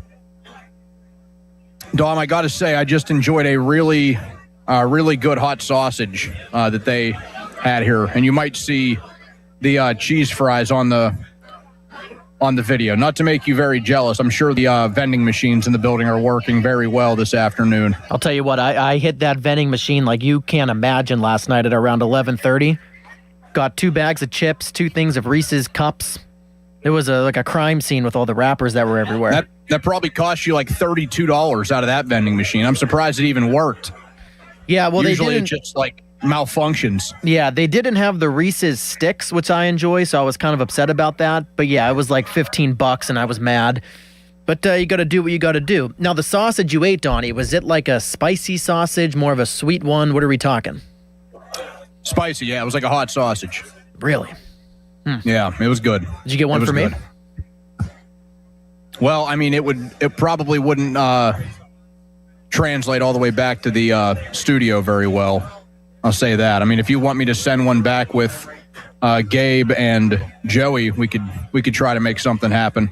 I mean, listen, I'm not going to stop you if you want to do that. I got, I'm producing for Dan later, so if a hot sausage comes my way, I certainly won't be upset. All right, well, I'll see if we can make something happen. We got the harness racing going on all day here, 16 overall races. I got to say, it gets pretty electric when the race is coming down to the finish. Once they're into the stretch, I mean, everybody goes up on the railing, and they're all getting into it. So many ways you can, too, if you are out in the area. Maybe you're on your way here in Washington County to the Hollywood Casino at the Meadows. You get in on the fun. You can bet. It requires $2. As little as $2 is what gets you into it here. You get a teller. You go to a self-service machine, race number, horse number type of bet, which is just win, place, or show. Any of that can get you some skin in the game for the 60th running of the Adios Pace for the Orchids. We're here until just after 5 o'clock. Dan Zangrilli will have the North Shore Tavern leadoff show 3 hours from now. Dan will also join us just after 4 o'clock. Colin Beasley after him at 4:30. Coming up, I'm going to power rank my top 5 characters from the pit because tonight is Dr. Robbie Bobblehead night at PNC Park as part of the big Yinzer-Palooza weekend. Unfortunately, I will be the only one doing so because Dom DiTomaso, who crushed me for not seeing Toy Story 3, he has watched, I think, just 5 minutes of the pit. Then he got afraid and turned it off. But we'll get to that in just a little bit. Dom, are you aware that there is a Steelers first-round pick of recent years that is just out of football? He's just out of the NFL. And no, the answer to that, it's not some joke about Kenny Pickett, who had a horrific first practice with the Panthers per reports yesterday. He's on team number 5 or 6, I think, in his short NFL career. Najee Harris is just out of the league right now, Dom. He is not with a team. He unfortunately got hurt very early into the season with the Chargers last year. 3 games for him. He only ran the football 15 times. He wasn't going to be their lead back or anything. He was quick usurped by the rookie Omarion Hampton in LA, but if you recall, he tore his Achilles early in the season, and that's been it for him. I think there's a really there's a real possibility that he's just out of football, and for all we know, the career in the NFL is over for Najee Harris. Does that surprise you? Steelers first-round pick just 5 years ago. Yeah, I heard rumblings of somebody who was cut on TikTok yesterday, but I wasn't paying too much attention. Yeah, that's pretty shocking, actually. I mean, Donnie, when he was at Alabama, he was dominant as a running back. He led the country in touchdowns, I think, his last year before he went in the first round. And the first couple years here, I know that he kind of became a lightning rod the last few seasons, but he was great. And I thought he would land somewhere. He was in LA last year with the Chargers. To be out of the league, who knows how long that'll last? That's stark. I mean, the counting numbers look good for what he did in Pittsburgh, and I'm not going to say he was downright bad. I'm not going to say the guy was a bust, because he was absolutely better than that. I mean, he played here for 4 years. He had over 1,000 yards all 4 years. I think that stuff does get a little bit overblown because of his efficiency numbers, the day and age that football is in. He really is not an efficient player. I mean, he worked for every single one of those yards that he got. I'll say this about him. He was extremely durable. He didn't miss a game in the 4 seasons he spent in Pittsburgh. So he was very reliable from that aspect. He was somebody that could be of use in the pass game. He didn't really do that as much in his second, third, and fourth seasons. That rookie year that he had Big Ben at his disposal, that was easily his best. He touched the football 381 times. He led the league in touches as a rookie. He was somebody that had 74 receptions in that rookie year. But unfortunately, just kind of the way that the running back goes in the NFL, you kind of have these stories of players that, you know, they're going to hit not even the age of 30. They hit the upper 20s. And if they go down with a bad injury, their career could pretty much be over. And I unfortunately think we are close to that with Najee Harris, because for as healthy and as reliable as he was in Pittsburgh, he had the torn Achilles with LA. I know there's been a couple of videos here and there of, you know, him running, trying to come back, but I haven't really heard a thing about a team being interested in bringing him in. And that's just the way of the position. It's also staggering to me when you remember that in a 3-year stretch, the first-round picks of the Steelers were Najee Harris, Kenny Pickett, and Broderick Jones. One guy right now is out of football. The other guy is on, like, team number 6 in his 4th or 5th season, and the other is one that will likely start on the PUP list and very well has played his final snap or final meaningful snap in a Steelers uniform. 412-928-9370. That gets you in on the conversation. You can also follow us on X at 93.7 The Fan, which is brought to you by South Hills Chrysler Dodge Jeep Ram on Route 19 in Peters Township. Coming up, a ranking of my top 5 characters from the pit. We get into that coming up next. Mike Riddleman joins us in 15 minutes. Jarrett Bailey at 3:30 right here on Sports Radio 93.7 The Fan. Now, Fan Headlines, powered by Bowser Chevrolet. Cubs at Pirates tonight at 6:40. Pittsburgh currently 2 games back in the wild card, so an important one tonight. Paul Skeens gets the start for Pittsburgh. Shota Imanaga gets the start for Chicago, and you can listen right here on The Fan and the free Odyssey app. Dan Zangrilli has the North Shore Tavern leadoff show at 5:45. Fan Headlines are powered by Bowser Chevrolet. For more, go to 937thefan.com. Mike Rowe here with a random fact. More than half of the homes that have basements in North America will experience water damage. It's true. Whether it's basement moisture, flooding, or bowing walls, do yourself a favor. Call Groundworks. I spent some time working with these guys. They're the real deal. Their people are trained and certified to waterproof your basement and stabilize your walls. Baker's Waterproofing is now Groundworks. Schedule a free inspection. Licensed in all states where work is performed. See website for details. Life-changing is happening every day at UPMC.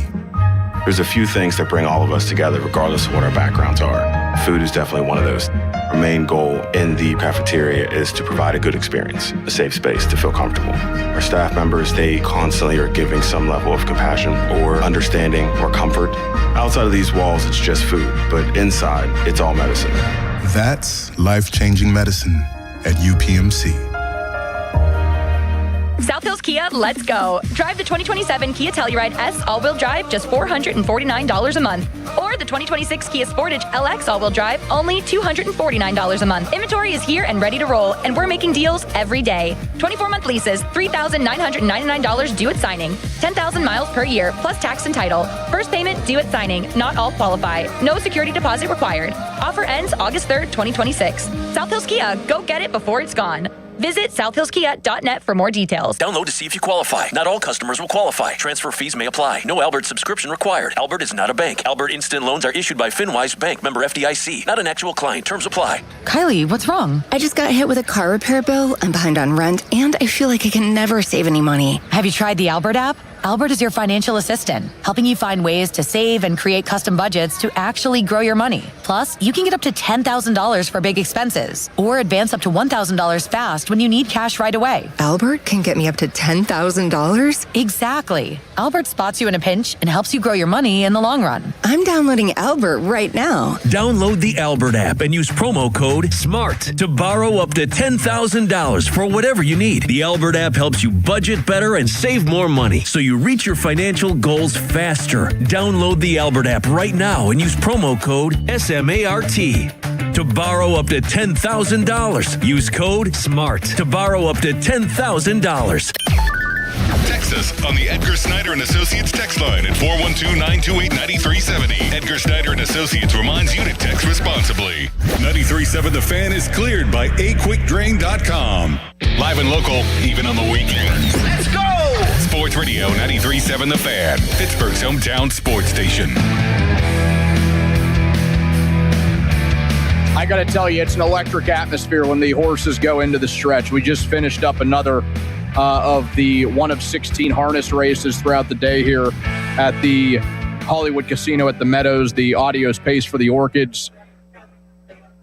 That crowd gets into it, man. They're raising up the decibel level when the horses come around the bend and finish one up. I mean, I know I would be into it if I had $2 on one of these guys. Maybe at some point before the show is done, I'll toss a couple bucks on one of these ponies before they go out for a race. Donnie Football with you on Sports Radio 93.7 The Fan. We take you past 5 o'clock. Dan Zangrilli will have the North Shore Tavern leadoff show at 5:45. Dan will join us in just over an hour. Colin Beasley will join us at 4:30. I'll give a preview of Pirates and Cubs Game 2, Paul Skeens versus Shota Imanaga, just after 5 o'clock today. Coming up in 10 minutes, Mike Riddleman will join, and Jarrett Bailey comes up after him. Dom DiTomaso is back behind the glass in Green Tree. And, Dom, you are somebody that I gave a little homework assignment to a few weeks ago, but you left me a little bit disappointed because you're afraid to watch the show The Pit, which is led by Dr. Robbie, who is getting a bobblehead tonight at PNC Park. Now, I have two guys here with me. I have Joey Bova, who is titled as my handler. He's actually one of our varied social media guys, one of our promo guys, and Gabe James with me. Have you guys seen The Pit? Have either of you guys seen The Pit? I have not. I don't watch TV. I don't watch TV. No, never. Not really. I just watched an animated show the other day. I don't watch TV. It's not what I was expecting to hear from somebody in their mid-20s. Gabe, do you watch TV? Do you have one of those square boxes at home that has moving pictures on it? I do. Have you seen The Pit? I've seen season 1, not season 2. Take that, Dom. All right. Well, we at least got half credit there out of Gabe. All right, hold on. I'm not scared to watch it. I told you, I don't like those medical shows. They don't do it for me. I don't need to know what happens in a hospital. I gave it 5 minutes, didn't like it, put on Euphoria. Simple as that. Yeah, okay, you just wanted to see Sydney Sweeney half naked. Tom, it's good. You need to watch it. Maybe I'll give it 10 minutes next time. Doctors just and one nurses. Episode. So I will meet you here. I've never watched any of the other medical shows. I think the only other show that I've ever even given the time of day that falls into that category to any degree is Scrubs, which is a sitcom. But I've never I've never watched a single episode of Grey's Anatomy, which has been going on for like 35 seasons. I don't even know how that's possible, that it's still going, but somehow people still watch it. I didn't watch like ER, which actually the guy who plays Dr. Robbie was in back in the day. So kind of a full circle thing for him. Dom, if you can find me some like NFL picks music or something to do a little power ranking here of my top 5 Pitt characters, that would be a tremendous help. It was kind of tough for me to figure out who I wanted to go with number 5, but I solidified on a top 4. But then again, I kind of feel bad, Gabe, because I don't have any patience on this list. Like, I feel like I should have had somebody who was an actual like hospital patient at some point. There is a gentleman that you'll meet on season 2 once you watch that probably should have made the list. I think that's a fair thought, but the doctors are the majority of the show, and I mean, it's hard to. There's too many of them to not like have them that high. Yeah. You know what I mean? Dom, you can turn the music up a little bit louder if you have it, because there we go. Now it's setting the bed really nicely. That rug really ties the room together. All right, number 5, I actually went with Dr. Santos. And the only person sitting around me who will know who this is Gabe. But Dr. Santos, probably one of the sassier ones that you will see on the show. So she brings kind of a different element. A lot of people are, just way too nice, to be honest with you. She at least has a different side that you see. I went with her at number 5. It was a slew of people I could have gone with there. Dr. Whitaker, maybe. I thought he had a really big bounce back season 2 from what he was like in season 1. But she's my number 5. I went Dr. Mel at number 4. Sweetheart of a character. Great character. I believe, and you can double check me on this, Dom, I believe the actress who plays Dr. Mel in The Pit, her father is Bryan Cranston, who you may know as Walter White from the all-time great series Breaking Bad. So I put her at number 4. The man getting his bobblehead tonight is at number 3. Hot take that I don't have him at number 1. I don't know, but I feel like it's pretty easy if you just put the main protagonist at 1.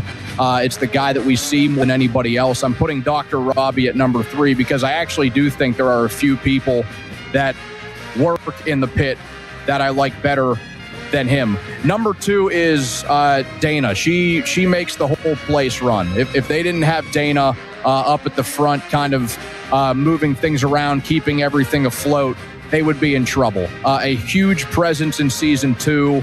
I thought she was phenomenal. She's not afraid to give it back to anybody that gives her a little bit of attitude either. She stands up to Dr. Robbie better than anybody else. I put her at number 2. And then number 1, I'm going with Dr. Abbott.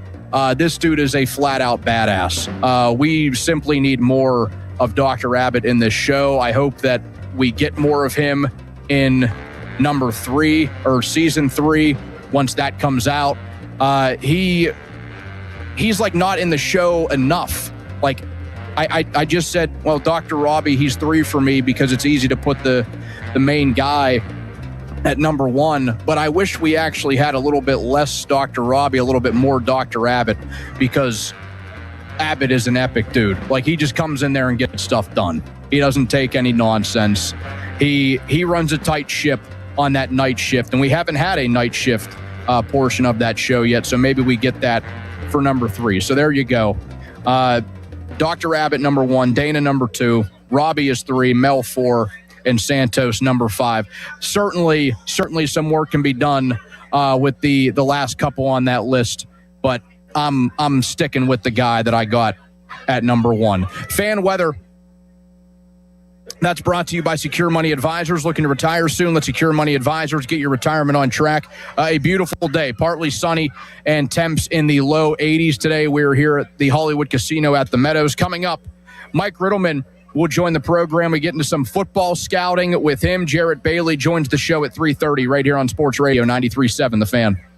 Some Summertime means outdoor gatherings, neighborhood fun, and the summer of savings at Spitzer Toyota. Lease a new 2026 Toyota Corolla LE for $198 per month. Plus, get our lifetime warranty, complimentary maintenance, and Spitzer VIP points. Whack more. Spend less at Spitzer Toyota Monroeville. Spitzer, our world revolves around you. TSRP 27494 VIN TP 288304 front-wheel drive model 1852 5K due at signing 36 months. Approved credit through TMS plus title tax license registration 490 doc fee 0 security deposit 10K miles per year ends 8/3/2026. Hockey is a passion for fans of the sport, but also for the youth who fall in love with the game. With the ever-increasing cost of participating in hockey, many families face financial challenges. The Assisted Goals Foundation was founded to remove financial barriers and to create lasting growth in the sport for current and future players of all backgrounds and communities. Help the Assisted Goals Foundation make the game of hockey available and accessible to anyone, anywhere, at any time. You too can provide an assist. Donate today at assistedgoals.org. It's Thorne Dickerson for PJ Fitzpatrick. Are you tired of climbing over that dirty, old, slippery tub? Your bathroom should be beautiful, functional, and safe.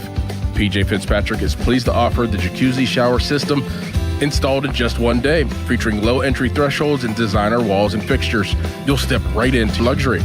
Plus, PJ is offering a free shower, seat, and safety bars for all customers this month. Schedule your free design consultation at trustpj.com.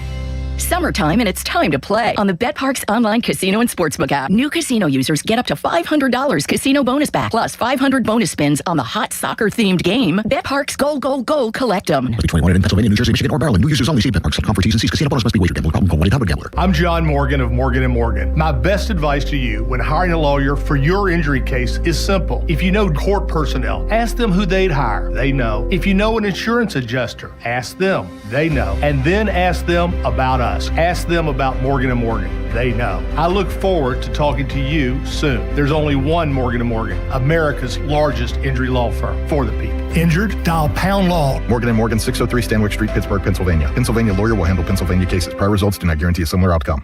Citizens is your live entertainment partner in Pittsburgh. Cardholders get access to pre-sale tickets and skip the line entry at 2 of Pittsburgh's hottest venues. Shouldn't you have the debit or credit card that offers exclusive perks? Elevate your concert-going experience at the brand new Citizens Live at the Wiley or the recently renovated Roxy Theater presented by Citizens. Learn more at citizensbanklive.com/Pittsburgh-music. Again, that's citizensbanklive.com/Pittsburgh-music. Member FDIC. Mike Rowe here with another random fact. Those cracks on your walls aren't just cosmetic. They could mean your home is sinking. Whether it's drywall cracks, exterior cracks, or sticking doors or windows, do yourself a favor. Call Groundworks. I spent some time working with these guys, and they're the real deal. Their people are trained and certified to stabilize your foundation. Baker's Waterproofing is now Groundworks. Schedule a free inspection. Licensed in all states where work is performed. See website for detail. That'll be $84.52. Perfect. Grab the bags, honey. Mom, why do you always check your phone before we pay? I'm just claiming my cash back on the Upside app. Since we're getting the groceries here and we filled up the car on the way, I've already earned enough this morning to pay for that pizza night we're having Friday. Wait, so the app pays for pizza? Not exactly, but the cash I earn on stuff we need helps us pay for the stuff we want. It's just a little win for our family every week. Get more out of your everyday. Upside is the free app that gets you cash back on routine purchases like gas, groceries, and dining out at more than 100,000 locations nationwide. No points, no rebates, just cash back straight to your wallet. Download the free Upside app and use promo code ACT5 to get a $5 bonus on your first purchase. That's promo code ACT5 to get a $5 bonus. Remember, use promo code ACT5. Offers vary by user and location of participating merchants. Go to upside.com for terms and conditions. Your hometown building partner since 1956, 84 Lumber. Visit 84lumber.com. Sports Radio 93.7 The Fan, built by Window Nation. Home of the buy two, get two free offer. HD1 Pittsburgh. An Odyssey Sports Station. Live from the Jim Shorkey Mitsubishi.com studios. North Huntington and North Hills. Always live and free on the Odyssey app.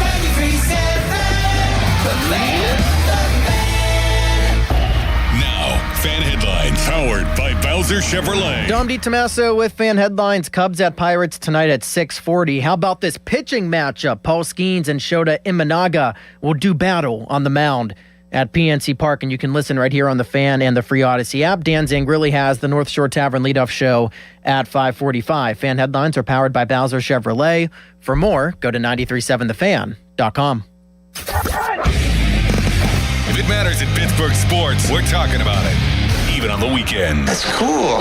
Sports Radio 93.7 The Fan, Pittsburgh's hometown sports station.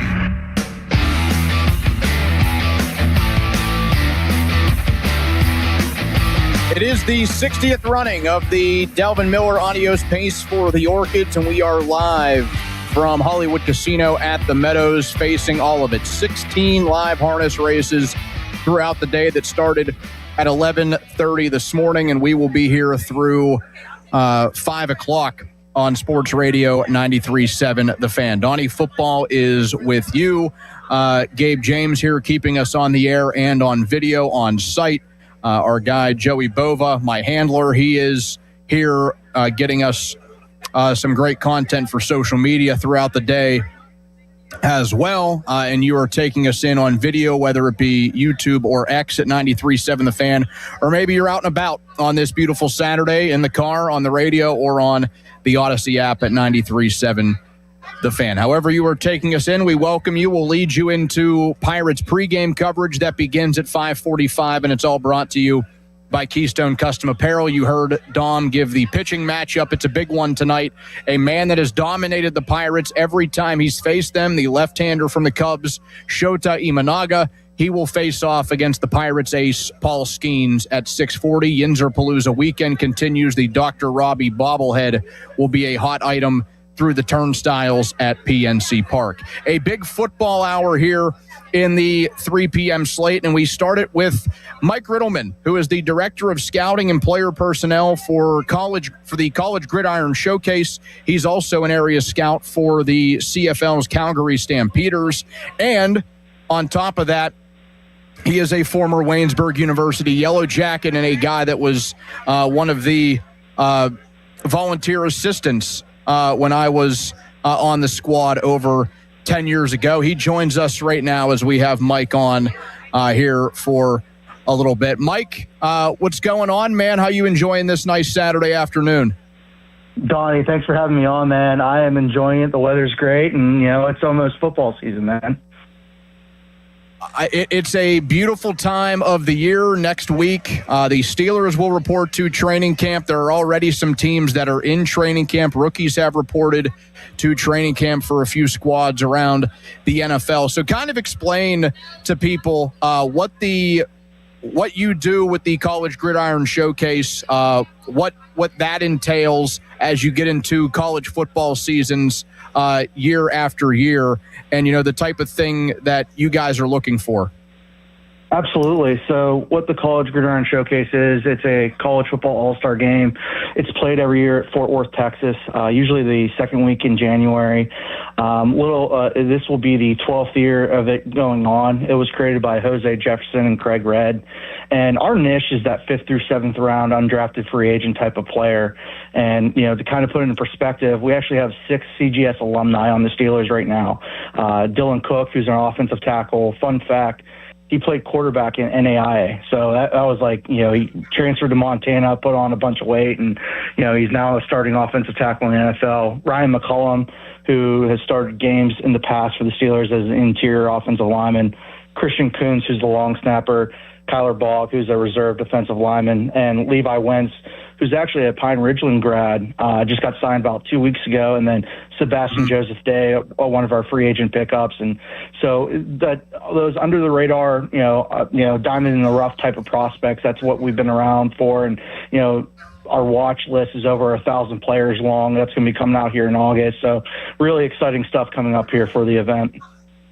Yeah, and you guys can go on the site, the CGSAllstar.com site. You can, tab that 2026 watch list, and, it'll be more confined, like Mike just said, once we get into August. But you can just scroll and scroll for minutes, and they got a ton of names on every single team in the country. How much do you also dive in to, football at other levels, Division II. You played Division III. So how many of those players do you guys seek out more so than just the, Power 4 or D1 guys?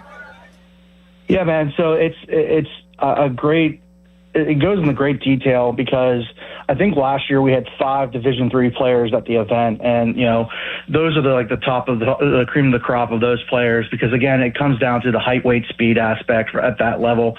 It's D2, D3, NAIA, and then also we're big in the youth sports, which is the Canadian colleges. With our correspondence, with our success, we've had players getting drafted in the CFL, and then we've also had luck with international players. We actually had Tomoyo Machino, who was at the University of Japan a couple years back. He actually had a rookie mini camp invite with the Atlanta Falcons before COVID hit, and then actually got drafted in the CFL in the international draft.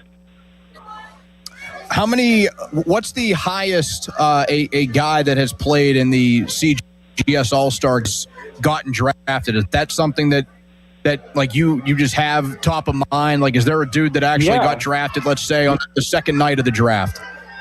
Yeah, so actually we had a guy, the second night of the draft, back in 2020, Brandon Stevens got drafted in the 3rd round to the Baltimore Ravens, and actually is the starting corner with the Jets right now. Okay, yeah. So, there you go. Like, you can find guys like that find their projections that might be all over the map. How is that when it comes to kind of working with some of these players, them trying to figure out the idea of when and where they could get drafted? Like, do you have one-on-one conversations with these guys about like certain teams that they maybe feel like they fit better with? Have you talked to do you often talk to any agents of players or, scouts from other NFL teams? So we have a good relationship with all 32 NFL teams and their scouting departments, good relationship with all the NFL agents. We don't, and that's the biggest thing. This is the biggest job interview of that player's career, going through this draft process. We don't have any say like, oh, we think this team is going to be the best fit for you, and regardless. We just play a very, very small part in that player's draft journey. So we're giving them the opportunity to showcase their talents in front of all 32 NFL teams, all 9 CFL teams, the UFL, the IFL, which is the indoor league, and then the Arena 1. And then we actually just pulled our numbers together for 2026. We had 227 CGS alumni on active professional rosters, and we actually have 84 going into NFL training camps, with the camp starting up here soon. How is it that guys get on your radar? Are they ones that reach out to you, or do you guys just like kind of pinpoint players, scout out players, or is it kind of a combination of both? It's a combination. We have a small scouting staff that covers the whole country and also Canada. And then if we do have an international player come on the radar, we work as a team on that. But it's a lot of work to put up our board. We're starting to build up our board here in the next week or two. And then, the watch list will come out, but our first round of invites will go out the week before Halloween, and then we'll do so up until a week before the event in January. So again, you're scouring all Division III, all NAIA, all Division II, FCS, FBS. You have to be cognizant of who's going in the portal, what's going on with college football's ever-changing landscape. So again, we're also the largest college football all-star game by numbers. So what I mean by that is we bring around close to 250 players from all over the country. The other games like the Senior Bowl and the Shrine Bowl, and they do a fantastic job. They bring around 140. We're around that 230 to 250 range of the players we bring in. Man, so you guys have like 100 more players than what the other all-star games have. Yeah. It's a lot of fun too, because again, you're really seeing the diamond in the rough players, like a guy who might be at Fairmont State, who's probably 6'7", 235, playing tight end. But if he has the body type that catches the ball well, he gets on the radar of teams. He moves the needle for the teams and maybe do a little bit more extra homework on him, a little bit more background work, and that's what the event's all about: giving a guy an opportunity to showcase his talents. How difficult is it to navigate when there are that many players? Let's say for you guys it's 240 or 250. Does that create a pretty heavy workload for all of you guys?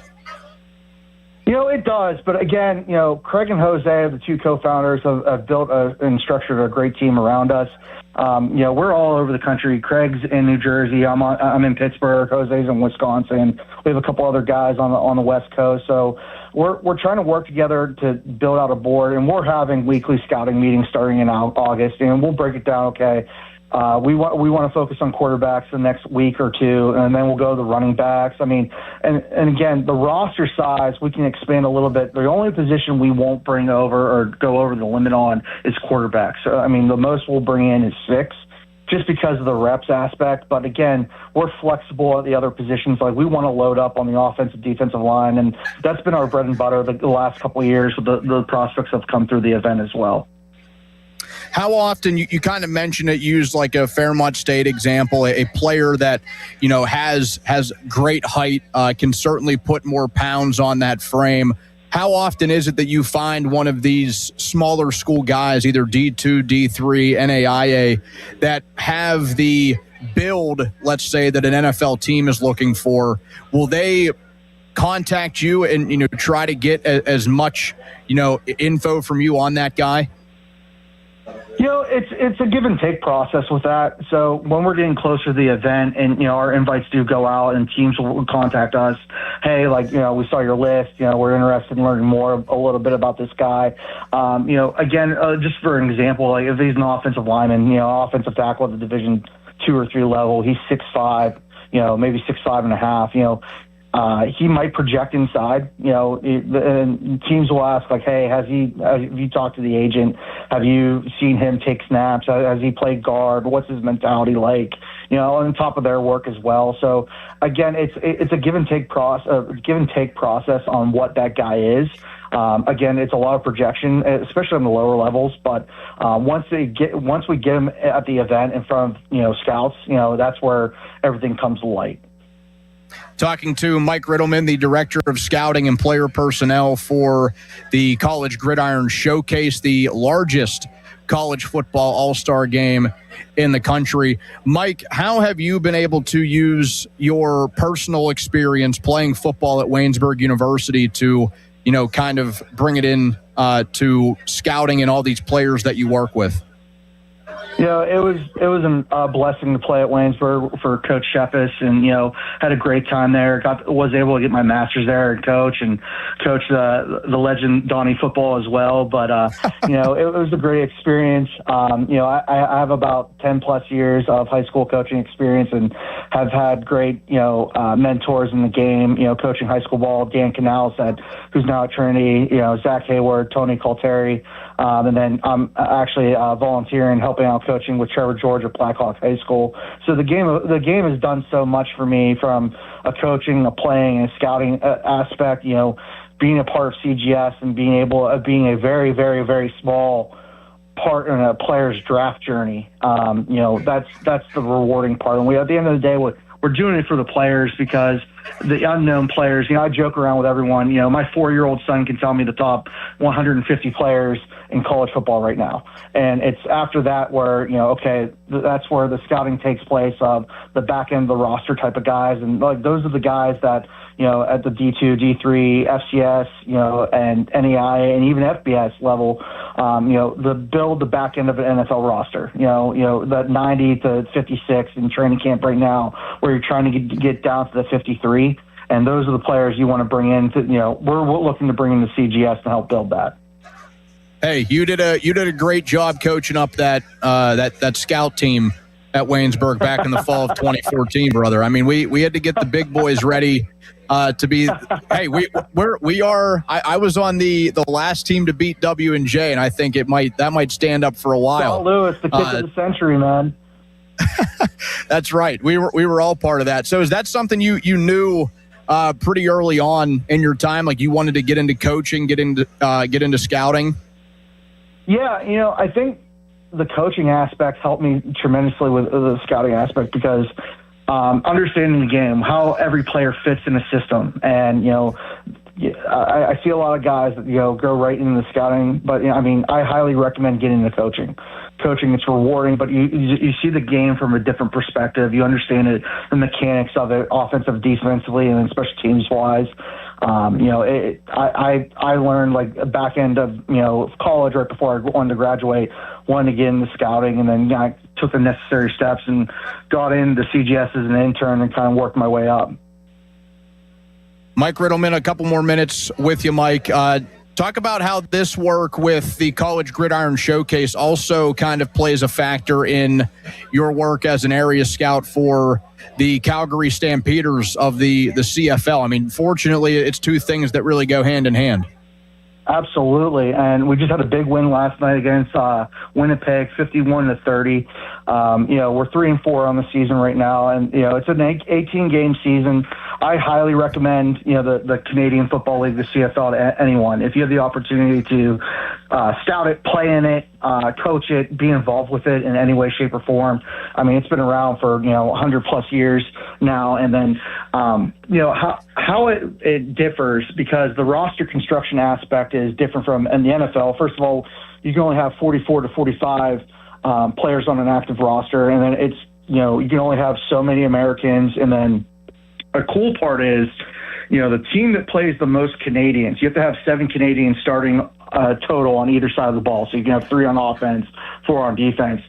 Whoever who has the highest percentage of Canadians playing the highest snaps during that regular season gets awarded an extra second-round pick in the CFL draft. So it's a really interesting league. There's also the halo rule where we have the fair catch rule with punt returns in the NFL.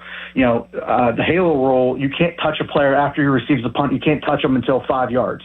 So that way, just a little intricacies, and the field's wider and longer. So it's a great league to be a part of. And then, a fun stat, I was looking at the other day was in the CFL, the 2026 CFL draft and the 2025 CFL draft. In 2026, we had 19% of the draft picks were CGS alums, and then in 2025, it was 18%. So we play a big part in the league's development with the players coming in the league, and that's something I'm proud about, and we're going to continue to strive for that.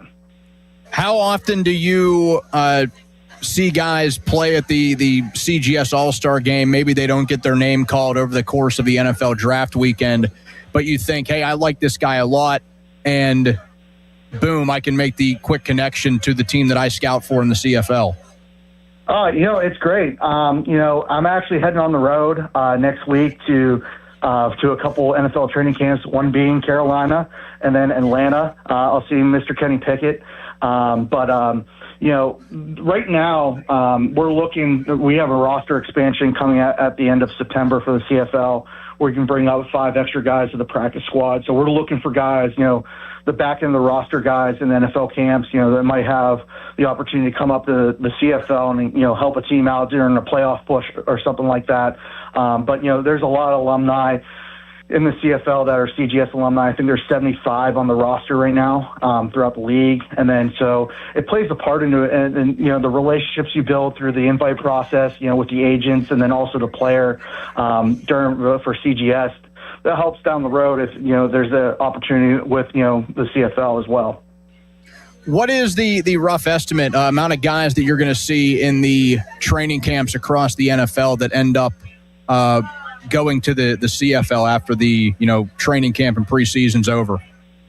Oh, wow, that's a great question. I honestly, I don't know. I mean, it just differs, and, I don't want to give you a wrong number in that aspect because every team's different, and I know that's the cliche answer to say, but every CFL team's different. And then, going back to how the evaluation differs from the CFL and the NFL, it's, a lot of teams, they'll bring up an American for quarterbacks, but that doesn't count towards how many Americans you can have. The quarterback's basically Switzerland.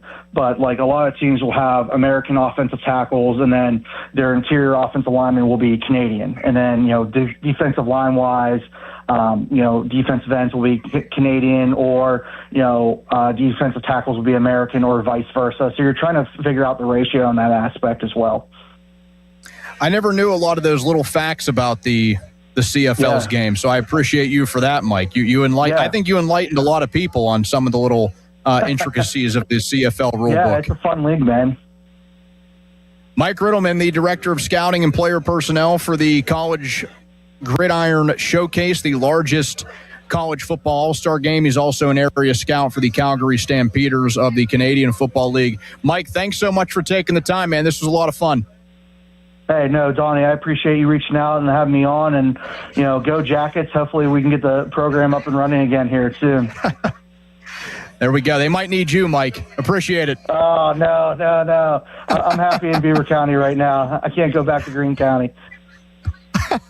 There we go. Mike Riddleman, Director of Scouting and Player Personnel for the CGS All-Star Game. More football coming up next. We talked to Jarrett Bailey, NFL writer for SB Nation, writer for the Behind the Steel Curtain, and also does the Pump Fake podcast with former Steelers offensive coordinator Todd Haley. That comes up next. You can follow us you can text us 412-928-9370 on the fan text line, brought to you by Edgar Snyder and Associates, a personal injury law firm where they always say there's no unless we get money for you. Jarrett Bailey joins next. Dan Zangrilli just after 4 o'clock right here on Sports Radio 93.7 The Fan. Now, Fan Headlines, powered by Bowser Chevrolet. Don DiTomaso with Fan Headlines. Cubs at Pirates tonight at 6:40. Paul Skeens versus Shota Imanaga is the pitching matchup. Cubs won yesterday 3-2, so the Buccos are now 2 games back in the wild card. So big game tonight, and you can listen right here on the Fan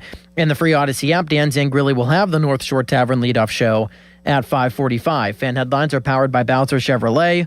For more, go to 937thefan.com. Mike Rowe here with a random fact. More than half of the homes that have basements in North America will experience water damage. It's true. Whether it's basement moisture, flooding, or bowing walls, do yourself a favor. Call Groundworks.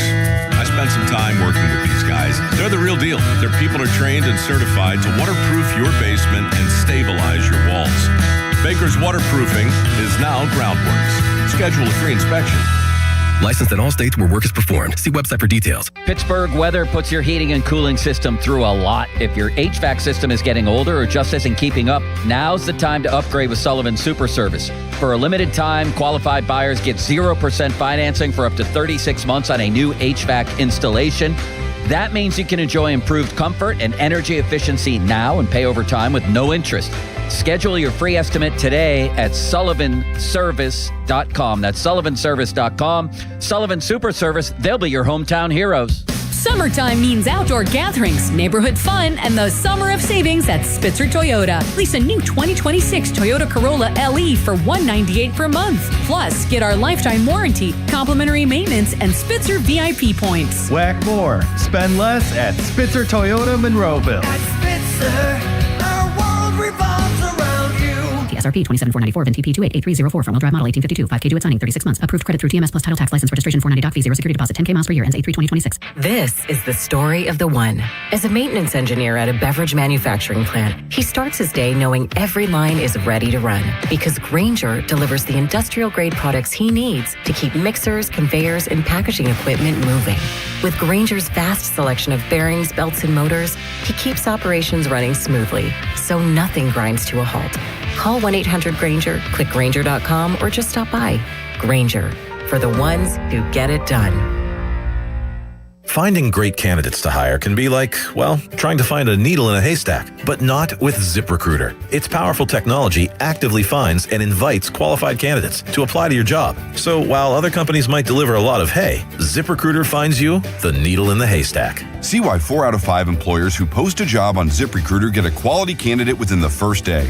Try ZipRecruiter for free at ZipRecruiter.com/team. That's ZipRecruiter.com/team. ZipRecruiter. SchultzFord.com. SchultzFord.com. SchultzFord.com. SchultzFord.com. Sports don't stop for the weekend, and neither do we. We are going to have so much fun this weekend. Sports Radio 93.7 The Fan, Pittsburgh's hometown sports station.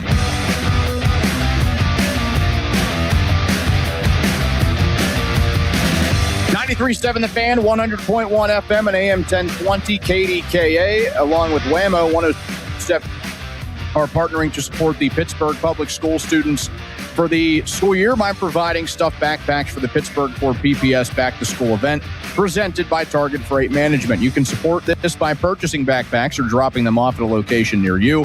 More details at 937thefan.com, brought to you by Rugby Realty and Pittsburgh Regional Transit. It is a day at the races, the Adios Pace for the Orchids here. Hollywood Casino at the Meadows, a gorgeous day in Washington, PA. 16 live harness races throughout the day.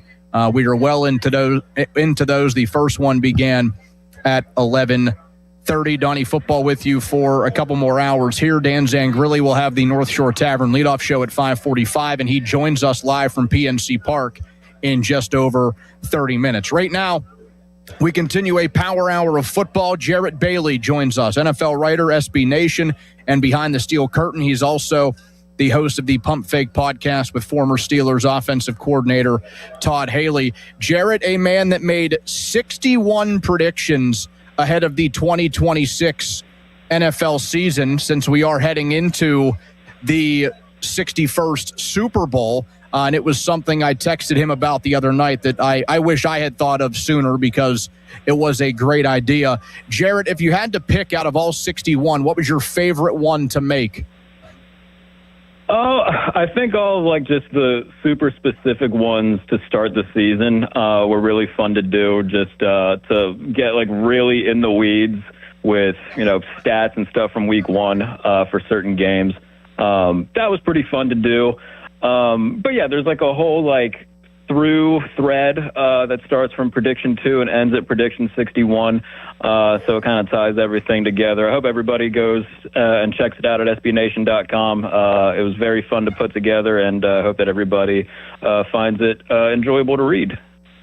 Yeah, and we'll jump through a few of these during our chat here. I won't give all 61 away, and you provide little write-ups with all of them. But just getting a certain feel on some of these ones, and I think one that may be worthy of the ear of Steelers fans, your second one is that Tampa Bay and Baker Mayfield do not get an extension done. He becomes a free agent in 2027. Is he a quarterback that the Steelers could and should have their eyes on after this year? I think they both could and should he become available next year. They've obviously gone the veteran route each of the last 3 seasons now, obviously in 2024 with Russell Wilson and Justin Fields, and then these past 2 years with Aaron Rodgers now entering his second year with Pittsburgh. Out of all those options, in terms of age and, the ability that Baker Mayfield still has, I would probably put him at the top of that list if you were to line up all 4 guys. This is a guy who not very long ago had a 40-touchdown season. He's led Tampa Bay into the playoffs a couple of times and has a playoff win under his belt since joining Tampa Bay.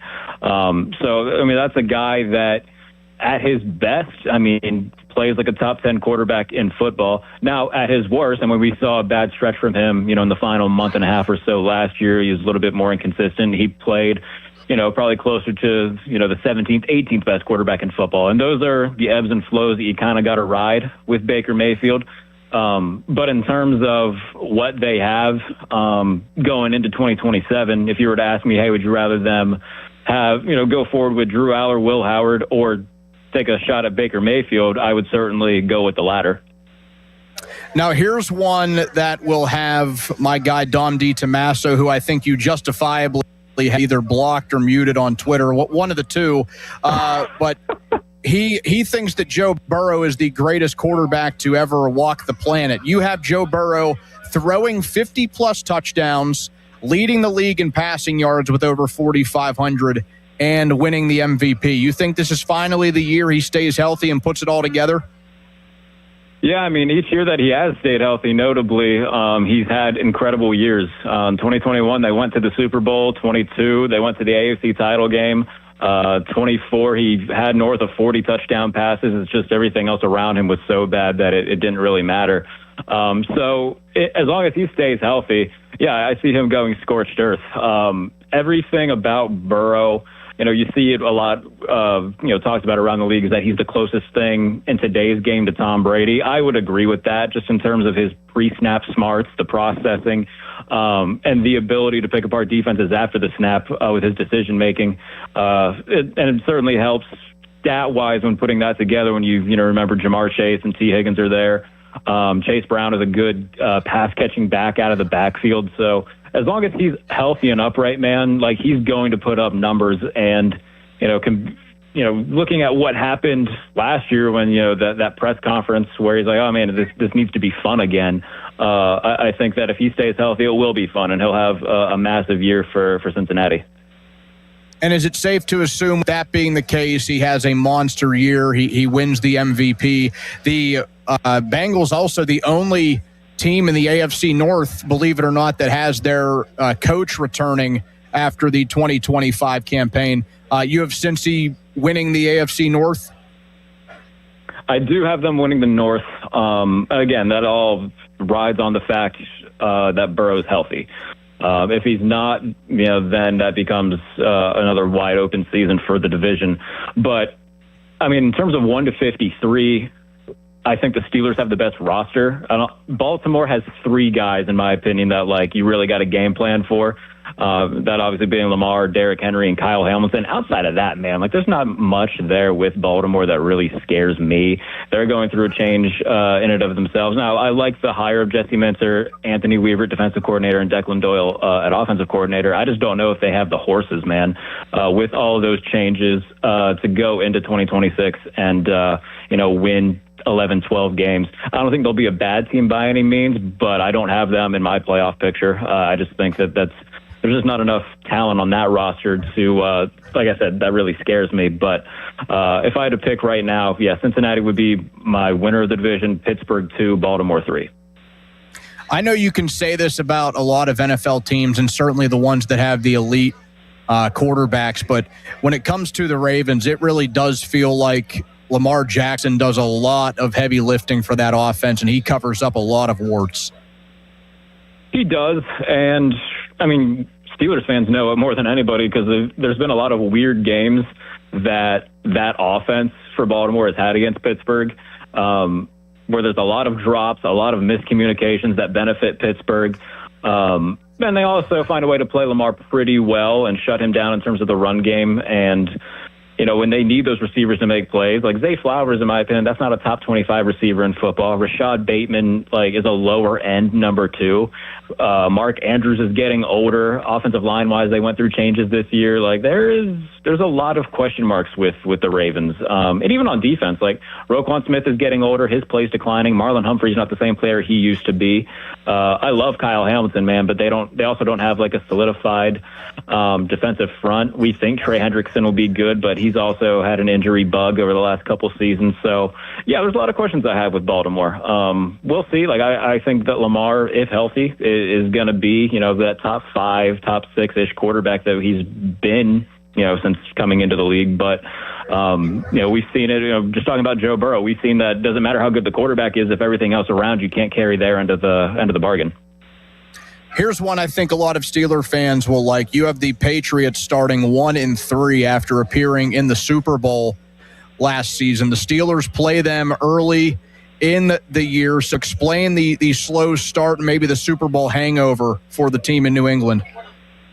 Yeah, I mean, they come out the gates. I think all 4 of their first opponents were playoff teams last year. And I think that's exactly what it is, just a bit of a Super Bowl hangover. I do think they will still be a playoff team. I do say that a little bit hesitantly because we have seen Super Bowl hangovers carry throughout the season. On top of everything that they dealt with Mike Vrabel and the whole Diana Rossini thing over the offseason, is it possible that a black cloud just kind of hangs over them even after the additions of A.J. Brown and Romeo Doubs offensively? It's possible. But, when you look at adding A.J. Brown and Romeo Doubs, that's a really good offense, man. So it was hard for me to, look at that and justify keeping them out of the playoffs altogether. But, I think that they'll start slow. There will be that whole talk, going into week 5. It's oh my goodness, their schedule, that's the only reason why they were good last year. But I do think they'll rebound after September and finish strong. How much do you think the Mike Vrabel stuff gets in their head, or at least his head, as the season gets going? Talking to my buddy Taylor Kiles, who covers the team, he made a pretty good point saying, look, as long as no more pictures come out, I think that they're kind of in the clear on that. They've dealt with it as much as they could. And really, there's nothing else you really can do except try to move on, get past it, and start playing games. And the best way to help people forget about everything that went on is by winning games. And, Mike Vrabel's a good coach. They have a really good roster. So even when playing those high-quality opponents, would it shock anybody if they, split them or go 3-1? No. But I do think it is fair to wonder, hey, is this thing going to carry into September and lead to a slow start for them out of the gate? One of the big rumors league-wide going into the season after the Rams made the blockbuster trade for Myles Garrett, are we going to see former Pitt defensive tackle Aaron Donald make his return to the Los Angeles Rams? Do you think we get that? Do we get it out of the gate, or do we get it later in the season? I think we get it. There's too much smoke for there not to be fire when it comes to that. I don't think it'll be right away. I think it'll be after the trade deadline. So between week 10 and week 13. A few seasons ago, Eric Weddle came back for the Rams out of retirement for the playoff run. I think Aaron Donald will come back sooner than that. In my piece, I believe I said week 13 against the Chiefs would be the first game that he plays in. But if I had to, guess when he would come back, it would be after the trade deadline between week 10, week 12. Maybe you have a couple weeks where he just kind of gets back into the flow of things. Don't play him right away. And I think that's the best case scenario for the Rams. You don't need him for 17 games. That roster is good as is. But if you can get a healthy 100% Aaron Donald for the final stretch of the regular season into the postseason, I think that's the best case scenario for them. So I would expect it to happen later on in the year. Are they absolutely Super Bowl favorites? I mean, the odds makers have them as a pretty clear Super Bowl favorite. How much better does that get if Donald does come back? It certainly gets better. And they're rightfully the favorites just because, that's a team that came within plays of getting there the last 2 years. Matthew Stafford's coming off the best season of his career. Puka and Devontae Adams are one of the best duos in the NFL when it comes to catching the football. Good offensive line. And not just Myles Garrett that they added, but you had All-Pro Trent McDuffie in the secondary. Jalen Watson's a very good number 2 corner. Both of them come over from Kansas City. That's a roster, man, that is just absolutely loaded at all levels. So they're rightfully the favorites. I'm always hesitant to pick the team that's a heavy favorite to get to the Super Bowl just because a lot of times we see that doesn't happen. But they're the favorites and rightfully so. And if they add Aaron Donald, that's going to be, it's going to take a valiant effort to stop that team. But in the piece, they're not the team that I picked to go to the Super Bowl. I surprised a lot of people with who I did pick. And again, I think that just not going with the chalk answer is where I tend to lean there. But nobody will be shocked at all if they come out of the NFC. How much does that possibly or potentially help out Myles Garrett? Oh, it's astronomical what that would do for Myles Garrett, man. Last year when the Browns drafted Mason Graham, that was such a big catalyst for him breaking the sack record because you can't just double Myles every play because you got to worry about Mason Graham on the inside. You look at all the pieces that the Rams have on the defensive line, it's a similar thing already with Myles Garrett. You add Aaron Donald into that, man. It would take a Herculean effort from an offensive line to consistently shut down that Rams defensive line if Aaron Donald were to come back. And I think it would be something where offensive line coaches around the league would just accept, all right, you're not going to completely shut them down. You're just going to try to hope to contain them as best as you can. There's going to be a magic number that every team has each week. Okay, if we can keep it under this amount of sacks, this amount of pressures, then we have a good shot. But that would be a thing where everybody would accept, you're not going to completely shut down this defensive line, this pass rush. It's just going to be how well can you contain it. Talking to Jarrett Bailey here on Sports Radio 93.7. The Fan writes about the NFL for SB Nation and Behind the Steel Curtain. He also does the Pump Fake podcast with former Steelers OC Todd Haley. We are looking through the 61 predictions that Jarrett made going into the 2026 NFL season in celebration of Super Bowl 61 that'll take place in February. Jarrett, who is a team or maybe a couple of teams that the people are very high on going into 2026 that you just don't see it and you think it's not going to be a last place squad that jumps to first. It's going to be a team that was in last place that stays in last place. I don't know. Maybe the Giants. I think that coming into everything, back when they hired John Harbaugh, everybody was pretty high on New York and the young core. But I don't know. They've had a weird and loud offseason with the whole Jackson Dart stuff and like his own teammates publicly speaking out against him, introducing the president. And so anytime there's anything like that happens, I get pretty cautious. And I don't know how many people saw the John Harbaugh speech on social media, but I couldn't think of a more dull and less awe-inspiring speech that I've seen recently than that one. So I don't know. I think that they could be.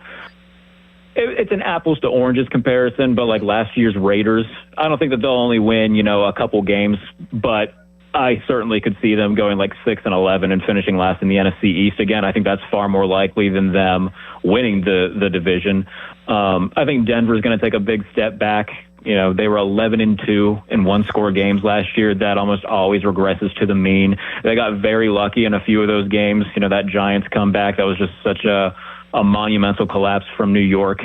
So there's that. Anytime you win that many close games and have that amount of luck on your side. I mean, we saw it in that division last year with the Chiefs, where they won 12 one-score games the year before, and naturally regressed and only won 6 the following season. So I'm also not a Bo Nix guy. I just think that defensively they're awesome, but offensively there's going to be a lot of questions that need answered. I know that they acquired Jalen Waddle, but Sean Payton handing over play calling duties to Davis Webb, I don't think that lasts very long. After the first struggling game for the offense, I can see Sean Payton taking those duties back and there being internal drama and just that being a big fork in their season. So love their defense. Offensively, I have a lot of questions, especially about the quarterback. So I think Denver takes a step back this year. How do you think that AFC West looks as a whole? Because it's a pretty exciting one. League-wide. You have 4 quarterbacks in there that give at least their fan bases reason to be excited. Patrick Mahomes, he needs no explanation there. Justin Herbert, he hasn't gotten it done in the playoffs, but he is a favorite among people in the regular season. Bo Nix, I know that his numbers don't really back up the amount of winning he manages to do. He seems to be a beneficiary, as you alluded to the great defense and the play calling of Sean Payton. And then you have the first overall pick, Fernando Mendoza, in that division. You think there's any real surprises out of there? Do you think the Raiders could actually make some noise? I don't think so. That's nothing against Fernando Mendoza, but I think they're going to go into the season with Kirk Cousins as the starter. I like the hire of Clint Kubiak, but when you look at the rest of that offense, there's nobody at receiver that scares you. It's Trey Tucker, Jack Besh, a bunch of later round unproven guys there. And defensively, it's Max Crosby and a lot of unproven guys. So I don't think that there's a high ceiling for the Raiders this year. I expect the Chiefs to bounce back and win that division. Patrick Mahomes is back in practicing after the ACL injury. Adding Kenneth Walker to that offense where, a lot of people may not know this, but Patrick Mahomes has never had a 1,000-yard rusher behind him. Isaiah Pacheco came close a few years ago, but he's never had a 1,000-yard back behind him. I think that bringing back Eric Bieniemy as offensive coordinator and bringing in Kenneth Walker, that's going to do a lot of good for the Chiefs offense. I know that we talked about it earlier, no more Jalen Watson, no more Trent McDuffie. They've been in this situation before after trading away L'Jarius Sneed. They drafted Mansour Delane in the first round, and they have who many believe to be the greatest defensive coordinator of all time in Steve Spagnuolo running the show over there. So I think they bounce back, win 11 games, win the division, and get back to the Chiefs that we've kind of grown accustomed to seeing as opposed to what we saw last year from them. NFC North is another one that could see multiple playoff teams, and Micah Parsons expected to be out until the middle of October. I think he himself said just that. How much does that hold back the Packers in the early portion of the season, and does it hold them back too much to where they can, perhaps win the division or make the playoffs out of the NFC? Yeah, I mean, anytime you are without one of the best edge rushers in football, it's going to, make your life a little bit more difficult. Luckily for the Packers, their first 10 games are much easier than their last 7. So if they can get him back and still have a record. Let's say that he misses the first 9 games of the year. If they're, 5-4, 6-3 at that point, then you feel pretty good about their chances of making the postseason. But if they're 500 or worse, then they're really going to have to they're going to have a special second half of the year in order to make the postseason in an NFC that's pretty deep. I have the Lions winning that division, but I do have Green Bay as a playoff team. Jordan Love is a special talent. I put him in my top 10 quarterbacks. It's just when he's dialed in, few can do what he does. He throws the ball with such arrogance, and that is a compliment, I promise. But, there's few guys who will see a tight window and just say, yeah, I can fit it in there. And more often than not, he does. So, yeah, they had some subtractions offensively themselves. But, if Christian Watson can stay healthy, Jaden Reed as well, that's still a team that has weapons. And defensively, even without Parsons, like Edge Cooper's a really good player. They brought over Zaire Franklin from Indianapolis. It's a team that I believe in terms of the hierarchy and, head coach on down. So I think Green Bay will be okay without Micah. Obviously, they would prefer to have him rather than, try to, tread water and stay afloat without him. But like I said, if they can be 6-3, 6-4 by the time he gets back, they'll be in a good spot. What team or teams out of the AFC do you think surprised people? I've been saying it. I've been going back and forth with it, but I've really committed to it over the last few weeks. Every year there's at least one team that comes out of nowhere and makes the postseason when very few people expect them to do it. I'm going to say it's the Tennessee Titans this year, man. I like the addition of Robert Saleh at head coach, and that defense is going to be so much better with him running the ship. They brought in John Franklin Myers from Denver. They signed Alontae Taylor, Cordell Flott. They have some young pieces that they've drafted over the past few years. KJ Winston out of Penn State playing safety. Defensively, I think they are going to be much better than what we've seen over the past couple seasons. And Brian Daboll's a guy at offensive coordinator who has a proven track record of raising the floor of quarterbacks. He did it with Josh Allen. He got the best season out of Daniel Jones that anybody has up until this point. And when you give Cam Ward, a guy who's immensely talented, a real receiving core. They drafted Carnell Tate. They brought over Wan'Dale Robinson. I'd like to see them maybe make one more move at that position before the season starts. But I like the moves that they've made. I think quietly Nick Singleton, the running back out of Penn State, is going to be a good addition to go with Tony Pollard and Tajay Spears. That's a team that I think playing an easy schedule with a quarterback that I like, coaches that I like, will surprise some people and will sneak in with that final wild card spot in the AFC. The New York Jets, they had an exciting first night of the NFL draft, but still so many problems with that team. What type of ceiling do they have? It's only Geno Smith at QB, but it felt like they added 3 really good players on night 1 of the NFL draft. Yeah, defensively, I think they'll be better. They needed guys with ball skills defensively, and they bring in Minkah Fitzpatrick. Obviously, Steelers fans know him very well. If there's anything that Minkah Fitzpatrick is good at, it's having a nose for the ball and forcing takeaways. And obviously, the Jets became the first team ever without an interception in the Super Bowl era, so that was something that they were lacking. They also brought over Nashawn Wright from the Bears, really good corner who had 5 picks last year. So it's clear what they were trying to do defensively. Offensively, I was surprised to see Breece Hall stick around. Garrett Wilson's still there. They drafted Omar Cooper.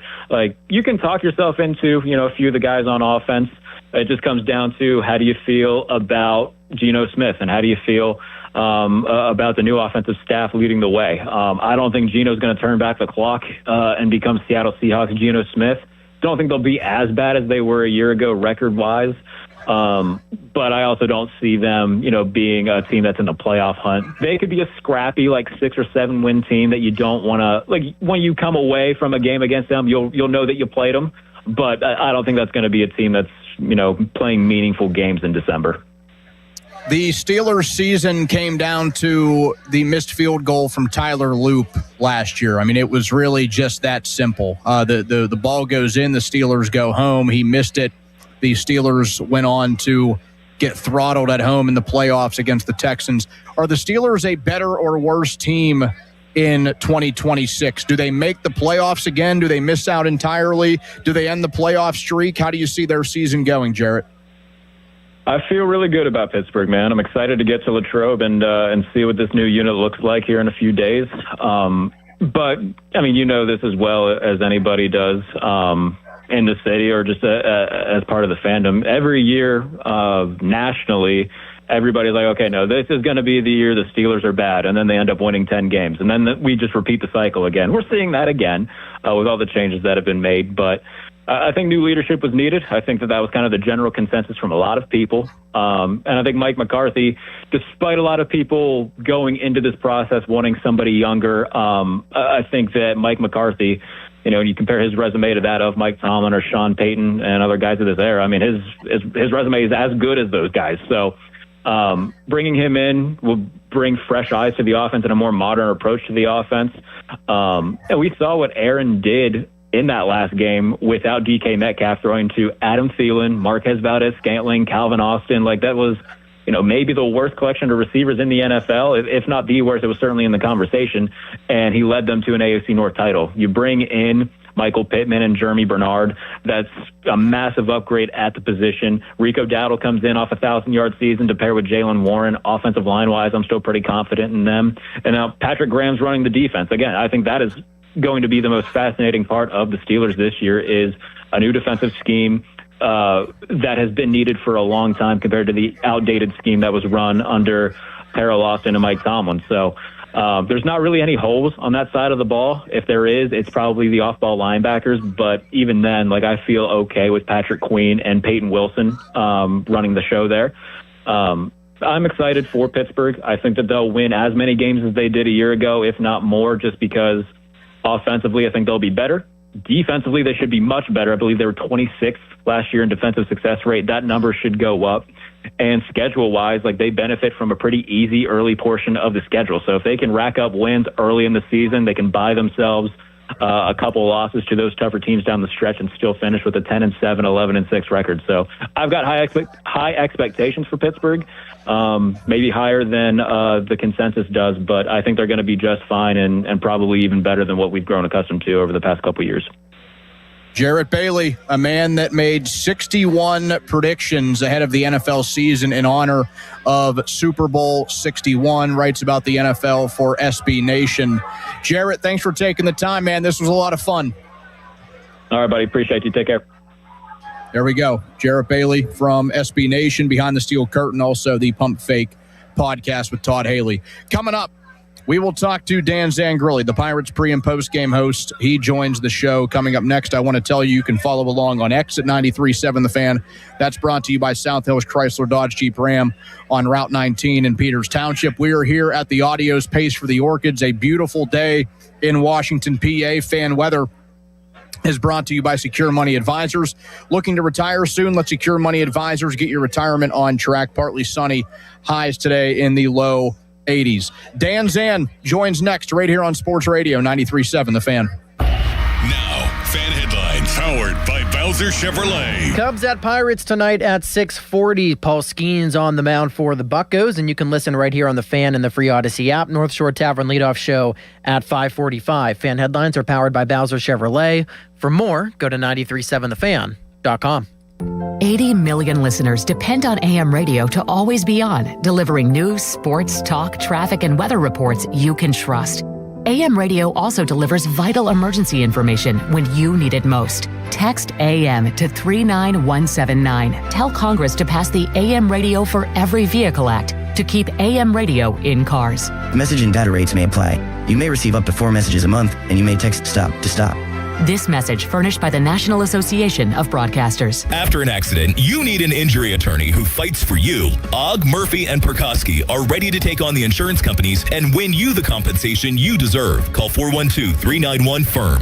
Ogg, Murphy, Perkoski, the firm. We're all in. For all station contest rules, go to 937thefan.com/rules. Must finance HMF low APR tier 1 through 2, plus tax, acquisition fee, title, and plate. Select models only. Must finance HMF dealer's choice for rebate. In stock units only. Not all buyers will qualify. See dealer for details. Offer expires 7/31/2026. Get to Mike Camlin Hyundai for huge 4th of July savings all month long. New 2026 Hyundai Tucsons and Santa Fe's, both available with 0% financing for 60 months. Or receive $3,000 in bonus cash. MikeCamlinHyundai.com. All Mike Camlin Hyundais are backed by owner assurance, America's best warranty, 10 years, 100,000 miles, and the Mike Camlin Advantage oil changes for life. 84 Lumber is partnered with Anderson Windows and Doors to bring a brand new showroom to Mount Lebanon. From homeowners to industry pros, everyone can see, touch, and interact with various series of Anderson windows and a wide variety of doors to make the most informed decision for their build.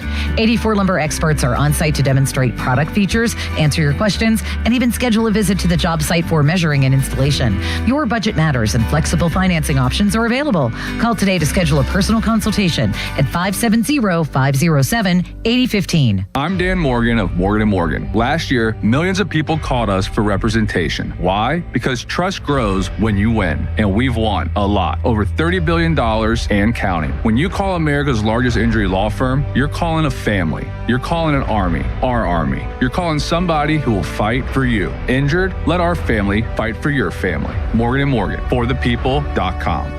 Morgan & Morgan, 603 Stanwyck Street, Pittsburgh, Pennsylvania. Pennsylvania lawyer will handle Pennsylvania cases. Prior results do not guarantee a similar outcome. During Lowe's Pro Savings Days, save more on the brands you trust to deliver on the job. Right now, get a free DeWalt 20-volt max 8-amp-hour battery when you buy a DeWalt 10-inch 20-volt max dual-bevel compound miter saw. Plus, get up to 35% off select major appliances. Save even more on what you need to keep the job moving. Our best lineup is here at Lowe's. Valid through 7/31 while supplies last. Selection varies by location. See Lowe's.com for more details. Someone had a birthday. Yep, 50. Can't believe it. 50 years of wisdom. Great segue. We have a health reminder from the CDC. Pneumococcal vaccination is recommended for adults 50 or older. Says here, we're over 6 times more likely to be hospitalized with pneumococcal pneumonia than adults under 50. I don't love those odds. Same. Look what I found. Pfizer's Prevnar 20 is proven to help protect adults against pneumococcal pneumonia and invasive pneumococcal disease in just 1 dose, and millions have already gotten it. Continued approval may depend on a supportive study. Don't get Prevnar 20 if you have a severe allergy to its ingredients. A weakened immune system may lower your response. Common side effects include injection site pain and swelling, fatigue, headache, muscle, and joint pain. For full prescribing information, please call 1-855-213-2138. Visit Prevnar20.com or talk to your doctor or pharmacist. I'm on Prevnar20.com now, scheduling my appointment. Good idea. And happy 50th. Dick's House of Sport is excited to join the community, Greensburg, and invite you to our grand opening house party August 7th through August 9th at the Westmoreland Mall. Get ready for can't-miss appearances, giveaways, and more all weekend long. We're more than a store, featuring a rock wall, Hit Track's multi-sport cage, golf hitting bays, and a collector's clubhouse. Plus, shop the best brands and over 2,000 shoe styles, all in one place. Discover Dick's House of Sport at the Westmoreland Mall, August 7th through August 9th. You decide which artists play live at Jennerstown Speedway on August 23rd. Vote and win prizes for free at rocktheraceway.com. Grab your tickets and watch the top 4 compete for their share of $15,000. rocktheraceway.com.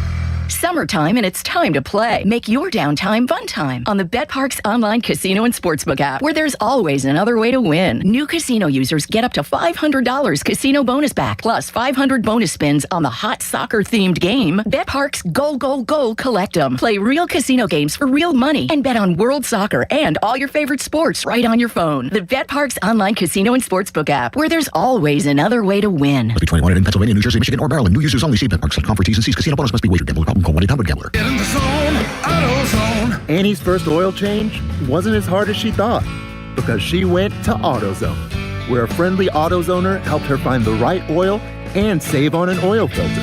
He explained the job and showed her free how-tos on AutoZone.com. When she was done, AutoZone recycled her old oil for free. Get a free oil filter and more during the Celebrate Free event at AutoZone, now through July 27th. Get in the zone, AutoZone. Restrictions apply. You know that Big Bargain detergent jug is 80% water, right? It doesn't clean as well. 80% water? I thought I was getting a better deal because it's so big. If you want a better clean, Tide Pods are only 12% water. The rest is pure, concentrated cleaning ingredients. Oh, let me make an announcement.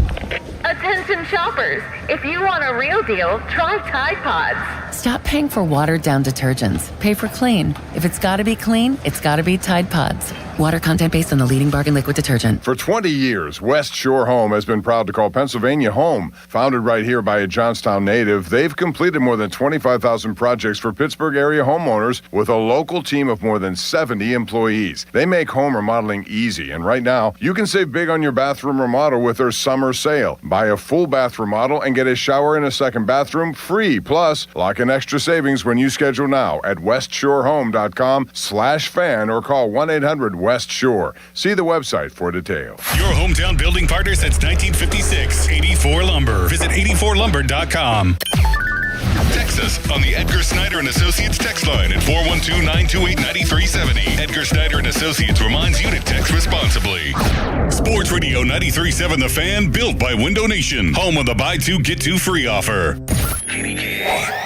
HD1 Pittsburgh, an Odyssey sports station. Live from the Jim Shorkey Mitsubishi.com studios, North Huntington and North Hills. Always live and free on the Odyssey app.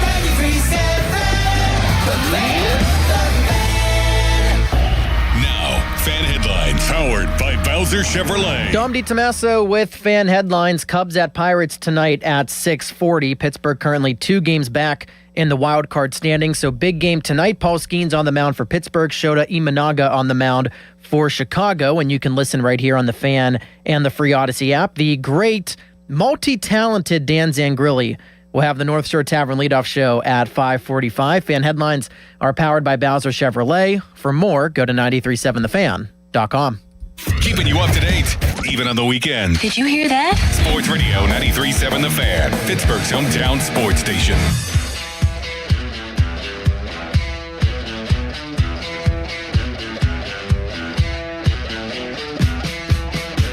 It is the Adios Pace for the Orchids, and we are here with 93.7 The Fan at Hollywood Casino at the Meadows. A beautiful day in late July, the final Saturday in July, and that means we are closing in on the Major League Baseball trade deadline, and a perfect person to talk to right now as we help get you set for game 2 of 3 between the Pirates and the Cubs, the second game of the 6-game homestand, which is a monumental one for the 2026 Buccos.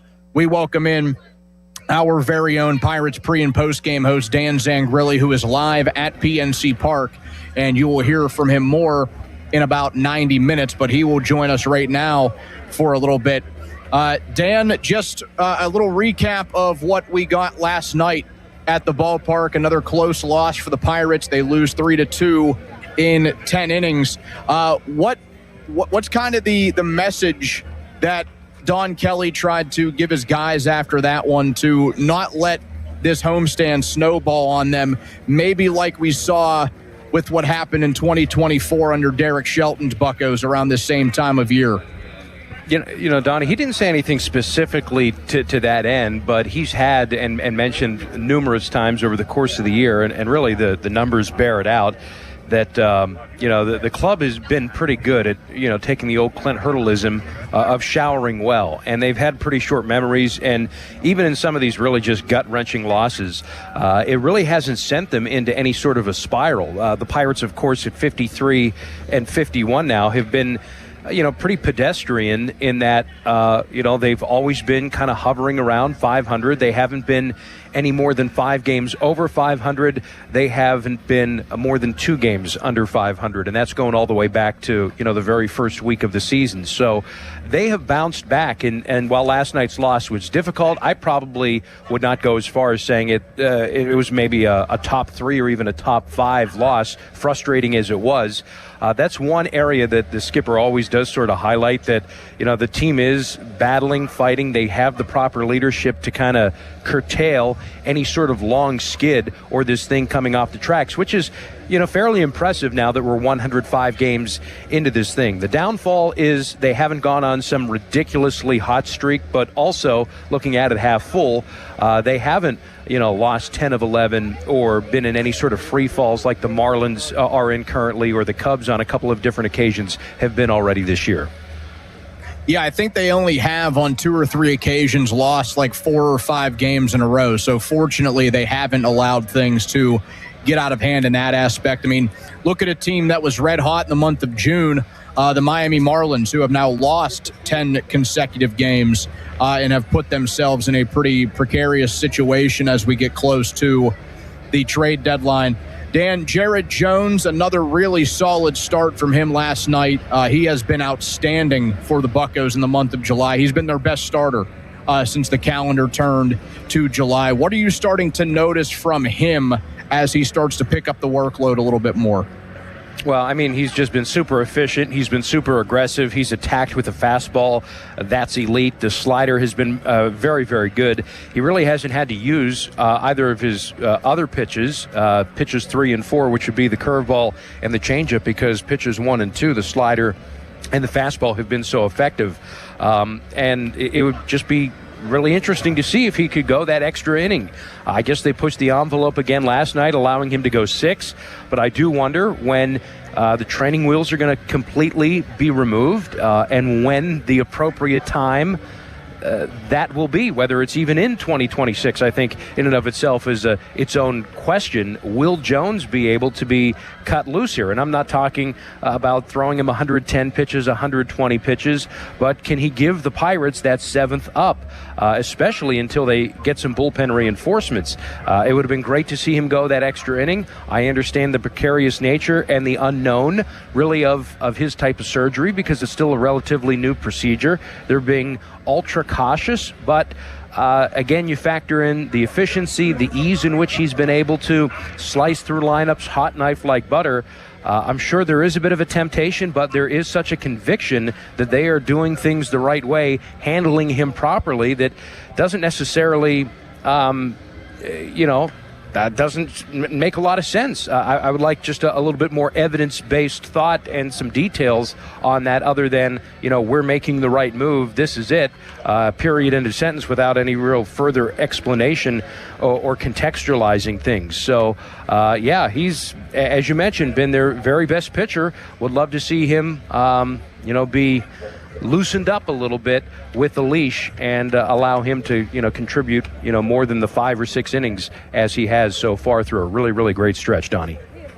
Yeah, so last night is actually his season high in terms of pitch count, 83 that he threw over the course of these 6 strong innings, where he allowed just the 1 earned run. It was the PCA home run that he hit to even up the ball game.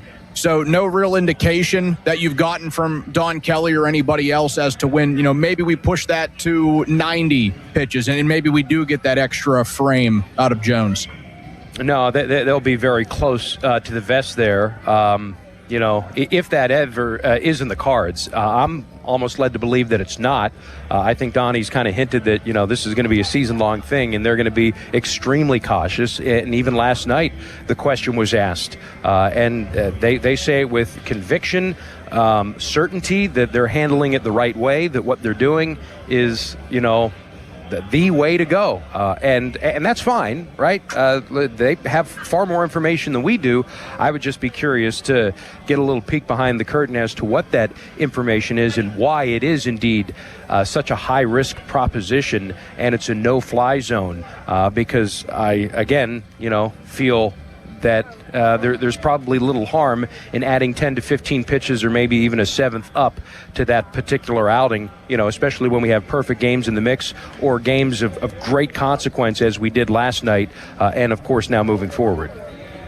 We've seen a quick hook on a couple of guys now out of the All-Star break, and I'm wondering, Dan, for the 2 guys that started on the doubleheader against the Yankees. Mitch Keller looked really strong. One of the best starts he's had since early in the season. He was out after 5, and then Bubba Chandler, the best start he's had in a Pirates uniform. That was the controversial one because he was cruising against that Yankees lineup. He gets taken out. Brandon Eisert immediately gives up hits and runs. Is that going to also be sort of a season-long plan, or do you think that was more to do with we're out of the All-Star break, these guys hadn't pitched in a minute, so we're going to slowly work them back up? Probably a combination of all of that, and especially the latter with Chandler, as that was directly cited by Don Kelly as to why he pulled him out. As far as Keller is concerned, that almost feels to me, and those two are very different scenarios. Yes, Keller was rolling along against the Yankees. Yes, Keller really struggles third time through the lineup. Yes, I'm sort of waiting for that other shoe to fall with Mitch, and I think you want to be a little more proactive as opposed to reactive. Donnie pushed the envelope with him against the Seattle Mariners. You might recall he was really good through 6 innings of work. He gave up 1 run. It was an 0-2 solo homer to Cal Raleigh, and then he maybe threw the script out the window. This is back on June 23rd. I'm looking at the scorebook. Well, then that 7th inning, that 7th up, Luke Raley doubles leading off, and then Cole Young, remember, he hits that 2-run home run.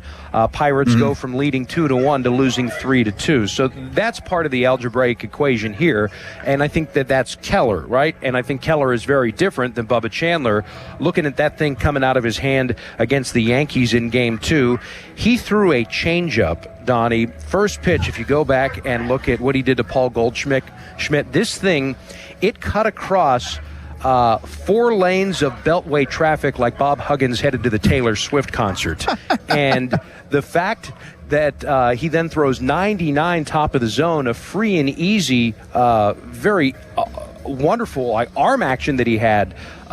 There was life and electricity in that arm to the point where you can almost say that he was at the apex of his outing. And to, have things pre-planned and scripted, because Brandon Eisert was loosening the inning prior. So come hell or high water, this was occurring. And this was, again, binder baseball. And that's what I have the issue with. Look at that thing coming out of his hand. The electricity is still in that arm. And if you're going to go to the bullpen option has to be better than the one that's currently in the game at the moment. And I think we can all objectively say that Brandon Eisert is not, was not, never will be better than Bubba Chandler. And then, of course, Eisert goes on to throw some of the most uncompetitive pitches that I've ever seen. I'm not sure I've ever seen a man fear another as much as Eisert did Cody Bellinger in that, 5-pitch walk. So, the two very different scenarios that very much, I think, require a lot of feel that were, sometimes the script works, sometimes it doesn't. I just love to see them take it off of autopilot and grab controls, and it'll be their aircraft. And that obviously failed to occur against the Yankees. Dan, before we get to Paul Skeens, who is starting tonight, and some of the stuff that you chatted with Don Kelly about, Braxton Ashcraft, so far out of the month of July and also removed from the All-Star break, in which he was a part of, one of the Pirates representatives at the All-Star game, where he was very well deserving of that honor. Are you worried that he's leaking oil a little bit? How would you want to handle things down the stretch of the season, since he may be coming up on some innings limits or things of that nature? Yeah, I think there could be a little bit of fatigue in play there, especially with his spin, Donnie, which is obviously so important to what he's able to do in his swing and miss. But I also think that, his aggression in the strike zone and his fearlessness in attacking hitters is something that he might need to, I don't want to say curtail, but he needs to adjust that and maybe be a little more thoughtful with it, because I've seen here, especially over the last month and a half, teams in the first inning, they've adjusted their approach against him. They're ready to hit. Book is out on him, the sequencing, what he's all about, and we've seen teams jump him, especially in that first inning, and that's kind of been a bit of an issue for him. So there's going to be a bit of a punchback adjustment.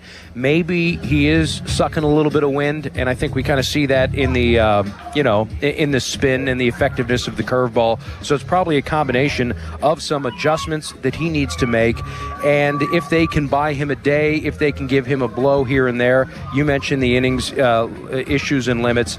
How that is creatively, I don't know, but it's something that obviously is at their doorstep that they do have to deal with. Paul Skeens gets the ball tonight, the Pirates ace, the big man, the reigning Cy Young winner, the Rookie of the year before that, on what should be a packed house at PNC Park, Yinzer-Palooza weekend, the Dr. Robbie bobblehead, all of that. Skeens gets the ball, Dan. They've won 3 consecutive Paul Skeens starts. What has been the key in your eyes for Skeens getting back on track here? I asked Donnie Kelly about that And he said that he thinks, and I'll quote him here, I think it's been his fastball usage, pitching off of it, being able to utilize his different pitches, the sweeper, the change, the splinker as well off of the fastball. And it looks like he's throwing inside a little bit more. I haven't dug into, the maps and things of that nature, but just starting with overall fastball effectiveness, I'll go back to these 9 starts that Skeens had. Looking at the 4-seam fastball and his 2-seamer, he'd given up 28 hits in those 9 outings, that stretch where the club went 0-9 in his starts. They were hitting 274 off the 4-seamer, 444 off the 2-seamer. Well, of late, those numbers, and this is, again, a much smaller sample size, he's taken about 20 or so points off of that 4-seam fastball. The batting average against strike rate is in a much better spot, 72% versus the 66%. So, like is the case with any pitcher, life is fastball command is life. It makes everything else work, and apparently, according to Donnie, maybe even working it a little bit inside has opened things up for the secondary stuff and its effectiveness, and that's obviously played in these last 3 outings. And his last time out, he helped the Pirates take that series against the Guardians, the 7 innings of just 1-run ball, 8 strikeouts. The man that opposes Paul Skeens tonight, Dan, man, has he dominated the Pirates since he entered the league a couple of years ago. Shota Imanaga has twice taken a no-hitter through at least 6 innings against the Pirates. One time he did it over the course of 7. He has dominated the Pirates like no other pitcher in that time span. What is it about him, Dan, that makes it so difficult on the Pirates to get any offense going? Splitter, fastball. Splitter down, fastball up. The Pirates have really struggled against it to the tune of a .28 earned run average. He's allowed 1 earned in 32 innings, and this was in 5 career starts against the Pirates. And, 6 no-hit innings back on April the 10th. And I asked Donnie how they solved the puzzle here with Imanaga, and he just wants to see a better approach overall. The Pirates have had a poor one. Brian Reynolds has struggled against Imanaga, 1 for 14. Nick Gonzalez is hitless in 11 at-bats. So approach, number 1, but the tunnel of the high fastball and the split finger has just been a devastating combination for these Pirates hitters that they have not been able to lay off of. And we'll see if that changes, and we'll see if the Pirates can somehow, some way improve what has turned out to be an abysmal record against left-handed starters. 9-21, that is 3rd worst in Major League Baseball against southpaws. Yeah, that's what I wanted to get into as a follow-up, because Imanaga's dominance mixed with how much they've struggled naturally against lefties all of 2026. And for as good as this offense is, that has been a bugaboo for them. They have a couple of guys that are in a slump at the same time. So should we be doubly worried, or maybe triply worried? I don't even know if that's a word, going into this game at 6:40. No, are you talking about maybe Lau and O'Hearn in particular? Kind of the name O'Hearn, names. I know. Reynolds has been a little bit cold. Yeah. So I asked Donnie about that too, Donnie. So we're hitting on all the questions that we asked the skipper. He's not at all concerned. He felt that O'Hearn was able to find some stuff yesterday, going 2 for 4. If the wind is not blowing in, perhaps Lau hits the home run. He had a deep fly to right field in the 6th inning, so he put some swings on a ball. He cited 109 off the bat from Brian Reynolds, so maybe he's on time. Line drive to center field in the 4th inning yesterday. So there's some good swings and some, I think, some light there cracking through in what has been a little bit of a dark stretch here in the month of July for those 3 in particular. But the skipper is a little concerned, and I guess I'm not either here when we're talking about some, established veteran guys with a lengthy track record of being pretty good. I see it as kind of the ebb and flow of a season, but unfortunately all 3 of them kind of going dormant at the same time, and that's always problematic. Talking to our Pirates pre- and post-game host, Dan Zangrilli, here on Sports Radio 93.7 The Fan. You'll hear Dan with the pregame coverage in under 90 minutes. But, Dan, a few more for you here as we approach the 2026 trade deadline and more of your conversation with Don Kelly. You get a pretty good feel of what direction the Pirates will be going in a little bit over a week? Absolutely. He made very clear that the Pirates are in a much different position than they were last year when they were sellers. They're buyers this year. And He mentioned, the question that he was asked was essentially to the tune of, okay, it's that time of year, trade deadline season. Guys may not unpack their suitcase. A lot of people are on the move, rumors, distractions, things of that nature. And Donnie kind of went out of his way to talk about the different position that the Pirates are in and how, yes, that can be a distraction because anybody that you onboard, your imports, that can affect the roster, right? Because there's 26 guys currently, and you upgrade, you get 2-3 different pieces. Well, that means roster spots. So there's, some guys that are maybe looking over the shoulder at this point, as opposed to the ones that are going to be shipped off and traded away. I was curious as to whether or not he was feeling any pressure, the organization. You get kind of that groundswell of guys putting their, fists on the table and pounding it. And the guys, the players themselves that feel that they've really worked hard, put the club in a position to compete.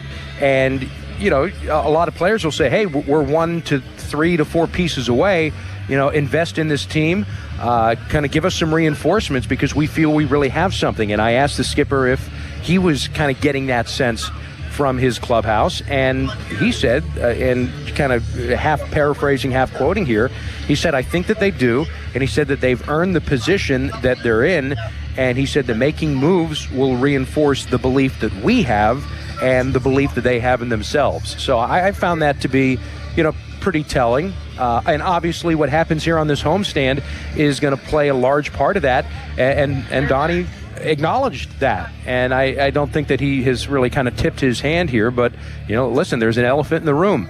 You're chasing the team in front of you here today that you're going to play the next 2 games against, and then there's another club that's coming to town that you'll also be chasing. So this thing, as the Pirates teeter at 2 games over 500, is going to go one way or the other, and we'll have a much better indication late Wednesday afternoon as to which direction this club is going to go. So stand by, giddy up, strap it on, man. What player do you maybe have in mind, or maybe a few? You could throw a few names out there that you have in mind for them that you think would fit really well. Obviously, bullpen is going to be the A1 and probably the A2 target going into the trade deadline. Yeah, and relief pitching. Pirates are 17th in starting pitcher ERA, Donnie. I don't think they have a good enough rotation or a deep enough rotation to make the playoffs as we sit here. So they need to add. We want to kind of beat up and bully the bullpen, and that's all fair and good. They have not held leads. That is, just an objective statement of fact. But I just want to throw this up there as comparison. Pirates are 17th in starting pitcher ERA at 4.38. The Pirates are 21st in relief pitching ERA at 4.40. So, there's not this great chasm between 4.38 and 4.40 between 17th and 21st. I can tell you that both are not good enough, I think, to be in the postseason. So both need to improve. So along with the bullpen help to, yes, protect the leads that this, prodigious Pirates offense has put you in the lead for, more often than not, by like a 7-5 score. You can't be losing the games 8-5 or, 9-6. Which I think a lot of these losses have kind of turned out to be. You need to bring both of those earned run averages down. You need to go from 17th to 12th or 13th. You need to go from 21st to, 15th in starting pitching and relief pitching ERA, because both are obviously well below league average, and I don't think worthy of a postseason spot if it continues here the next 50-some-odd games that remain. What's your feel on tonight, Dan? Do they even things up and get set for a potential series win tomorrow, or do the Cubs snag this one as well? Yeah, it's going to be tough against Imanaga. I don't see any indication that they've solved this puzzle or this riddle.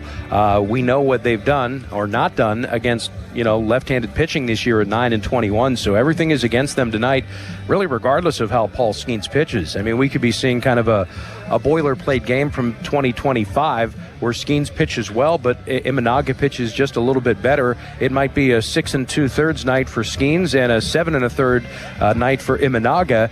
And could the Cubs squeak something out 2-1, 3-1, 3-2? Very well could be the case, which kind of makes yesterday sting all the more. There we go. Dan Zangrilli, our Pirates pre- and post-game host here on 93.7 The Fan. You will hear more from him in just over an hour. Thanks, Dan. We appreciate it. Donnie, you got it, buddy. There we go. Dan Zangrilli, who you will hear from around 5:45. First pitch tonight against the Cubs at 6:40. Paul Skeens against Shota Imanaga. The Pirates Power Hour continues as we will have Colin Beasley join the program. You can join at 412-928-9370 via the Fan text line, which is brought to you by Edgar Snyder and Associates, a personal injury law firm where they always say there's never a fee unless we get money for you. Colin Beasley, Pirates reporter, joins the show in just a few minutes right here on Sports Radio 93.7 The Fan. Now, Fan Headlines, powered by Bowser Chevrolet. Cubs at Pirates tonight at 6:40. Paul Skeens versus Shota Imanaga is the pitching matchup. Pittsburgh is currently 2 games back in the wild card standings, so a big one tonight at PNC Park. And you can listen right here on the Fan or the free Odyssey app. Dan Zan will have the North Shore Tavern leadoff show at 5:45. Fan Headlines are powered by Bowser Chevrolet. For more, go to 937thefan.com. This is the story of the one who keeps multiple buildings running smoothly day after day. Plumbing that flows, HVAC that hums, cleaning supplies that keep surfaces sparkling. That's why she counts on Grainger. With easy reordering online and 24/7 support, Grainger helps her keep the products she needs on hand. So shelves stay stocked and buildings stay ready. Call 1-800-GRAINGER, click Grainger.com, or just stop by. Grainger, for the ones who get it done. More than 200 members of Congress are standing up for AM radio listeners. The AM Radio for Every Vehicle Act will keep AM radio in cars, because when cell and internet services are down, this free service could be your only lifeline. Text AM to 39179. Tell Congress to pass this critical legislation now. Message and data rates may apply. You may receive up to 4 messages a month, and you may text STOP to stop. This message furnished by the National Association of Broadcasters. Mike Rowe here with another random fact. Those cracks on your walls aren't just cosmetic. They could mean your home is sinking.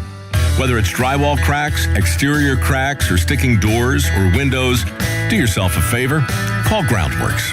I spent some time working with these guys, and they're the real deal. Their people are trained and certified to stabilize your foundation. Baker's Waterproofing is now Groundworks. Schedule a free inspection. Licensed in all states where work is performed. See website for details. I've always wanted to learn French, but the app I tried didn't help. If you want to memorize words in another language, there's an app for that. But if you want to really learn another language, there's Babbel. Babbel was designed by over 200 language learning experts to be the most effective way to learn another language. With other language learning apps, I was just playing games. I wasn't really learning. Babbel's different. Every time I open the app, I can choose to work on my writing, speaking, or listening. And it saves my mistakes for me to review, so I'm constantly improving. Babbel feels like it was created intentionally by people who really know what you need to learn another language. Before Babbel, I thought I just wasn't good with languages. But now I'm speaking French. Tout ça, c'est grâce à Babbel. Want to really learn another language? Save up to 50% on your Babbel subscription when you sign up at Babbel.com. That's Babbel.com to save up to 50%. Babbel.com. This summer, the Honey Pepper Pimento Chicken Sandwich and Pineapple Dragon Fruit and Sprite are back at Chick-fil-A. Let me tell you about the Pineapple Dragon Fruit and Sprite. It's bright, it's bubbly, it's back. The Honey Pepper Pimento Chicken Sandwich, it's so rich, and you can choose between the original or the spicy filet. Ooh, boy. And then you got those pickled jalapenos tucked right under the filet, and then just to top it all off, you've got a little honey drizzle right on top. Okay, now I'm a pimento fan. And I'm feeling the dragon fruit. Which fan favorite will you choose? Real customers paid for their testimonials. Having insurance isn't the same as having State Farm. It's like needing a lawyer, but getting some guy who just watches courtroom dramas. How does the defendant plead? Guilty. Wait, what? Also, objection. You object to what? Erroneous. Counsel, approach the bench. Hey, can I get a whack at the gavel? You wouldn't settle for just any lawyer, so don't settle for just any insurance. Get the real deal with State Farm. Like a good neighbor, State Farm is there. SchultzFord.com. SchultzFord.com. SchultzFord.com. SchultzFord.com. Live in local sports news on the weekends? Imagine that. Sports Radio 93.7 The Fan, Pittsburgh's hometown sports station.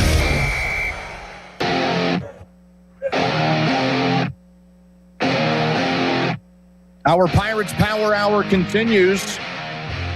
We take you up through 5 o'clock. We will take you up to the North Shore Tavern leadoff show at 5:45 as the Pirates host the Cubs, game 2 of 3 at PNC Park, game 2 of 6 in the homestand as the Diamondbacks come into town after tomorrow, a Monday, Tuesday, Wednesday series. So 2 massive series back-to-back against teams ahead of the Pirates in the playoff picture as we enter play today. And to continue this little Bucko Power Hour, we have Colin Beasley, a man who covers the team for the Pittsburgh Post-Gazette. He joins us just like Dan Zangrilli. He is live from PNC Park as we get set for this Buccos and Cubbies game 2.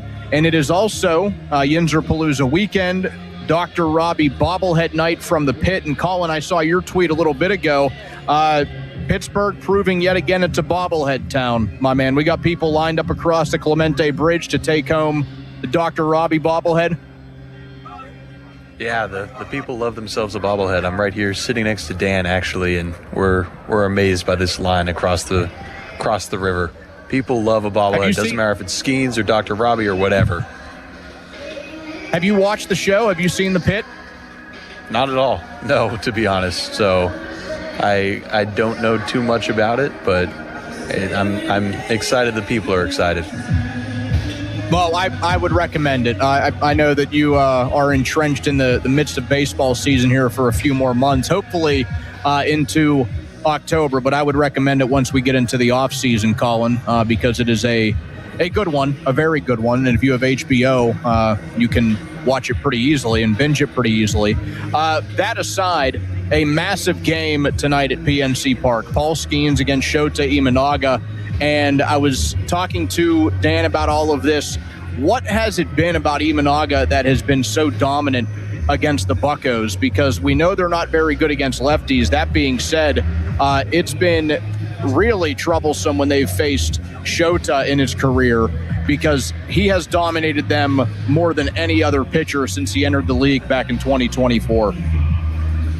Yeah, it's something where, yes, the lefties have a little bit to do with it, but it's not like this is just a one-year thing for Imanaga. He has dominated the Pirates over 2024, 2025, and in his 6 starts against the Pirates, what is it, an 0.26 ERA, something like that, 1 run in 33 innings, I believe. Some of that is just Imanaga being a really good pitcher, and give credit where credit's due. He's someone that it's not like this is some random pitcher just dominating only the Pirates. He's done well against other teams, but it's also something where it is repetitive, it is going on, and the Pirates do need to find answers for a guy they face a couple times a year. I mean, realistically, he's having a pretty average season. In the 3 years that he has spent in the major leagues, it is the worst that he's been to this point. But again, earlier this season, it was 6 no-hit innings against the Pirates, I believe, back in April. So that has continued. Do you really fear what he's stepping into tonight? Because for as good as the Pirates offense has been, we've seen a few guys slumping here all at the same time.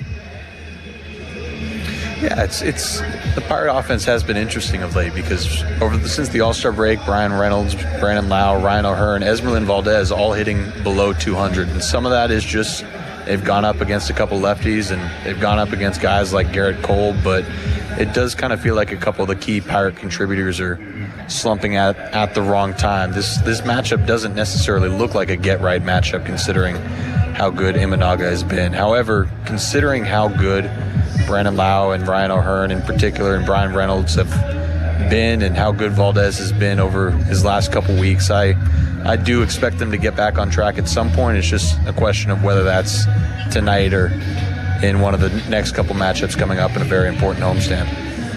We got the big dog going tonight. Paul Skeens on the mound for the Buccos at 6:40. The Pirates have won 3 consecutive starts of his after going on that long drought with Paul Skeens on the mound. What have you noticed about his performance that has kind of gotten all of this back on track?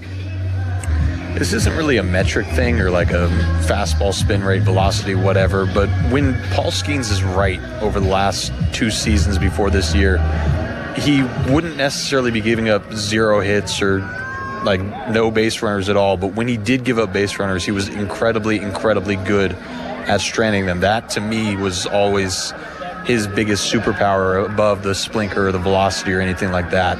And for a couple of weeks, month or two there, it seemed like he wasn't finding ways to strand runners as much. It seems like he was always able to get that double play ball and get that grounder exactly when he needed to in 2025, and that eluded him a little bit in 26. The last couple starts, I've seen more of that. It's not necessarily something that it's a pitch mix thing or exactly how it works, but it does seem like that superpower has returned a little bit in the last couple starts. I'm looking to see that continue tonight. Going back to last night's game, Jared Jones, another strong performance.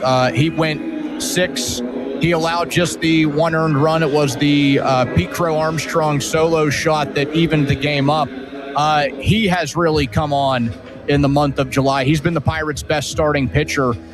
When do we see the envelope pushed a little bit more with him, if at all? Do we see him maybe dip into the 7th inning, or do we see him dip into the 90s in terms of pitch count? Because last night, his highest at 83 pitches. Yeah, I'm interested in seeing when that happens. That's actually what I've written about for Off the Bat this week. It'll be in tomorrow's print edition online on Monday, because there isn't like a clear path for what you're supposed to do after an internal brace procedure. It's something that not a whole lot of big league pitchers have had, and they've seen, like, Spencer Strider is someone who had it and is a little bit of a similar comparison to Jones, just as a not huge guy who throws really hard, and the Braves rushed him back and he's hurt again this year. So maybe the Pirates are trying to be careful there. There's also examples like Lucas Giolito, who they were he's a bigger guy, but they went with a different path there. And who's the third one I had? Drew Rasmussen is another one who's gone through internal brace procedure. And the first season they had him back, the Rays had him back, he was strictly reliever. The next year they never pushed him above 92 pitches.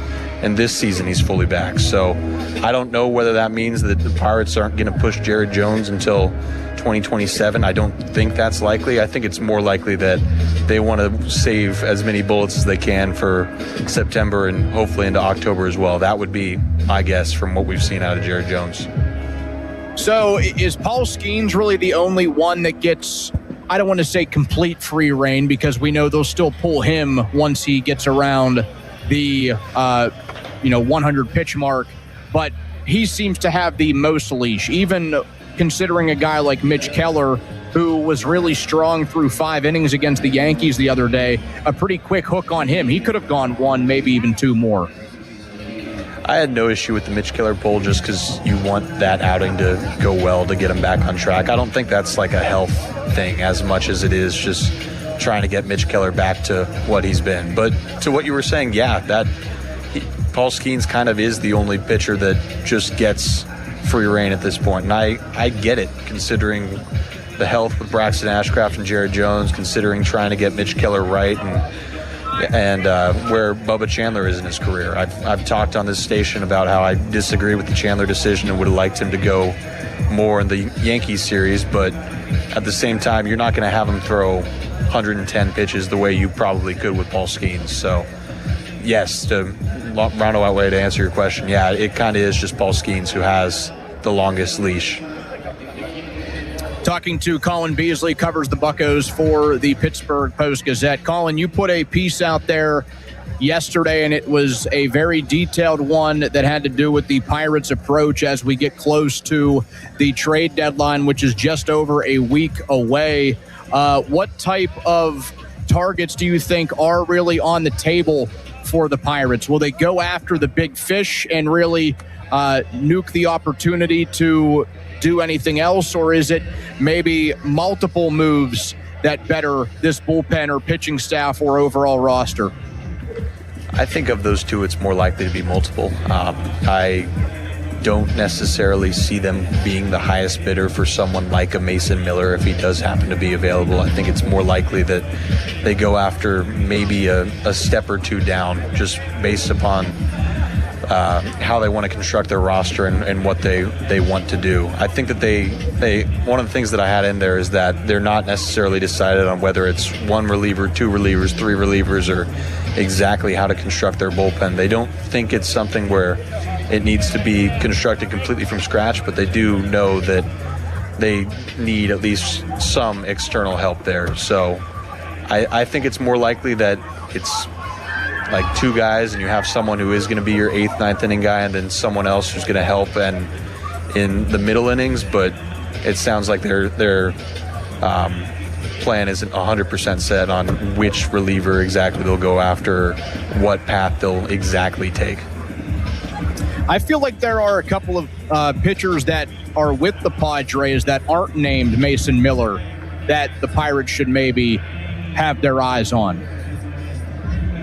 Yeah, I think that's entirely fair. Adrian Morahone is someone who I think is more likely than not to be moved. I'm pretty sure he's in his final year before his contract expires. And yes, that'd be another lefty, but from those I talked to, it doesn't seem like this reliever has to be right-handed. Obviously, the preference would be a right-hander, considering you already have Mason Montgomery and Gregory Soto, and your top two relievers already are left-handed, but it does seem like they're not ruling out adding another lefty if that improves the group.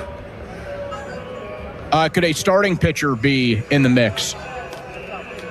I think it's possible, and another thing that I mentioned in there is I think a right-handed bat to help against lefties is possible. However, the need, the place where the majority of efforts are focused and the number one priority is bullpen help. So yes, they can look for it. I think there's looking at any path that could improve the team, but the main priority is bullpen help. What is the future for someone like Marcell Ozuna, who, he's just having what is pretty much a disastrous 2026? That being said, with how bad the entire team is against lefties, he may be able to keep his job for a little bit longer. Yeah, it's something where what his role was supposed to be this season, beyond just being the everyday DH, is being the guy who you could pencil in there against Shota Imanaga, and you wouldn't have to worry too much about what he or another lefty would do because you knew that you had a guy like Marcell Ozuna in the middle of your lineup. He's meant to be the number one option against left-handed pitching and someone who could play every day. Obviously, that hasn't happened. That hasn't been what his role is. So I don't necessarily see them I don't necessarily see them moving on from him. I don't think that this is something that it's after, like, he has to improve by August 3rd or else he's going to be DFA'd, because he could help against lefties and he plays an important role in the clubhouse and elsewhere. But there's no doubt that this contract hasn't gone the way that anyone expected it to go, and there's no doubt that he's been a massively disappointing signing. Speaking of pricey contracts when it comes to the Pirates, since Ozuna is somebody that signed for $12 million this past offseason, what do you make of the Bob Nightingale report and how they will attack this trade deadline in terms of payroll and what it could look like on the other side?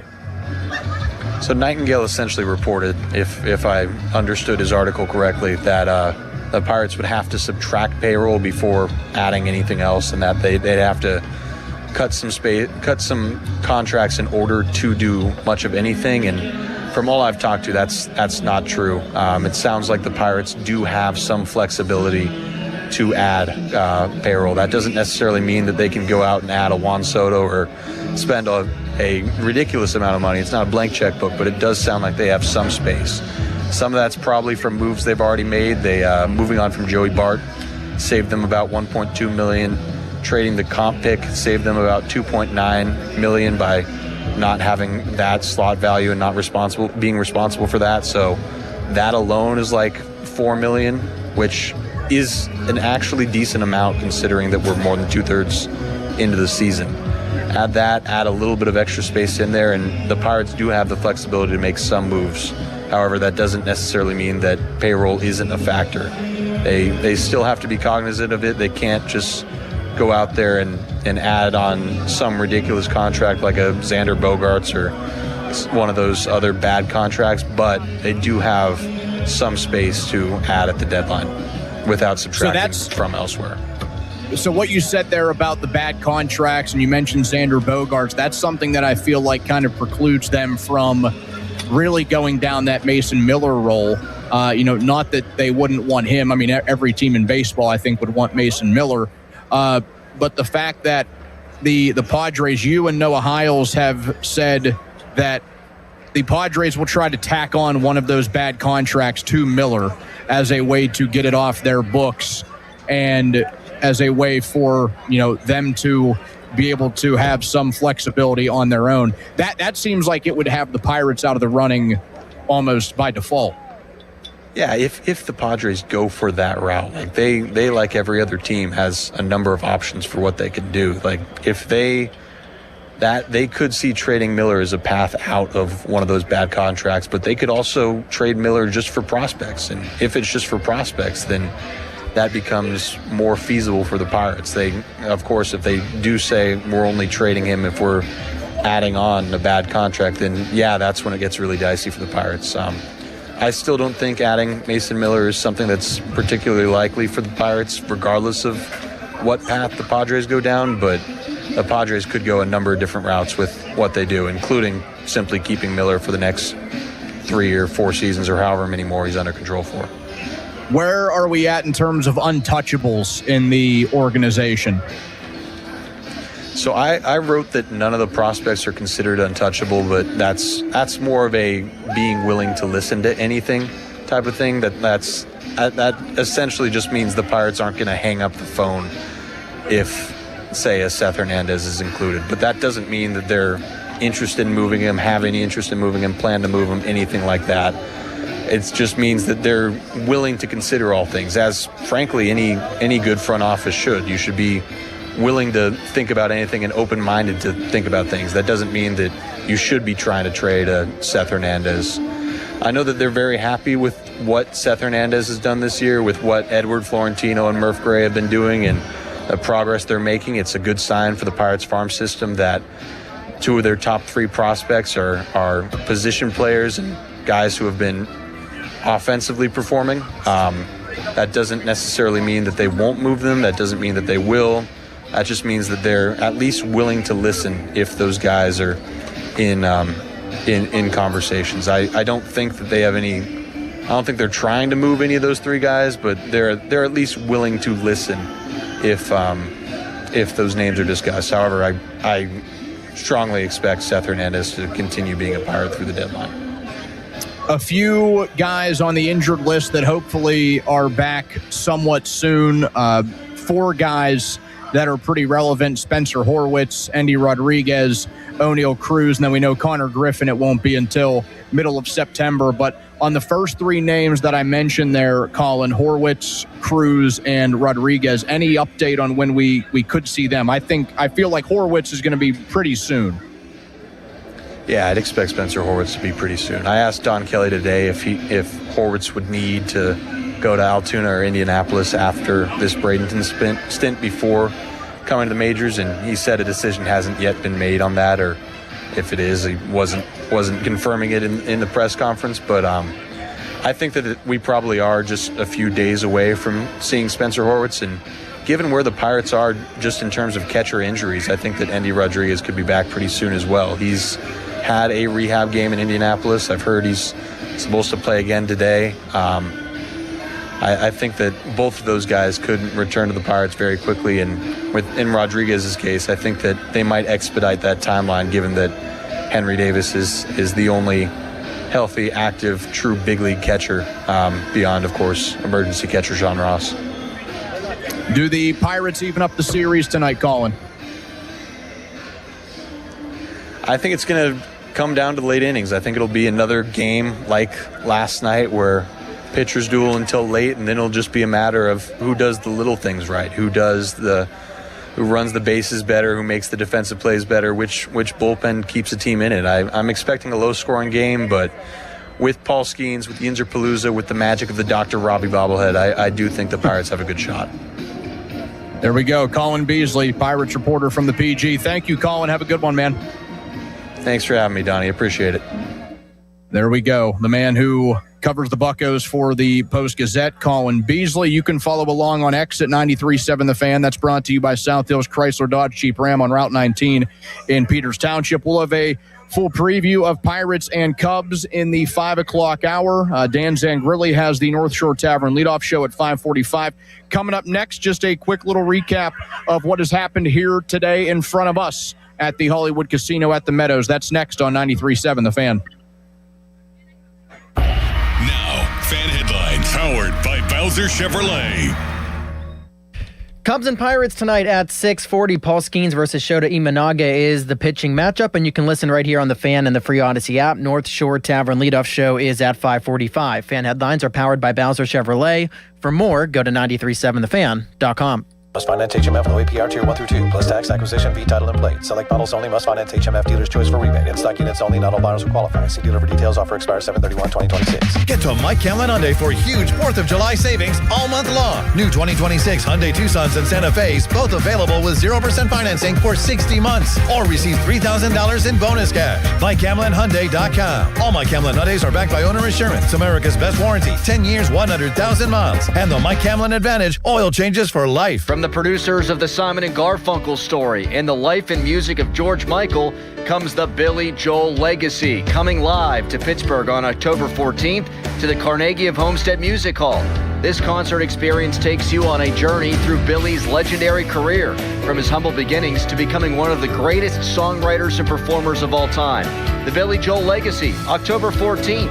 Get reserved seats now at librarymusichall.com, another Trusky Entertainment event. Catastrophic injuries bring emotional strain, physical pain, and financial stress. You don't have to face it alone. Ogg, Murphy, and Perkoski will fight to get you the compensation you deserve. Call 412-391-FIRM today. Ogg, Murphy, Perkoski, the firm. We're all in. Sullivan Super Service. When your drain is clogged, you need help. Sullivan Super Service has the training and equipment to solve your problems fast.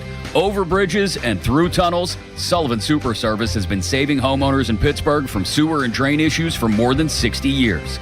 So when you need a hero, call Sullivan Super Service. And right now they're offering a $64 drain clearing with a free camera inspection. Let their family take care of yours. Family owned since 1964, serving all of Allegheny County. Live from the ShoreKeyMitsubishi.com studios, North Huntington and North Hills. Want to give you fan weather before it's too late. That's brought to you by Secure Money Advisors. Looking to retire soon? Let Secure Money Advisors get your retirement on track. It's been a beautiful day all day. Partly sunny, partly cloudy, however you want to describe it. Temps in the low 80s. A beautiful one here at the Hollywood Casino at the Meadows. It's been the Delvin Miller Audio's Pace for the Orchids. An awesome event here.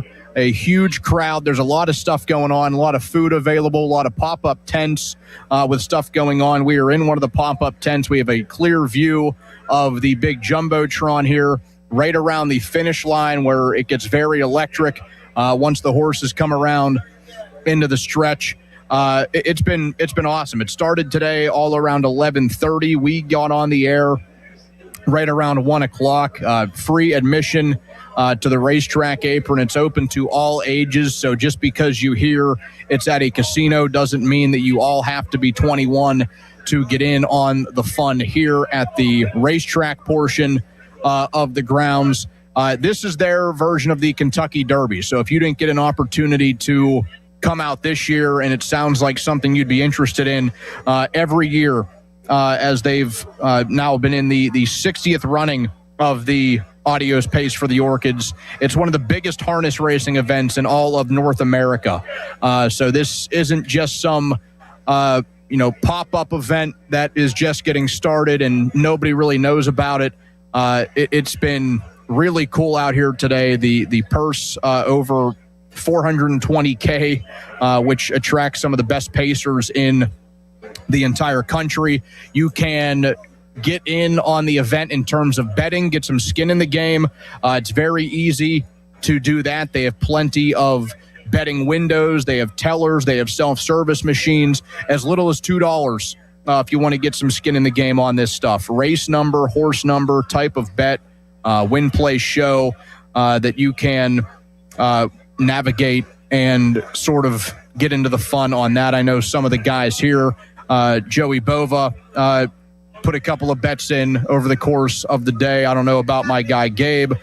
We've had some fans stop by and try to give their recommendations. So they've been scouting out these harness racers throughout the day. And there's also a lot of other stuff going on. It's not just the races, and you kind of wait around for all of those. A ton of family-friendly activities, giveaways, contests. There's merchandise, photo opportunities, and just the full afternoon of racing here in the Adios Village, they call it, for the Pace for the Orchids. The 60th time this is happening. It's the biggest harness race in all of Pennsylvania, and as mentioned, one of the biggest ones in the entire Grand Circuit. A few things for new people to the event. You're asking yourself, what is harness racing? I only know what horse racing is. Well, harness racing, a little bit different from the thoroughbred racing, like a Kentucky Derby style. The horses pull a sulky, is what they call it, with a driver instead of carrying a jockey on their back. I'm not sure if I have enough courage to get in one of those things. Pony did last week. He defeated Bubba from 100.7 and Pittsburgh Dad in one of the races. The entire race, just 1 mile. They don't really change the distance on any of these races, but something that I would highly recommend to anybody out there this time of year, every single year, because it's my first time out here, but I'm regretting as the day goes on that I haven't come out to this more over the years, because it's been a ton of fun. 412-928-9370. That gets you involved. Coming up, a preview of Pirates and Cubs, and then we get you into the North Shore Tavern leadoff show. Dan Zangrilli will have all of that coverage from PNC Park. Pirates and Cubs, 6:40 first pitch right here on 93.7 The Fan. Paul Skeens versus Shota Imanaga, a great pitching matchup that we will dive into in great detail coming up next right here on Sports Radio 93.7 The Fan. Adios Day is more than just great racing. It's a full day of entertainment. Meet Pittsburgh Dad, meet Bubba, and enjoy great food, live entertainment, and experience one of harness racing's biggest traditions. Plus, 5 lucky fans will each win a $1,000 betting voucher for the Adios Pace. Admission and parking are free. So bring the family and spend your Saturday at the Hollywood Casino at the Meadows. Did you know the average person keeps the same bank account for 19 years? 19 years ago, you still had a flip phone. That was just a phone. If you're still banking like you did when you parallel parked with just your eyes and a prayer, it's time for a change. Upgrade to Citizens, where how you bank changes with you. With our enhanced mobile app, you can track your credit score and talk to our chat assistant, Sizzy. Make sense of your money with Citizens. Learn more at citizensbank.com/made-ready. Member FDIC. Hey, it's Pony back to talk about Xfinity. Xfinity Mobile. It is the most intelligent, the smartest Wi-Fi. It can heal itself when there's a problem. Isn't that cool? You want to talk about reliable? The most reliable Wi-Fi for streaming, gaming, working from home, coverage everywhere, every nook and cranny of your house. It's got security for your network, reliability, fiber-powered, 99.999% reliability. That's a lot of nines. Speed is incredible, built for speed, powered by fiber. Wi-Fi that makes everything in your home work together, and it's consistent. Right now, you can lock in 5 years of predictability with Xfinity Wi-Fi. So get 5 years on the most reliable fiber-powered Wi-Fi with the best equipment. You can get online in minutes with same-day Wi-Fi. That's what I did. So get the price lock guarantee. 5 years, the same price. There's no contracts, no commitments, and it comes with everything you need. Data, equipment, and the most reliable Wi-Fi. Xfinity. Imagine that. Restrictions apply. Select plans only. HD1 Pittsburgh, an Odyssey sports station. Live from the Jim Shorkey Mitsubishi.com studios, North Huntington and North Hills. Always live and free on the Odyssey app.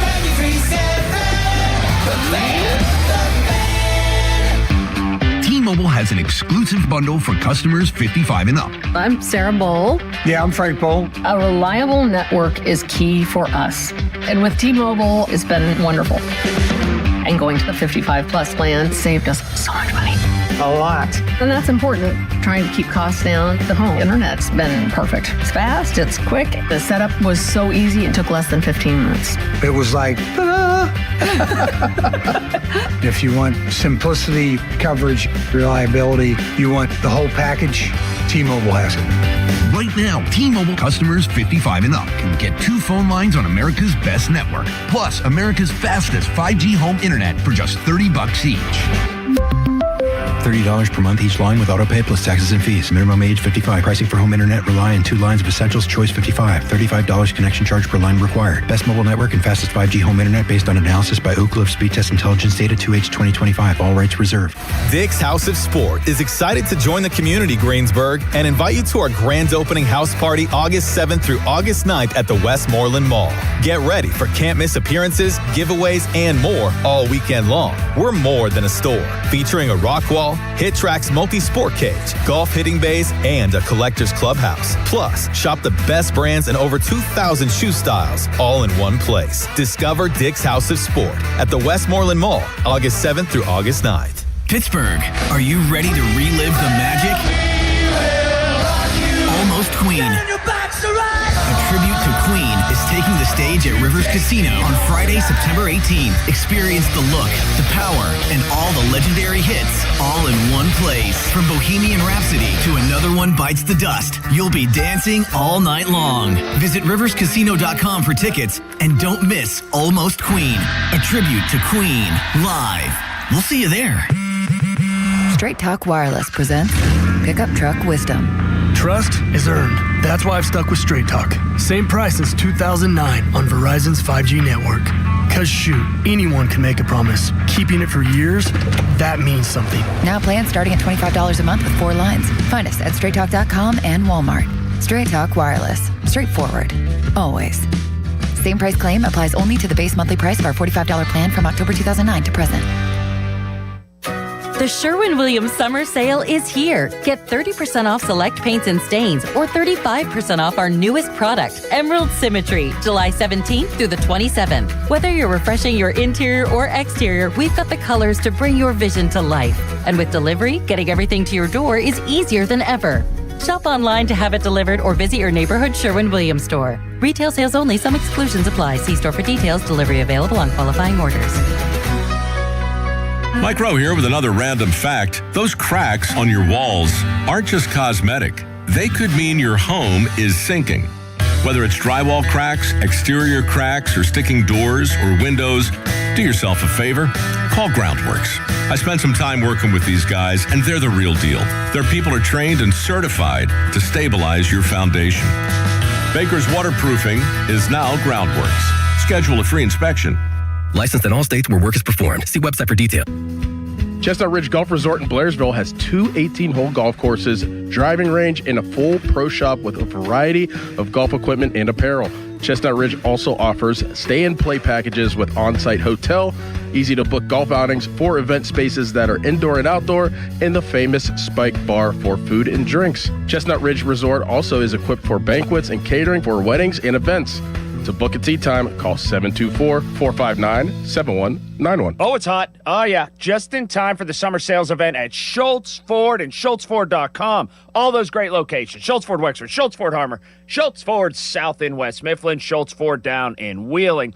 And it's so hot, like, you don't want to do anything, right? How about this? Mobile service. That works. Something they can work on with your car, oil change, something quick.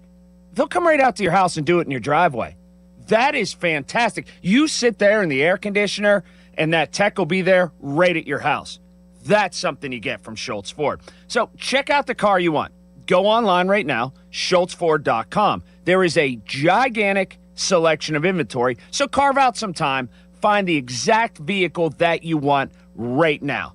Then head on into a great location. Again, all those great locations have the city surrounded. So get there, figure out the Ford you'd like, and man, get into one of those great customer service reps. Schultz Ford and SchultzFord.com. Hey, it's Malsey. Let's talk about the roof on your home. A lot of you will need to replace your roof this summer, but be forewarned. There are roofing companies out there that skip over the most important part of the process, the attic ventilation. You see, if your attic doesn't have proper air circulation, it can cause problems such as mold and wood rot, leaks in the winter, not to mention higher AC bills in the summer. This is one of the reasons I recommend MHI Roofing to my listeners. Their process begins with a free 21-point roof inspection that includes a thorough inspection of your attic. They know that if the ventilation isn't right, the roof will be built on a shaky foundation. Every MHI roof comes with a well-thought-out attic ventilation plan, and that's why they can offer a 50-year leak-free guarantee on every roof they install. Money-saving discounts and financing incentives are available. Call for your free 21-point roof inspection and estimate today. 412-998-8864 or book an appointment online at mhiroof.com.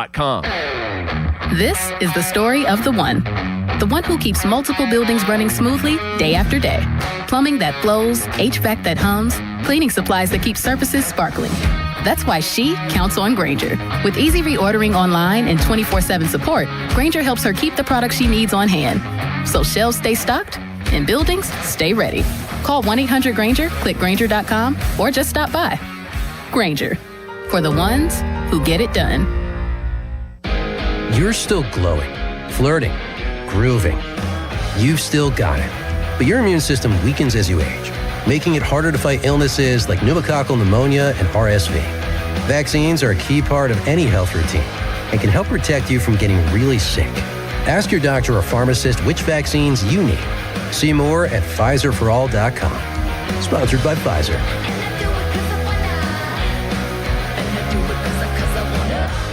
Hometown building partner since 1956. 84 Lumber. Visit 84lumber.com. Text us on the Edgar Snyder and Associates text line at 412-928-9370. Edgar Snyder and Associates reminds you to text responsibly. Sports Radio 93.7 The Fan, built by Window Nation. Home of the buy two, get two free offer. Now, Fan Headlines, powered by Bowser Chevrolet. Dom DiTomaso with Fan Headlines. Cubs at Pirates tonight at 6:40. An excellent pitching matchup. Paul Skeens on the mound for Pittsburgh. Shota Imanaga. I can say that right. On the mound for Chicago. Cubs won yesterday 3-2 in 10 innings. So Pittsburgh currently 2 games back in the wild card standings, which means tonight kind of important. And you can listen right here on the Fan and the free Odyssey app. North Shore Tavern leadoff show at 5:45. Fan Headlines are powered by Bowser Chevrolet. For more, go to 937thefan.com. We're here so you don't miss a thing. I'm turning it up. Live and local on the weekends. Sports Radio 93.7 The Fan, Pittsburgh's hometown sports station. Sports Radio 93.7 The Fan. Donnie Football with you live from the Adios Race Day here, live from the Meadows Racetrack inside Hollywood Casino at the Meadows. It's been a great day for harness racing. It's been going on all day. It's been an electric atmosphere.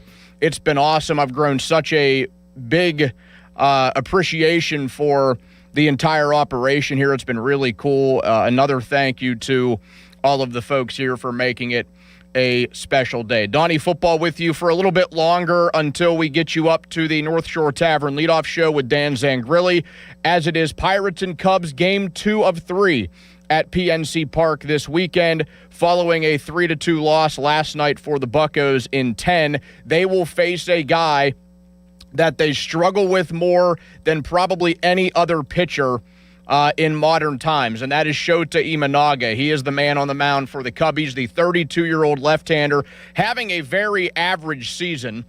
His ERA is just a tick below 4. He's 6-8 on the year. He hasn't been anything special this year. He's coming off back-to-back pretty good starts, a really good one, in fact, that he had against the Minnesota Twins his last time out when he went 7, allowing no runs. He scattered 6 hits. He struck out 4, walked 1, all on 99 pitches. So he does have, in his last handful of starts, a pretty good array of games, the ERA going just over 2.3. But what he's done against the Pirates has been remarkable. And I know that I've said this a couple of times already today. I know that other hosts on the station have said this already today. You had Bucko Talk this morning with Jason Mackey. You also had a multi-hour show with Bob Pompiani where he brought this up. Imanaga against the Pirates, maybe, just maybe, the best pitcher that they have had to face against them in this era. And I know that that's a pretty heavy statement to make, but I'm not saying that Imanaga is like the best in baseball, but when it comes to pitchers against the Pirates, this guy is laughably good. 32 innings pitched against the Pirates, 1 earned run, 32 strikeouts, and just 7 walks. He's allowed 1 home run. That's the only time he's ever allowed a home run or a run in general against the Pirates. Here's how dominant this guy has been. He started twice against them in 2024.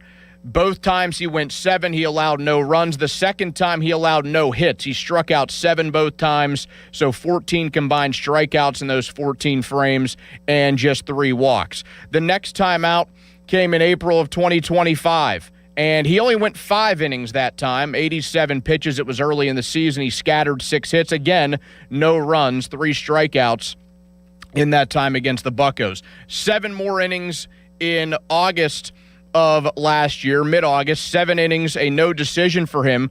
3 hits, 1 earned, 2 walks, and 6 strikeouts. He did that on 85 pitches. Then his last time out, April of this year, he did it again. 6 innings, no hits, no runs, 1 walk, and 9 strikeouts, all on 100 pitches on the nose. So twice in his career against the Pirates, he has been able to carry a no-hitter through at least 6 innings. One time he did it through 7. That's how good this dude has been in his time against the Buccos. He has been dominant, the left-hander, that already will be someone that gives the Pirates fits because they struggle against left-handed pitching. Let's just say what it is. They struggled last night. They let Matthew Boyd pitch a 7-inning game against them.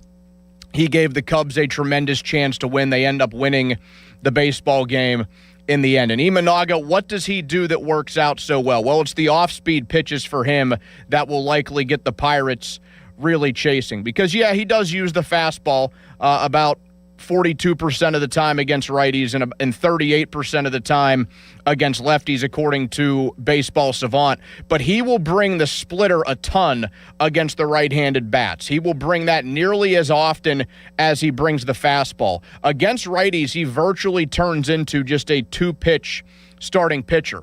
So it's not like he's doing anything overpowering, but he is so good with the off-speed stuff that he gets guys to really chase. He has one of the best chase percentages in all of baseball. He's in the 96th percentile in all of baseball with that. He has a whiff percentage just below the 80th percentile. So he has been outstanding from those metrics. And he's been someone who, even in what I would say is his weakest season, he has still been one that you have to look out for. And you bring up what he's able to do against both sides of the plate. Well, he has faced righties a whole lot more than lefties. So the sample size is a lot bigger because teams want to kind of load up what they can do when it comes to right-handers in the lineup. And that's why the Pirates have such a challenge tonight, because he has still been pretty good against right-handers this season. 82 innings against righties, 337 batters faced from the right side.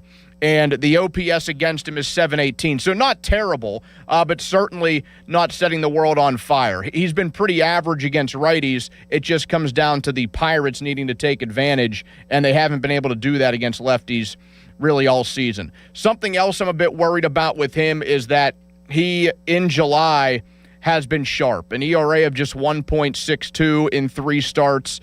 He has 17 strikeouts to just 5 walks. A 1.32 whip. That's actually been his worst to this point in the season. And a 721 OPS again. So he has a good-looking ERA in the month of July so far. It's been the best that he's pitched all season. But again, he hasn't been overpowering. So that's why I want to see the Pirates actually take advantage of what this guy can do. A 4.39 ERA in night games this year as well. He has started 12 games in the evening, and he has allowed a 765 OPS against at night. He has a 368 ERA in games on the road this season, losing records in both of those cases. When do you think the Pirates can best get to him? Well, this year in the first inning, he hasn't been super shut down. He has an ERA around 5 in the first inning of ball games. He's allowed 4 home runs in the first inning this season. So maybe it's an opportunity for the Pirates to jump on him early and create an opportunity for themselves to get a lead for Paul Skeens, who will take the mound for them, and we'll look deeper into his numbers in just a moment. But the first inning has been one that teams can jump on him. If he gets later into the game, if he gets into the 6th, that's when he's actually been the most vulnerable. An ERA near 7 once he gets to inning number 6 this year. Now, he hasn't done that a ton. He has only gotten in there 12 times to this point this season. But if he gets into that 6th inning, he's probably up against it when it comes to his pitch count. He's got to be around triple digits at that point. How about this slash line against him in inning number 6? 265 batting average, 345 on base, a 510 slugging, and 855 OPS. And that is pretty good when you figure in what the Pirates have done offensively this year. Even in a bit of a slump for their offense, a lot of guys that have an OPS, or a few guys that have an OPS in the 800s, but nobody with a lot of games under their belt with an OPS quite as high as 855. The guy that is closest to that has played the most games, Brian Reynolds, who is at 843 as we enter play today. So Imanaga is going to be a tough test. He always is. I'm fully expecting the Pirates to be in a dogfight in this game, and that requires a big one from Paul Skeens. It requires a really good game from Paul Skeens, and let's be honest, when we talk about Paul Skeens, he has been better in his last few starts. It was a huge concern entering July of, hey, are we going to get this guy figured out? He is the Pirates ace. He has to be Mr. Shutdown, and I would say in his last 3 starts, we have mostly gotten that. To the Pirates' credit, offensively, they have showed up when Paul Skeens has been the man to take the rubber. But the last 3 times out, since that disastrous one to start July against the Phillies, he went 6 and allowed 2 runs against the Atlanta Braves, got a victory there. He went 5 1/3, allowed 2 runs, 7 strikeouts in that game against Milwaukee. If you recall, he could have gone further in that game. It just came down to the fact that the Pirates had a 10-plus run lead when they pulled him in that one. And then against the Guardians, another win for the Buccos. He went 7, he allowed 1, he struck out 8, he walked a couple. He did scatter 7 hits, which is up there in terms of the hits he's allowed in a given game this season. But Paul has looked better in his last 3 starts, and they are certainly going to need him to do so when he toes the rubber against the Cubs later on. How has he been against the Cubs? Well, he's only 1-3, but the ERA is in the mid-2s, so not bad. We have seen some masterful work from Paul Skeens. If you recall his rookie season, it felt like he started against the Cubs about a half dozen times. He made his debut against the Cubs, and you know the nerves, the butterflies were probably there, even for someone that seems to be as unflappable as Paul Skeens. But the 24-year-old right-hander who comes into this game 9-8 with an ERA of 3.43, which is about a run and a half higher than what we're used to, he was really fun to watch against the Cubs in his rookie campaign. That second start, which was in Wrigley Field, the time that Skeens was just absolutely masterful. He had Joe Block coming out of his seat in the radio booth. If you remember that call, it was the infamous, "What a man. He's yours, Pittsburgh. He's yours." That game, that was Paul Skeens against the Cubs. His last couple of times, though, against the Cubs, he has taken the L. And some of those times, they have really been able to run up the pitch count. We saw that in May. He started the game on May 28th against the Cubbies. He took the loss, 5 1/3, 4 hits, 3 runs, just one of those earned. He struck out 10 and walked 3. That was one of those games in which Paul Skeens was not really the problem. Again, just one earned run, and he pitched into the 6th. People weren't happy that the pitch count got up there, but he struck out 10, and he gave the Pirates an opportunity to win that ball game. But like I said, he has been better as of late after what was up there in terms of possibly his worst start that he ever made against the Phillies back on July 1st. But Skeens this year, the metrics still love him. You look up this guy on Baseball Savant, which is a really good tool. It's a really useful one. It's free. You can look up any guy and Baseball Savant, and boom, you get a page up there. It kind of shows their percentile rankings in Major League Baseball, both pitchers and hitters, whoever you want. It's amazing that this is a free site. So kind of a free little cheap pop for them, but it's been something that I've used a ton this season. They still love him in terms of that, but people don't always like to measure from there because it's not always the real thing. Like, his expected ERA is only 2.75. His expected batting average against is only 2.05. The problem is those aren't the real numbers for Paul Skeens. His real ERA is 3.43. And he has become a lot more reliant on the fastball, and we know that the velocity has dipped down a little bit, and that's a concern for people. He's only in the 86th percentile when it comes to fastball velocity this season. That is down from where he has been in years past. He still likes to use that sweeper, mostly against right-handers. He avoids it for the most part against lefties. He only uses it 8% of the time against left-handed pitching. All in all, only about 15%. He has the ability to use 6 or 7 pitches, and some people have argued, is it too much? Are these too many pitches that Paul Skeens is going with? I think the argument could be there that we get a little bit too much of that with Paul Skeens. But he comes into this start against the Cubs, and you look at what he's done, his splits against lefties and righties, it actually looks pretty good. When you look at the opponent OPS, I mean, he has against lefties, it's 633. Against righties, it's 635. So it's hard when you do look at those platoon splits and think, man, Paul Skeens has been rough. But that being said, I think it's just a couple of starts here and there and him not being overly dominant that have people a bit concerned. And he has the inflated ERA in the month of July because of how bad that first start was. But he does carry a record of 3-1. The offense has shown up behind Paul Skeens in the 4 starts that he's made so far this month. And he comes into a huge one tonight against Shota Imanaga. And in home games this year, Paul Skeens, he's 5-4. The ERA just over 3. Opponent OPS of 600. That whip, which is still one of the better ones in all of baseball, checks in at .97. And he's been better in night games as well.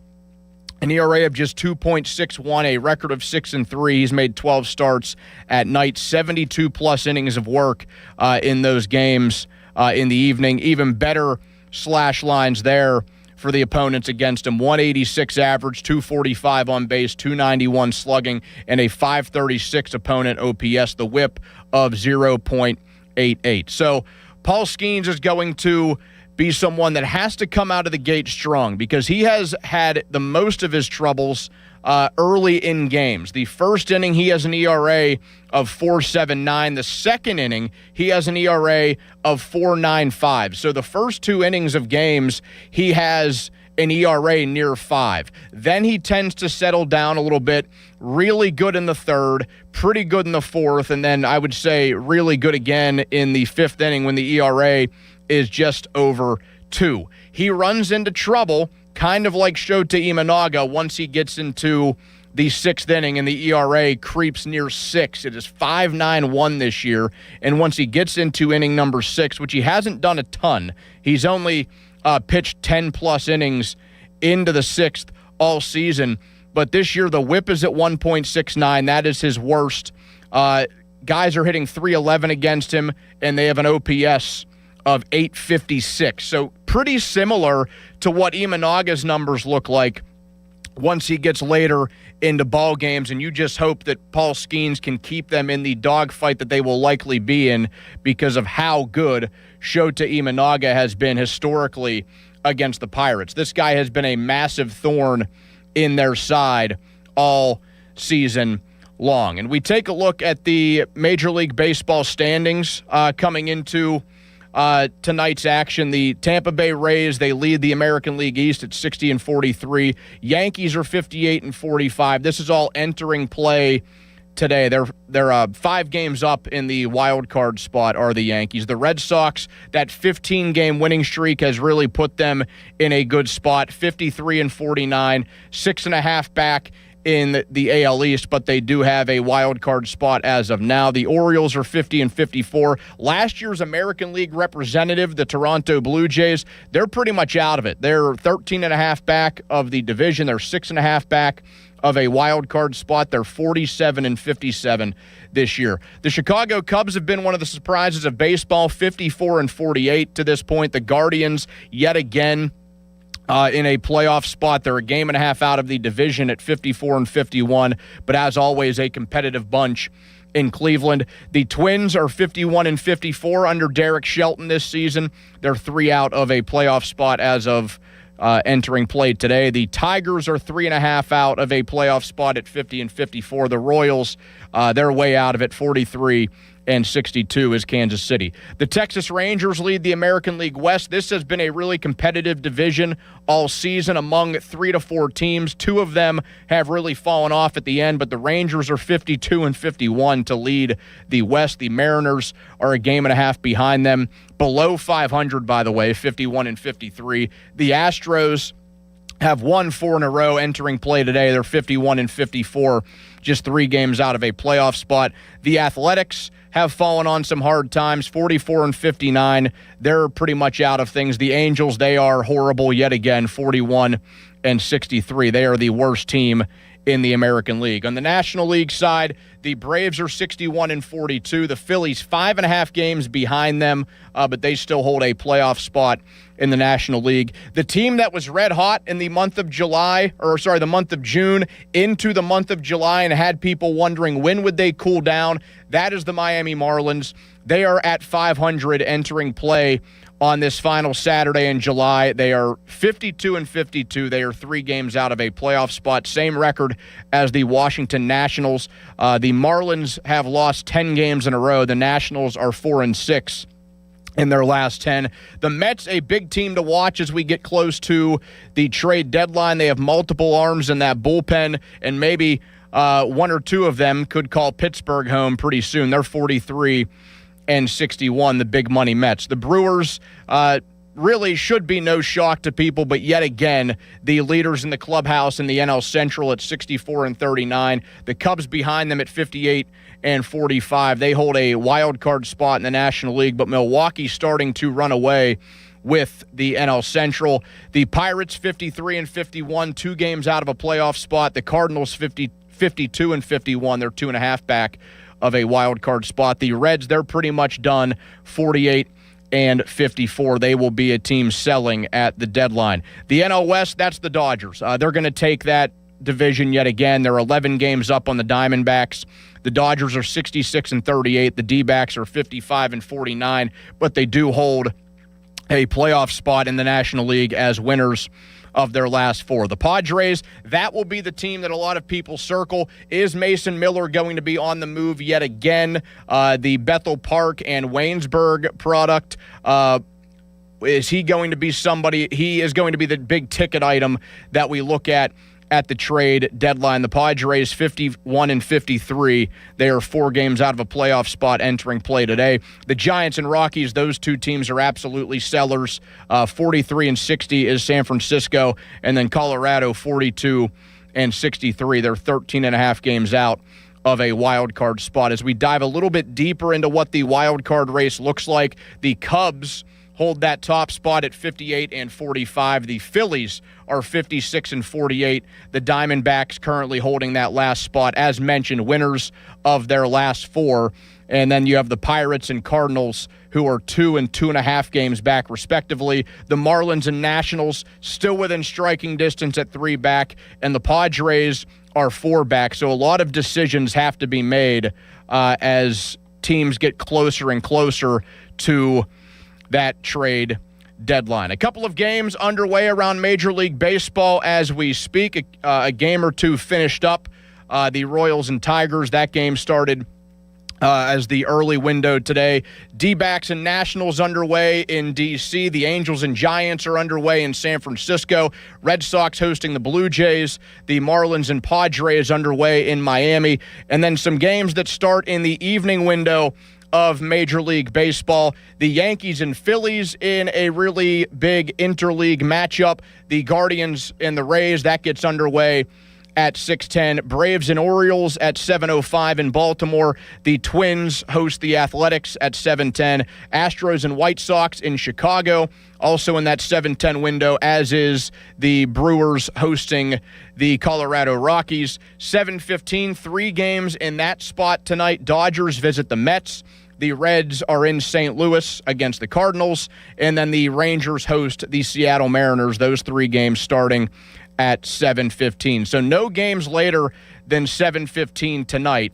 Something of note if you are looking around the schedule in Major League Baseball. And the Pirates hosting the Chicago Cubs. One of the biggest games and perhaps posing the best pitching matchup tonight in Major League Baseball when it comes to Imanaga's dominance over the Pirates and Paul Skeens being the polarizing figure he is around the game, one of the biggest names that baseball has. A 6:40 first pitch. We will have it for you right here on 93.7 The Fan, and coverage on The Fan begins in just a little bit, all brought to you by Keystone Custom Apparel. I want to thank the fine folks here at the Hollywood Casino at the Meadows. Adios Race Day. It has been a ton of fun. All the people that have made this possible and made this a really enjoyable day, I can't thank all of them enough. I want to thank my guy Gabe here on site for keeping us on the air, my man Joey Bova for his work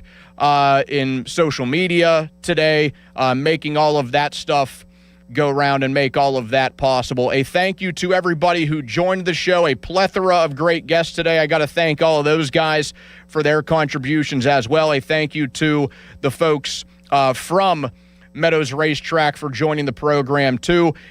You out there, however you tuned in, whether it was radio, Odyssey app, YouTube, or X at 93.7 The Fan, a huge thanks to the folks out there who tuned in and joined the conversation. And finally, a thank you to my guy, Dom DiTomaso, intern Dom, behind the glass in Green Tree. Dan Zangrilli is next with the North Shore Tavern Leadoff Show on 93.7 The Fan. Donnie Football signing off. Now, Fan Headlines, powered by Bowser Chevrolet. And a thank you to you, Donnie Football. Tonight, Cubs and Pirates, 6:40, the great pitching matchup Donnie was just talking about. Paul Skeens, Shota Imanaga, they will do battle tonight at PNC Park, and you can listen right here on 93.7 The Fan and the free Odyssey app. The North Shore Tavern Leadoff Show with Dan Zangrilli comes up in about 8 minutes, 5:45. Fan Headlines are powered by Bowser Chevrolet. For more, go to 937thefan.com. Let me also tell you, Fan Twitter brought to you by South Hills Chrysler Dodge Jeep Ram Route 19 in Peters Township. Fan Text Line brought to you by Edgar Snyder and Associates, a personal injury law firm where they always say there's never a fee unless we get money for you. And Fan Weather, let me pull it up here. Fan Weather brought to you by Secure Money Advisors, looking to retire soon.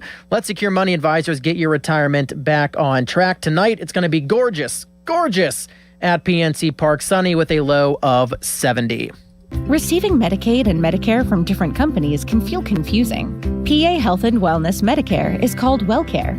Manage your care in one place. Visit pahealthwellness.com or call 1-844-626-6813. Summertime and it's time to play. Make your downtime fun time on the BetParx online casino and sportsbook app, where there's always another way to win. New casino users get up to $500 casino bonus back, plus 500 bonus spins on the hot soccer-themed game. BetParx Go, Go, Go Collect 'em. Play real casino games for real money and bet on world soccer and all your favorite sports right on your phone. The BetParx online casino and sportsbook app, where there's always another way to win. Must be 21 in Pennsylvania, New Jersey, Michigan, or Maryland. New users only. See BetParks.com for T's and C's. Casino bonus must be wagered. Gambling problem? Call 1-800-GAMBLER.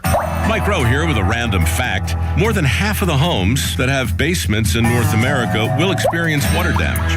It's true. Whether it's basement moisture, flooding, or bowing walls, do yourself a favor. Call Groundworks. I spent some time working with these guys. They're the real deal. Their people are trained and certified to waterproof your basement and stabilize your walls. Baker's Waterproofing is now Groundworks. Schedule a free inspection. Licensed in all states where work is performed. See website for details. We all hear the radio ads about the IRS. They tell you to be afraid, to be scared, and they try to frighten you into calling. I'm not here to do that. Tax Relief Advocates is different. TRA is here to tell you that if you owe money to the IRS, whether it's $5,000, $50,000, or $500,000, we have a solution. It doesn't matter if you're sitting in your car, at work, or with your kids. No matter where you are, call now. 800-575-9834. Don't lose hope. TRA can eliminate or reduce what you owe to the IRS. Generous programs are now available that can give you a fresh start. Our passion is taxes and helping individuals fix their IRS problems. We have over 1,000 5-star reviews on Google and an A+ with the Better Business Bureau. You don't need to be afraid of the IRS any longer. End your tax nightmare today by visiting us online at TRA.com or call 800-575-9834. That's 800-575-9834. Tax Relief Advocates. Real solutions for real people.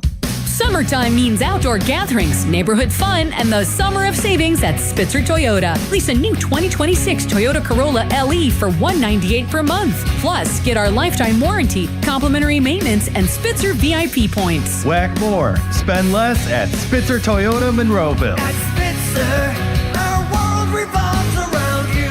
TSRP 27494 VIN TP 288304 front-wheel drive model 1852 5K due at signing 36 months. Approved credit through TMS plus title tax license registration 490 doc fee 0 security deposit 10K miles per year ends 8/3/2026. This feeling is brought to you by Aleve for Arthritis Pain Relief. What feeling is that? Well, it's the feeling you feel when you have relief from arthritis pain. It's that my hands don't hurt just holding things feeling. That wow, I can actually move well feeling. You know, that go about your day without worrying about every little movement or ache feeling. Oh yeah. Because Aleve targets arthritis pain at the source of inflammation for long-lasting relief, so you can keep moving through it. Feel up to 12 hours of arthritis pain relief with one dose. Feel Aleve. Use is directed for minor arthritis pain. New Game Plus with Oxy makes your laundry smell incredible and fights stubborn smells, like the ones your dog Biscuit brought into your freshly made bed last night. But you wash that all away with Game, and now you're drifting asleep to the scent and sound of waves. No, that's the dog licking your ear. Biscuit. It just might be our greatest scent ever. Now with odor fighting power. New Game Plus with Oxy. Sniff the difference. When disaster strikes your home or business, Panhandle Cleaning and Restoration of Pittsburgh is ready to help. Our certified team handles everything from emergency cleanup to full reconstruction, working directly with your insurance to make the process simple. Available 24/7, we respond fast and restore your property with care, honesty, and experience you can trust. Visit panhandlecr.com. Panhandle Cleaning and Restoration, restoring Pittsburgh's peace of mind. Panhandle Cleaning and Restoration, and we're gonna save you. Have you noticed that every service company these days is owned by some giant corporation with zero personality and no personal touch? Yeah, no thanks. Gerken Roofing is still family-owned, truly local, and when you call, a human answers. One with a pulse and probably a Pittsburgh accent. They do roofing, siding, gutters, and win awards year after year for their customer service. So if you want a contractor that picks up the phone, shows up, and treats you like a neighbor, because they are one, call The Pickle. Gerken Roofing, always local and friendly, 724-515-5551. South Hills Kia, let's go. The 2027 Kia Seltos LX all-wheel drive, just $259 a month. And the all-new 2026 Kia K4 LXS, only $209 a month. Top trade values are happening right now. Don't miss it. 24-month leases, $3,499 due at signing. 10,000 miles per year, plus tax and title. First payment due at signing. Not all qualify. No security deposit required. Offer ends August 3rd, 2026. South Hills Kia, deals like this don't last. Visit southhillskia.net for more details. Your sales team has the talent. They've got the tools. They don't have time to close the deals you need to win unless they have sales with AI. SAILES.com. Sales.com is pipeline as infrastructure. Always on, always prospecting in the background. No logins, no data entry, just real opportunities delivered to your reps. The future of sales is SAILES.com. I'm John Morgan of Morgan & Morgan. If you've been injured in a car accident, call America's largest injury law firm. For over 35 years, my mission has been to deliver more for our clients, to deliver more for you. Injured? Visit forthepeople.com for an office near you. Mike Rowe here with a random fact. More than half of the homes that have basements in North America will experience water damage. It's true. Whether it's basement moisture, flooding, or bowing walls, do yourself a favor. Call Groundworks. I spent some time working with these guys. They're the real deal. Their people are trained and certified to waterproof your basement and stabilize your walls. Baker's Waterproofing is now Groundworks. Schedule a free inspection. Licensed in all states where work is performed. See website for details. Here's Sports Radio 93.7 The Fan's Fan About Town. The Black and Gold are returning to Latrobe, and 93.7 The Fan will have daily reports and live broadcasts. Presented by Smale Kia, Route 30 in Greensburg. Join the PM team on July 30th for ice-cold Miller Lights after practice at Sports and Social Steel City inside Live Casino. Join St. Barnabas Charity Saturday, August 1st for the Free Care 5K that benefits the St. Barnabas Free Care Fund. Post-race party with music, food, prizes, and medals for all ages. Register at freecare5k.com or call 724-625-3770. Pittsburgh Public Schools and Odyssey have teamed up again for the Pittsburgh for PPS Back to School event on Monday, August 17th at Acrisure Stadium. This is a drive-through and in-person event brought to you by Target Freight Management. For more information, log on to pghschools.org.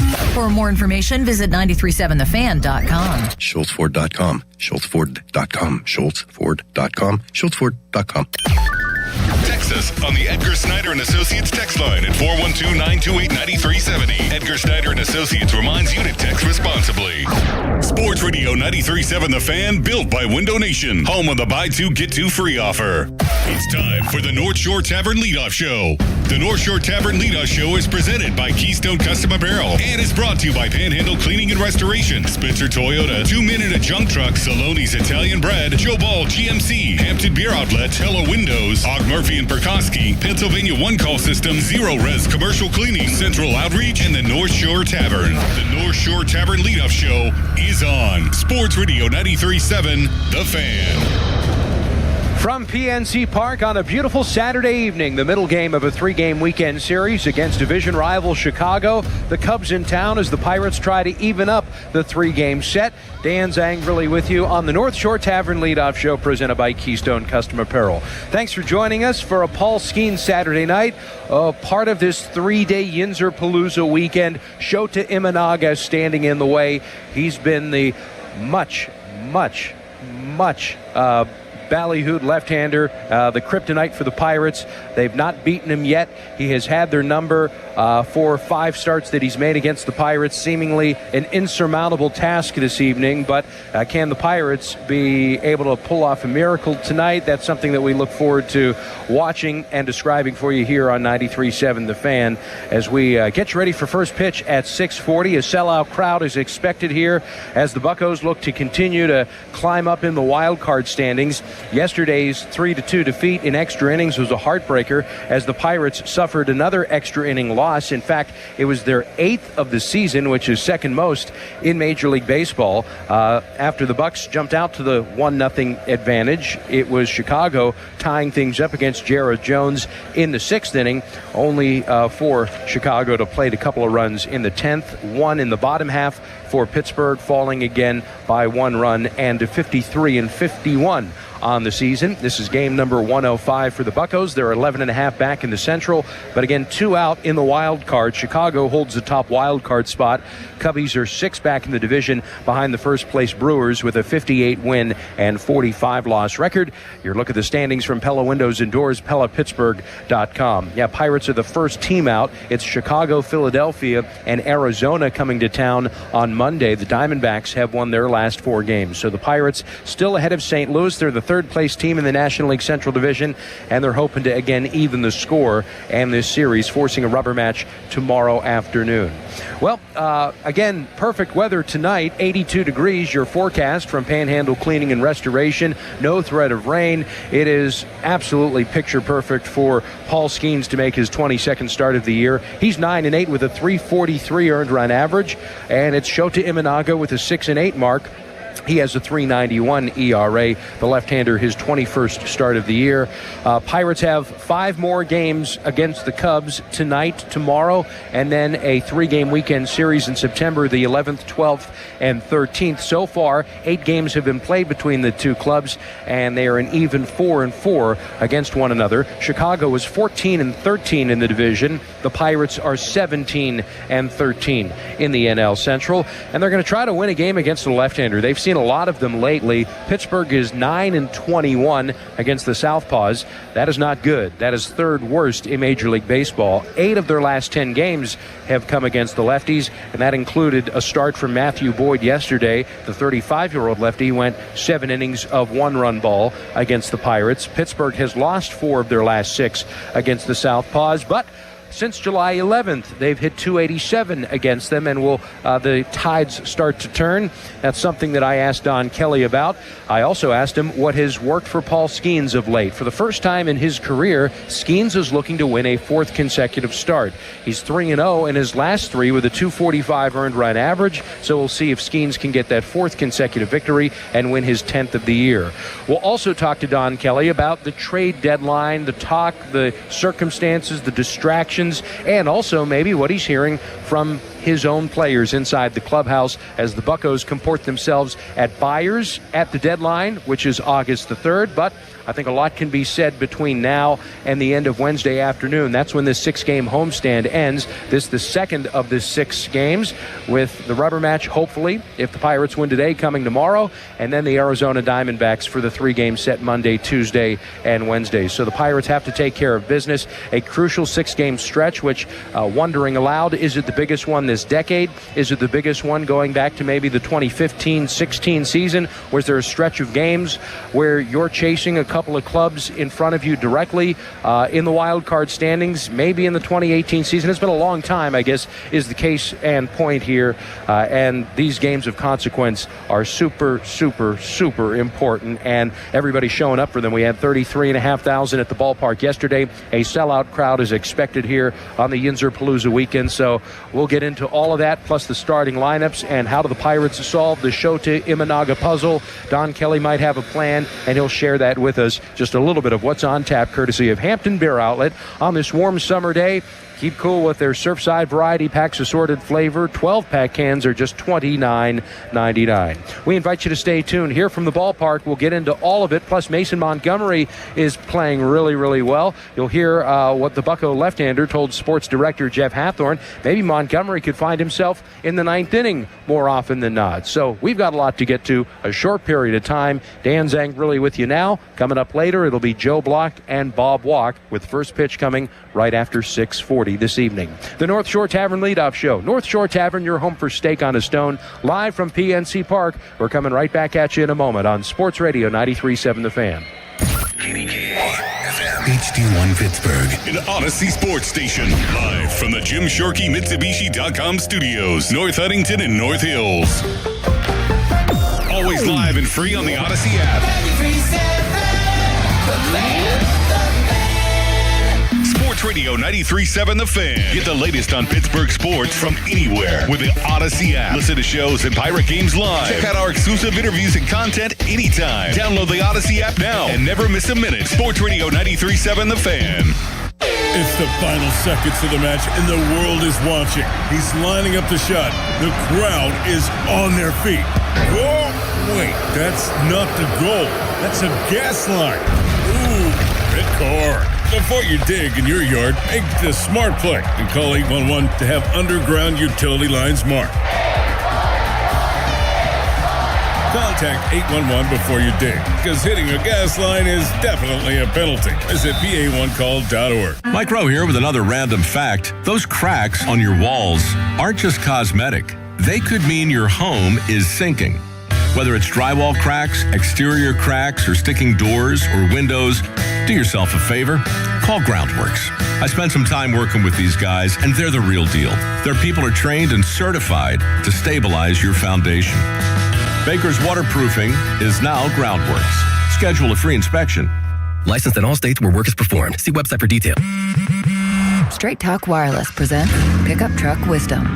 If you're only good to your new friends, you're not going to have any old ones. Straight Talk gets it. That's why new and existing customers get free 5G phones on Verizon's 5G network. Pretty simple, really. You keep good people by being good people. Find us at straighttalk.com and Walmart. Straight Talk Wireless. Straightforward. Always. Taxes and fees apply. Plan purchase required for free phone offers. Copyright 2026 Verizon. I scream. You scream. We all scream. Because Wendy's famous small classic Frosty is just $1 for a limited time. More screaming, happy screaming, summer screaming, dollar small classic Frosty screaming! But please don't scream in the drive-thru. It hurts the employees' ears. Get a $1 small classic Frosty for a limited time, only at Wendy's. U.S. price and participation may vary. A la carte only, not valid for delivery. Limit 10 per transaction. Price may be higher in Alaska and Hawaii. The baseball second half is in full swing, and you need beer, and there's one place to go for all your beer needs. That's Hampton Beer Outlet, where they've got over 1,000 beers in stock and terrific customer service. And right now, you can keep cool with Surfside variety packs, assorted flavor 12-pack cans at the low price of just $29.99. Vodka-based, refreshing, and the best price around, just $29.99 at Hampton Beer Outlet. Drive a little, save a lot. Hampton Beer Outlet, Route 8 in Hampton. This summer, there are 250 reasons to join T-Mobile. Girls trip? Booked. And switching to T-Mobile helped make it happen. With Experience Beyond, switch and get $100 back. Plus, $650 in value in built-in plan benefits. That's $750 in your first year, guaranteed. And honestly, that $100 back, I'm putting it towards the zip line. Now that's how you do summer. Exactly. Best switch I ever made. This is just one reason to join T-Mobile this summer. There are 250 reasons. Find yours. Savings based on the value of benefits included with Experience Beyond, like entertainment and 1 year of AAA Classic and Dash Pass on us. Benefits may require activation. See plan for details. Get $100 via virtual prepaid MasterCard with eligible ported, no cash access, and expires in 6 months. Issued by Sunrise Banks, N.A. member FDIC. Allow 8 weeks. Now back to the North Shore Tavern Leadoff Show on Sports Radio 93.7 The Fan. Just consistency, but I think what helped me with that consistency is sticking to my routine, and if I have an outing where it doesn't go my way, just not trying to change anything too much, and continuing to pound the zone and expand late. So that's the voice of Mason Montgomery. He of the 204 earned run average over his last 18 appearances going back to early June against the Braves. In fact, he's made 10 straight scoreless appearances going back to late June. The lefties, they're hitting just $113 against him with a .420 OPS. That's the voice of Mason Montgomery, who could be maybe getting some ninth inning duties considering how good he has been of late. He struck out the side in the eighth inning, hitters 9, 1, and 2. We're talking Dansby Swanson, Pete Crow Armstrong, and Seiya Suzuki in a pretty impressive showing despite the Pirates losing 3-2 last night. Welcome back. We're at the ballpark for the middle game of the 3-game set. A wonderful pitching matchup that we have for you here in Paul Skeens tonight, making start number 22, Shota Imanaga, the left-hander who has maligned the Pirates with his splitter and fastball combination, 2-0 with a .28 earned run average.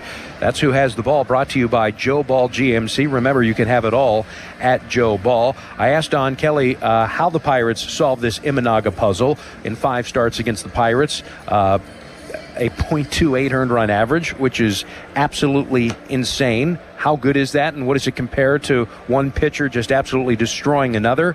It's actually the lowest earned run average by a big league pitcher against a single opponent the last 3 seasons. So it hasn't just been dominance, it has been utter, pure ownership. 5 starts against Pittsburgh, 1 earned run, 32 and a third innings. He had 6 no-hit innings against the Pirates back on April the 10th, struck out 9. Pirates came back to win that game. It was scoreless, and then Pittsburgh eventually prevailed 2-0. And then you might recall the September 2024 start where he was able to give Chicago 7 no-hit innings as part of a combined no-no against the Buccos at Wrigley Field. So I'll ask the skipper about all of that and what the Pirates have to do against his split-finger fastball, because he's got a 37% chase rate this year, and the Pirates have chased that splitter plenty. His off-speed run value is in the 89th percentile. Opponents are hitting just 210 off the splitter, and of his 109 strikeouts, 51 of those punch-outs have come on the split-finger fastball. So stay tuned to hear what the skipper has to say about that. I also asked him about Paul Skeens and runners in scoring position, whether there's something to it or it's just a baseball oddity. Hitters are .329 against Skeens with runners in scoring position. That's the 5th highest mark in baseball this year, and it's a far cry from where he was the first 2 big league seasons, where he held opponents to just a 180 batting average in the run-producing situations. But all in all, the last 3 starts have been much better for Skeens. 3-0 with a .245 earned run average for the Bucco righty. And he's had some good numbers against Chicago, a .277 earned run average in his career against the Cubbies. This will be start number 9. He faced them back on May 28th, struck out 10. That's a season high, which he's done 3 times. But it turned out to be a 7-2 loss, and he lasted just 5 1/3 innings, throwing 103 pitches. But all in all, especially the last couple of starts post-All-Star break, going into the Atlanta start, the Milwaukee start, against Cleveland, where he went 7 innings of 1-run ball, the Bucco skipper says he's trending in the right direction, and there's a reason why. Fastball usage, pitching off of it, and being able to utilize the different pitches, sweeper, changeup, just splinker too, off of fastball. And with this runners in scoring position, is there any rhyme or reason to that, or is it just one of those baseball oddities, you think? I would say just a baseball oddity, just the way that he gets after it. It's always interesting with stuff like that. Have you seen signs that he's getting back to that form that he was in the beginning of the season? I think so. I mean, the last few starts have been, I think, much better. Again, utilizing fastball, pitching in, and being able to use his off-speed off of it. What is it going to take to solve this Imanaga puzzle? A really good approach, and hopefully yesterday off of Boyd, I felt like as the game went on, we got better in it. I think we've talked about it against the lefties when we've been really good in our approach, and sometimes it's taken until the 4th, 5th inning, and sticking with it and finding a way. He has been good against us. I thought we battled him really well in Chicago earlier this year. Ran the pitch count up and made him work really good. Tonight we've got to continue the same. Yesterday 4 pitches in the first inning, and then as the game went on, really made Boyd work even more, which I thought was good that we stuck with the approach and found a way. Frustrating to not be able to come through with bases loaded and be able to push more runs across, but need to see more of the same tonight against Shota. What makes his splitter so effective? I think it's he's not a really, really big guy, and he can run the fastball up that has a different look from, not being as big, and he tunnels it extremely well off of the fastball. Well, I think Don Kelly just gave us our key to victory there as to what Imanaga does so well. The high fastball and then the splitter down, which has really given the Pirates fits in these 5 starts. That's why he's 2-0 with a .28 earned run average. So it's going to be the approach and to be able to somehow pick up the tunnel, which is weird that a left-handed split finger, which it's a tumbling pitch that you can tunnel one pitch off of the other, especially those 2. I can understand, fastball slider being a tunnel, but high fastball, low splitter. There's your key to victory, brought to you by Spitzer Toyota of Monroeville. Visit SpitzerToyota.com. And in particular, a couple of matchups that you'll have to key in on, and it's two of the better Pirates hitters in the lineup that have not had success against Imanaga. Nick Gonzalez on an 8-game hit streak currently with a 1,000 OPS over that time is hitless in 11 at-bats against Imanaga, and Brian Reynolds just one hit in 14 at-bats against the Cubs left-hander. I'll tell you who else is in the Pirates starting lineup, plus Don Kelly talks trade deadline, Pirates buyers this year as opposed to sellers last year, and what's he hearing from the clubhouse? A lot of times there's clubhouse feedback when a club has put themselves in the position that the Pirates have at 53 and 51, just 2 out in the wild card in late July. Do they want to see the organization add? Is the Buccos skipper hearing feedback directly from his players? I asked him that question. Don Kelly on that when we return, as again, the starting lineups are coming your way as well as we continue to count you down to first pitch. A sellout crowd expected on a beautiful night for baseball. Middle game of 3, Pirates and Cubs, as the Buccos chase Chicago in the wild card picture. The North Shore Tavern leadoff show live from PNC Park. Back after this on Sports Radio 93.7 The Fan. Mike Rowe here with a random fact. More than half of the homes that have basements in North America will experience water damage. It's true. Whether it's basement moisture, flooding, or bowing walls, do yourself a favor. Call Groundworks. I spent some time working with these guys. They're the real deal. Their people are trained and certified to waterproof your basement and stabilize your walls. Baker's Waterproofing is now Groundworks. Schedule a free inspection. Licensed in all states where work is performed. See website for details. Hi, I'm Neil Walker. One of my favorite places to go in the North Shore is the North Shore Tavern. If you love the Pittsburgh Pirates, then you'll love the North Shore Tavern. My home and Pittsburgh's home for Steak on the Stone. Just a stone's throw away from PNC Park on the North Shore. Hey, it's Dan Zangrilli here to deliver a big pitch from Allegiant Community Federal Credit Union. Have you heard about their ultra-competitive first position home equity loan rate of 5.25%? That's right, 5.25%. It's been so popular, they've extended the promotion, leaving plenty of time for you to hit a home run for that big project or unexpected expense. Learn the full terms, conditions, and membership eligibility requirements at AllegiantFCU.org. Allegiant Community Federal Credit Union, equal housing lender, federally insured by the NCUA. Robert Pierce & Associates is one of the area's leading personal injury law firms. For over 45 years, the family-owned firm has remained dedicated to helping the friends and neighbors of our area get the justice they deserve. With 3 generations of legal expertise and a team of experienced attorneys, if you are injured, Robert Pierce & Associates handles all the costs of your case. No fees unless you win. The experienced personal injury team at Robert Pierce & Associates is here to help. Call today for a no-obligation appointment or visit piercelaw.com. You're still glowing, flirting, grooving. You've still got it. But your immune system weakens as you age, making it harder to fight illnesses like pneumococcal pneumonia and RSV. Vaccines are a key part of any health routine and can help protect you from getting really sick. Ask your doctor or pharmacist which vaccines you need. See more at PfizerForAll.com. Sponsored by Pfizer.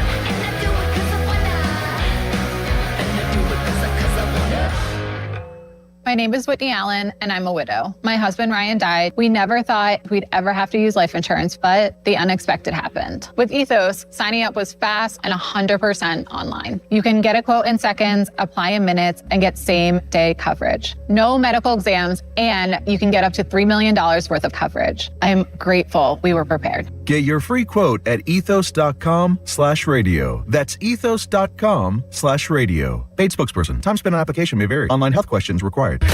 Now back to the North Shore Tavern Leadoff Show on Sports Radio 93.7 The Fan. Allegiant Community Federal Credit Union's credit card earns you 5% cash back on gas, groceries, restaurants, travel through the month of August. AllegiantFCU.org for all the stipulations.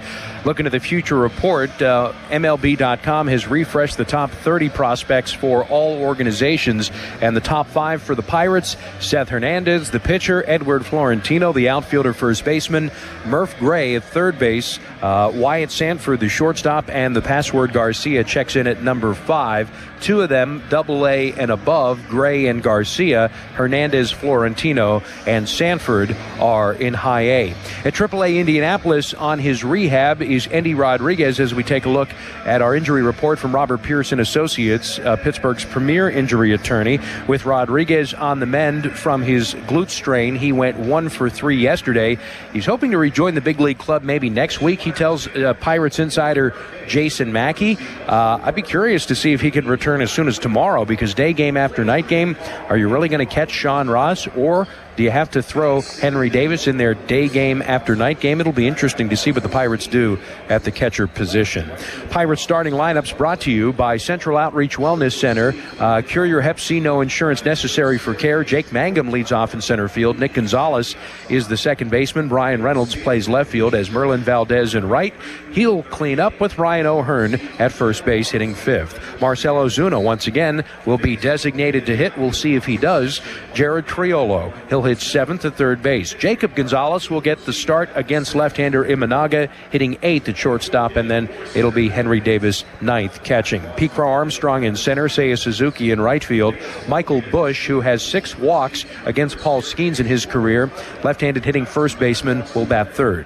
Alex Bregman is the third baseman, followed by Ian Happ, and his 42-game on-base streak here at PNC Park that is over 5 years old. He has 5 walks and a .333 career average against Skeens. Nico Horner hits 6th at second base. Pedro Ramirez, the switch-hitting designated hitter, will hit 7th. Dansby Swanson 8th at shortstop. Catcher Miguel Amaya will hit 9th. My prediction for tonight's game, brought to you by Precision Pointing and Restoration, will be that the Pirates, Jacob Gonzalez will actually do something left on left. I know that's crazy, sounds wild.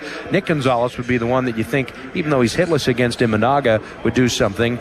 You know, I'm going to amend this. I'm going to go with Jake Mangum. He's going to do something crazy. He'll hit some splitter that's an inch off the ground through the right side, and it'll score a run. So Mangum's going to be my prediction and my pick to click tonight.